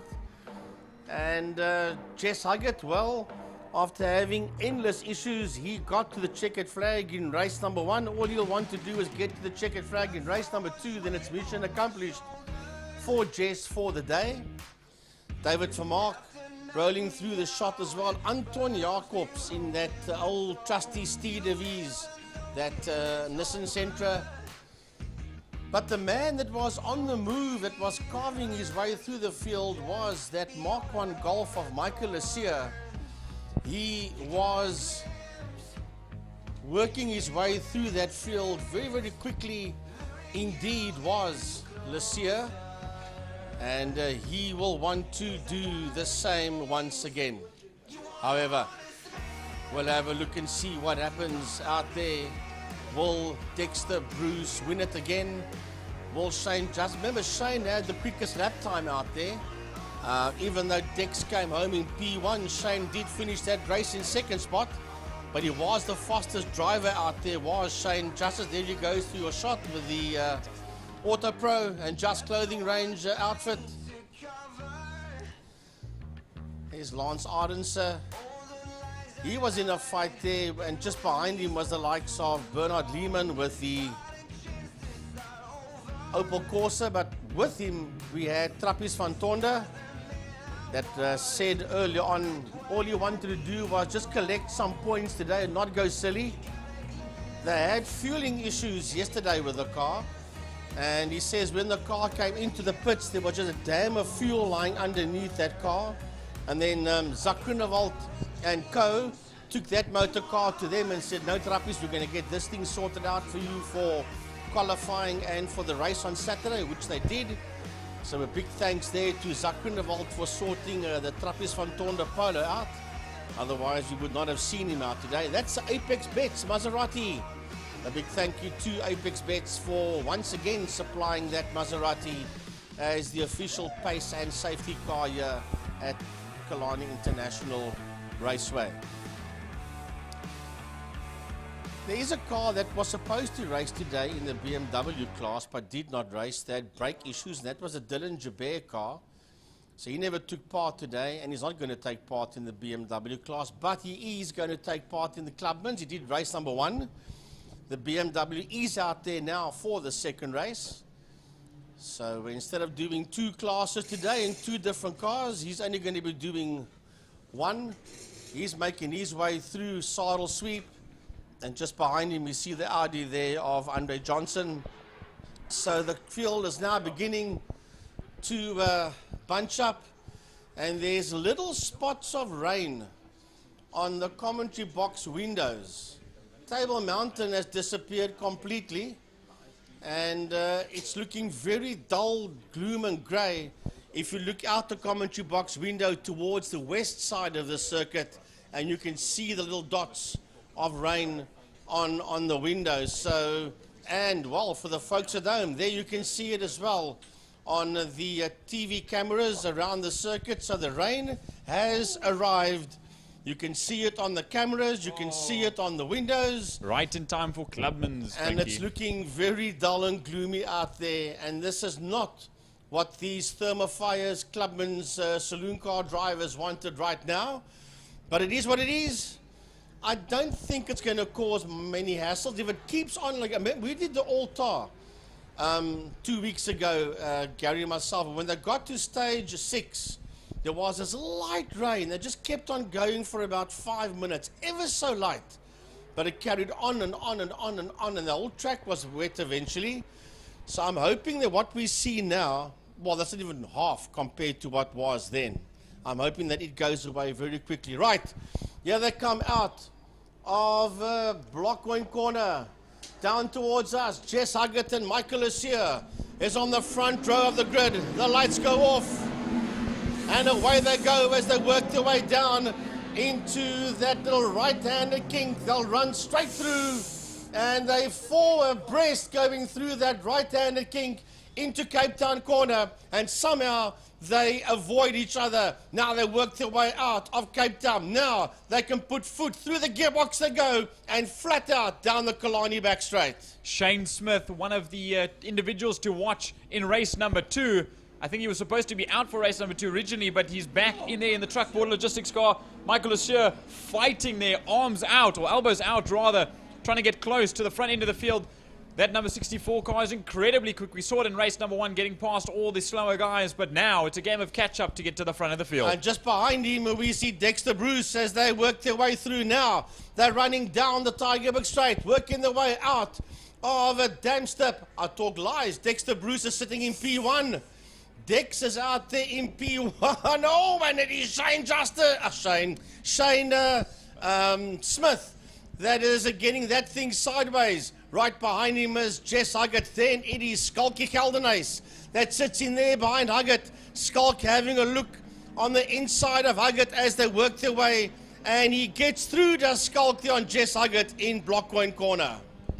Yep, through comes the rest of the field. There's Justice, there's Lucia, Carstens. After that incident in race number 1 where he pulled off to the side before the end of the race, he's back up and running once again. But it is Bruce from Smith, from Geldenhuys is your top 3. Huggett, Swart in the top 5 as they come into the chicane for the first time in race number 2. The rest of the field comes past there. I see the turbo into panel beating car of Sandra Becker. Quinton Carstens and Paul Munich get stuck there throughout the kink. So they have to just pull off and go through the cones as the entirety of the field plows on through in towards Cape Town corner. Right, as they work their way down the back straight, it is still Dexter Bruce sitting out there in P1. He's got Shane Smith right there with him. Then it's Skalkie Geldenhuys. Then right behind Skalk is Jess Huggett. Huggett sitting out there in P4. Willie Swart, he's right in there behind Jesse Huggett. Here comes Jess. Here's Willie Swart. Shane Justice, he's in there behind him as they work their way out. Then it is Gary Smith. Here's Michael Lucia coming through. Then we've got Griffin Wintle, and right behind him is Hubert and Munich. Oh, look at this, a dive up the inside of Dexter Bruce. Not many are that daring to do so, but look who's right behind. Now a sandwich between Dexter Bruce. Is Shane Smith out front in the BMW ahead of Dexter Bruce in the E36, and then the Polo of Skalkie Geldenhuys right there, up close and personal with the 2 BMWs, both yellow out front, and that will be Lance Ardenser that has taken a spin into the entry of Castro Corner, turn number 4. Bernard Lehman coming through as well, and so is the likes of Anton Jacobs, but here we go. Have a look at this. It's going to be side by side, heading into the kink. It's still, we've got a new leader. We've got a new leader, Shane Smith has got his nose up front. Dexter Bruce is in second position. Have a look at them feed their way through that right kink. There's Griffin Wintle. Then it's Hubert. Paul Munich coming through. Right behind him is Johnson, Sandra Becker. And look at them going over the flag. They're cutting the corners there by that little sausage curb. Look at this. Skalkie Geldenhuys just doesn't have the top end speed in the Polo. As there's an issue down the main straight, a double waved yellow as Anton Jacobs has spun just before pit entry, but it will carry on, and just watching this until the end of the lap. There's Jess Huggett and Shane Justice fighting nose to tail. Geldenhuys has managed to get past on Dexter Bruce. So Bruce losing a couple of spots so far from that lead position. There is Griffin Wintle from Joubert, from Johnson, Munich, Becker, Carstens, Van Tonder for Mark and Roberts. That's Chucky there in the traction driving experiences Polo 6. So back up and running again is Anton Jacobs in that Nissan Sentra. They got himself in a knot here, but which would have been the normal pit exit. Here comes Smith. Can you think of Shane's surname? Willie Swart coming through, Gary Smith coming through as the cameras move back up to the front. And here comes Skull Caldenace. He wants to get past here on Shane Smith. Here comes Justice, Huggett, Swart, Gary Smith, Michael Asia coming down. Then there's this whole heap of cars racing down towards us. That is Dylan Hubert that's leading this group into that little chicane. And he's got Johnson in there with him, Steve Griffin-Wintle, Paul Munich, and Sandra Becker. If the rest of the field will come through into the Killarney chicane. But we jump back to the lead and look, it's closer than ever. Car's length between first and second, a car's length between second and third. Skull Caldenace in the front-wheel drive Polo 6 is trying to make moves on both these BMW E36s, NA versus Turbo out front as they fight out for the lead. There is Gary Smith as well in the second Truckport Logistics car. Ahead there of Michael Lesieur. Then it's Johnson and Joubert. Alex Johnson's managed to get past, Andre Johnson rather, has managed to get past Dylan Joubert, the previous champion last year, as they go into Castrol. Out of Castrol corner, this is first, second, third and fourth. It's Shane Smith. Right behind him is Skull Caldenace, followed there by Dexter Bruce and Shane Justice. That is your top four heading into Blockpoint corner. Jess Huggett sits out there in P5. Here comes Justice. Here's Huggett. Right behind him is Willie Swart. Followed there by Gary Smith. And look who's closing up on Gary Smith big time. That's Michael Lesieur. Lesieur working his way out of Blockpoint. Here comes Andre Johnson. Behind him, it's Dylan Joubert, Steve Griffin-Wintle. And looking up on the inside is Sandra Becker. Paul Munich coming through as well. Quentin Carstens is in there. Trappist van Tonder. And behind Trappist van Tonder, we've got David Vermaak coming through, and then Roberts coming through just there behind him. A big gaggle coming through there as well, out of Blockpoint corner. There is Anton Jacobs in the Nissan Sentra as the leaders now pilot their way down towards Sorrel Sweep. On the case of Shane Smith is Skull Caldenace. Just behind them is Dexter Bruce and Shane Justice, all fighting for the same bit of tarmac, and they're running out of time. We've got 3.5 laps left to go, as now the back marker will come into play. Caldenace trying to go around the outside. Look at that hop. All of that wheel hop of the Polo in through Dam's dip turn number 3, Frankie. He must have had his heart in his throat there, Skulky Caldenace, because that car was bouncing all over the place. And here they come, and Skulk wants through. He wants to try and go around on the long side, but be careful. You attack him and you can't get through. You'll be mugged there by Dexter Bruce and by Shane Justice. Now, Skulk sits there on the outside of Shane Smith. It's Smith, and Skulk is going to leave the gate open here for Dex. No, he closes the door there on Dexter Bruce, and the man as Dex's car is sideways, and the man with the best seat in the house here is Shane Justice. Watch that train go down. We'll follow along. There is the back marker of Anton Jacobs.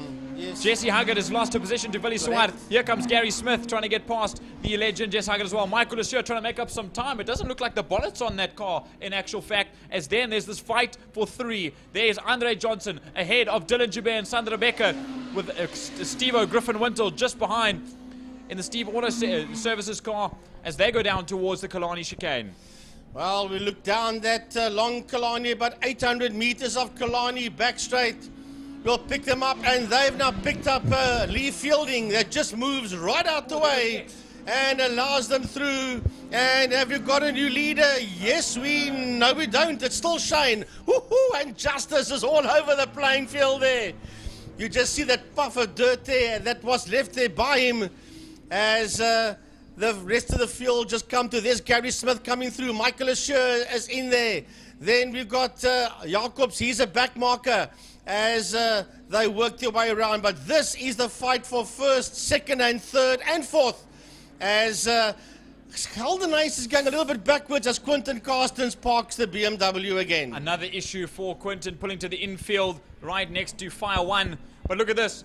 Now it went from attacking for Skull Caldenace in the Onderlede car.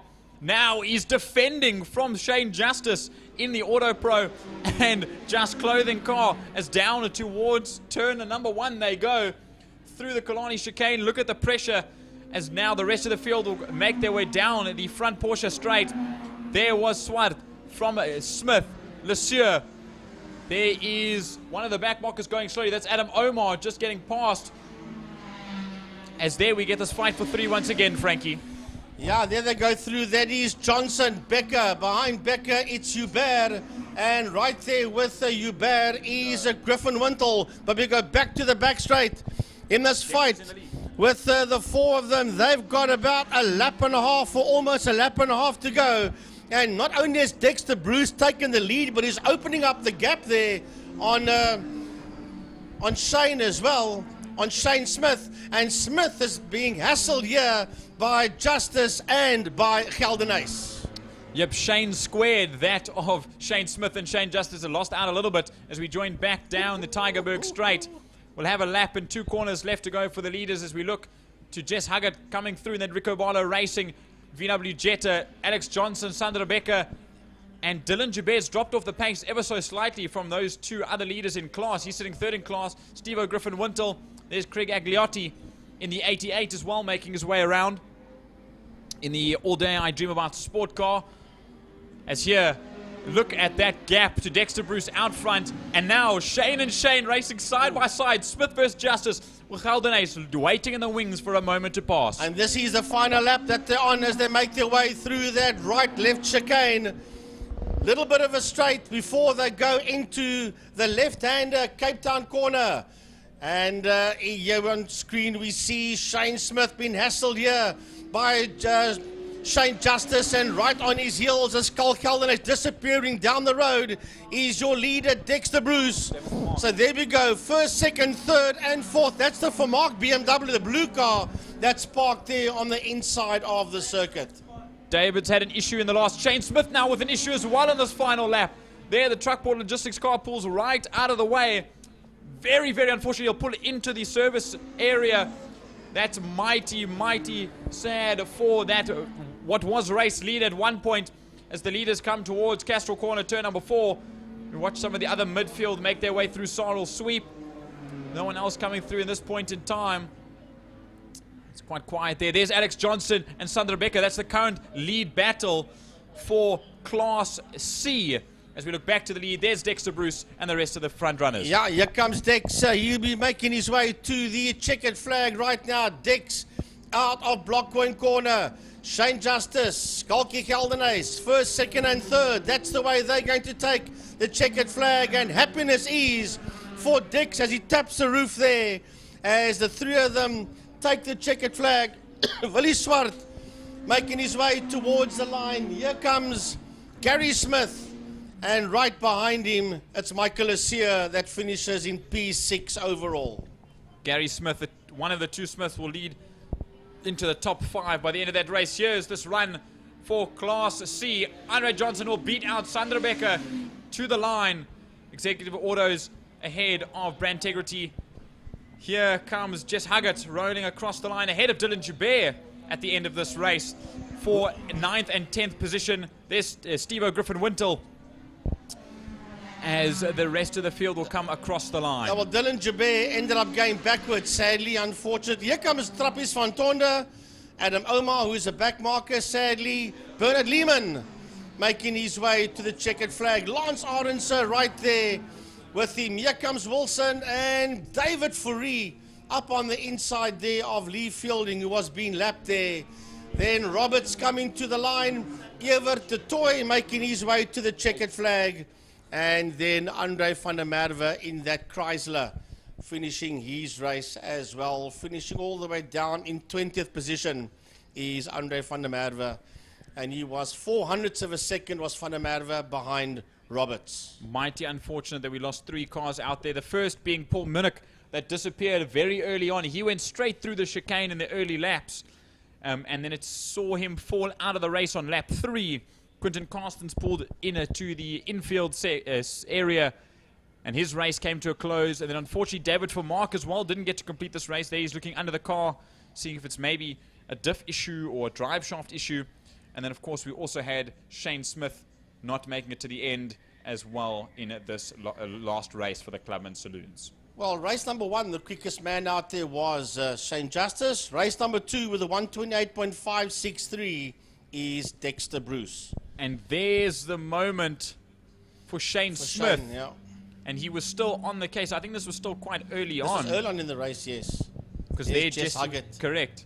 But I don't know what happened a little bit further towards the end where he lost a lot of speed and Dex kept pulling away. As we see Lance Arnser have that issue as well early on. He still managed to collect himself and I believe finished within within the top 15. So yeah, he did make the top 15 drive. and he ended on the lead lap as well. So yeah, wow. And that was very, very close. Here comes Jess Huggett through. Remember now that where Sarl opens up on you, if you go orthodox, if you go anti-clockwise, Sarl sweep closes on you. And that's why a lot of guys catch a runoff. And that's what happened in the week with Zach Leyden. And he did a big old 360 there. And you could hear him say a word on the car cam, which of course is not to be repeated over a PA system.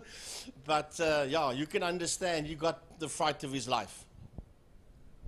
Absolutely, but it's been a mighty successful day so far throughout all of the classes. A little bit of cleanup now to get some of the cars back to the pits. Some guys will get pushed or towed or limp their vehicles back into the pit area.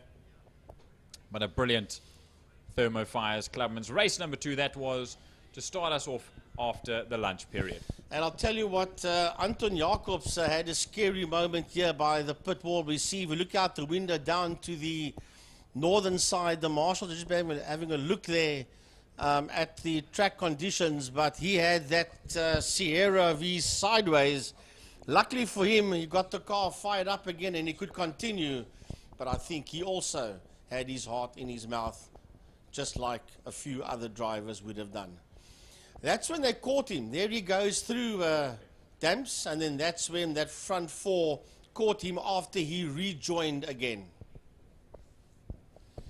And that is the happiness ease for Dexter Bruce, giving the roof a whack. Now, there was a guy that used to work with me in the Air Force. He was a motor mech. Andre Berger, the late Andre Berger. And he used to race oval track for Cape Town drivers, and every time he took a win, when they raced at the Goodwood Showgrounds, and even here at Killarney for Cape Town drivers before he stopped racing, he used to also put the arm out the window. I know Gary can verify that. And he used to tap the roof of that Cortina that he had. And yeah, Kills was his, that material company. Kells, I think, is not Kills, Kells. They in Maitland. They were still one of his main sponsors. So not the first time that we see a driver put the arm out the window and give the roof a tap to say, yes, man, I did it. So here we've got the top 3 so far for your poll. Pierre Pina is in 3rd position. Sword Adam so far is in 2nd. And leading is Craig Ben. So 2 motorcycle riders and a driver from Supercars, Pierre Pina, in 3rd spot. That's your provisional top 3. That, of course, can change between now and the close of the race event.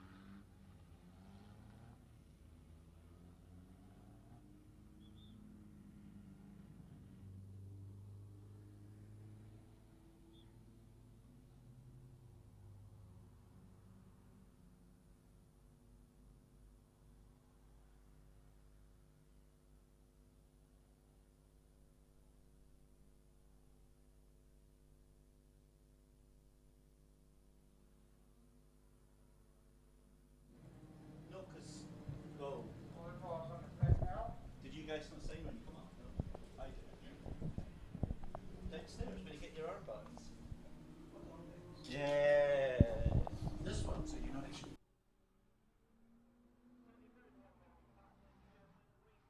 The afternoon session, the Bayo Trustees Formula Libre, and again, it's going to be Storm Landfair, I think, trying to extend what he has already done today. DJ Boyson in second place, alongside him on the front row of the grid. Yanni Gerber in row 2 in third position, Richard Carr in P4. Then on row 3 is going to be Courtney Steenfeld, alongside the likes of Joshua Smith in the number 83. The first of the Class C cars is Hayden Elwood. He's in 7th position on row 4, and that is going to be alongside Nick van der Westhuizen in the number 33 car. Row 5 is going to be Ricky Anderson and Cyril Somerville, with Donovan Ramsey and Sean Larich in row 6, 11th and 12th position consecutively.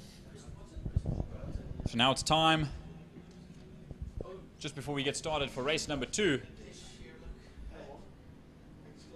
If you don't mind, David Christie, for some more of JT's fast fastidious facts. Go for it, go for it. We've had a lunch break. I'm going to run through a couple before the end of this. Today, in 1864, was the first Geneva Convention, which was adopted and signed in by the 12 nations. So, that's quite interesting. Other than that, I wish you could see the look I'm giving him, ladies and gentlemen. Here, it's not very chuffed, but because we're on the topic of open wheelers, and I haven't named a couple of birthdays as of yet, Cohen Bam, also a front runner in the VW Reynolds for Class S in Formula Libre. It was his birthday during the week as well, so very happy birthday to him. I saw everyone saying happy birthday on the group.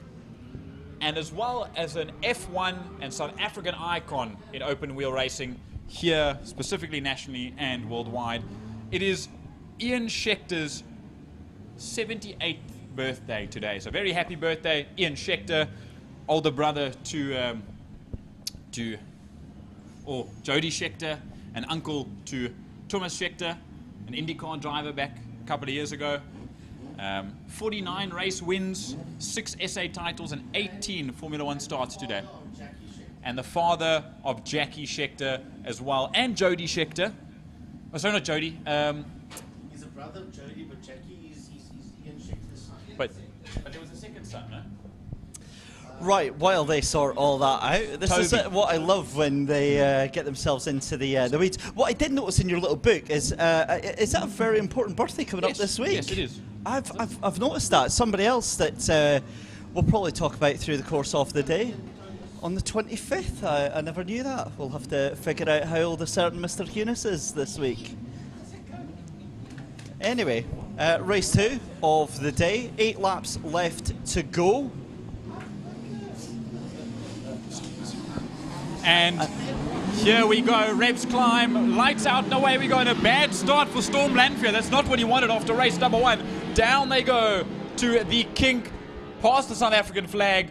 Patriotic as always here at Killarney International Raceway, and through they come. There I see Yanni Gerber in the Van Diemen, the KTM 1290 powered Van Diemen chassis, just struggling off the line there. So we'll see everyone make it through Cape Town corner, turn number 1, quite neatly, all the V's getting into place, and down the Killarney straight towards Sorrel Sweep. And this is where we're going to find out if there is any sort of track condition change whatsoever with that moisture that was there. We see side by side just a gaggle of Libre V's, and that is going to be Courtney Steenfeld, Joshua Smith, Hayden Elwood almost in there as well. But I think it's Yanni Gerber that is just off to a fantastic start, but having to defend from what is just, as you said, a gaggle of Formula V's.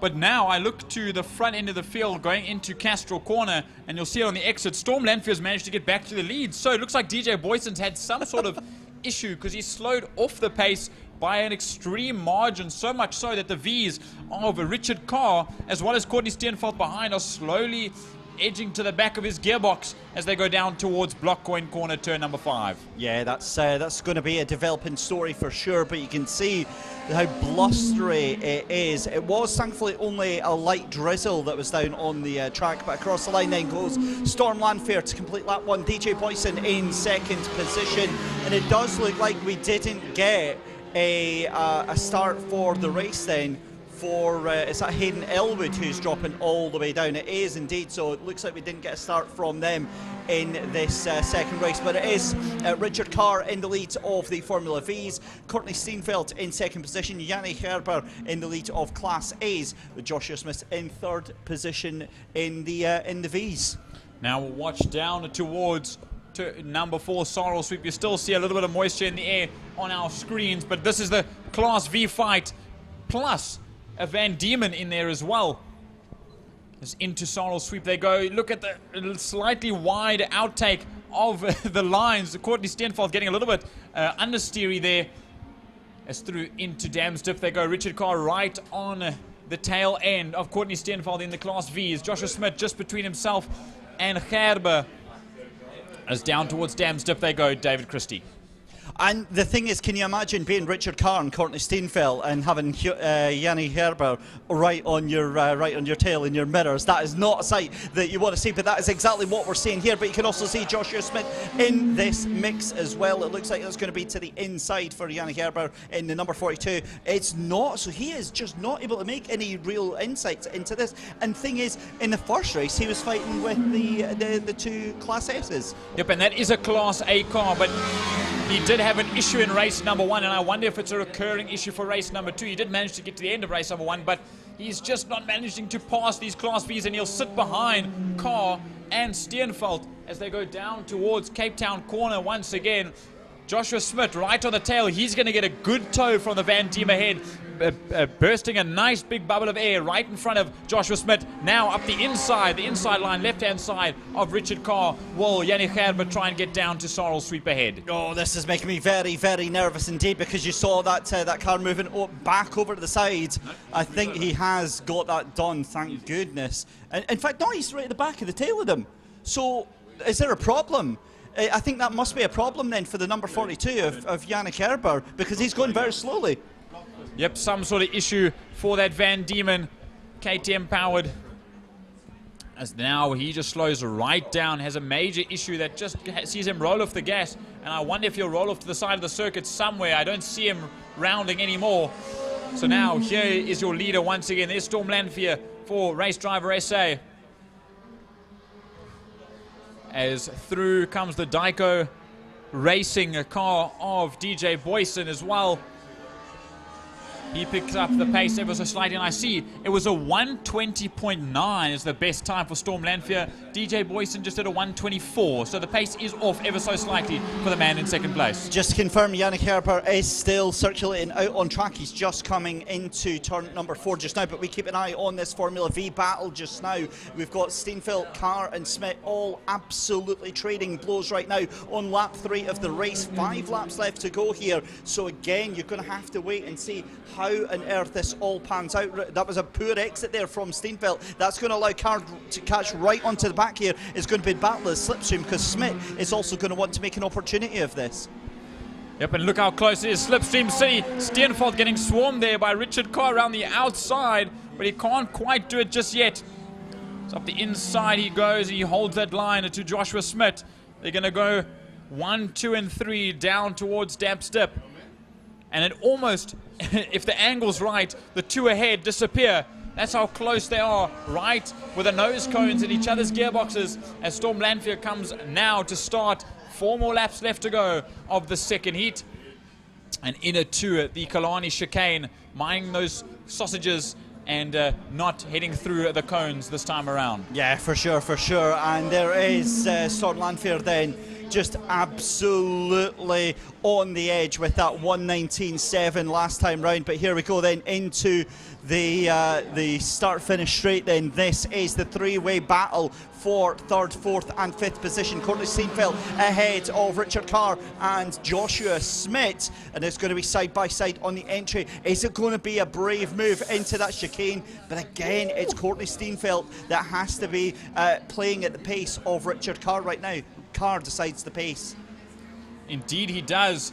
But look at Joshua Smith and the S&S racing car. Courtney Steenfeldt for Richard Carr Racing right on his case as well. But Richard Carr now trying to pull away the best that he can. The slipstream in these things are undeniably good. So we'll see what they can do in this little bit of a straight. between number 2 and turn number 3, between Sorrel Sweep and Damp Step. And he moves a little bit of a wide line through there. Midway through the corner, touching the second apex on the left-hand side, and a run down to Dam Step for Richard Carr in the I-Squared Technologies number 8 Formula V. Storm Landfair then still in the leads ahead of DJ Boyson. That is going to be the best part of 8 seconds, because DJ Boyson just coming out of that final corner. Might even be more than that, but we're still watching this amazing fight. The gap to the lead is now 19 seconds. It's such as the pace of Storm Landfair, but we're still looking at this Formula V battle, and rightly so. This is the closest action that we have got there out on track just now. Richard Carr gets away with it, and what you'll notice is Courtney Steenfeld takes a wider line, uses all of the track, but this time being caught by Joshua Smith. Smith right in the slipstream, they come across the line, 3 laps left to go. Joshua Smith won't let Courtney Steenfeld get away that easy. He tries for a move up the inside into the chicane. Not a good idea. We've said it's only a single file. I saw Courtney Steenfeld take a lot of that sausage curve there, getting onto 2 wheels, and here's an open door. Not quite. Steenfeld cuts it right over the nose cone of Joshua Smith. Will it be a better exit though? It looked like it, and it will be side by side out of Cape Town corner down towards Sorrel Sweep. Now I'm wondering if Steenfeld is going to struggle, because they absolutely clattered the right-hand curb of that chicane there. That one tilt the car. The rain is falling on that backstretch, and it is falling quite heavily right now. So that's going to make a big thing as well, because of course when the track doesn't quite get wet, you get what's called mental rain. It's enough to spook the driver, and we're seeing, look at Joshua Smith, Courtney Steenfeld sliding that car around. They are fighting with these Formula Vs, the Reamers as well as the Forzas, going side by side through Sorrel Sweep. One of them had to back off, and it was Joshua Smith. As they fight into Castrol turn number 4, we just see if anyone's going to come through Sorrel Sweep now. We're just waiting, and there, that will be one of the later in the field competitors. But Richard Carr now pulling away with what is coming up to 2 laps to go for Class V. Yep, 2 laps left to go in the BAO Trustees Formula Libre race number 2. It's still Storm Landfair from DJ Boyson. The gap now 24 seconds, but this is a hell of a battle that we've got going on. Richard Carr versus Courtney Steenfeld versus Joshua Smith. But we've also got a heck of a battle with 7th and 8th place. That's Nick van der Westhuizen and Hayden Elwood. There is Courtney Steenfeld, Joshua Smith trying to have a look on Courtney Steenfeld, but again Steenfeld just rolls that car to the outside, using much more of the track and getting a much better exit from the corner. Yep, using the track and then some just to get any sort of advantage that he can. I see that Elwood and Van der Westhuizen battle still happening around into turn number 5, but look at this, so close between the 3 of them. You can see the line difference there. A wider entry into the first apex for Richard Carr, and a better run out of the second apex down the Tygerberg Straight and into, oh, that's very wide for Richard Carr. He loses a little bit of ground to Courtney Steenfeld, as here's this battle between the Class C cars, both in Class C, the Super V 1800 of Nick van der Westhuizen and LNW Logistics and Cape Town Cowboys, as well as Hayden Elwood in the Swift SF92.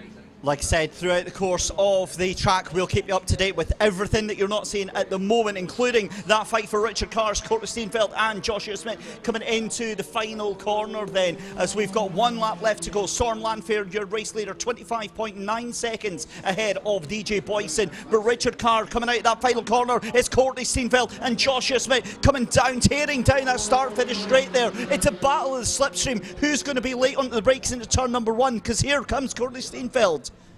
Yep, we're going to watch this as they go nose to tail through the chicane, but we'll keep it there for a moment. We'll just have to wait until your leader, Storm Landfair, in the VW Reynard, comes across the line to take victory the second time today. Out of the final corner towards the line he comes. There's Ricky Anderson in the background as well for Cape Town Cowboys and L&W Logistics. And across the line, victory in race number 2. Boyson still 20-odd seconds behind. Side by side though, this is going to be Courtney Steenfeld trying to make a move on Richard Carr through the Sarel Sweep, then through turn number 3. We wait and hold our breath to see them come back through, and it's up. There you go, Courtney Steenfeld makes it happen on Richard Carr. It's going to be across the line though for DJ Boyson across out the final corner. We'll wait to see what happens on the exit of turn 3, and across the line goes DJ Boyson. Nick van der Westhuizen beats Hayden Elwood to the line, and as that is, the battle continues in turn number 4, Castrol Corner, as they come up to the back marker of Donovan Ramsey. Here comes this group of 3, David Christie. Yep, here we go then. This is going to be up the inside then. Joshua Smith tries to make the move on Richard Carr. Somebody is going to go home crying after this one, but it is not going to be Courtney Steenfeld. Richard Carr falls down to the second, and he's been absolutely mugged because here comes Joshua Smith. It's going to be Courtney Steenfeld, Joshua Smith, and Richard Carr. An absolutely incredible final lap there. We said it at the morning, we said it in the lunchtime show. Absolute best bang for your buck is in that Formula V. That was incredible amongst all 3 drivers, Richard Carr, Courtney Steenfeld and Joshua Smith. That was second to none. And I'm glad we got to get the last 2 corners of that, because they were still fighting 3 wide into the final corner with Donovan Ramsey in the Liqui Moly car just getting in the way in that Kirsten's Food entries Formula V. But wow, unfortunate to have not seen Sean Lariche get to the start. Yeah. And unfortunate to have Yannick Gerber also not make it to the end of race number 2. Well, there we go. That is definitely a very worthy addition to the Vote for Competitor of the Day. Send a message to 060-352-2890. That's 060-352-2890. Send us a message, let us know, and we would love to hear what you think.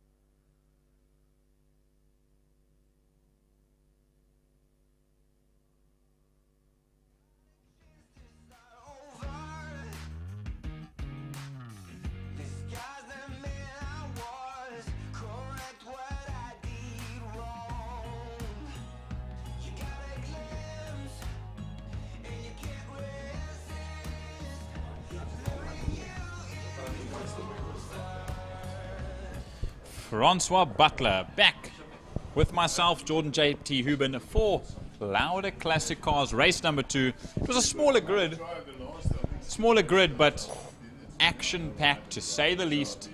And I think, will you say our competitor of the day between you and I is Louis Powell? Because oh, look, if Louis emulates heat number 1, I reckon we're in for a blast. He's going to be really clocking it hard.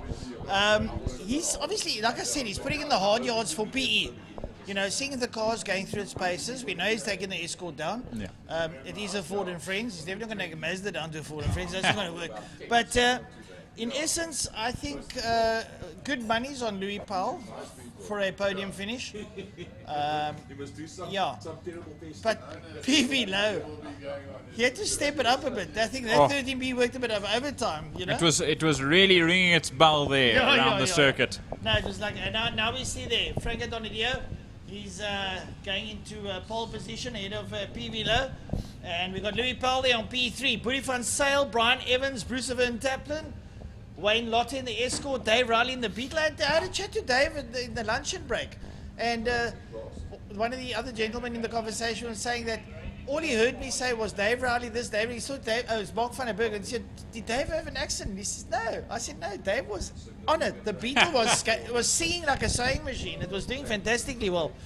Andre Steenkamp's in there in the Porsche. Ernest Leet in that little 128 Fiat. He had a blinder. I mean, for the capacity of the car, we know it's only a little 1100, doing fantastically well. Byron Bedeen in the little Datsun was good. Malcolm Fife had a bit of an issue. Danny Lotto got reeled in. And Nico Nicolaisen, well, he pulled into the pits, but now he's back out. Hopefully they've sorted out the matter there. We now see that Celica run around.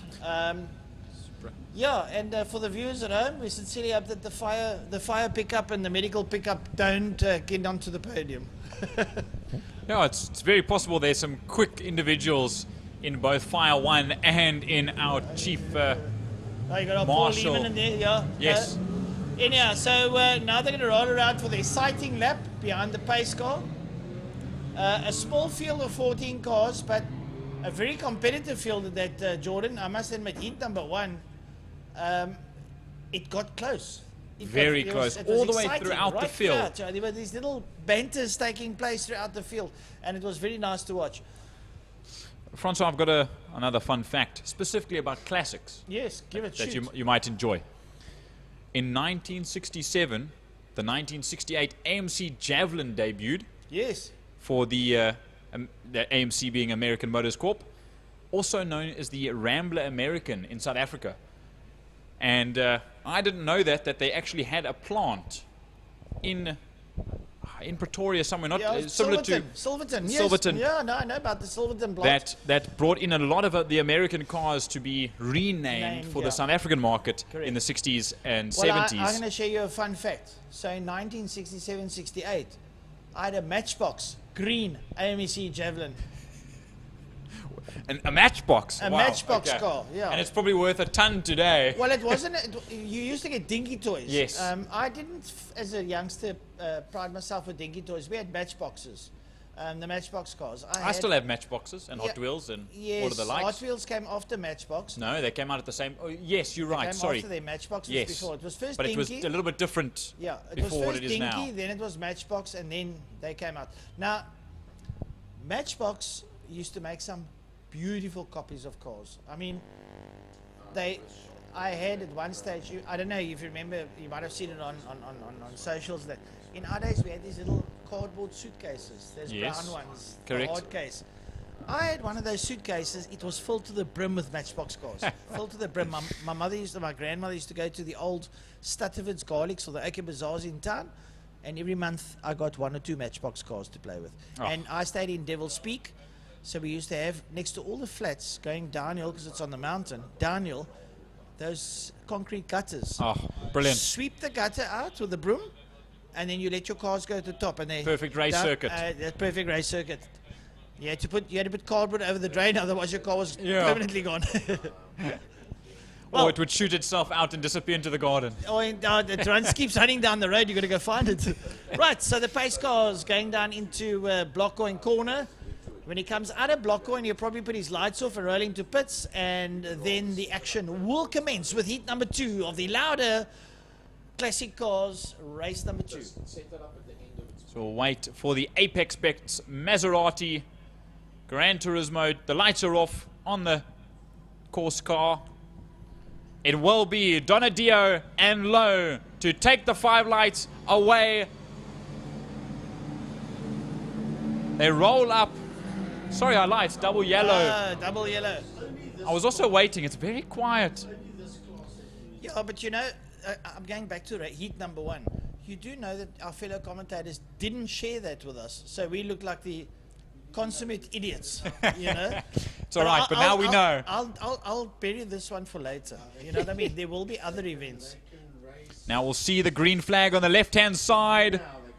Just about there, it will be waved out of that yellow block. As soon as they get to that yellow stand, away they go.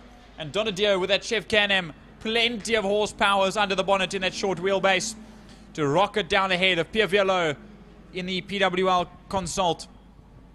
Mazda RX-7 a little bit wide there for Bruce Evan Taplin behind Brian Evans in the Cape Eye Laser Escort, and very wide in fact. Bruce. Yeah, don't want to lose the front bumper, hopping and skipping over the access road. I hope there's no front splitter or underbody damage on that Sprinter.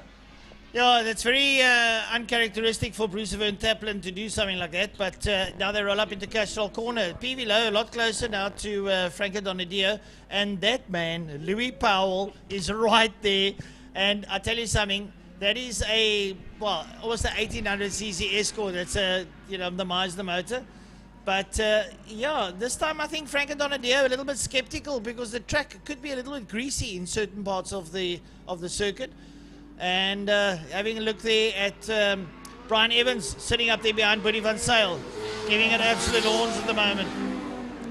Right, so yeah, they come towards the chicane. Franco Donadio's in there, PW Low, and Louis Powell. Here's Buddy Van Sale has got a whole traffic jam up there. Wayne Lotte in there. Oh, Wayne Lotte looking promising there, up behind Brian Evans, and Bruce Van Taplin recovering after that off-field excursion. Yep, so a little bit of time to gain for Evan Taplin. As look at this, it is V8 and 2 4-cylinders right behind Ford Fairmont, Ford Escort. As this battle rages on down towards Sarl Sweep, but the front 3 are just peeling ahead with marginal gaps between the 3 of them, but still at a fiery pace with Donadio from Pierre Vialot from Powell. I love correcting people. It's just a thing of mine. It's an 8-cylinder, a 2-cylinder, and a 4-cylinder. It's a 13B. It's only got 2 cylinders. I was talking about Buddy Van Sale and the 2 Escorts, but I see what you're saying. Yeah. I see you were a little bit further back. You're a bit further back. So I need to catch up a little bit as we look and catch up to the front end of the field once again. Donadio Powell just closing that gap to Pierre Vialot ever so slightly in the RX-7. But will he be able to close like he did in race number 1? Only the next 7 laps will have to tell. I think the track's a bit greasy out there. Looking around, there's a little bit of spit onto the circuit. So I think the guys, times are down. They're doing 1 minute 40s. So that's a clear indication.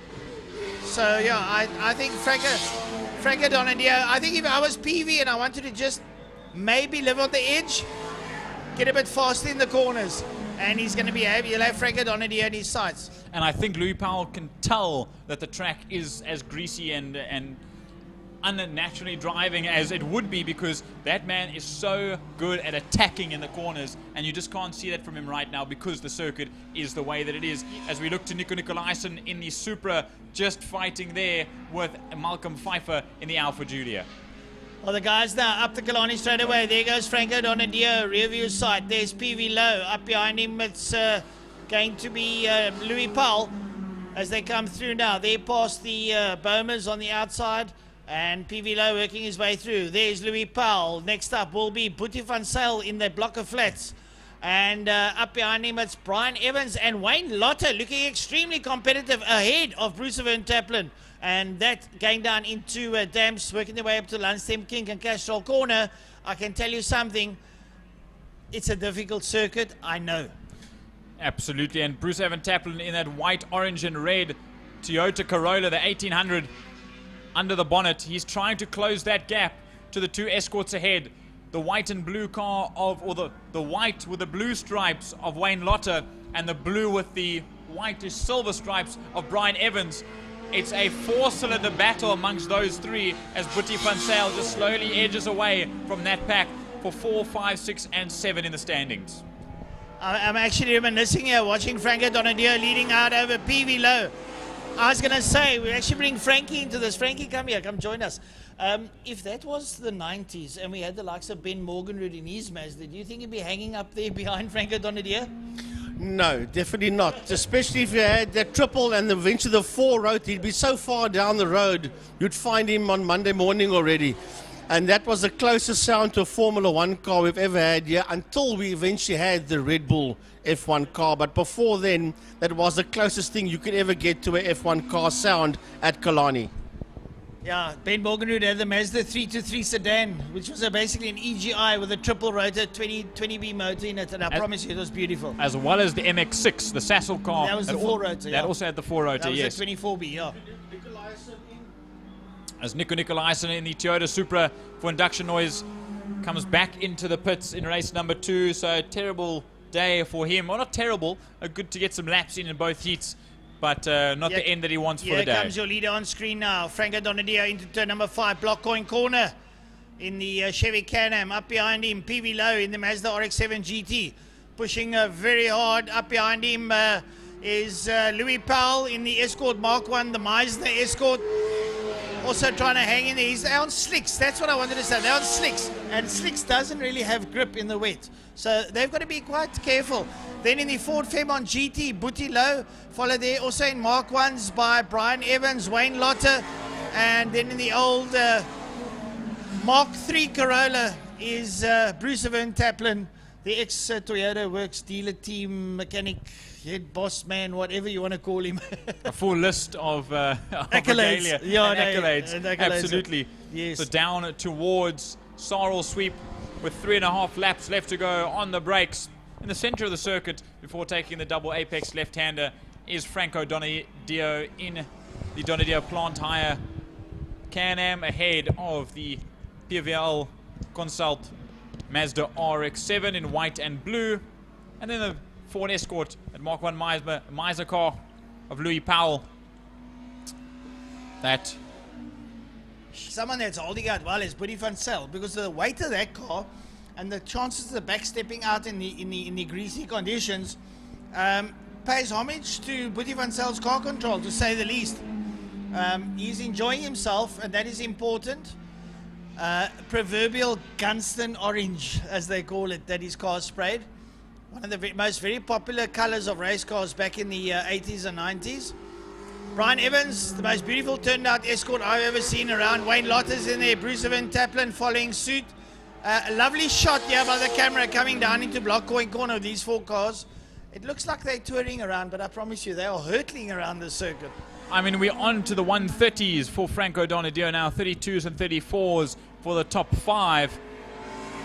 As now 4th, 5th and 6th, as well as 7th as Bruce Van Taplin comes across the line. That's fighting for the last 7 positions in the top 7. Or sorry, the last 4 positions in the top 7. As Bruce Van Taplin gingerly makes his way through the Killarney chicane. And there we see that is Malcolm Pfeiffer that makes his way around in the GTM Alfa Romeo, with that being Louis Powell opening up the gap amongst the 3 of them. So I think they're all sort of falling into place because it's not the surface conditions. Yeah, I think really look, be racy. I think after they sort of sorted their underfoot out, their time dropped to nearly 10 seconds a lap, going down to the 130s. Look, they can cruise around in the 120s, but I don't think the track affords them that. Like we said, tricky conditions. You don't want to run off circuit in certain points of the circuit. Somebody that's driving very well here in the second heat is PV Low, staying in touch with Franco Donadio. Louis Powell, well, he doesn't want to break that Escort. It's got to go to Port Elizabeth for the Ford and Friends. And but there's a lovely dice there between Boetie, Brian Evans and Wayne Lotter. Bruce Van Taplin is backed off. I hope Bruce didn't damage his car on that off-circuit excursion.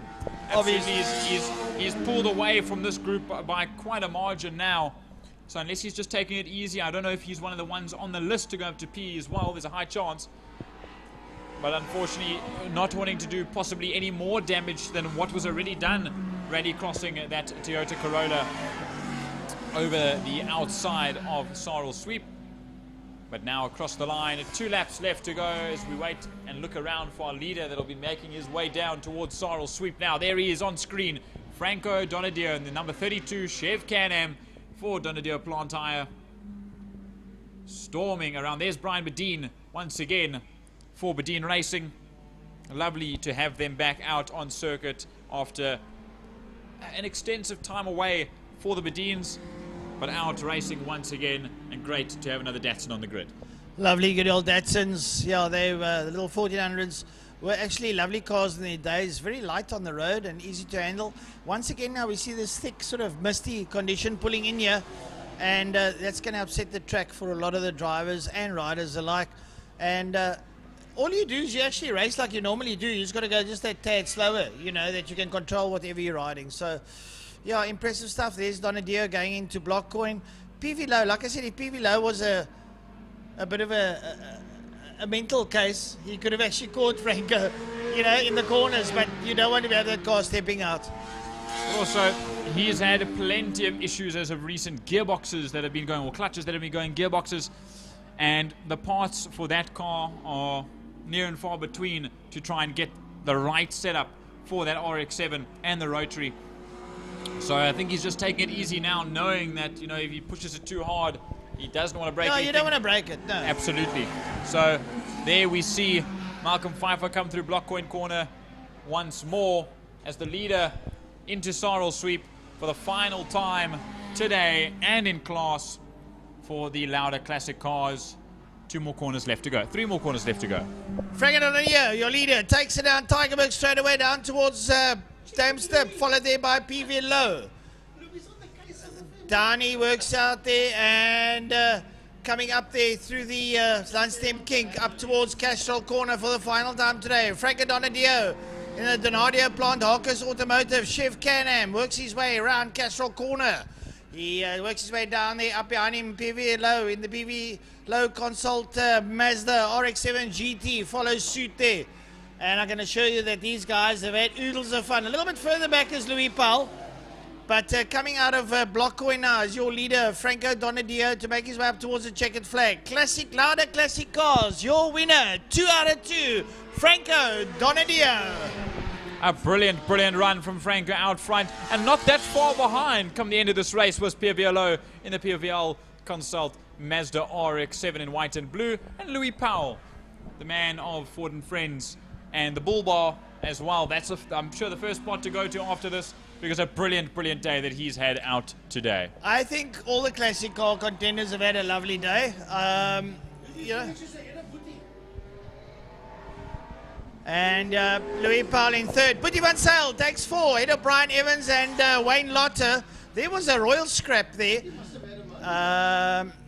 Unfortunate, Bruce Van Taplin making a slight mistake. I think he caught himself out coming out of 4. Did a little bit of off-road excursion. Brian Bedeen, representing the Bedeen family in the Datsun Corps. The only man that I haven't had here in a while, but that's due to him working overseas, is Kerry Blows. Who just bought a BMW the other day. Why? I'll have to speak to him. I'm going to phone him. You can't buy BMWs if you're a But we're waiting for the Golden Grove Datsun. Yeah, when he brings 280 as well as the old Skyline. I'll drive the Skyline. That's my dream. We can all split it amongst us. Yeah, I'll toss a coin or pull straws. Well, folks, that was Lauda Classic Cars race number 2. Franco Donadio and PW Low and Louis Powell making it 3 out of 3 in 1, 2, 3 respectively. And here comes André Steenkamp across the line to close off in the number 928 Porsche 928S. The big V8. I think it's a 4.2 litre V8 in that Porsche. And a brilliant run for him as well. Getting that Lemons car across the line. Definitely not a lemon to be racing here at Classic. Lauda Classic Cars. As the mist comes in a little bit harder than it was. Table Mountain's completely gone. Bloberg is... Spirit of copies. Spirit of thought for me for the next 6 hours. I'm going to be standing outside in the rain. Hey, you've got a nice puffy jacket on. I think you'll be all right. No, should be fine. Nothing that a glass of cool drink can't sort out. Well, folks, to the viewers at home and to the folks around the circuit from my side, I'm going to be signing off. I've got a secondary commitment that I need to attend to, and it's been a pleasure and an honor to be here with you guys. And I sincerely hope to see you at, I think in September, we've got a national in September, eh? Yeah, so we'll see you there. And yeah, have fun, guys.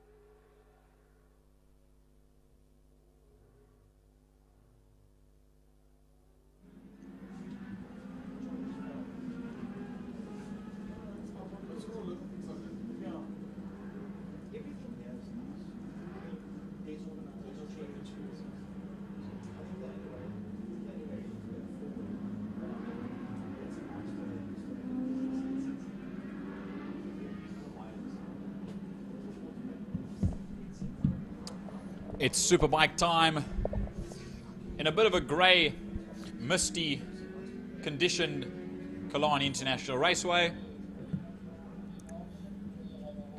But it's time to get underway for what I can only tell you, the spectator, as what is about to be an astonishing race number 2 for the Pirelli Superbikes, Superbike Challenge, Masters and 600s. The first thing on my mind is young Zander Taljaard that stands 5th overall, second on the second row of the grid. I know I shouldn't say anything. No curse, please. I won't commentate as curse it, because if I do, the whole of 888 Motorcycles and the Taljaard family will have my rear end. But there is a championship up for grabs. For sure. This early in the year, I mean, that pays homage to what the young lad's been doing, riding absolutely the wheels of his bike.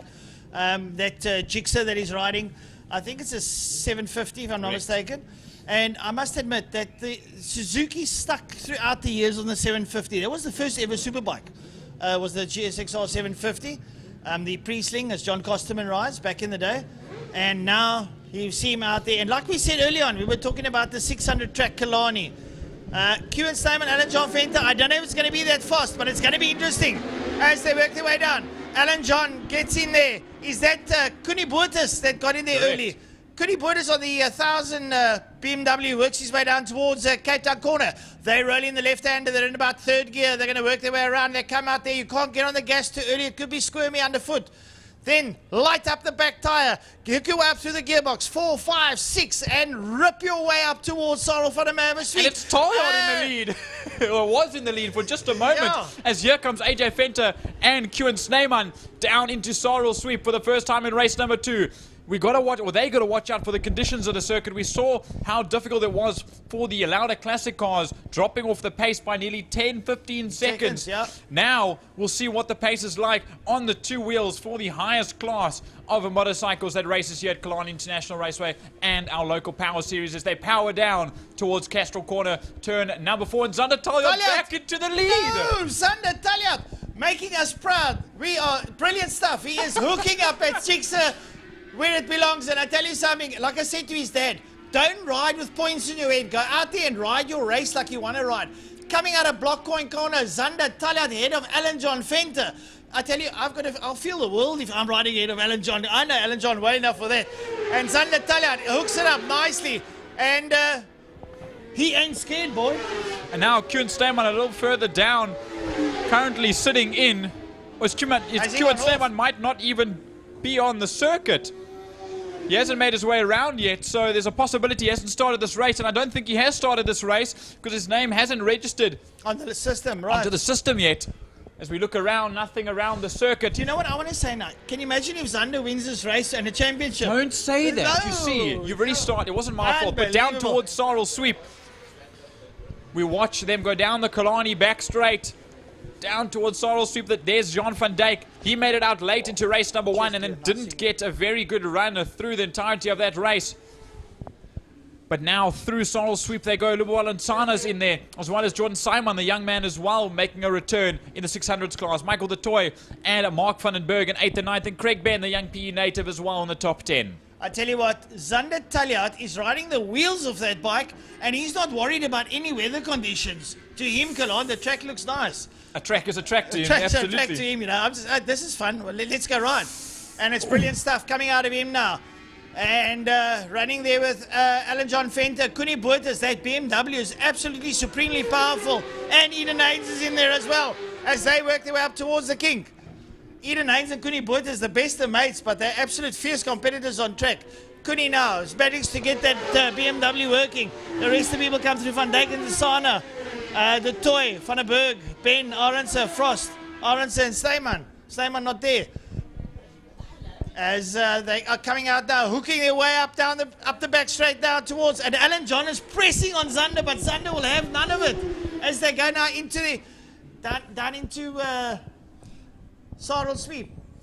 We look to the stream, and on the back wheels, in or up through the gears as they exit Cape Town corner. There we see the split screen in the bottom left. That's your lead pack, and there's a about to be a fight going on at the front end of the field, but that is the train that Jean van Dijk for Project 60 currently leads out on that beautifully coloured, fruitly coloured S1000. And look at all the bikes trailing behind him as they go down through Dam's Dip. There's a battle for the lead going down towards turn number 5, Blockcoin corner. And Zander Tayard's about to be caught up by AJ Venter for the Lekker Racing team, as well as Kuni Boertes for Missile Motorcycles, and then Eden Haynes for Project 60 SA. So, and then 888 Motorcycles for Zander Tayard. 3 different teams, 3 different riders, and 3 different bikes at the front end of the field. I don't think Alan John is going to try and upset Zander. He's going to go past him in a gentleman fashion, but he's going to appreciate what Zander did. That was gentlemanly to say the least. Well, it was done. It was done with lots of space as they work their way now out of Cape Town corner, and Kuni Boertes will want to get, Eden Haynes will want to get past Zander Tayard. Zander's now getting eaten up by the liter bikes, going down into Sorrel Sweep as we see, but. He led the race for a long time, and I think it's a great ride coming out of the young lad, showing a lot of gumption coming out of him. Absolutely, and he was actually given the chance to ride Kuni Boertes' old BMW S1000 that Kuni was racing previously before jumping onto the 2025 bike, the old rocket style BMW World Superbike style S1000.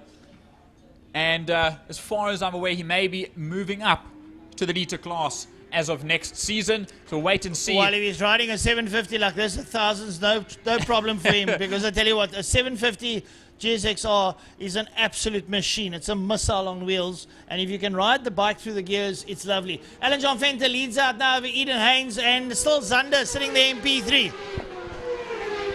Up the gears, down towards the city of Cape Town, Line Property Management and Castle Bridge. Into the Killarney chicane they go. Just trying to stay off that curb, because that will upset a bike more than anything else. So they all just briskly moving past it, keeping the wheels right, nice and tight, and then swaying right, left, right, back into the braking zone of Cape Town corner, turn number 1, and then up towards Sorrel Sweep. As we've said, up a gradual climb towards Sorrel Sweep, and then tucking over into the left hand twice, in actual fact, or one long sweep is how you should take it. And a little bit of a tail end slide there for the leader, AJ Venter, out front. The only problem, the sweep is fine, but then when you hit the straight, it closes up on you. So then you've got to be ready, because if you're going to sweep it, you're going to find yourself in the grass and maybe kissing the wall.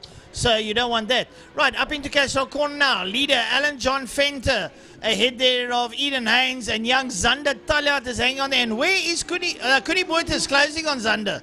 So Kuni Boertes is closing on Zander, and he's got the power to pass him. But listen to how that GSXR is screaming. Zander is absolutely murdering that machine at the moment. Yep, that Suzuki is really being put through its paces, as well as all the other manufacturers on the grid. As here comes across the line, AJ Venter. No competition from Kuhn Steyman, unfortunately. I was really hoping to see him out and battling for the lead once again. Then it will be Eden Haynes that's slowly trying to close that gap. 1.8 seconds between himself and Venter. Tayard in third, Boertes in fourth. We wait for Michael the Toy now in picture for the TWH finances. R1, John Seyman in there for Ronald Stamford Racing Academy as well. Then Jean van Dijk, Mark Vandenberg, Lubabala Lansana, and Craig Ben is your top 10 as they all come across the line with the rest of the field. Well, Kuni Boertes has passed Zander Tayard. That's just the power of the liter bike. So that's all happening out there. I think the leaders are now going towards Castrol Corner. Alan John comes into Castrol Corner. There comes into frame now on your televisions at home. Followed there by Eden Haynes. Then up behind Eden is Kuni Boertes. And in the first 600 on the track, Zander Tayard absolutely country miles ahead of any of his competitors. And doing it comfortably. No sign of maybe a little bit of fatigue after that very hard push in the first early laps, but he's still looking so comfortable. A 119 from him, 120s, which is around that last lap was his best lap, so he is only improving. But those liter bikes are just putting in the times. 118.9, 119.5 and a 119.5 for Venter, Haynes and Boertes in the top 3. Yeah, but you remember in the old days, Frankie and I used to say, what wins on a Saturday sells on a Monday, and the Suzuki dealerships are going to be busy. I can tell you that much. Zander's made them proud. So now look at this. A riding style from Michael DeToy, as we like to see from a leg out. Then it is Mark Vandenberg. There is Jordan Simon. Jean van Dijk there leads out this group of 3. Behind him, Lubobo Lunsana and Craig Ben as they come on through. De Toy Vandenberg. And just behind him, Jordan Simon, Van Dijk and Sana and Ben. That's your top 10. And then this very close-knit battle as well between Byron Aronson on the Project 60 SA and Apex Bets sponsoring that ZX10. And I believe that one's still up for in a competition to win it from Apex Bets. What must I do to win this thing? I don't know, but you and I have to try really hard. Yeah. Maybe we talk about it enough when we might. Yeah. And then Daniel Frost just behind on the cotton candy-coloured pink and blue Honda CBR 1000 as well as they head down towards Sarl Sweep with 2 laps left to go. Oh, brilliant stuff now. Pick up our leaders now. There they go down into...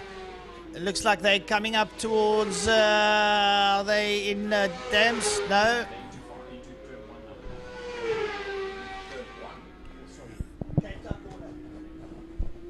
Right, the leaders now going in towards Cape Town corner, and they're on their final lap. That's Alan John Venter. He goes past the classic car lookout point. Alan John flat out up towards Sorrel Sweep, followed there by Eden Haynes. Then it'll be Kuni Burtis up behind them, and then it's going to be Zander Talyat on the GSXR 750, the Triple Eight Racing, making his way down there. What a move there into the chicane, but we'll stick with our leader, AJ Venter of Lekker Racing up in Joburg. His dad, Andre, down south with him as well. Obviously, a big part of the team. Is a big wobble for Daniel Frost down the main straight. But look to AJ Venter making his way around. One more corner to go, Francois Butler. The man from Johannesburg, Alan John Venter, South African TT representative, comes out of Blockcoin corner for the final time today. He's going to be absolutely ecstatic with his win. Up on the back wheel, comes up towards the line. Alan John Venter takes it from Eden Haynes and fellow companion Kuni Burtis, brings it to the line, and the first 600 and new Western Province 600 champion Zander Talyat takes it in P4. Unofficially 600 champion in the Superbikes class, sponsored by Pirelli. What a ride all season from the young man throughout all the problems that that bike has had with clutch and gearbox. They've made it possible to have 888 motorcycles, and they must be ecstatic. As here, still a battle. Michael de Toy, the learner, now trying to stay ahead of Mark Vandenberg. It will be a drag race. R1 versus ZX10. What will it be across the line? And it will be Michael de Toy that pips out by a bike length. 0.2 of a second to the 6th place man of Mark Vandenberg. Right, coming over the line, Simon, followed there by Van Dijk, then Ben, then Intisana, up behind him, Frost, Aronson. Brilliant stuff, lovely racing. The Superbike racing has been very entertaining to say the least today. And all of the guys out there, well done. Yeah, I'm going to let it over to the rest of the gentlemen for the rest of the day. Guys, thanks, it's been real.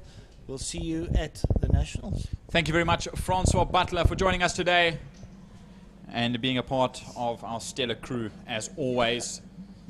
And what a brilliant set of races it's been. As Francois Butler is about to leave, the sun comes out in the sky, and we should have a nice, joyous rest of the class races till the end of the day. And I can see the elation from downstairs of the 888 Motorcycles camp.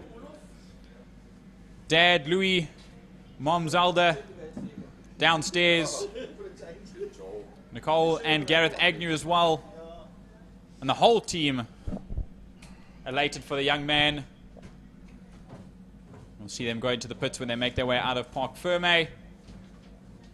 And once again, please make sure to vote for the competitor of the day at 060-352-2890. All you have to do is send in the competitor's name, both on 2 wheels or 4, and maybe even their race number, and they will be tallied up, and we'll have a competitor of the day that will win a little prize, come a prize giving a little bit later on this afternoon.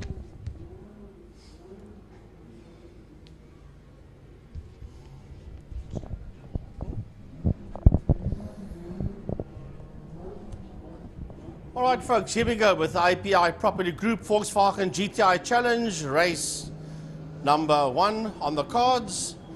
And remember, as we always say, Vote for your competitor of the day at 0603522890.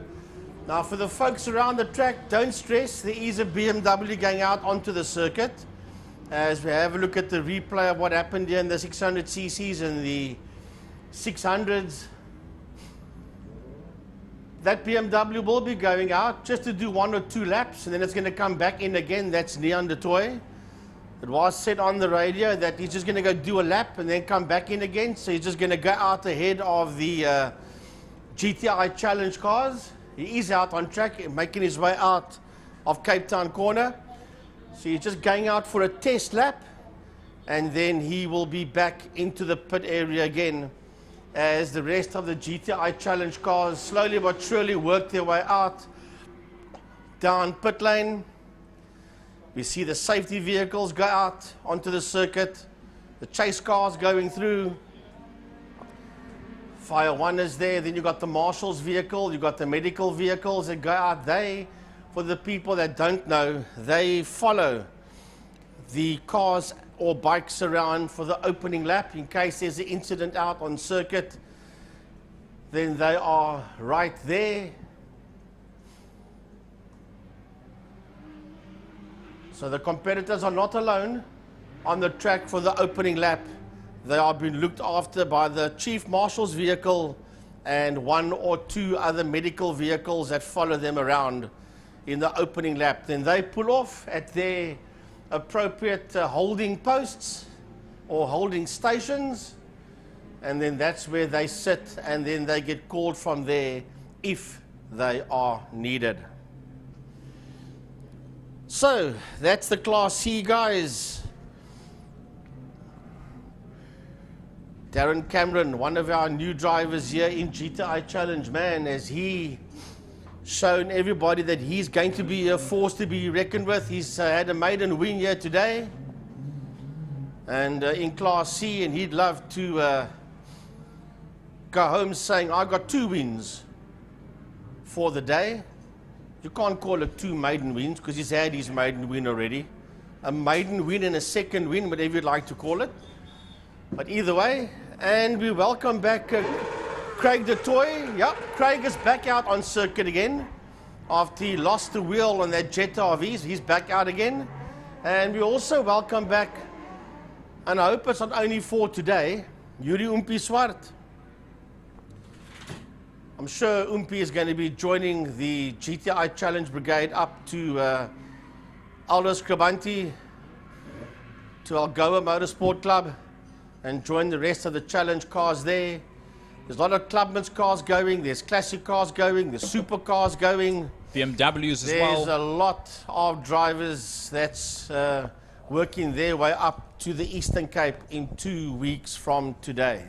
And not even just Cape Townians. There's guys coming down from Joburg as well to make, I know Louis Powell and the Ford & Friends team wants to make a V8 shootout of some of the fastest V8s in the country, some of the fastest Fords in the country, and so on. So it's going to be an absolutely incredible event on the day. I happen to know that the second last race of the day, there's going to be an all Ford race day, and then they're going to end the day off with a 45-minute mini enduro. Correct. That's how the day will end 2 weeks from today at Algoa Motorsport Club at Aldous Krabanti. And we'd like to see a lot of you Cape Townians go there and support the drivers from the WPMC, from Killarney, from Cape Town, in the friendly city of Gqeberha.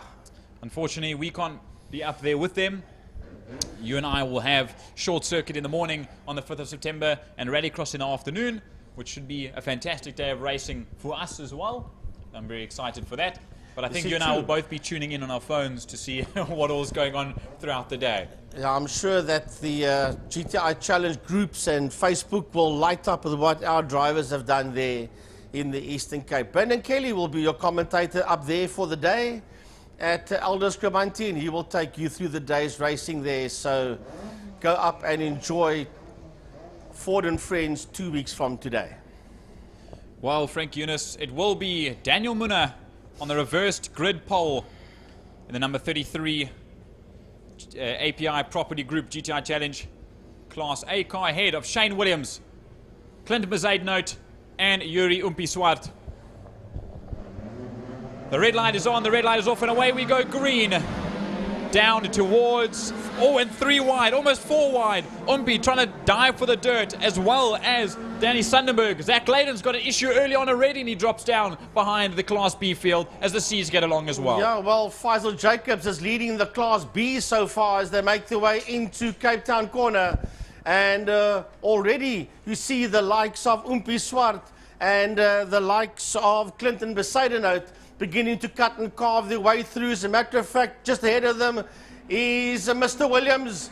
And Muna's dropped down to that 4th position already. And have a look at Clinton and Umpi. They're absolutely mugging Williams as they work their way out of Saddle Sweep. Wow, there's the leader of Class B. That is that yellow car. That is Faisal Jacobs.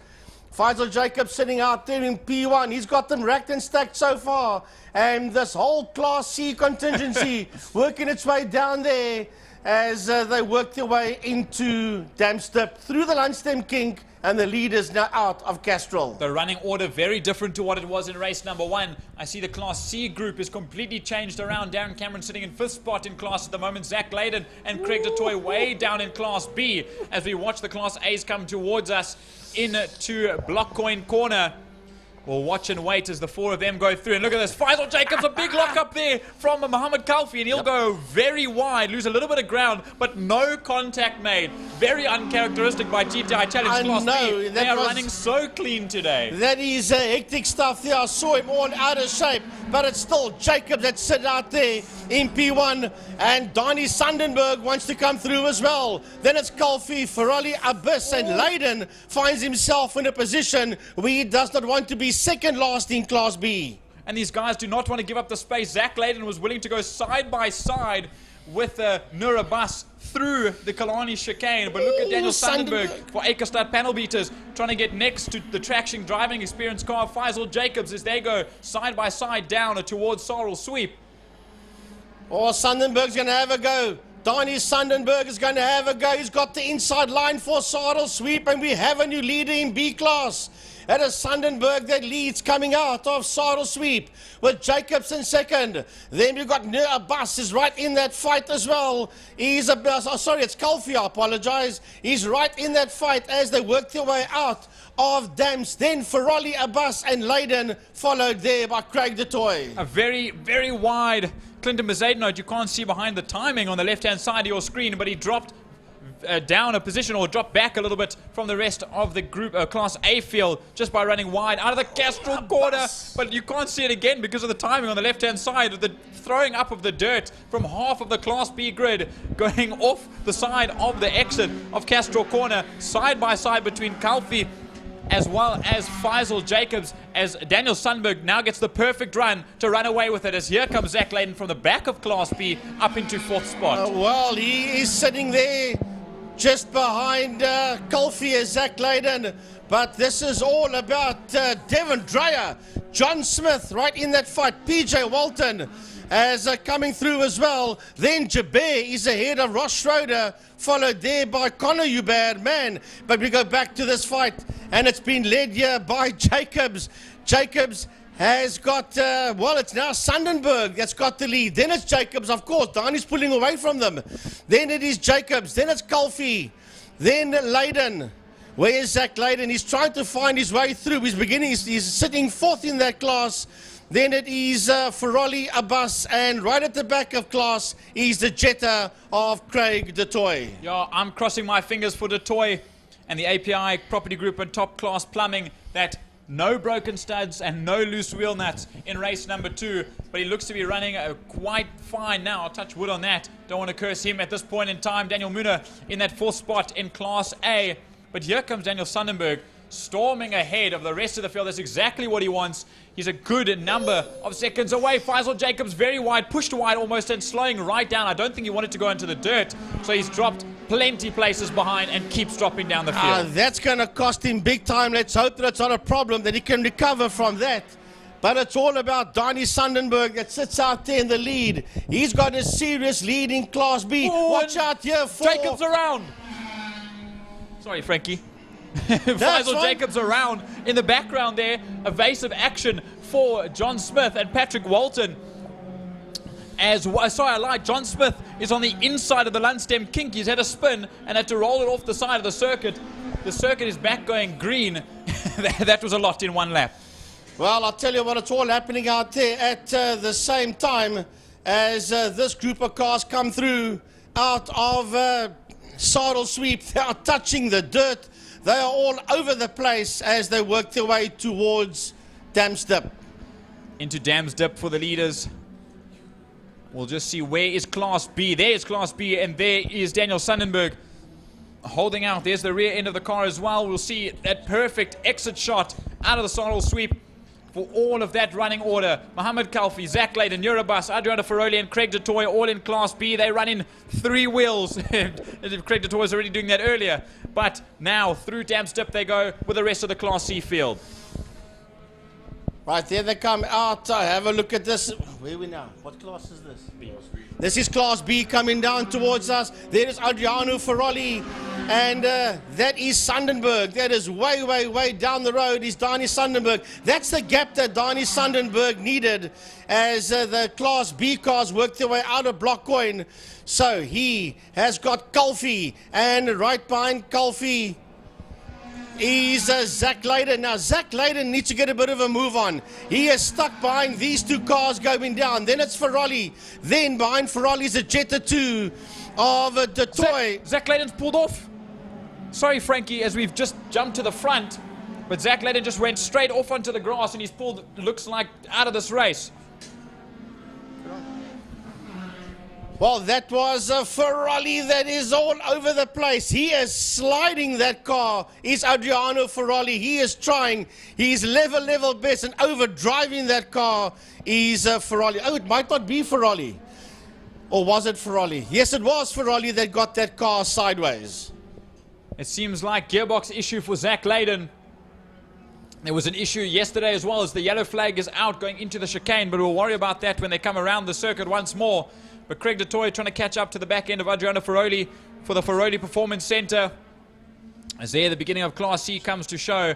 Let's give a running order of Class C as it stands. It's Devin Dreyer that leads out ahead of Tristan Joubert, then Patrick Walton. Darren Cameron, not enough to get to the lead of race number 2, but ahead there of that being Ross Schroeder and Connor Joubert.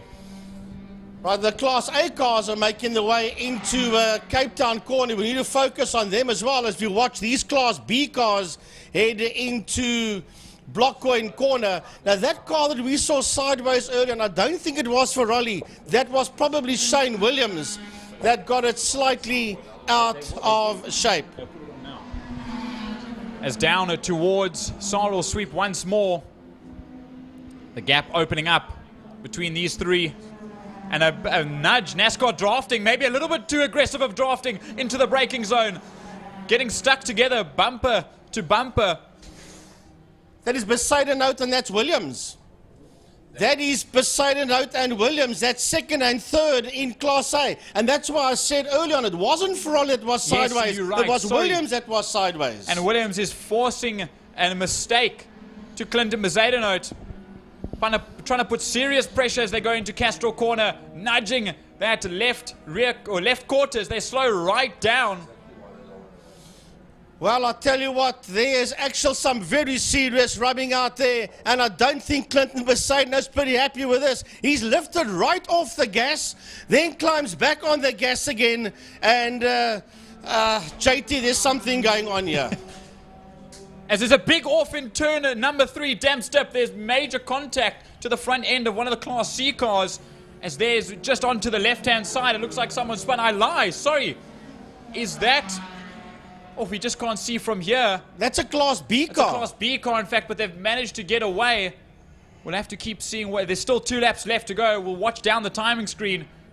Is that Mohammed Kalfi that's had an issue? I think you're quite right. I think it's the 14 car, yes, of Kalfi. That's the mad performance car. He's dropped all of that pace. I'd love to see a replay of the Class B fight, but we look to Class C. Darren Cameron currently fighting with Schroeder, as well as Joubert. As we look towards the lead, they'll be going down into Dam's Dip once again. as Class B is still Well, towards... okay, I'm not sure what's going on here because Besaidenout has slowed down. He's keeping Williams behind him, and Daniel Munna just charged past both of them. So there's something brewing here, JT. Whoa, and Shane Williams is off. Now Shane loses Whoa, the and he loses the underside of the car as well. That is a big, big moment. Front and rear bumpers destroyed through that runoff area, and he's pulled off to the side of the circuit. I don't know what people might have to say about that, but there's definitely some stirring going on. Well, we couldn't see all of it. We just saw the end of it. What happened would have happened behind the clubhouse. So that means that Munna still out there. He's sitting out there ahead of Clinton Besaidenout as they work their way out of Block 1 corner. But we go back to this fight in Class C. There'll be a serious yellow flag there. You see the front bumper of Shane Williams' SW46 Academy car on the right-hand side. That Euro grip, as well as Magmaster and Salu City car. As we look for the leader will be making their way down towards Sarl Sweep now. He'll be catching up to Chris Cornwell in that Class A car. As he heads down towards Sarl Sweep, will catch up as he comes into frame.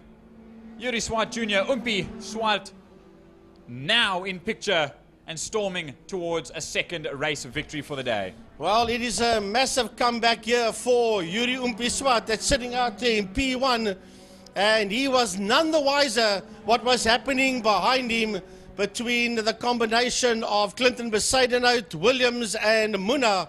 And I don't know what Daniel Munna must have thought when these two were just slowing down. He said, well, if you guys are going to slow down, I don't know what's going on with you, Oaks, but I'm just going to power past you guys on the right-hand side. And that's exactly what he did. And he sits second now in Class A to Besaidenout, that is in P3. Free positions are free positions. Hell but yeah. Across the line, 2 for 2, Yuri Umpi Swart on his return brings it home for victory once again in the Alpine Auto House number 39 car.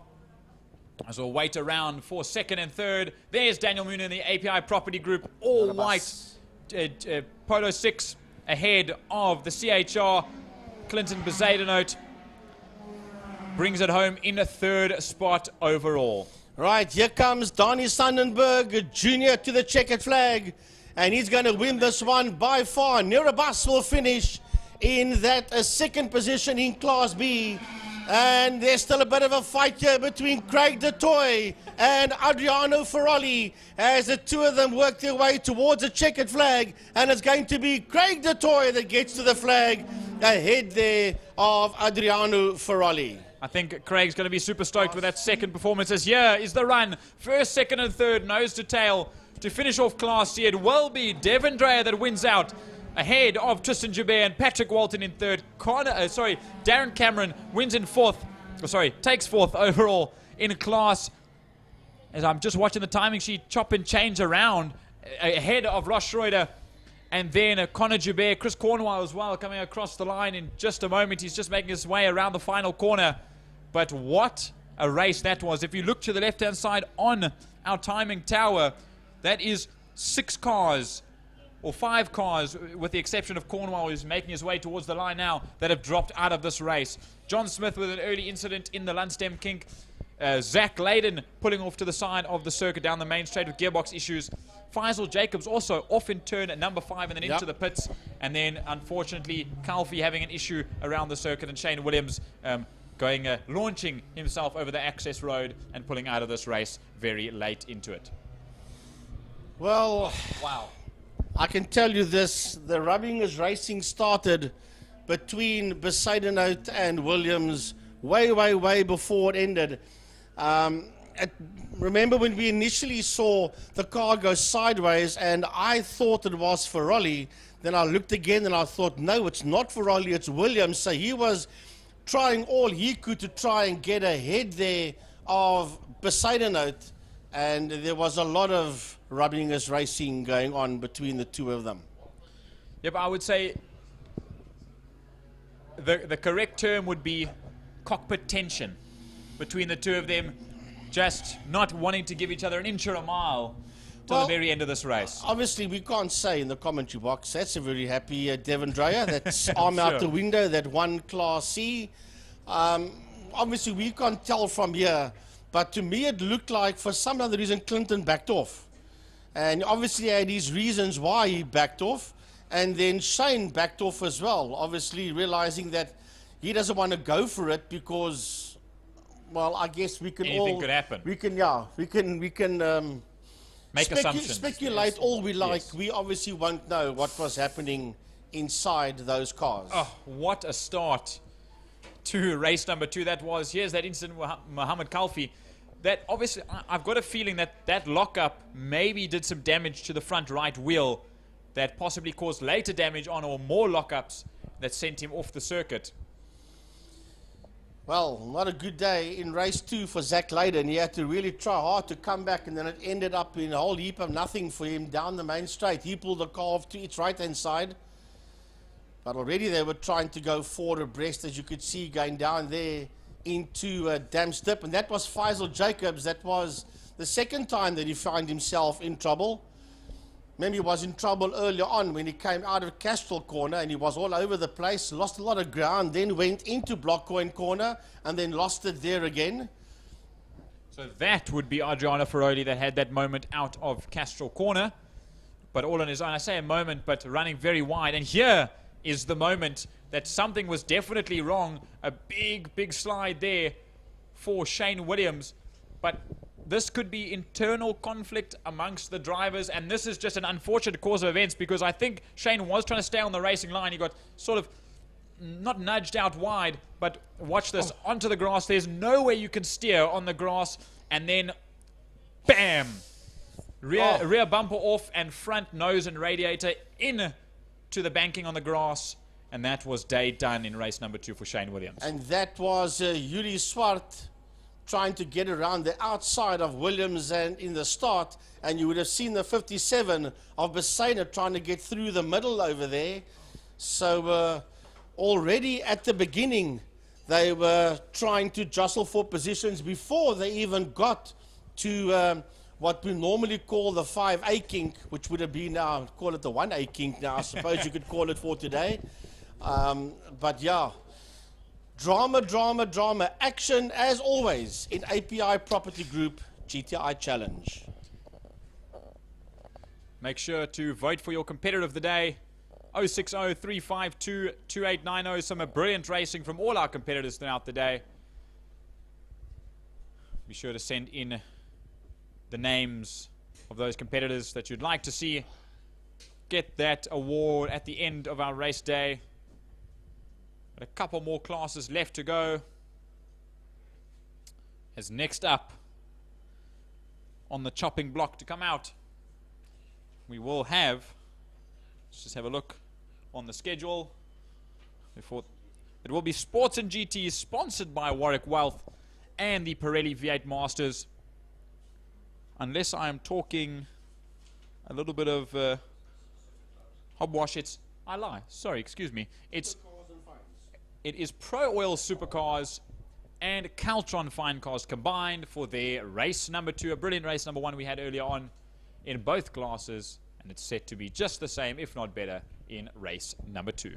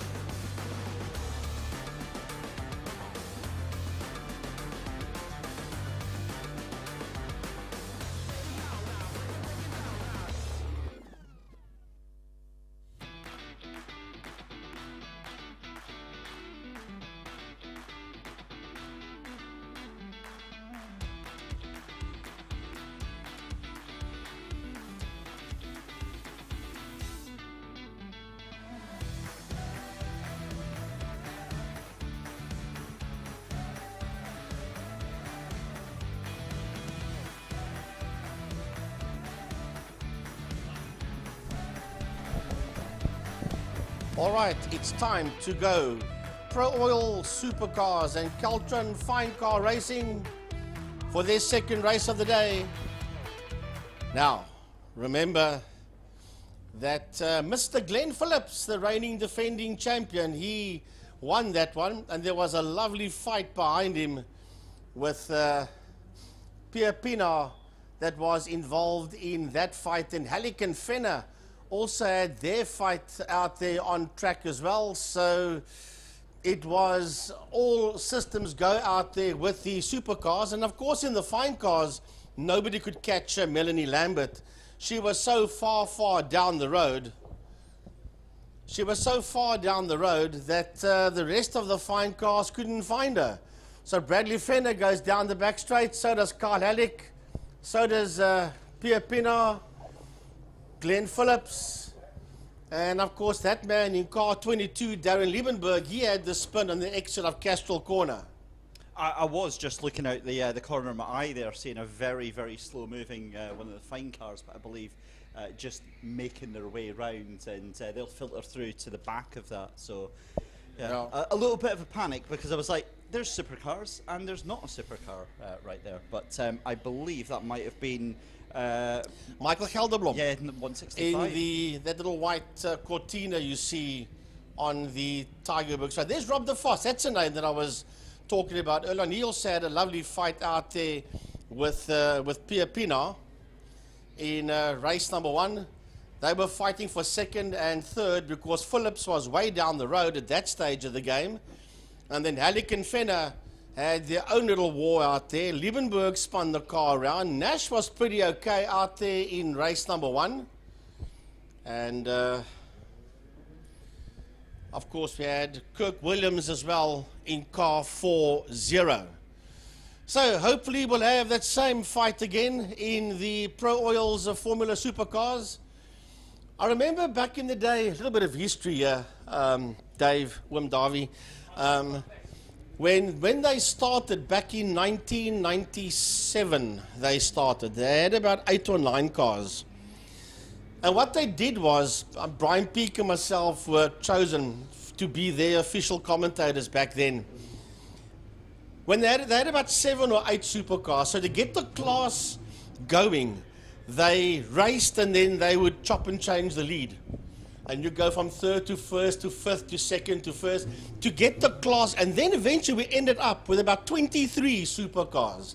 And it was of the best, you can ask Gaza, it was of the best racing that the supercars put together.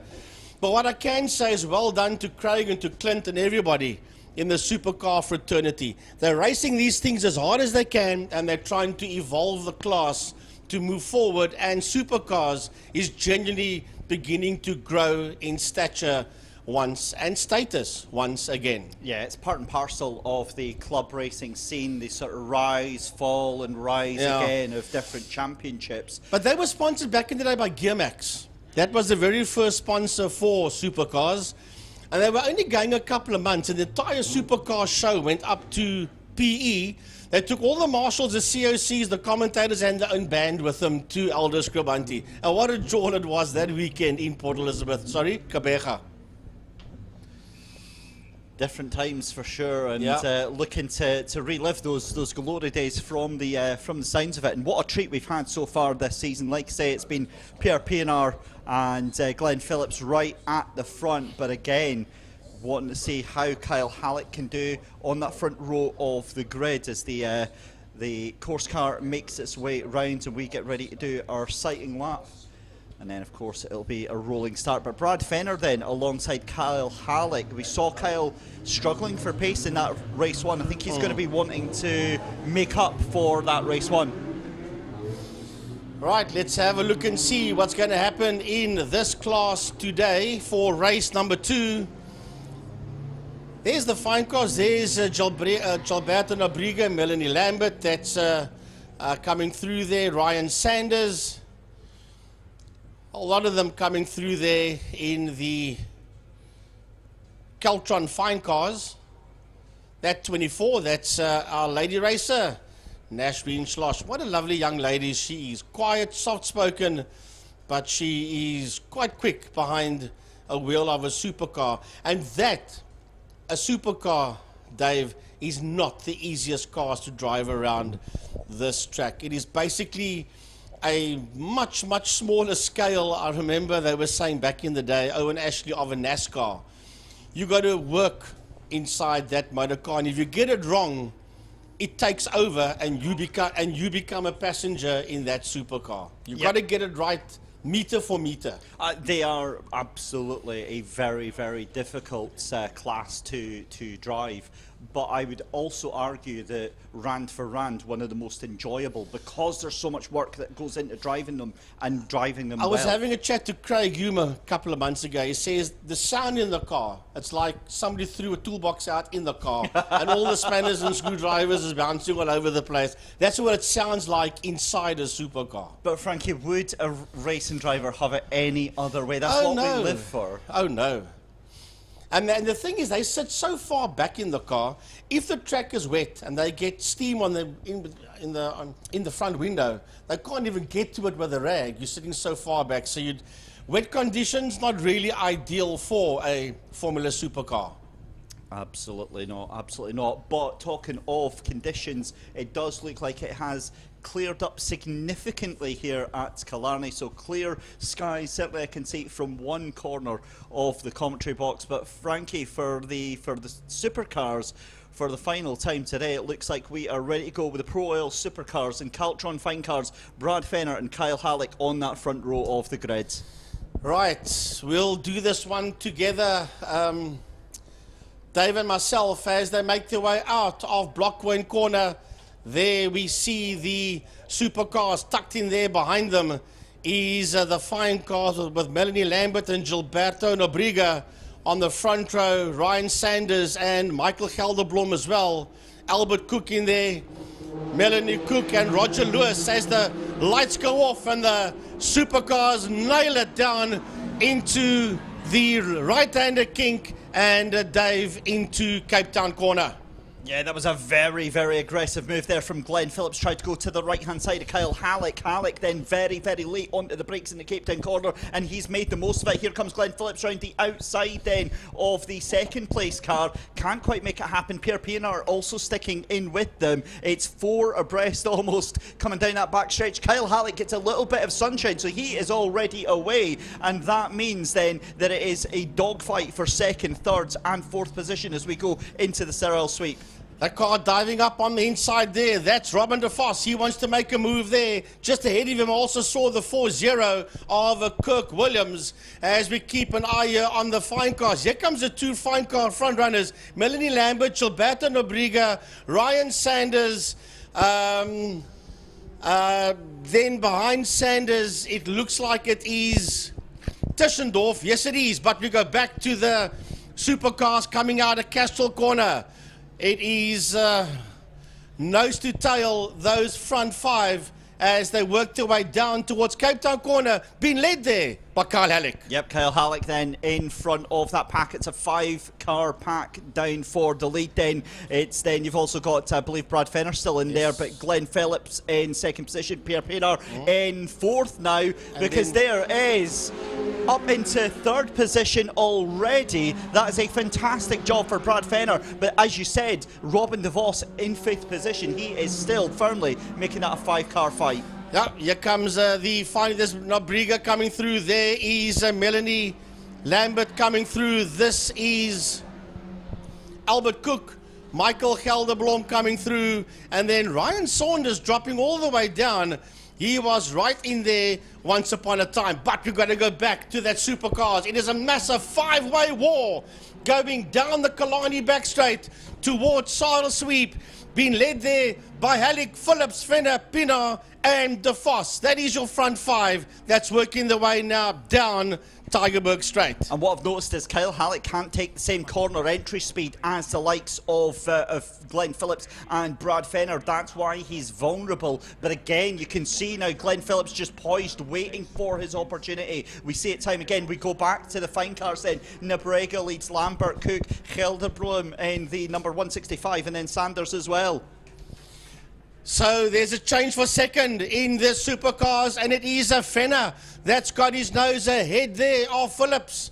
Fenner is ahead of Phillips, and here comes Pierre Pienaar, Rob de Vos, he is trying to get his nose up. They box Pienaar to the outside as they work their way out of Blockcoin corner. Robin de Vos says, I want to come in there as well. De Vos right to the right-hand side of the circuit. And Glenn Phillips as well. Pierre Pienaar, he's losing a little bit of ground there.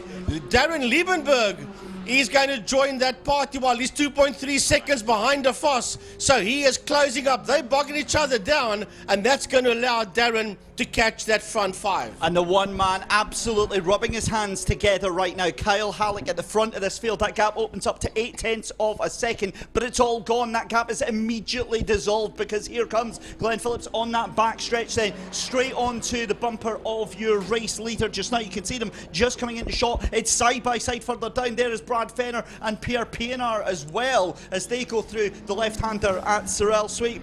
Now, Pierre Pienaar is the man on the move. He's got his nose ahead there of Bradley Fenner and of De Vos. Here comes Liebenberg into the shot as well. So he is beginning to make a move now. He's gone up into P4, has Pienaar, as they work their way through the Lundstem kink. That is, of course, out of Damps and now into Castrol corner. I would not be surprised if Dan Liebenberg is the fastest man on the track right now. He is catching them hand over fist as they come out of turn 4. An absolutely great spot there, Frankie. 135.177. He is on a mission right now, and he'll be playing catch-up after race 1. Well, that's what I said. They're bogging each other down, these five, and that is resulting that Darren is catching them. Here they come, down the home straight, down the Porsche Club straight.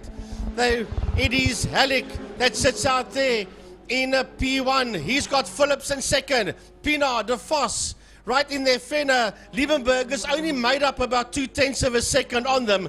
He's gone from 2.3 to 2.1, but Darren Liebenberg is slowly closing, and here comes Phillips.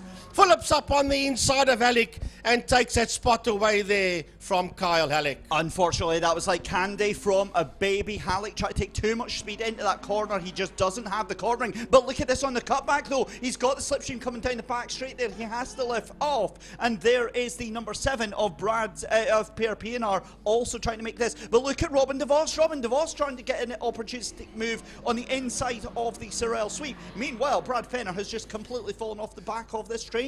Yes, he has, and he's going to come into the clutches of Darren Liebenberg shortly. Liebenberg is getting close. He was 2.1 behind that top 5 when they started this lap. We're now heading towards the end of the lap. We've got to focus on the fine cars as well. So just to let you, that's Roger Lewis that they're going to catch in the MGA. He'll just keep right out the way of this fight, and he will allow these Pro Oil supercars through on his left-hand side. Yeah, that was the racing equivalent of you kids go and have fun, because I want no part of this. But remember, fine cars is index of performance, so he's not worried about what the supercars are doing at all. Yeah, absolutely. As we go across line, start another lap then. 4 laps left to go here in this final race of the day for the Pro Oil Supercars and Caltron Fine Cars.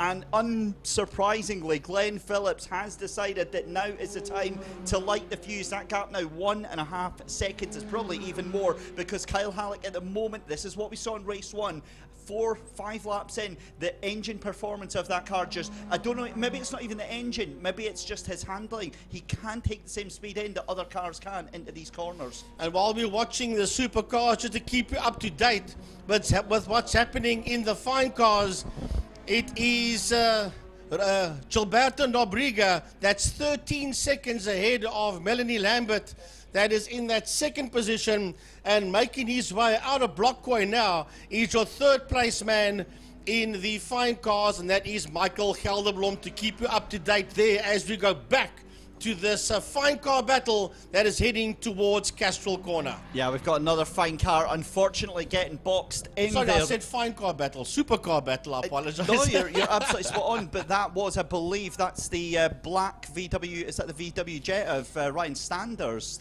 No, that's Natasha Tissendorf. Okay, there we go then. So that is being lapped by these supercars. But again, going back to Glenn Phillips here, just coming out that final corner, he has got that car absolutely hooked up now, and you can see just how much Kyle Halleck is really having to hustle this car. But to be fair to him, he is absolutely doing a stellar job. Last lap there for Glenn Phillips, 132.9. Last lap for Kyle Halleck, 134.9. 3.2 seconds is the gap between them.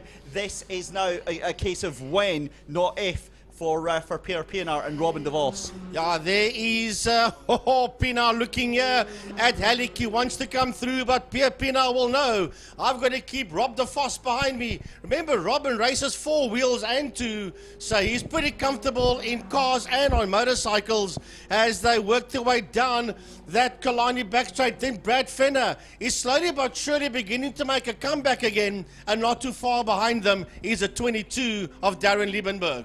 Oh, and that was wide there for Kyle Halleck again. You're seeing just how much he's having to hustle this car, how much he's pushing. And there goes Robin de Vos, trying to have a look up the inside, trying to make it too wide into turn number 3. Can't quite make that happen. Maybe just trying to get into the head of Pierre Pienaar. I think it's going to take a lot more than that to distract the mighty Pierre Pienaar right now. As your race leader goes into turn 4, you can see Glenn Phillips just going through there. Around the outside goes Pierre Pienaar, and it's side by side. That's a beautiful move for Robin de Vos, and there goes Pierre Pienaar spinning around and around and around on the exit of turn 4. He is fumbling that car, trying to get it back on track. That was pure pressure, I think, from Rob de Vos, and Pierre Pienaar succumbed to that. Otherwise, it could have just been him. But Pierre Pienaar is really, Rob de Vos is on a move because he's ahead of Halleck. Yep. Rob de Vos is ahead of Halleck as they race down towards Cape Town corner. So, my goodness, he's gone up into second position as Robin de Vos, and he's 3 seconds behind Phillips with 2 more laps to go, including the one they're on. Yeah, here we go then. So round corner number 1 goes Glenn Phillips. He's making this look so easy right now. He's going to be catching up onto the number 40 of Albert Cook, the Mazda MX-5. He's just going round the Cyril sweep right now. But as we go down that backstretch, we can see the number 1 of Glenn Phillips, and then followed by, as you said, Robin de Vos, who's had a stunning race too right now. Kyle Halleck doing the best that he can to hold on to this.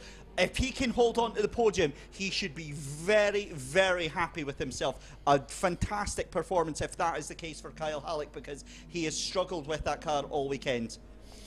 So they are now working their way out of Damstip, dropping down the hill. They're going to catch Albert Cook in that MX-5. They're going to pick him up there. What's happened to Glenn Phillips? He's fighting with Robin de Vos. He's dropped down. He's dropped down in second place there. Yes, well, on the leaderboard he shows in the lead because he was when they started this lap. And now as we head towards the end of the lap, he has lost that lead there to de Vos. But remember, de Vos went from about P4 to P2, and he was closing up on him. And de Vos is the quickest man out there with a 132.787. Yeah, but that gap was like 4 seconds, 3.5 seconds of that. And look at Glenn Phillips. That must have been a mistake or an instant for Glenn Phillips. Must have been. Because he's right up back up, but he's dropping off again. But I don't know if he's dropping off or if de Vos has just got some serious turn of speed out there, because the two of them are now beginning to leave the rest of the guys behind. There's de Vos in your shot.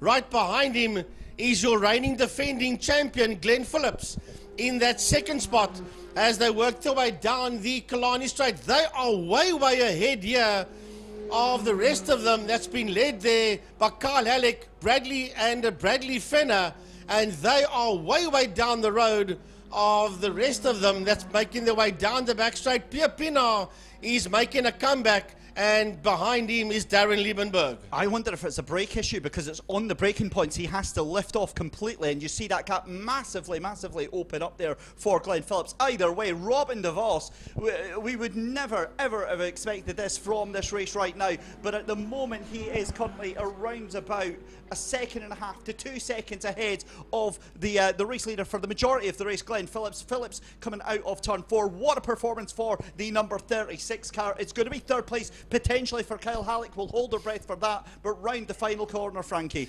I don't know if Rob de Vos has ever won a supercar race before. He may have, that I just don't remember, but either way, he is going to take the checkered flag and come home in P1. Well done, Robin de Vos. Glenn Phillips comes home second, followed there by Carl Halleck across the line. Then it is Bradley Fenner as they put another lap there on Roger Lewis.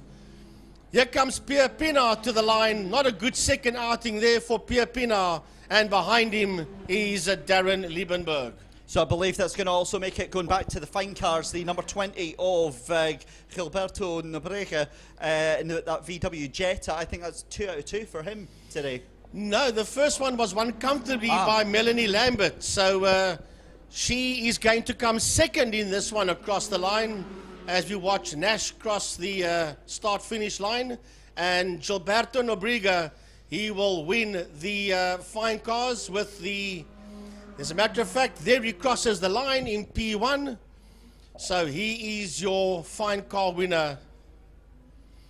There where it shows on the screen Cook, that's wrong. That's actually Kirk Williams that's supposed to be in that P7. Here comes Melanie Lambert. She will finish in second. And you may just see coming out of Castrol Corner the third place man in the fine cars. This is Melanie. That's finishing, Melanie Lambert, that's finishing second in the fine cars and working his way, not on screen, but you'll see him pretty soon making his way out of Blockwayn Corner as Tischendorf finishes her race. Will be your third place man. There he comes in that white Cortina. He'll take the flag in third in fine cars, Michael Gelderblom. What a race for the Pro Oil Supercars and Caltron Fine Cars. Again, I said it right there.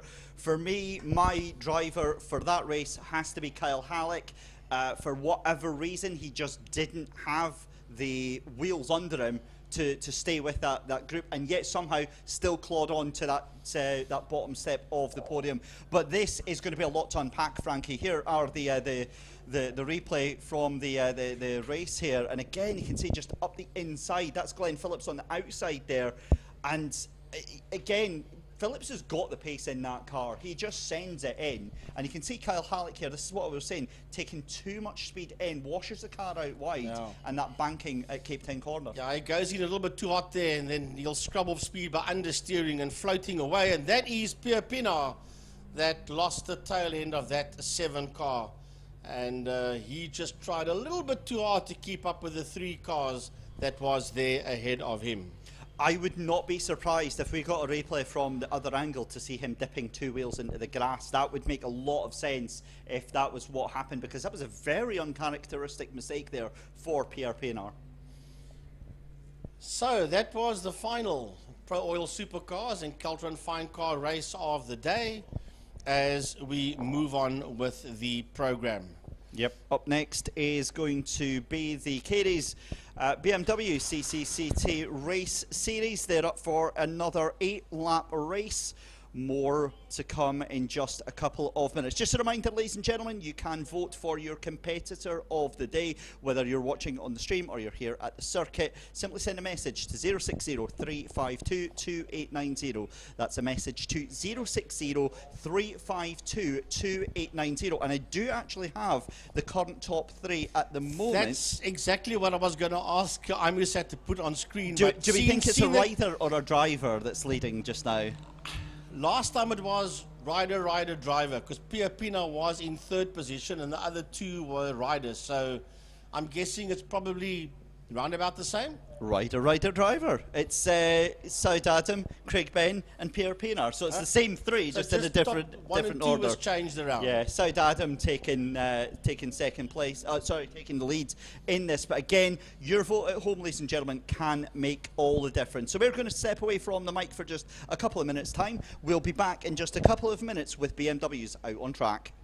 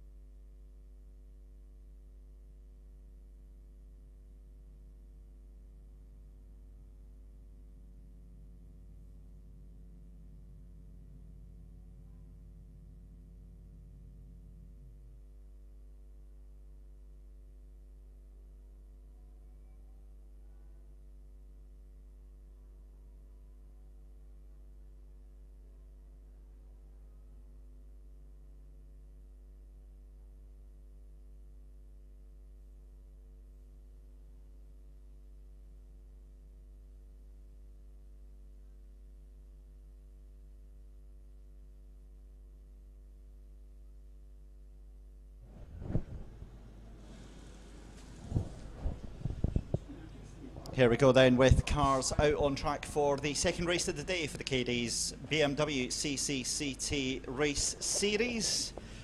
No real surprise to see Neanderthal out there in front alongside Conor Kilbride for the Racing Spirit machine. And we were speaking a little bit about Neanderthal earlier on, JT. And I mean, obviously with the business presence that he's got for NDT Racing, I mean, you can't really get a better advertisement for that, can you? The only thing I am surprised by, but maybe it's just a sort of not egotizing oneself, but that car is a moving billboard, to say the least. I'm surprised there's not more NDT logos on it, because I mean, if I was on the International Space Station and you saw that thing rocketing around back on land, I'm sure you'd be able to see it.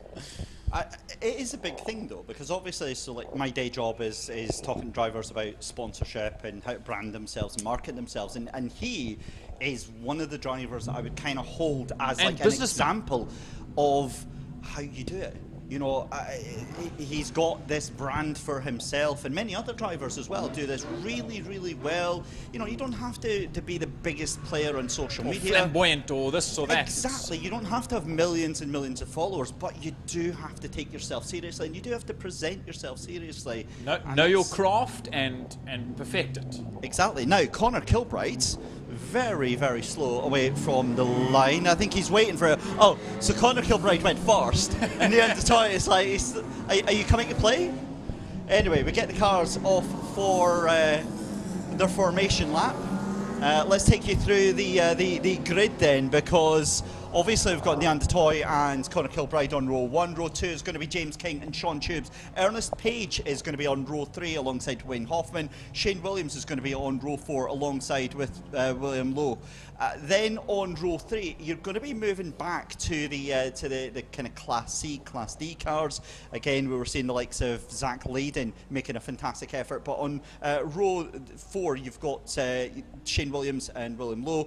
Row 5 is going to be Lloyd Brady and Yanni Hatze, Cobus de Kock and Henry Van Zale on row 6 as well. So that takes you all the way up to 12th position. So keep an eye for them as they make their way through the back stretch just now. Then on row 7, you've got Shane Boscombe and Barry Williams. That is going to be 13th and 14th respectively. Danny Blazer is going to be on 15th position. He's going to be on row 8 alongside Zach Layden. Nicholas Dutoy on row 9 alongside Yolinda Fourier. Row 10 is going to be Jacques Dutoy alongside Andre Verne. And then Marius Fourier with Penev, who was absolutely fantastic in the previous race there at the back in 20th position. So, sorry, 22nd position. So that's row 11 on the grid. But again, the order of the day here is that it's a multi-class race. It might be a one brand, a one mark race, but it's a multi-class race within this. And I've got to be honest, if there is a championship that I do get involved in, it's going to be this one for me, just purely because when I was back in the UK, this was the one that I had my heart set on, the BMW Compact Cup, yes. E46 TIs. Brilliant. And we actually have one that races with us, Timothy Ball, but unfortunately he's not here for this event. But they race it in Germany as well. Was it not the E36? They did have an E36 compact, but I think that's what they were racing in the UK. Then maybe that's so. I do know there in other parts of Europe there definitely was a E46 Ti Cup, but the BMW specialists can definitely correct me on that. Well, the only reason I remember that is because they had a big shortage of those cars because they kept getting pinched by drifters who would just weld the diff and take them out and absolutely throw them to within an inch of your life, much like you would see over in the spinning circle as well. Correct. I've yet to actually go and head down there. Every time I panic, my heart's in my mouth as cars come by and I see a big puff of smoke thinking the car's gone off, and it's not. It's the absolute craziness that is spinning. And it will be Conor Kilbride that takes him away off of pole position. But not for long as Neanderthal dives up the inside. Luckily it's flat through here. So quick. Stupendously fast into the braking zone. Some issues there already for one of the cars going down towards the kink. And a little bit of a bump and a nudge by Shane Williams on the tail end of Ernest Page. Page running previously Dion Joubert while Ernest Page was away. Dion Joubert raced that car quite, I say, famously here. Lots of people here to watch that, and I know for a fact I got a message from Warren Alford, one of the supercars photographers, and he said they've actually got a Oblix, you know, Asterix and Oblix, an Oblix sticker on that car, the same one that that Dion Joubert raced with in 1994 on his 1994 BMW E36 STC car. So a brilliant tribute for that as well. As we look to the lead, Nian de Toy pulling away already ahead of Conor Kilbride in Class S and Class A, between the two of them. And then James King as well as Sean Tubis. Then Shane Williams and Ernest Page rounding out your top 6. Yeah, there we go. Ernest Page having a big ding-dong battle right now, as there is your race leader going across the line. We barely even get a chance to hear him, and he's gone already. Nian de Toy already away in the lead. Conor Kilbride in second position, as you said. James King, Sean Tubes, Ernest Page, Wayne Hoffman, Shane Williams, all just in this absolute melee, a beautiful hot mess, as I described it before, of BMWs making their way under the bridge then. So Page down to 6th position, down to 4th position in class, but he'll still be buoyed after that second place. I see Kobus de Kock back in the race for race number 2. He either didn't make it to the start or he didn't make it to the end of race number 1. So good to see the 77 car back out in the field. And also I see that Wayne Hoffman has bust out of Class E into Class D. So he'll be racing with the big field of Class D cars all the way from James King down to Vian Low, between the 3rd and 11th position. A big class running in the mid-pack. As there we see Lloyd Brady that didn't make it to the end of race number 1. There's 3 wide there with Zach Layden involved, as they as we jump back to King, Tubis, Williams, Page, Hoffman, de Kock and Hattie as they go through damp step turn number 3. Yep, and then picture in the bottom left you can see the entrance to the Sorel sweep here. So again, just seeing how much action is going on all the way through the circuit here. But this is a brilliant battle that we're seeing through into turn 4 just now as we go down the order here. Here is another battle further down. I think this is class E right now. So that's going to be Vian Low. You've got Shane Boscombe in there, Barry William, Daniel Blazer all in that as well. It's mighty close there in Class E, as there Shane Boscombe holds out ahead of Lloyd Brady. Zach Layden, there's Barry Williams involved as well. Two E90s, Vian Low getting that thing mighty sideways in the E46 just behind them. I want to have a look and see who that is. That would be Daniel Blazer. As we jump back towards the front end of the field, there goes Conor Kilbride in the Racing Spirit E46 M3. Running double duty today himself and the car, which is not something you often see. Someone driving the same car in 2 classes. It's generally one person driving 2 different cars. As there goes Tubis on the inside of James King. A little bit of a lockup on the left-hand side. Almost side by side. Big lockup for Shane Williams, but holding it. 2 by 2 they go down towards Damstep, and 2 again between Hoffman and de Kock down towards Damstep turn number 3. Was sensational between King and Tubes right there. The battle for P3 really hotting up right now as they're making their way down into turn 4. Light onto the brakes for the car in 4th place, Sean Tubes.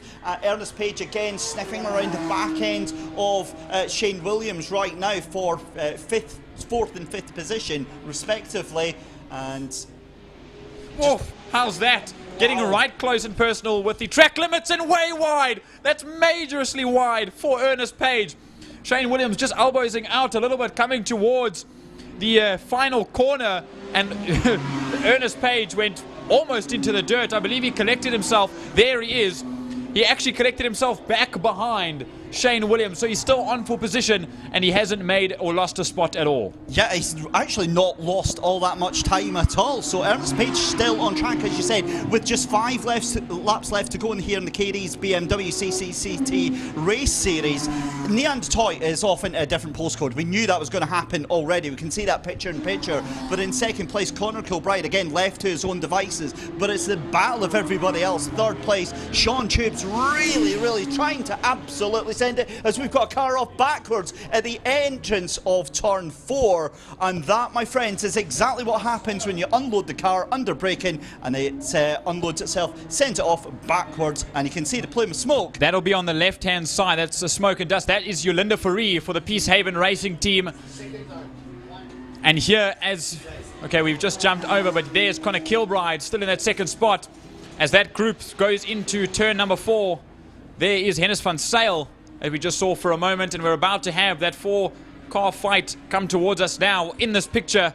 So we'll just keep it there, and there will be James King, Sean Tubis, just behind them. Shane Williams dives and holds the inside line to Ernest Page. Ernest is not going to let that last for long because he wants to get ahead and hold off Shane Williams to the end. Then it's Wayne Hoffman and Kobus de Kock with a major slide out of the final corner. Oh boy, oh boy, oh boy. This is nail-biting stuff. Side by side as they go into the city of Cape Town Bridge through into turn 1. Ernest Page absolutely licking the stamp and sending it. He can't quite make that happen. And to be fair, Shane Williams making that car as wide as he possibly can right now, holding on that position. And Page trying to go round the outside. Are you kidding me? That was incredible. Of the season from Ernest Page right round the outside of Shane Williams to take P5. Move of the day, I'd say, is into Sorrel Sweep. They go. There, Tubis up the inside on James King as well. This is incredible. So Wayne Hoffman's overtaken Shane Williams now as well. So this is major stuff going on in the KD's BMW Car Club of Cape Town Race Series as this group goes down into Dams Dip turn number 3. Sorry, hang on. Where were these lot in race 1 this morning? It was very quiet. It was very peaceful. They've all woken up after their lunchtime break. They woke up and chose violence for this afternoon. That's what's happening here. So it is all kicking off. Don't discount Ernest Page actually catching up onto that group there because they are not getting away from Sean Tubes and James King. So that order is off as we see the number of that. That was the 333 car, I believe that was off on the inside. So we did get an inadvertent ID on that car. But here we go through the final corner then. And this is just nail-biting stuff. We've got 2 laps left to go, 3 laps left to go, because Neanderthal has already started that lap. And just behind this group, Neanderthal is actually going to be in the background of the shot. In just a moment there, you see Yanni Hatzi. There's Neanderthal. As down towards the chicane and a big dive. Evasive action for Shane Williams. Kobus de Kock pulling a move out of the bag and absolutely staunching on Shane Williams. And same thing, Neanderthal went up the inside on Yanni Hatzi through the Killarney chicane, and that sent Yanni Hatzi packing through the cones. Wow, wow, wow. We are going to need to lie down in a darkened room after this one today. This second race for the BMWs has been just incredible, incredible stuff. Your battle for third, fourth onwards is going down the backstretch there. There is Neanderthal. I think he's safely away to lap everybody. And I wouldn't be surprised in the slightest as there is Tubis, King, Page, there's Hoffman and de Kock. Then we'll see Williams just getting past there by Neanderthal. Just watch the closing speed of Neanderthal. As he comes into 4, I guarantee he's going to be past. Wait, just a moment on the screen and flying in on the case of Kobus de Kock. Unimaginable in actual fact. Oh, and going very wide, James King on the exit. He'll lose ground to Ernest Page. Now that's a position back and a position gained for Ernest Page coming down towards the final corner. And oh, look at this traffic, major traffic side by side between Hoffman and King.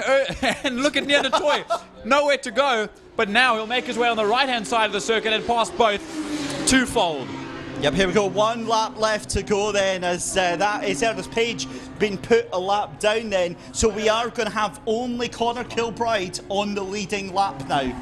Connor Kilbride making his way down towards Castrol turn number 4. So he's almost a half a lap behind. And the time-wise will be... And we have to wait until Connor Kilbride comes across the line to see the difference in time. Look at Ernest Page. He's right onto the back of the Class D leader. Correct. That is Sean Tubis that's leading Class D now. 37 seconds behind Connor Kilbride, but that means nothing as James King and Kobus de Kock fight out for one of the other positions. That's 4th and 5th in Class D. But Ernest Page might come for an absolute demanding victory in class if he was nudged off the track or just shoved off the track ever so slightly a couple of laps ago and started a little bit further down the field to winning the class. As here comes the man of the moment, Neanderthal. The race mace makes his way around the final corner. Andre Fuhren just there in the shot. I believe that turbo car just has a little bit of backfire as he'll wait Andre Furrer moves out of the way, and here comes Neanderthal of NDT Racing. And Ernest Page just moves up the inside into the final corner. That has to be a problem there. Surely that's got to be a problem for Tubes. But he gets back again across the line. It is unbelievable. That's going to be Ernest Page then. Are we certain? Got lapped. It will be by 0.0353 hundredths of a second. How about that? That's brilliant. David Christie preempted that with a message to Ernest Page before this race. Said I demanded a win off of that. And we'll see what the rest of the field looks like. Here comes Zach Layden. That'll be for 10th spot overall. First in Class E. Victory in Class E ahead of Lloyd Brady. Then... Yep, on the final corner, on the entrance to turn 5. He's back onto the track, though. He will get across the line. So, again, hopefully he'll get away with that without us actually seeing. Oh, and almost got rid of it. I think that might have been frustration coming out of the final corner there. That was an absolute right foot to the floor and just sent the back round. Wow, well, there you go. That is a dramatic finish. Probably one of the most dramatic finishes to a BMW race I think we've had this season. Probably one of the best ones of the year, I'd say. Unreal, unbelievable action. What a race from the KD's BMW Car Club of Cape Town Race Series. To the committee, to everyone involved, the growth of this class has been astronomical, and the racing and the drivers and the machines have been nothing short of perfection. Yeah, it really has been fantastic stuff. So the car's getting taken round the halfway point of the circuit, straight back into pit lane. No words, driver of the day, competitor of the day. Yes, get your possibly votes in, that? because this was a Yes. brilliant showing of how the competitors should be voted on by sheer performance.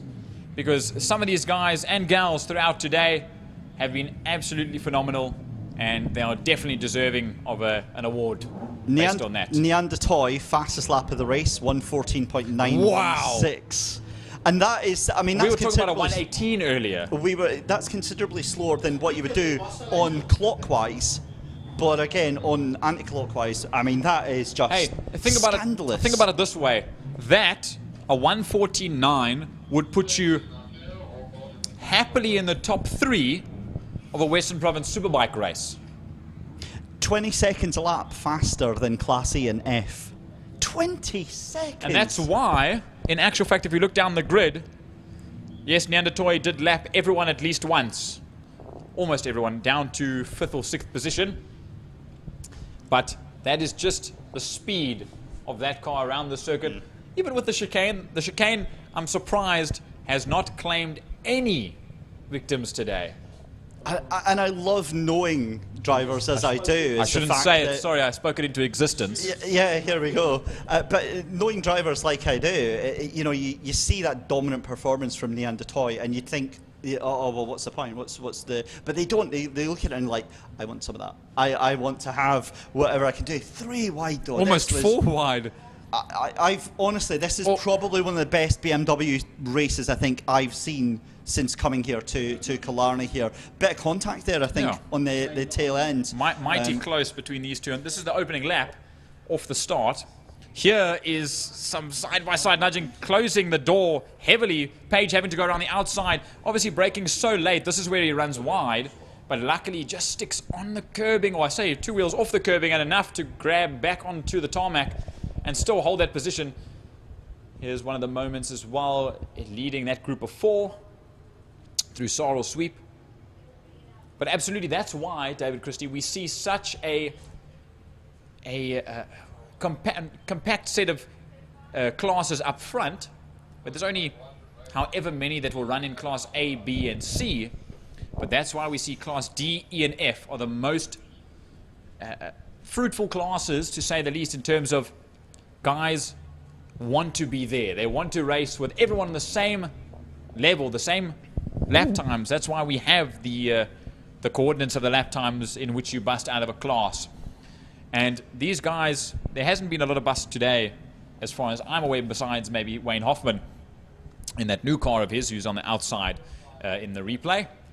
But the classes are so fine. They've been so well documented in a way that you can build a car and you can happily be in Class F. Sure, it's Class F. It sounds like it's way down the grid, but you've got 10 other cars that you're going to be battling with, which is exactly what I think anybody wants to be in, is just real battling. I think it's also a real testament to the racing mark that BMW is. You know, we'll look at Class D, E and F and you ask, why are they so heavily subscribed compared to like Class C, Class B and Class A? And the simple answer is they are the closest to the kind of car that you can go off and buy second hand, or just stick a roll cage in, maybe, you know, put in some racing suspension or something like that and just get yourself out there. Whereas Class A, you know, Class C upwards to Class A, you're more exotic builds.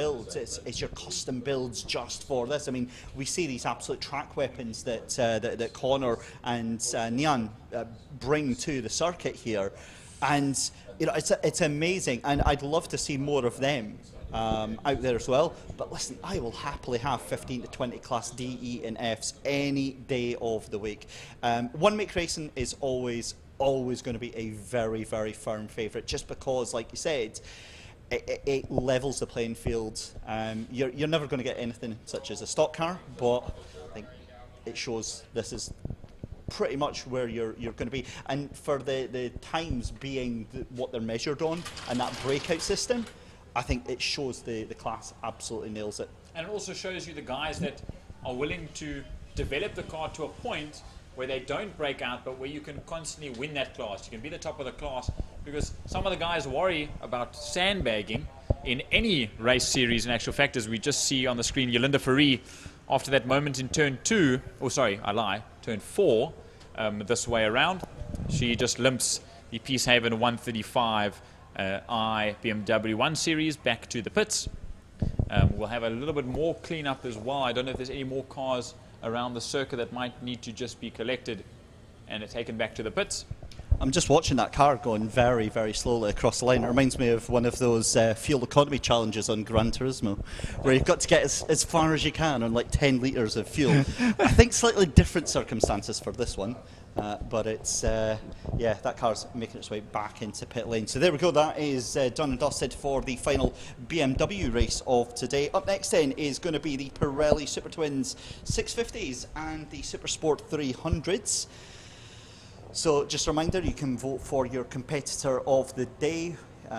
Send a message to 060-352-2890. That's 060-352-2890. We're going to step away from the mics for just a couple of moments. We'll be right back.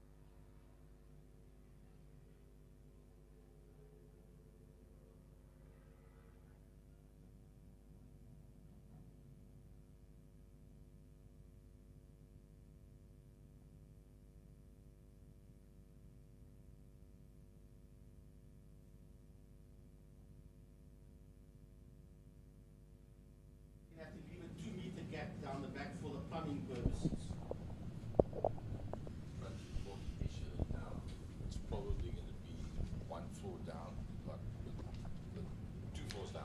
So bikes out there on track for the Pirelli Super Twin 650s and the Super Sport 300s. Their final race of the day as we rapidly reach a conclusion of our racing day today. Just 3 races left, I believe.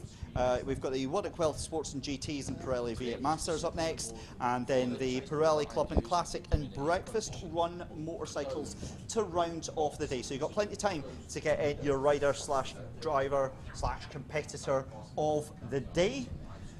JT joining me on comms again for this one. Another one with the two-wheeled action. Again, Max Munton starting out front. Can he? This is what we said. I wonder, is it possible that there's heat soak on that bike? It's very possible, but we wait for the 5 red lights to see if it is the reason. If there's any reason, we'll see if Bradley Mustoe and Liam Carstens, James Late, Julian Ferrer and Cody Redlinghaus can have a ding-dong battle for the 300s class. 5-second board is up, 5 red lights, off and away we go racing. Wheels up in the back end of the grid and down towards the South African flag. As patriotic as we are, through the right-hand kick, Max Munton on the right-hand side. A little bit of contact there between some riders, but not enough for anyone to go anywhere they shouldn't be. Slade van Niekerk sticks to the inside line on that number 96. Here comes Max Munton on the all green. Number 14, behind him, Nicholas Hutchings. Then we'll see who else is in that order. There is Clint Munton. There is Abigail Boston. There's Alex van den Berg and Hilton Redlinghaus as the rest of the field peels down towards the left-hander of Sarl Sweep. Max Munton having a little look up the inside there, can't quite make it happen, and if I'm honest, that was his chance, because from what we see from lap 2, 3, 4, that's where it all tends to slow down a little bit there. As we go on the exit of turn 3 then, we're watching down into turn 4 then. So it is still Slade van Niekerk then who has the early advantage on lap 1. Also keep an eye out just behind, because we're seeing a real push in 3rd position from that blue bike. I believe that might be Nicholas Hutchings. Correct, that is the Pro Automation and Hutchings Service Centre, number 72 of Nicholas Hutchings. And he's closer than he has been throughout Heat 1. So there's a chance that he might be able to close in, or at least put some competition towards Slade van Niekerk and at least Max Munton ahead of him as the top 3 peel away. Here comes Alex van den Berg and Clint Munton. They'll go side by side. Clint on the inside, the preferred line in towards the Killarney chicane. The cones are up and in they go. It will be single file and through. There we see Alex van den Berg for GFB Motorcycles trying to go up the inside and almost cutting the rear tyre was Hilton Redlinghaus on Clint Munton. Two of the old hands that have been around for a long time riding motorcycles in many a class are fighting hard out in the top 6. Boston there in 7th ahead of Adrian Solomon. Then Clint Munton, lights Paul Medell ahead of Hilton Redlinghaus, one of the other green bikes, so a little bit of confusion there. There is Paul Medell fighting with Hilton Redlinghaus and Alex van den Berg. There's Clint Munton on the number 12 bike ahead of Lance Jonas. It does look like, though, Slade van Niekerk's not pulling away as much as I thought he would in the early stage. That gap's still about a second right now. Max Munton coming under real pressure there from Nicholas Hutchings. But again, that battle for 4th, 5th and 6th, so tempting as well. Van den Berg, Medel and Cody Redlinghaus in the number 87. Meanwhile, behind That's what I was going to say. Abigail Boston, what a performance from them so far just now. Absolutely, and we'll watch these two run through and out of Blockcoin Corner, and we'll watch the rest of the field hopefully run through and catch up with the 300s, Liam Carstens and Bradley Mustoe as well. But this is going to be a problem for those two, Nicholas Hutchings and Max Munton. If they fight each other, Slade's going to disappear into the ether, and that's not what they want. As that group of 4-5 go through, that is Bradley Mustoe, Liam Carstens, James Late, and Julian Ferreira are the two in front. The Kawasaki 400, that red bike of James Late, and the red and gold of Julian Ferreira, the KTM 390, as the leader runs back down in the black and green ER650, or ER6 rather, down into Sarl Sweep. I'm going to be honest with you, I don't think that it is the two of them fighting each other. I don't think Max Munton and Nicholas Hutchings are fighting each other. They're dragging each other along, but I think it's raw pace from Slade van Niekerk. Last lap round was a 1:22.0, 1.1 seconds faster than 2nd and 3rd place. He has just got an absolute rocket ship between his legs right now. And he is a rocket of a man as well, is young Slade van Niekerk. Previous champion in this very class a couple of years ago before he moved over to the 600cc's with his good friends Tristan Pienaar and Jason Lineker. And then, of course, to the thousands as well, where he became the Western Province champion a previous year ago. And across the line he comes. There's Max Munton and Nicholas Hutchings once again. They have to tow each other if they want any chance of possibly getting into the lead somehow. As through the chicane they go. Here is this big group, however. This is what we love to watch. 4, 5, 6 bikes coming down towards us. A 7th being that of Lance Jonas. Then we see as well the 300s coming into play. But it is led out by Paul Medell, just ahead of the 87 racing bike, the number 87 of Hilton Redlingace. And I believe Redlingace has maybe even gone around the outside if we watch through the camera, and down the back straight he will. He has moved past Paul Medell on that Liat number 5 bike. Now, I'm wondering if Lance Jonas, the number 83 in 10th position, has got some sort of issue with that bike, because a second slower than everyone else. We see the Cyril sweep then. That is going to be the battle for what looks like 5th, 6th, 7th, all in there as well. So it's anybody's right now, especially at this early stage of the race. We're less than halfway through the race. I'm just trying to get an ID on our race leader, who's already into the final corner just now. They've all expanded, so there's not much to see with there. But Max Munton does have a little bit of daylight now. He does have a little bit of a gap ahead of Nicholas Hutchings in that 72. So I think we should absolutely stay on this battle coming out of turn 4 then. And there, just in the background, is the leading 300, the Kawasaki 400 from Missile Motorcycles, ridden by Liam Carsons, holding out in the lead ahead of the 888 Motorcycles KTM 390. That's the red and black bike. Oh, sorry, orange and black. I keep getting my colors confused. Of Bradley Musto. This on your screen is James Late on the Kawasaki 400, the RSRA and Ravenel sponsored. And then we have the Bumblebee Racing promo projects as well. Sponsored KTM 390, the red and gold of... Oh, and Julian Ferreira has a little bit of a moment. Leg coming off the bike, but he saves it and he carries on going.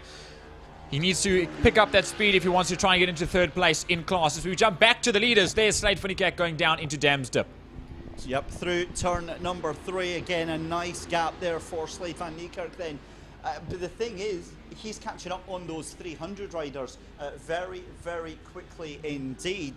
It looks like the issue that Lance Jonas was pointing out, that's come back down. He's starting to catch back up to the tail end of that group as well, so we'll keep an eye on that. But it is still Slade van Niekerk then from Max Munton in 2nd place. 3 seconds was the gap last time by. I get the feeling it's going to be about 3.5, 3.6 when they come by. 3rd place at the moment, bottom step on the podium for the 650s is going to be Nicholas Hutchings. Then we move to the 300s. It is still Liam Carstens from Bradley Musto and James Lloyd. Here they come into the braking zone of turn number 5, Block Coin Corner, previously called Holes Hook, named after Edgar Holes, another stalwart of the circuit back in the day, and actually the one that helped design the layout of the circuit when it came out, or when it was finally done in 1960. Oh, and Alex van den Berg's got a bit of an issue. He looks over his shoulder, sort of sits up on the bike, and he's moved out of the way. So the number 54 of Alex van den Berg down from Joburg has some sort of issue that sees him move out of this race and out of the way of the rest of the riders. Very, very unfortunate for his trip down to Cape Town. But we carry on going out of Cape Town corner, David Christie. Yep, great awareness though, just to go straight on at the chicane, take themselves out of contention whatsoever. But as you said, 3 laps left to go here in this final race of the day for the Pirelli Super Twin 650s and the Super Sport 300s. Again, with Van Niekerk now, that gap 3.6 seconds. It's a commanding lead. Max Munton is going to be probably the best part of 4.5 seconds now behind that. The pace has been absolutely relentless from Slade van Niekerk. Goes across the line, 122.861. Max Munton 123.6. So again, 4.4 seconds. And the gap doesn't look that big on paper, but on timing, it definitely is quite a margin between the leader and 2nd position. As there comes Cody Redlingace, who becomes a lap down. I don't think she's used to riding the old 300. Once again, she's used to the 650 that actually is is her dad about to come up and lap her in just a moment on the number 87, 650. There's Lance Jonas on the MT-07. That very grunty Yamaha as Alex van den Berg keeps dropping down the grid. And then we wait and see where are our leaders. There is the tail end of Max Bunton in that green 650. That's Sunscan and Mag Workshop as we look back to the lead. Project 60 SA and Team Wayward with Slade van Niekerk. Yeah, that Project 60 machine has been set up so beautifully for this weekend. I think Max Munton in that Sunscan and Mag Workshop ER 650, I think he can be very happy with the second race because it's been very different, where we saw him struggling with pace towards the second half of the race. He's been able to just get himself into some clear air, do some reasonable lap times compared to everyone else. I think it's just such a dominant performance from Slade van Niekerk. And we go into white flag final lap of the race for the 650s. It is indeed. And some more lapping going on around the circuit on the 300s for the rest of the grid. As out of the final corner, or out of the first corner rather, still catching the grips, or getting to grips with the layout here for today's round. And it's most likely that this might just, under Lance Jonas's reign, become a yearly thing, hopefully forward and onward into the future, because what a brilliant race weekend it's been so far. There's Slade van Niekerk on his final lap, 2 more corners left to go. There is Max Munton. It now moved to 4.4, so he's actually on similar lap time as he was the previous lap, sticking to the same gap. Nicholas Hutching 6.9 seconds behind from Max Munton, so a hearty gap between the top 3. There's 1 more corner to go. There's some fighting going on the bottom left-hand side of the screen in the mid-pack, but there's Slade van Niekerk, David Christie, he comes around the final corner, bring him home. Here we go then. Sets up does Slade van Niekerk to make it 2 out of 2 for the weekend, and it's a race win then for Slade van Niekerk in the 96. It's going to be second place for Max Munton in the number 14, and then it's going to be Nicholas Hutchings, a very well-deserved third place in that number 72 Pro Automation ER 650. And then obviously we've got the 300s still to go as well. Yep, so here comes Hilton Redlinghurst, but look at this battle between Paul Medell, someone that's been away from racing for a little bit of time, but he's back once again on the number 5 for Track Mac, as well as Liat. And to the line, here comes Hilton Redlinghurst, and it will be a drag race. How close will it be? Medell by 0.04 of a second on Abigail Boston, the young lady racer, right on the case for the top 5. Just behind the number 5. Clint Munton brings it home in 7th position ahead of Adrian Solomon on the Pool King number 4 motorcycle, and then Lance Jonas for Samurai Racing, as well as 1X and 58 Performance into that top 9. William Carstens. Liam, it's been close. and Liam Carstens for Missile Motorcycles brings it home first in class ahead of Bradley Muster for 888 Motorcycles on the KTM. Here comes James Late to bring it home, top 3 for the day for him, ahead of Julian Ferreira. Another brilliant performance for the newcomer, or the rookie of the season, which might do him very well if they do have a rookie of the year award at the end of the season. It's very generous of the 300s to give the 650s a little bit of limelight for some of the action, because normally we're they are the ones that are clawing for action, clawing for screen time. But yeah, they've been absolutely sensational. We'll get replays up in just a moment, but we've got 2 races left to go, ladies and gentlemen, for the remainder of the afternoon. We've got the Warwick Wealth Sports and GTs up next, but while those at home get treated to some of the replays there, and again, that was a much better start for a lot of the field there. Oh no, that was a big launch to the moon there. Great spot there for the production team. Now zooming in ever so slightly, a brilliant launch from Max Munton, but that will be Lance Jonas that got on the back wheel on the MT-07, and he went right onto the grass between the grass verge and the join to the Joubert Pits entrance. But I think it was also Lance that peaked his bike into the air on the start, just up onto one wheel. But there we go, up very onto happy to the handlebars, and a very, very happy Slade van Niekerk punching the air into light again. We'll jump into this, but I think we'll go and cut in. That's certainly what we saw on the replay there. There you go, look. Oh, so that's Up Liam to Carstens. there we go. Just on the left-hand side there, you see, that's Lance Jonas. He has to pull himself away from the grass, not to lose any traction.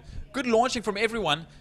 I definitely think Max Munton was the best off the line. I wish we had a reaction counter on the transponders to see how quickly when the light goes out. Well, there we go. The final race of the day for the Pirelli Super Twin 650s and the Super Sport 300s is done and dusted. Up next, as I said, is the Warwick Wealth Sports and GTs. And, of course, joining them, it's a very, very welcome addition for the day for them, because they get to race alongside the Pirelli V8 Masters. And then our final race of the day is the Pirelli Clubman Classic and Breakfast Run motorcycles. We'll step away from the microphone for just a second and we'll be right back.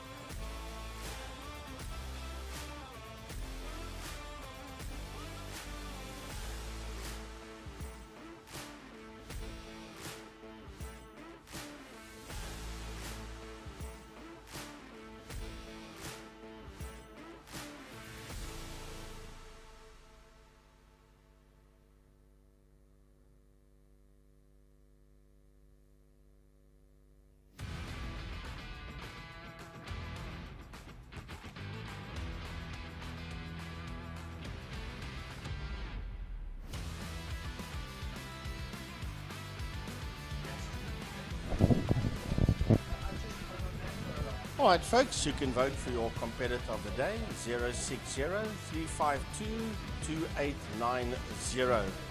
And we've still got 2 more races to go, so that voting cell phone line is still open.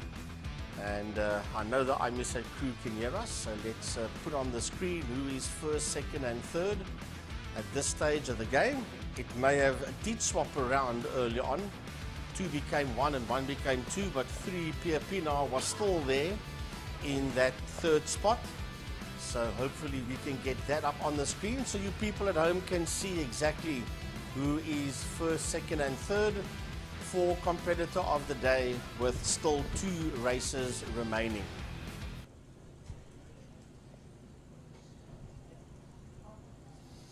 So big thanks to Apex Bets for that Maserati that's been doing safety car and pace car duties today and throughout the whole of the 2026 season so far.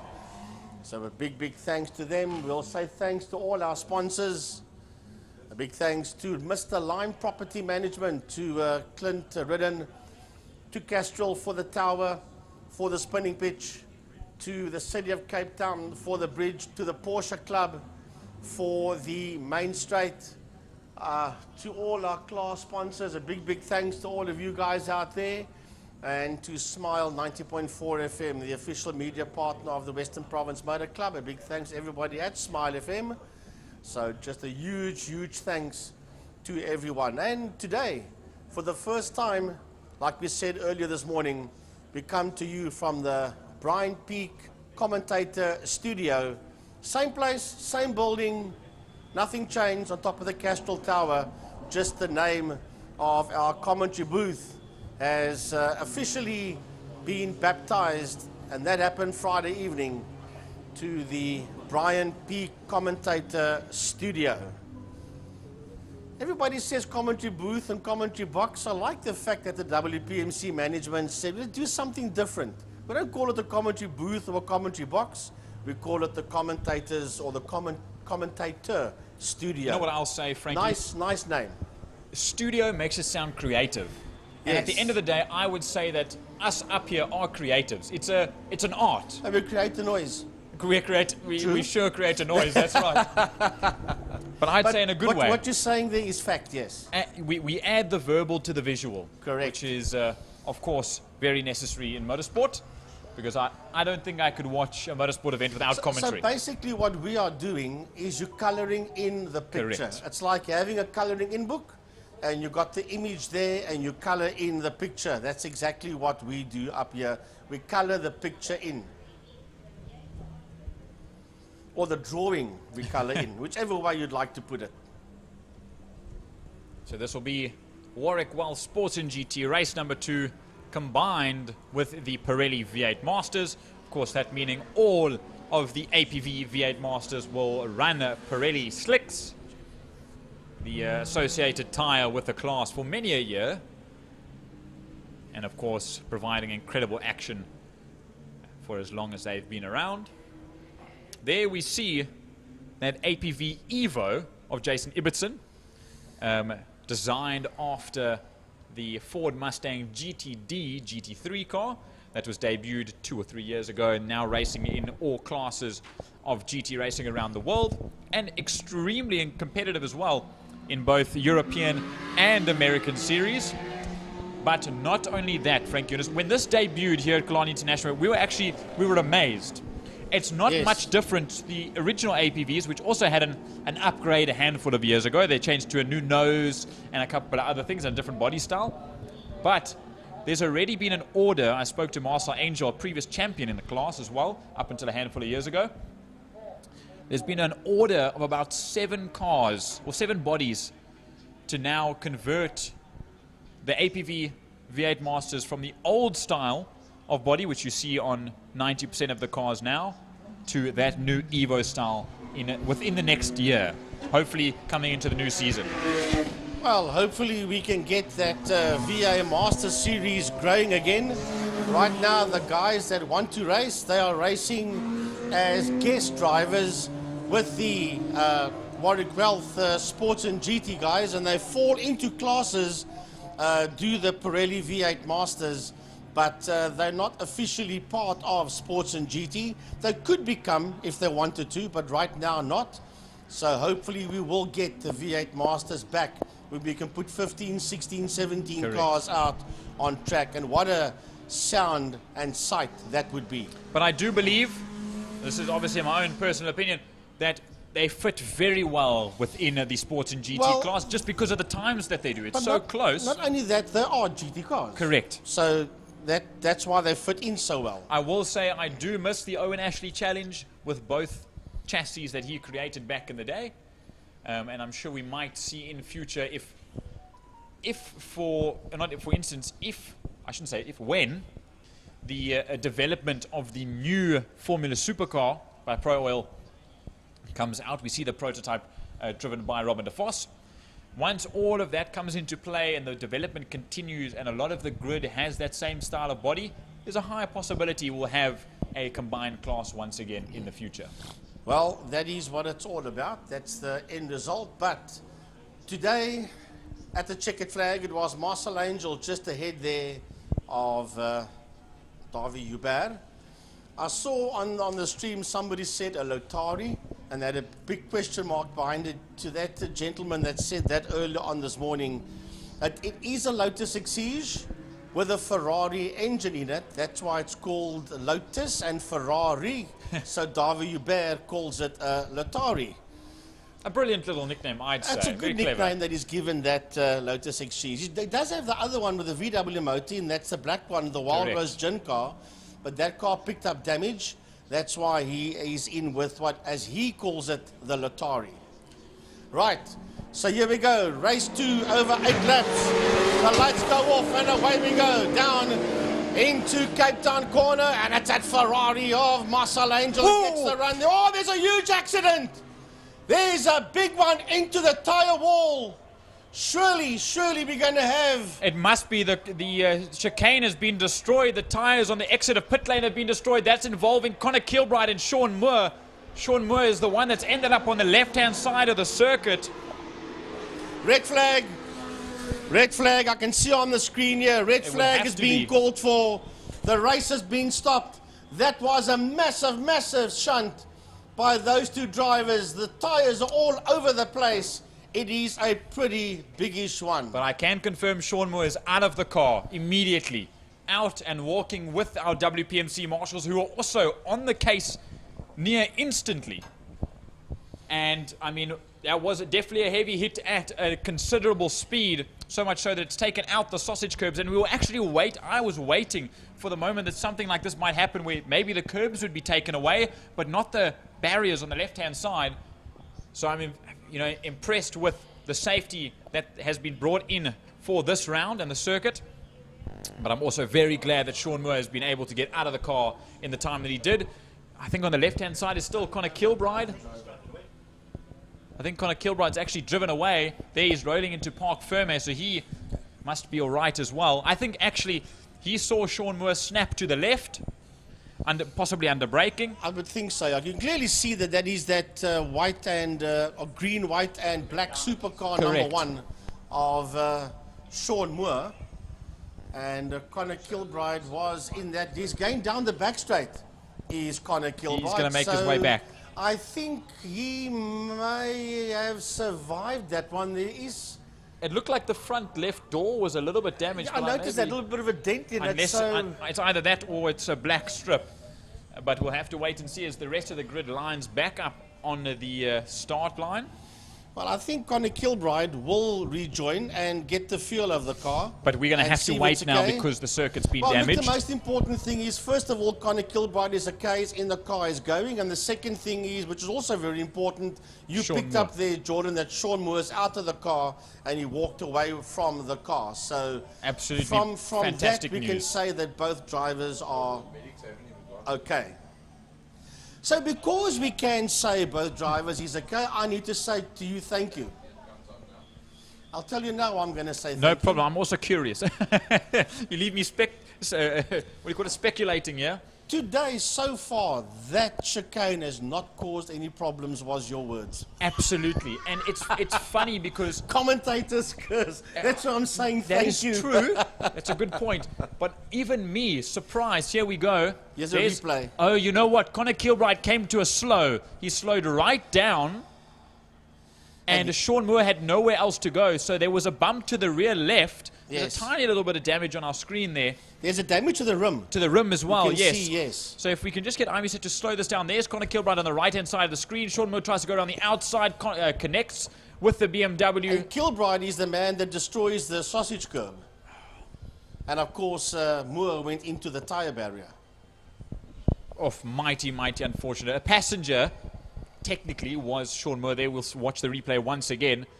I believe something's happened with Connor Kilbride and the Racing Spirit BMW for him to just slow right down. I don't think he slowed down physically. I think... stripes behind the back wheels before you got hit. Do you think that, as Gary was talking, do you think there's a possibility that that car slowed down because of a lockup? No, I don't.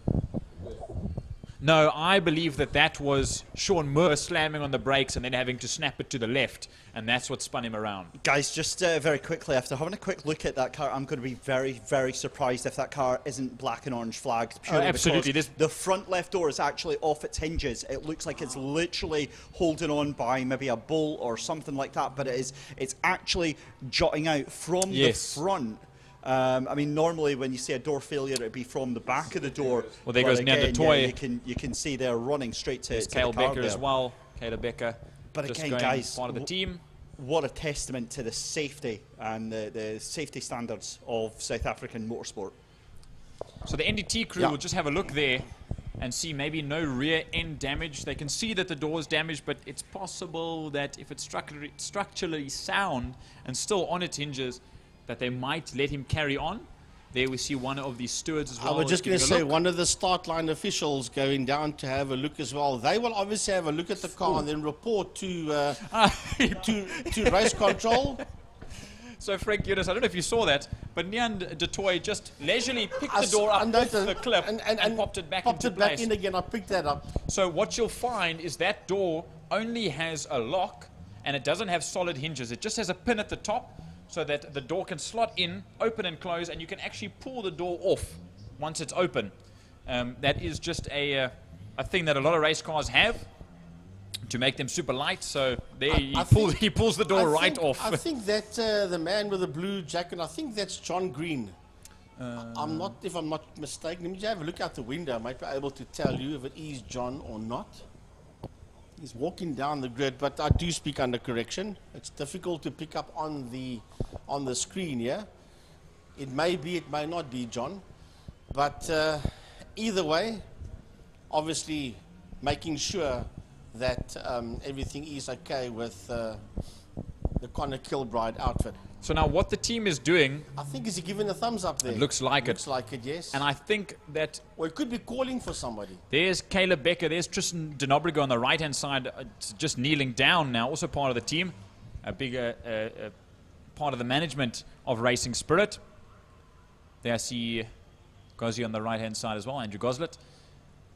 But they are just, I believe they jacked the car up at the back end just to see if there was any damage to the rear after taking the knock from Sean Moore. Well, they've got the time to sort it out because the marshals are still trying to get the Sean Moore car out from under the tires and onto the flatbed, the rollback. Someone would have to just correct me, maybe an official or someone that knows the rules in sports and GT, the likes of, let's say, Mike J or Paul Schwartz or whatever the case may be. Arlene Brown also walk down there, yes. Because is it not a parc fermé rule that you're not allowed to work on a car while, okay, it's on an active race circuit, but once you leave parc fermé, you're not allowed to work on a car.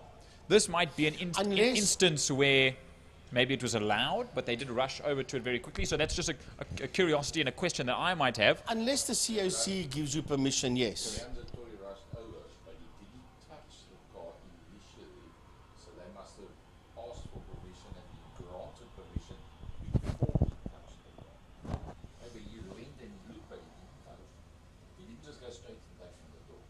There is Rico Barlow of Rico Barlow Racing, opening the passenger side door to Robert Franco's car. There's so sorry, to the folks around the track, we not only just talking to the people, we're telling you as well what we are seeing so that you are aware of what is happening on the grid proper. Because a lot of folks around might say, we're just talking to the people. No, we're not. We're giving you information like Gary and myself did for the 6 hour. What we saw on the screen, we relate to the people around the circuit. So we're doing the same here, folks, you guys around the track, to let you know, Geordie and myself, exactly what is happening on the circuit now. I've seen that we are under red flag conditions and that the WPMC marshals are putting that Ford Mustang of Sean Moore onto the back of the flatbed so that there is now a chance for the crew to work on that Spirit Racing BMW. Absolutely. I mean, if for example, which I'm sure this will take a little bit of time, which I know our officials and our WPMC marshals and maintenance crew are doing a hang of a job to get things sorted as quickly as they can. Sure, we only have 2 races left of the day, and we've got about 50-odd minutes to get through before 6 o'clock. See Yanni Hatsi sort of moving into his proper grid position with his Nissan. Oh, there they push Connor Kilbride's car backwards, maybe for him to roll back into the pits, and I think they will. The Racing Spirit E46 M3 will drive itself back into the pit, but possibly deemed not eligible to carry on. There's Tate Bishop on the right-hand side of your screen, helping out with Rico Barlow Racing. There is Troy Dolenchek on the left-hand side, also in sort of the team of Rico Barlow Racing with Wayne Hoffman. And then we see Arlene Brown and Andre Griewe, the two of them walking back to their positions. So everybody that had something to sort out there has done just that. How's this, Frank Eunice? If I look over my left shoulder, and those around the circuit won't be able to hear or tell, but if you can hear me right now, those watching the live stream saw that Connor Kilbride's car was pushed backwards and driven back into the pits. It does not mean he's out. The NDT racing team, all together, all four, the entirety of the team is now working hard to get the car jacked up, new tires all round, so that they can get back out. And in actual fact, if I they're not going to have much time left, because I think the race officials are ready to go. Remember, we are approaching 5:15. We've got this race and one more, and we have to be done by 6 p.m. So I don't know if they've actually given them time to work on the car, or it's a matter of see what you can do. If you can't do it in time, we are going red lights on, red lights off, and away with this one. They may even, Geordie, I don't think they're going to make the laps any less. I don't think so as well, but how's this? The crew is putting on wet weather tires just in time for a slight downpour, with the circuit getting a mighty greasy all of a sudden. Is this allowed? I'm sure it wouldn't have been allowed if they weren't told to go. If you go, well, I'm not saying our rules aren't the same as Formula 1, but Formula 1 would say you can change tyres and tyres only under red flag conditions, yes. But I don't, I and think this that's is only red flag, but I don't know if this, obviously the rule is the same for other classes worldwide as well. I believe you're only allowed to change tyres under the red flag if there's a change of conditions. But also the question is, where is he allowed to, if he is allowed to go back out? He'd have to start from the back of the grid. Because he was the car that brought out, or one of the cars that brought out the red flag. Correct, David, caused the red flag. You're quite right, sir. 100%. Well, speedily enough, we'll say they're still deciding. You see a big crew of people there. There's Steve Humble on the right-hand side of Harp Motorsport. Yeah, there's Gaynor standing there as well. She's chatting to Arlene. There's Brandon van Eden also having a chat to the people there. So, yeah. Everyone figuring some things out. Ivan Wenzel in that number 72 Wenzel Motorworks, but also that is the motor car owned by none other than Martin Prince. There we go, the Dutchman. Dr. Prince. Yes, Dr. In fact, Martin Prince. So given that car to Divan to drive today. How's this for a change? And so much so that I see one of the team members for Divan Wenzel is running over with a canister of air and I don't know what you would call the word for it, but an impact gun to change tires as well. So, is it possible that they're allowing them to change tires? They are, I believe they're going to get fired and underway, and they're going to make their way through the pit lane, if that's what I'm getting from David Christie. Yes, because the safety car, the Maserati is already making its way towards the pit lane, putting the safety car lights on. Mind you, to those around the circuit, we are just as unaware of things as the spectators are. As we learn what's happening, we relay it to the people around the circuit, and obviously you guys at home. There's Jean-Andre Bottas standing here. Yes. Yes, there's Piet van der Walt as well on the phone. Currently, James Late on the right-hand side there. Some more of our WPMC marshals and medics. I want to say something to you. Remember, you spoke earlier on about that they want to do that BMW with Dion with Obelix on. Now, do you know the actual story behind Obelix? That specific incident. Okay, Connor Kilbride's car has been finished. He's going to be good to go, I think. Yes. But the Spirit Invest car making its way out onto the circuit. Well done to the entire crew down there. But now there's some confusion.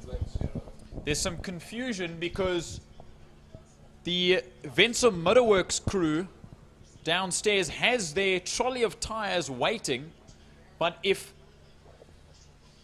Connor Kilbride is allowed to get out and it is thumbs up and okay for the race to be restarted, Connor Kilbride will be the only one on wet weather tires as the safety car pulls back in front of the field, and this could mean that in motorsport terms Connor Kilbride would be a very, very lucky dog.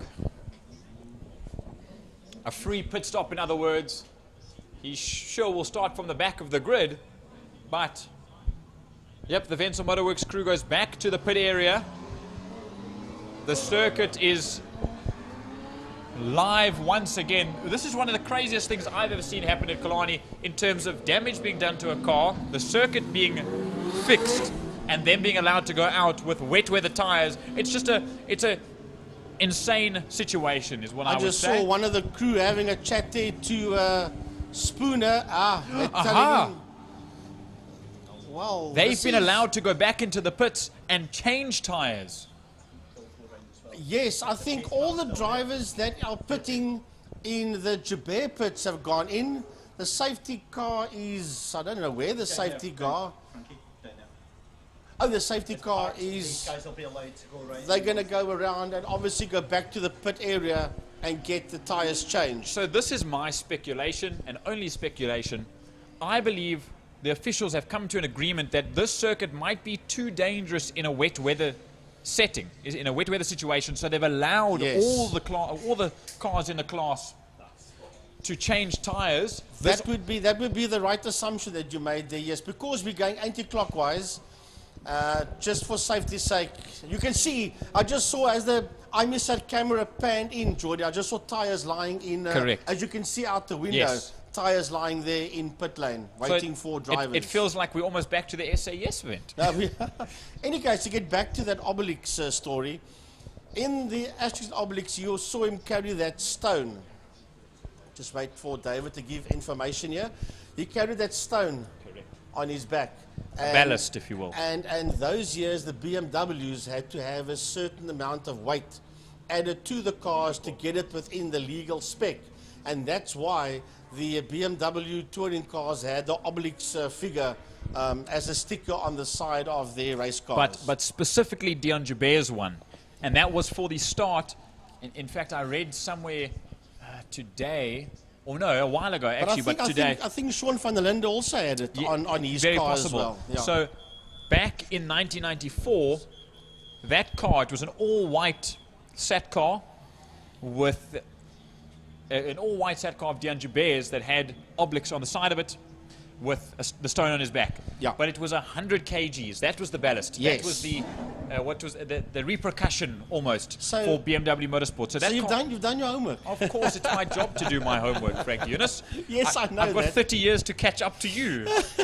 Yeah, well, you do actually, but I must say you're catching up very, very quickly, and that's a good thing. So how's this? I'm going to tell you a fun fact as well. Not from my book, this is from my head. So that very car from 1994, as there we see Eric Salomon make his way back in the Alf, the S06. That same car from 1994 was the very first chassis to come to South Africa, the one that Dion Joubert drove, the famous white car with Obelix on the side. That same year, same season, that car was converted into the STC car that everyone in the country and the world knows as the Enviro car, shared both by Dion Joubert and his teammate Sean van der Linde. That changed to the Enviro car, green, white. Oh, sorry, it was Sky, Land, and Sea. Yes. Those were the three colors. That was the BMW, yeah, the Enviro car. Correct. That's quite right, yes. So that was the 318i STC from back then. But an even cooler fact, that car is still around and racing today on the South African soil. It is now owned, the same chassis, by Andre Ass, a German man from Germany, of course, who raced previously in Germany, came to South Africa, now stays here as well part-time. And he has developed that car into quite a beast to race up in the Gauteng Car Club race series. So very, very cool that that car still lives on in technically its original form. It's still got the original livery. The original livery and the original BMW South Africa and BMW Motorsport safety, the cage and all the mountings and all the points. So an awesome little fact that is in the back of my mind, I must say, as all the guys start to... But you know what, Geordie, as they go back out again, those were awesome years because they started off as SAT cars, then they became a little bit too expensive, then they were called the AA Fleet Care Super Touring cars, and then from there it was, I don't want to call it a downgrade, but use that word in inverted commas, to Bankfin sponsored them, the Bankfin Correct. touring cars and the Bankfin Pro cars that started Yes. behind the touring cars. And that was early 2000s. 99 yes, late into 90s, early 2000s, and of course that was when when Janelle de Villiers, correct, and Duncan Foss, and those boys dominated the touring car section. Yeah, back in the day, during The that Nissan- Bankfin, the the Nissan Sentras and the Primeras. Primeras, yes.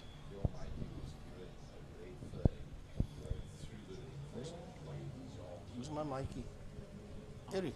I'm pretty sure that was given to safety. So while everybody else is busy changing tires, Eric Salomon in the Elf, he's still that 23 car. Maybe he doesn't he's have just tires. making his way around. So either he doesn't have, or he's got tires on that can do both conditions. Correct. Very possible. Semi-slicks or cut slicks or something to that effect on the Elf of Eric Salomon. So I see some of the cars pulling into Park Ferme once again before they get the okay to head out. But I also must say, if we look at the time very quickly, it is 24 minutes past 5. We have 35 odd minutes to go. Will the laps be deducted in a moment? They may, because there's still most one likely race will. to go afterwards. I'm sure those biker guys will saying, let these cars race, let the rain come and go, so when we do our final race, we don't have to change tires. That's what will be going through their mind at this Correct. stage of the game. I'm very curious to know if this has not allowed, but if this has brought to the attention of the motorcycles in the Pirelli Clubman's Classics and Breakfast Run class, if they have wets. A lot of the guys will ride on semis or with slick tires, race tires, but they will obviously dial it back a little bit because, of course, bikes or two wheels and slick track aren't quite the relationship that you want to have. As for those around the circuit, I will say, if you can hear us there over at the Landstem Kink Hill, be sure to tune in, and around the circuit, tune in to 108 FM, Killarney's radio frequency. We should have punted this a little bit earlier. We should have, But I know in future we'll be getting some posters. I'm trying to push for some posters around the circuit so people are aware. We actually had a chat with Pierre Goos. Yesterday, and he said, I mentioned to him what happens at the East London Grand Prix circuit about the fact that they, as you drive in by the gates, have got these huge boards that gives a radio frequency, and he obviously will make sure that the big 108 FM boards are basically at all the gates around Killarney. So you know when you come here, you've got the PA system, you've got the live stream, you've got 108 FM, you've got everything that you can listen to the commentary around the circuit. And he also mentioned last night, Gaza, that he's going to help assist with the upgrade of the speakers and the PA system. We stood in this corner, the left-hand side corner, Pierre, Geordie, myself, and Francois, and he was chatting to us about that. So we come to you from the Brian P. Commentator Studio on top of the Castrol Tower, and we've had it all today, and I must say, a very good race event, except Geordie's got very serious commentators curse. And, but then again, they say all good commentators have got commentators curse. So that's actually Clearly the universe loves me. It's a good thing within a bad thing, if you know what I mean. Gee, I'll tell you what, if anybody's got commentators curse bad, Brian Peake would have told you it's Frank Guinness. Wow.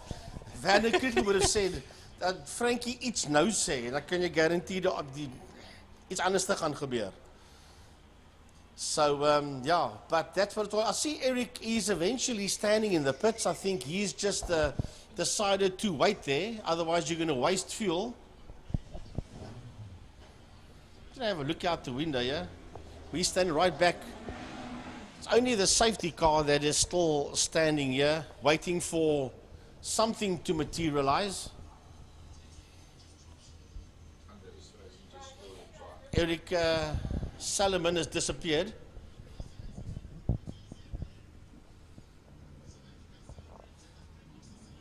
Well, we'll have a look and see what happens. So the people around the track, it's not a serious rain for you people out there on the banking and around the circuit and by the bomas.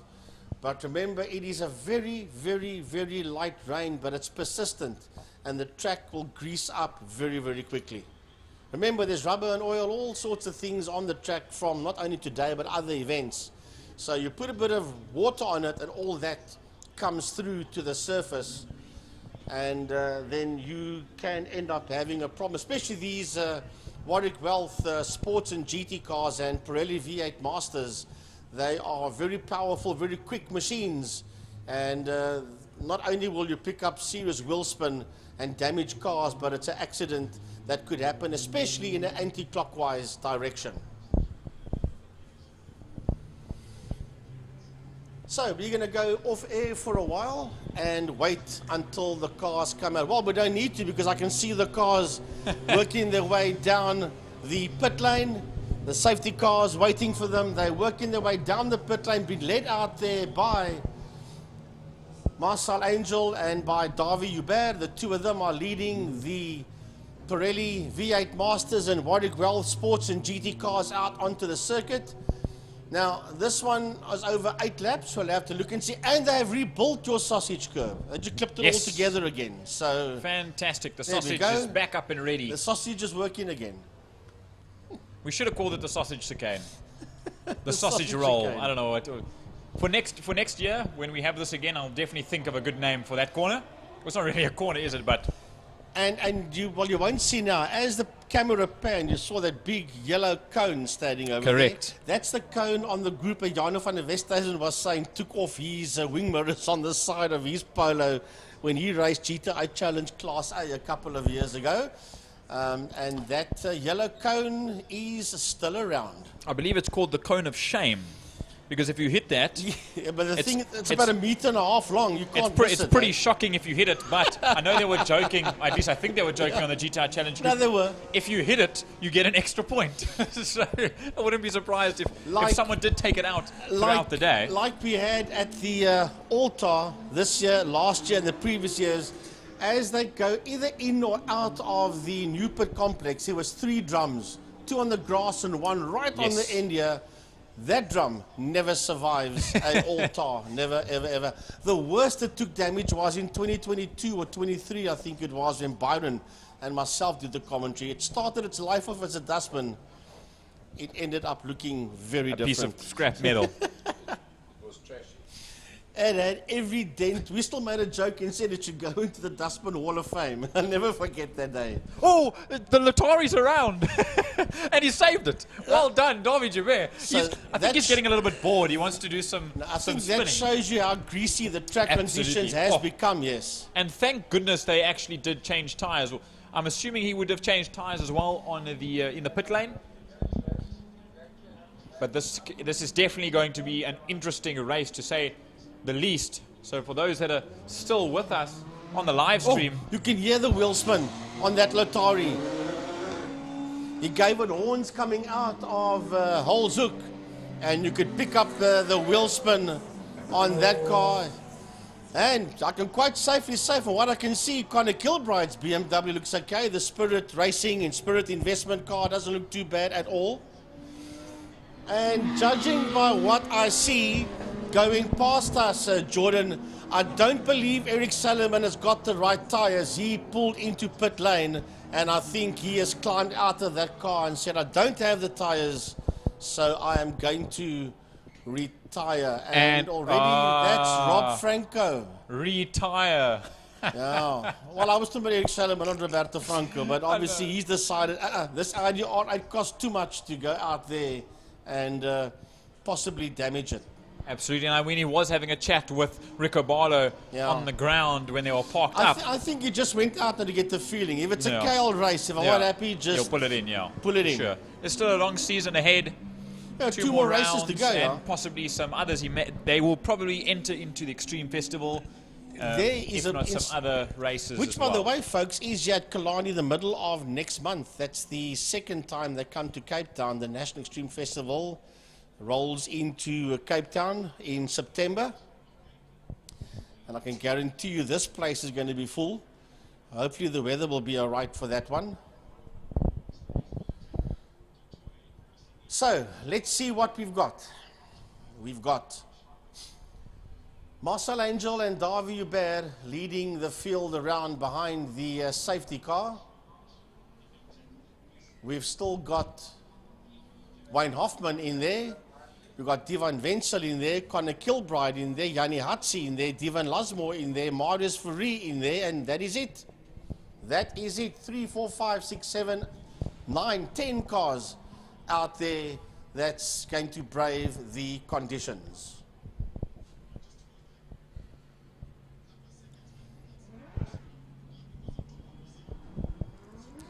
David Christie tells us from the corner of the studio, the rain is coming down. Sticks his arm out. You know you still have your sleeve on, David Christie. But just hold on, they can't go race. Oh, they can. Those two cars that I'm seeing there is on the spectator side of the fence. So there the lights go out on the Apex Bet. Very thankfully sponsored by Apex Bet, Maserati. And here we go. Lights ablaze for all the competitors. The lights go out and away we go for a rain-soaked race number 2 for the Warwick Wells Sports and GTs and Pirelli V8 Masters. Right, here we go. I did say 10 cars. I need to learn to count because there's a lot less of them out there, but that's all about Marcel Angel now. The Ferrari and the Lotari, they're going to have to be very careful. There's a lot of ponies that's out there on the circuit underneath the bonnets of these cars. You're going to have to feather the throttle as they go down the back straight. Marcel Angel followed there by Davi Hubert, and look at those two Porsches of Wayne Hoffman and Divan Wenzel. They go blasting through. They don't really mind. They've got themselves ahead of Yanni Hatzi. Here's Connor Kilbride that's coming towards us as well, followed there by Divan Lasmore in the 350Z. Oh, I was actually really hoping that it would be the case that Connor Kilbride would have been the only one to swap tires and see if he was able to win the race outright. But of course, safety is the biggest factor. And of course, the stewards allowed everyone to pit and change tires. So almost a breakthrough for the Racing Spirit team, but there's still going to be some serious action. Look how close things are. Oh, the Lotari spins again. Oh, right in front of Divan Wenzel. They have to take evasive action, but everybody's rejoined and everybody continues except that Hubert is now at the tail end of the field. In this exact same spot as he did on the warm-up lap. So I've got a feeling that that car highly does not have what rain tires on it. If it does have rain tires, there's just too much power to put onto such a slick surface. Well, for the folks at home, you can see how wet the track is as the cars come through. Besides the track being wet, you can see the spray coming off the back of the tire. So these guys are going to have to tiptoe around. The lap times will drop dramatically here as Yanni Hatzi is now being chased by Connor Kilbride as they work their way down that back straight. But it's all about, here comes Hatzi and Kilbride, and then behind them is Divan Wenzel as we go back to the front runner. Now he's all on his own. Well, not quite, because Wayne Hoffman is there in that second position. So it's Angel from Hoffman, then it's Hatzi, and right on his heels we have got Connor Kilbride and Divan Wenzel. Yep, into Castrol corner, turn number 4 they go. They use that close battle for third place overall. And in actual fact, the top 4 are all in classes of their own. And then Marius Fourie in that 8th spot, the last man out in the circuit, is also in his own class, that being a Class D. But something I didn't realize now, talking about numbers, the reason we're seeing so little 4, if not 5, minus Sean Moore of the V8 Masters could not join this as they, I don't believe, have slick tires. I mean, have rain tires. Have rain tires, so those V8 Masters have pulled off, and that's a pity though. Hey, side by side, Yanni Hatzi on the outside, and he will hold that position ahead of Connor Kilbride going into that chicane. Divan Wenzel is coming through as well. Right behind him is the Nissan 350Z of Divan Lasmore. So Wenzel and Lasmore, they're the last two cars that's making their way out of Cape Town corner. And the only real dice out there is the one between Hatzi and Kilbride. And it might still heat up, for lack of a better word, in these cool, damp conditions. As well, watch for them on screen now. Hatzi still ahead of Connor Kilbride as they exit out of Sorrel Sweep. Of course, wipers on as necessary. Here comes Divan Wenzel in the Martin Prince car, sponsored, or Divan Wenzel sponsored by Motul and Wenzel Motorworks. And of course, we saw Divan Lasmore just behind him as well. That being sponsored by, or him being sponsored by GT Club Sport. As they round the circuit, there is the Autohouse Angel Ferrari 488 GT3. Now I want to have a look at this gap because David showed me something earlier on. He was saying the gap between P1 and P2 was getting a little bit smaller, and it went from 2.5 to 2.4, so it's not quite, but Hoffman, I think if he can get used to these conditions, he's going to take that Porsche and go and fetch Marcel Angel, and as I say, picked up here by David at a 129.023 is the quickest lap out there by Wayne Hoffman. So far a 10th divides the two in terms of their last lap. I also must say Marcel Angel, a master of all that he's driven over the last decade, if not three, in his early career as well in the 90s, racing in the 250 Supercarts. SA Champ as well. I must say he's been out of that car specifically since March of 2025. That's a year and a half that he has since he last drove at the Extreme Festival last year.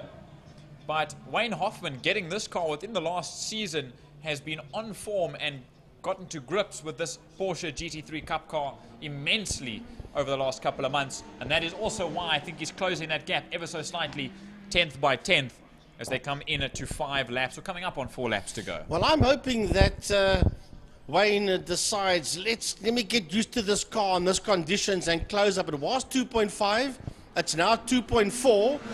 They're coming around to start another lap. Is it still the same? 2. He's taken off approximately close to 4/10 of a second. He's taken away here from Marcel Angel. So Angel's holding station and Wayne Hoffman is slowly but surely closing. Here comes Gianni Hatzi across the line. He's got Connor Kilbride right there behind him, and only 7/10 of a second between Hatzi and Kilbride for P3 and 4. Here comes Divan Wenzel towards us. He starts another lap. Lasmore starts another lap, and there's 1.8 seconds between, or there was 1.8. We'll have a look and see. Well, we'll try and pick it up on this one, exactly what the gap is. That's 2.1 between Wenzel and Lasmore. But I don't know if you saw within the last lap, and maybe you said it already, Angel did a 28.3 compared to a 27.9 by Wayne Hoffman. So 4/10 he's closed up. But visually the gap looks a little bit larger this time around. There is Hatzi and Kilbride. That would be between the two. Kilbride for the Racing Spirit team. But even though Marcel Angel was slower than Hoffman, it was Marcel's personal best.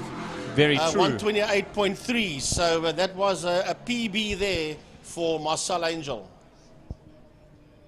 That's why Hoffman making his way out of Blockpoint Corner, also known as Hole's Hook.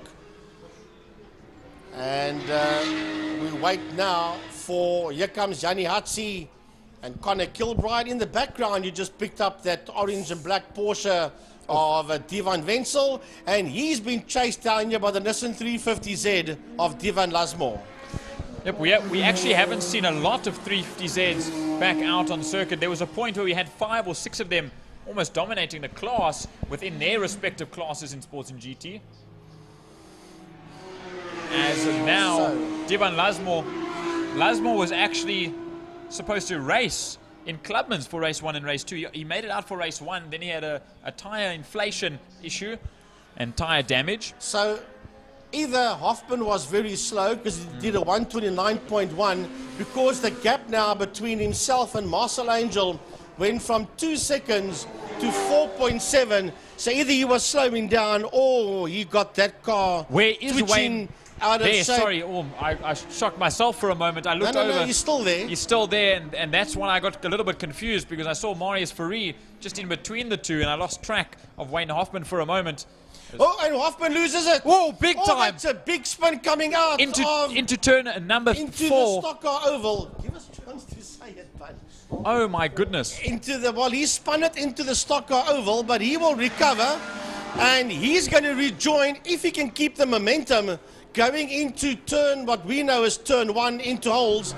He will rejoin just ahead there of the fight between Yanni Hatzi and Connor Kilbride.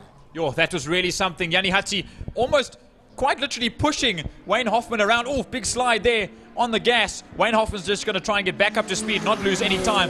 But Frankie Younes from upstairs, that was mightily scary because he traveled at such a speed almost towards the Landstem kink, and thank goodness the car got slowed down and spun around so you could spin back the right way round, because wow, that was really something. I hope we can get a replay on that, as now maybe he's a little bit tentative on this last couple of laps. Yeah, I think he is going to have to just take it a little bit lighter on that right foot. Down the back, so you'll have the power and the speed to stay ahead of the Nissan there. Will the Porsche of Hoffman on Hatzi, but Yanni Hatzi, well, Yanni leads his class. He's first in class B, but he'd like to get a second overall on circuit and take that second place away there from Wayne Hoffman. Connor Kilbride just keeping an eye on all of this because he's 11 seconds ahead, nearly 12 ahead of Divan Wenzel, that's in P5. Through Dam Stip they go for the penultimate time. We'll look for your leader that will make his way across the start-finish line now. Will Marcel Angel for Autohouse Angel Racing. There we saw him in and out of frame. He'll make his way through the chicane for the final time today. And I do have confirmation, Frank Younes, this is the last race of the day. The Pirelli Clubman's Classics and Breakfast Run motorcycles have been asked to bring their transponders back to the timekeepers, and this will finish us off with one more lap left to go for round number 7 of the Killarney Power Series. Right. As they are now on their final lap. That's a lovely fight there for second, third and fourth. Hoffman, Hatzi, Kilbride. Where's Divan Wenzel? Only making his way out of Holzhoek now. Yanni Hatzi still trying to hang in there behind Wayne Hoffman. Wayne Hoffman's last lap was a 130.6 and Yanni was a 131.3. And a personal best there for Wenzel and for Kilbride. As we have just a couple of shots. There's Connor Kilbride once again. And there is the man of the moment as well. The first time back in a year and a half. And Marcel Angel qualifies on pole. Fleets just enough on Davy Joubert in race number 1. And in a rain-soaked dramatic finish to end off the day, Marcel Angel wins out overall on his return back to the Warwick Well Sports and GT class for round 7 of the Killarney Power Series in anti-clockwise. And Wayne Hoffman still having a fight on the Joubert straight there with Yanni Hatzi, but I think he's regained the confidence once again. And Wayne Hoffman should bring that Porsche to the checkered flag ahead there of Yanni Hatzi. Just going to nurse it out of Holzhoek, out of Blockcoin to the checkered flag. And he will get there ahead of Yanni Hatzi. Then we should see 2 more cars out there. Well, 3 actually. Divan Wenzel, Divan Lasmore, and then obviously Marius Fourie as well in the SLK. An incredible drive from Wayne Hoffman in the Rico Bardo Racing, as well as Hoffman Property Group GT3. Yanni Hatzi in this an S14, a brilliant drive. Connor Kilbride, Divan Wenzel as well. Sure, he was on his own for a lot of it, but he had Divan Lasmore right on his case. But brilliant driving from there. And of course, we have Davy Joubert rounding 2 spins before the start of this race, but he has been just carefully maneuvering his way around the circuit. And Davy Joubert, the Le Joubert family, or family franchise, I suppose, brings the Lotari across the line for himself in NDT Racing. And what a way to go. A brilliant end to the weekend, I'd say. a big thank you to all around the circuit, all of my colleagues upstairs. I would have to say, what an incredible race day it was. The first time in a decade, Frank Eunice, that this track has been run in reverse, and it will be absolutely certain for myself and everyone else that this should happen again, because it was utterly brilliant. Well, that does conclude it. I want to say a big thanks to IMUSAT, a big thanks to everybody that was involved, Lime Property Management, you name it, every sponsor. Not only is the track wet, but it's 5:45, so there's no ways you were going to get through that last bike race before 6 p.m. in any case. So, from myself and the entire team, enjoy the weekend. Remember, tomorrow is MotoGP and Formula One, so watch all that tomorrow. Look after yourselves. God bless. Bye-bye, everybody.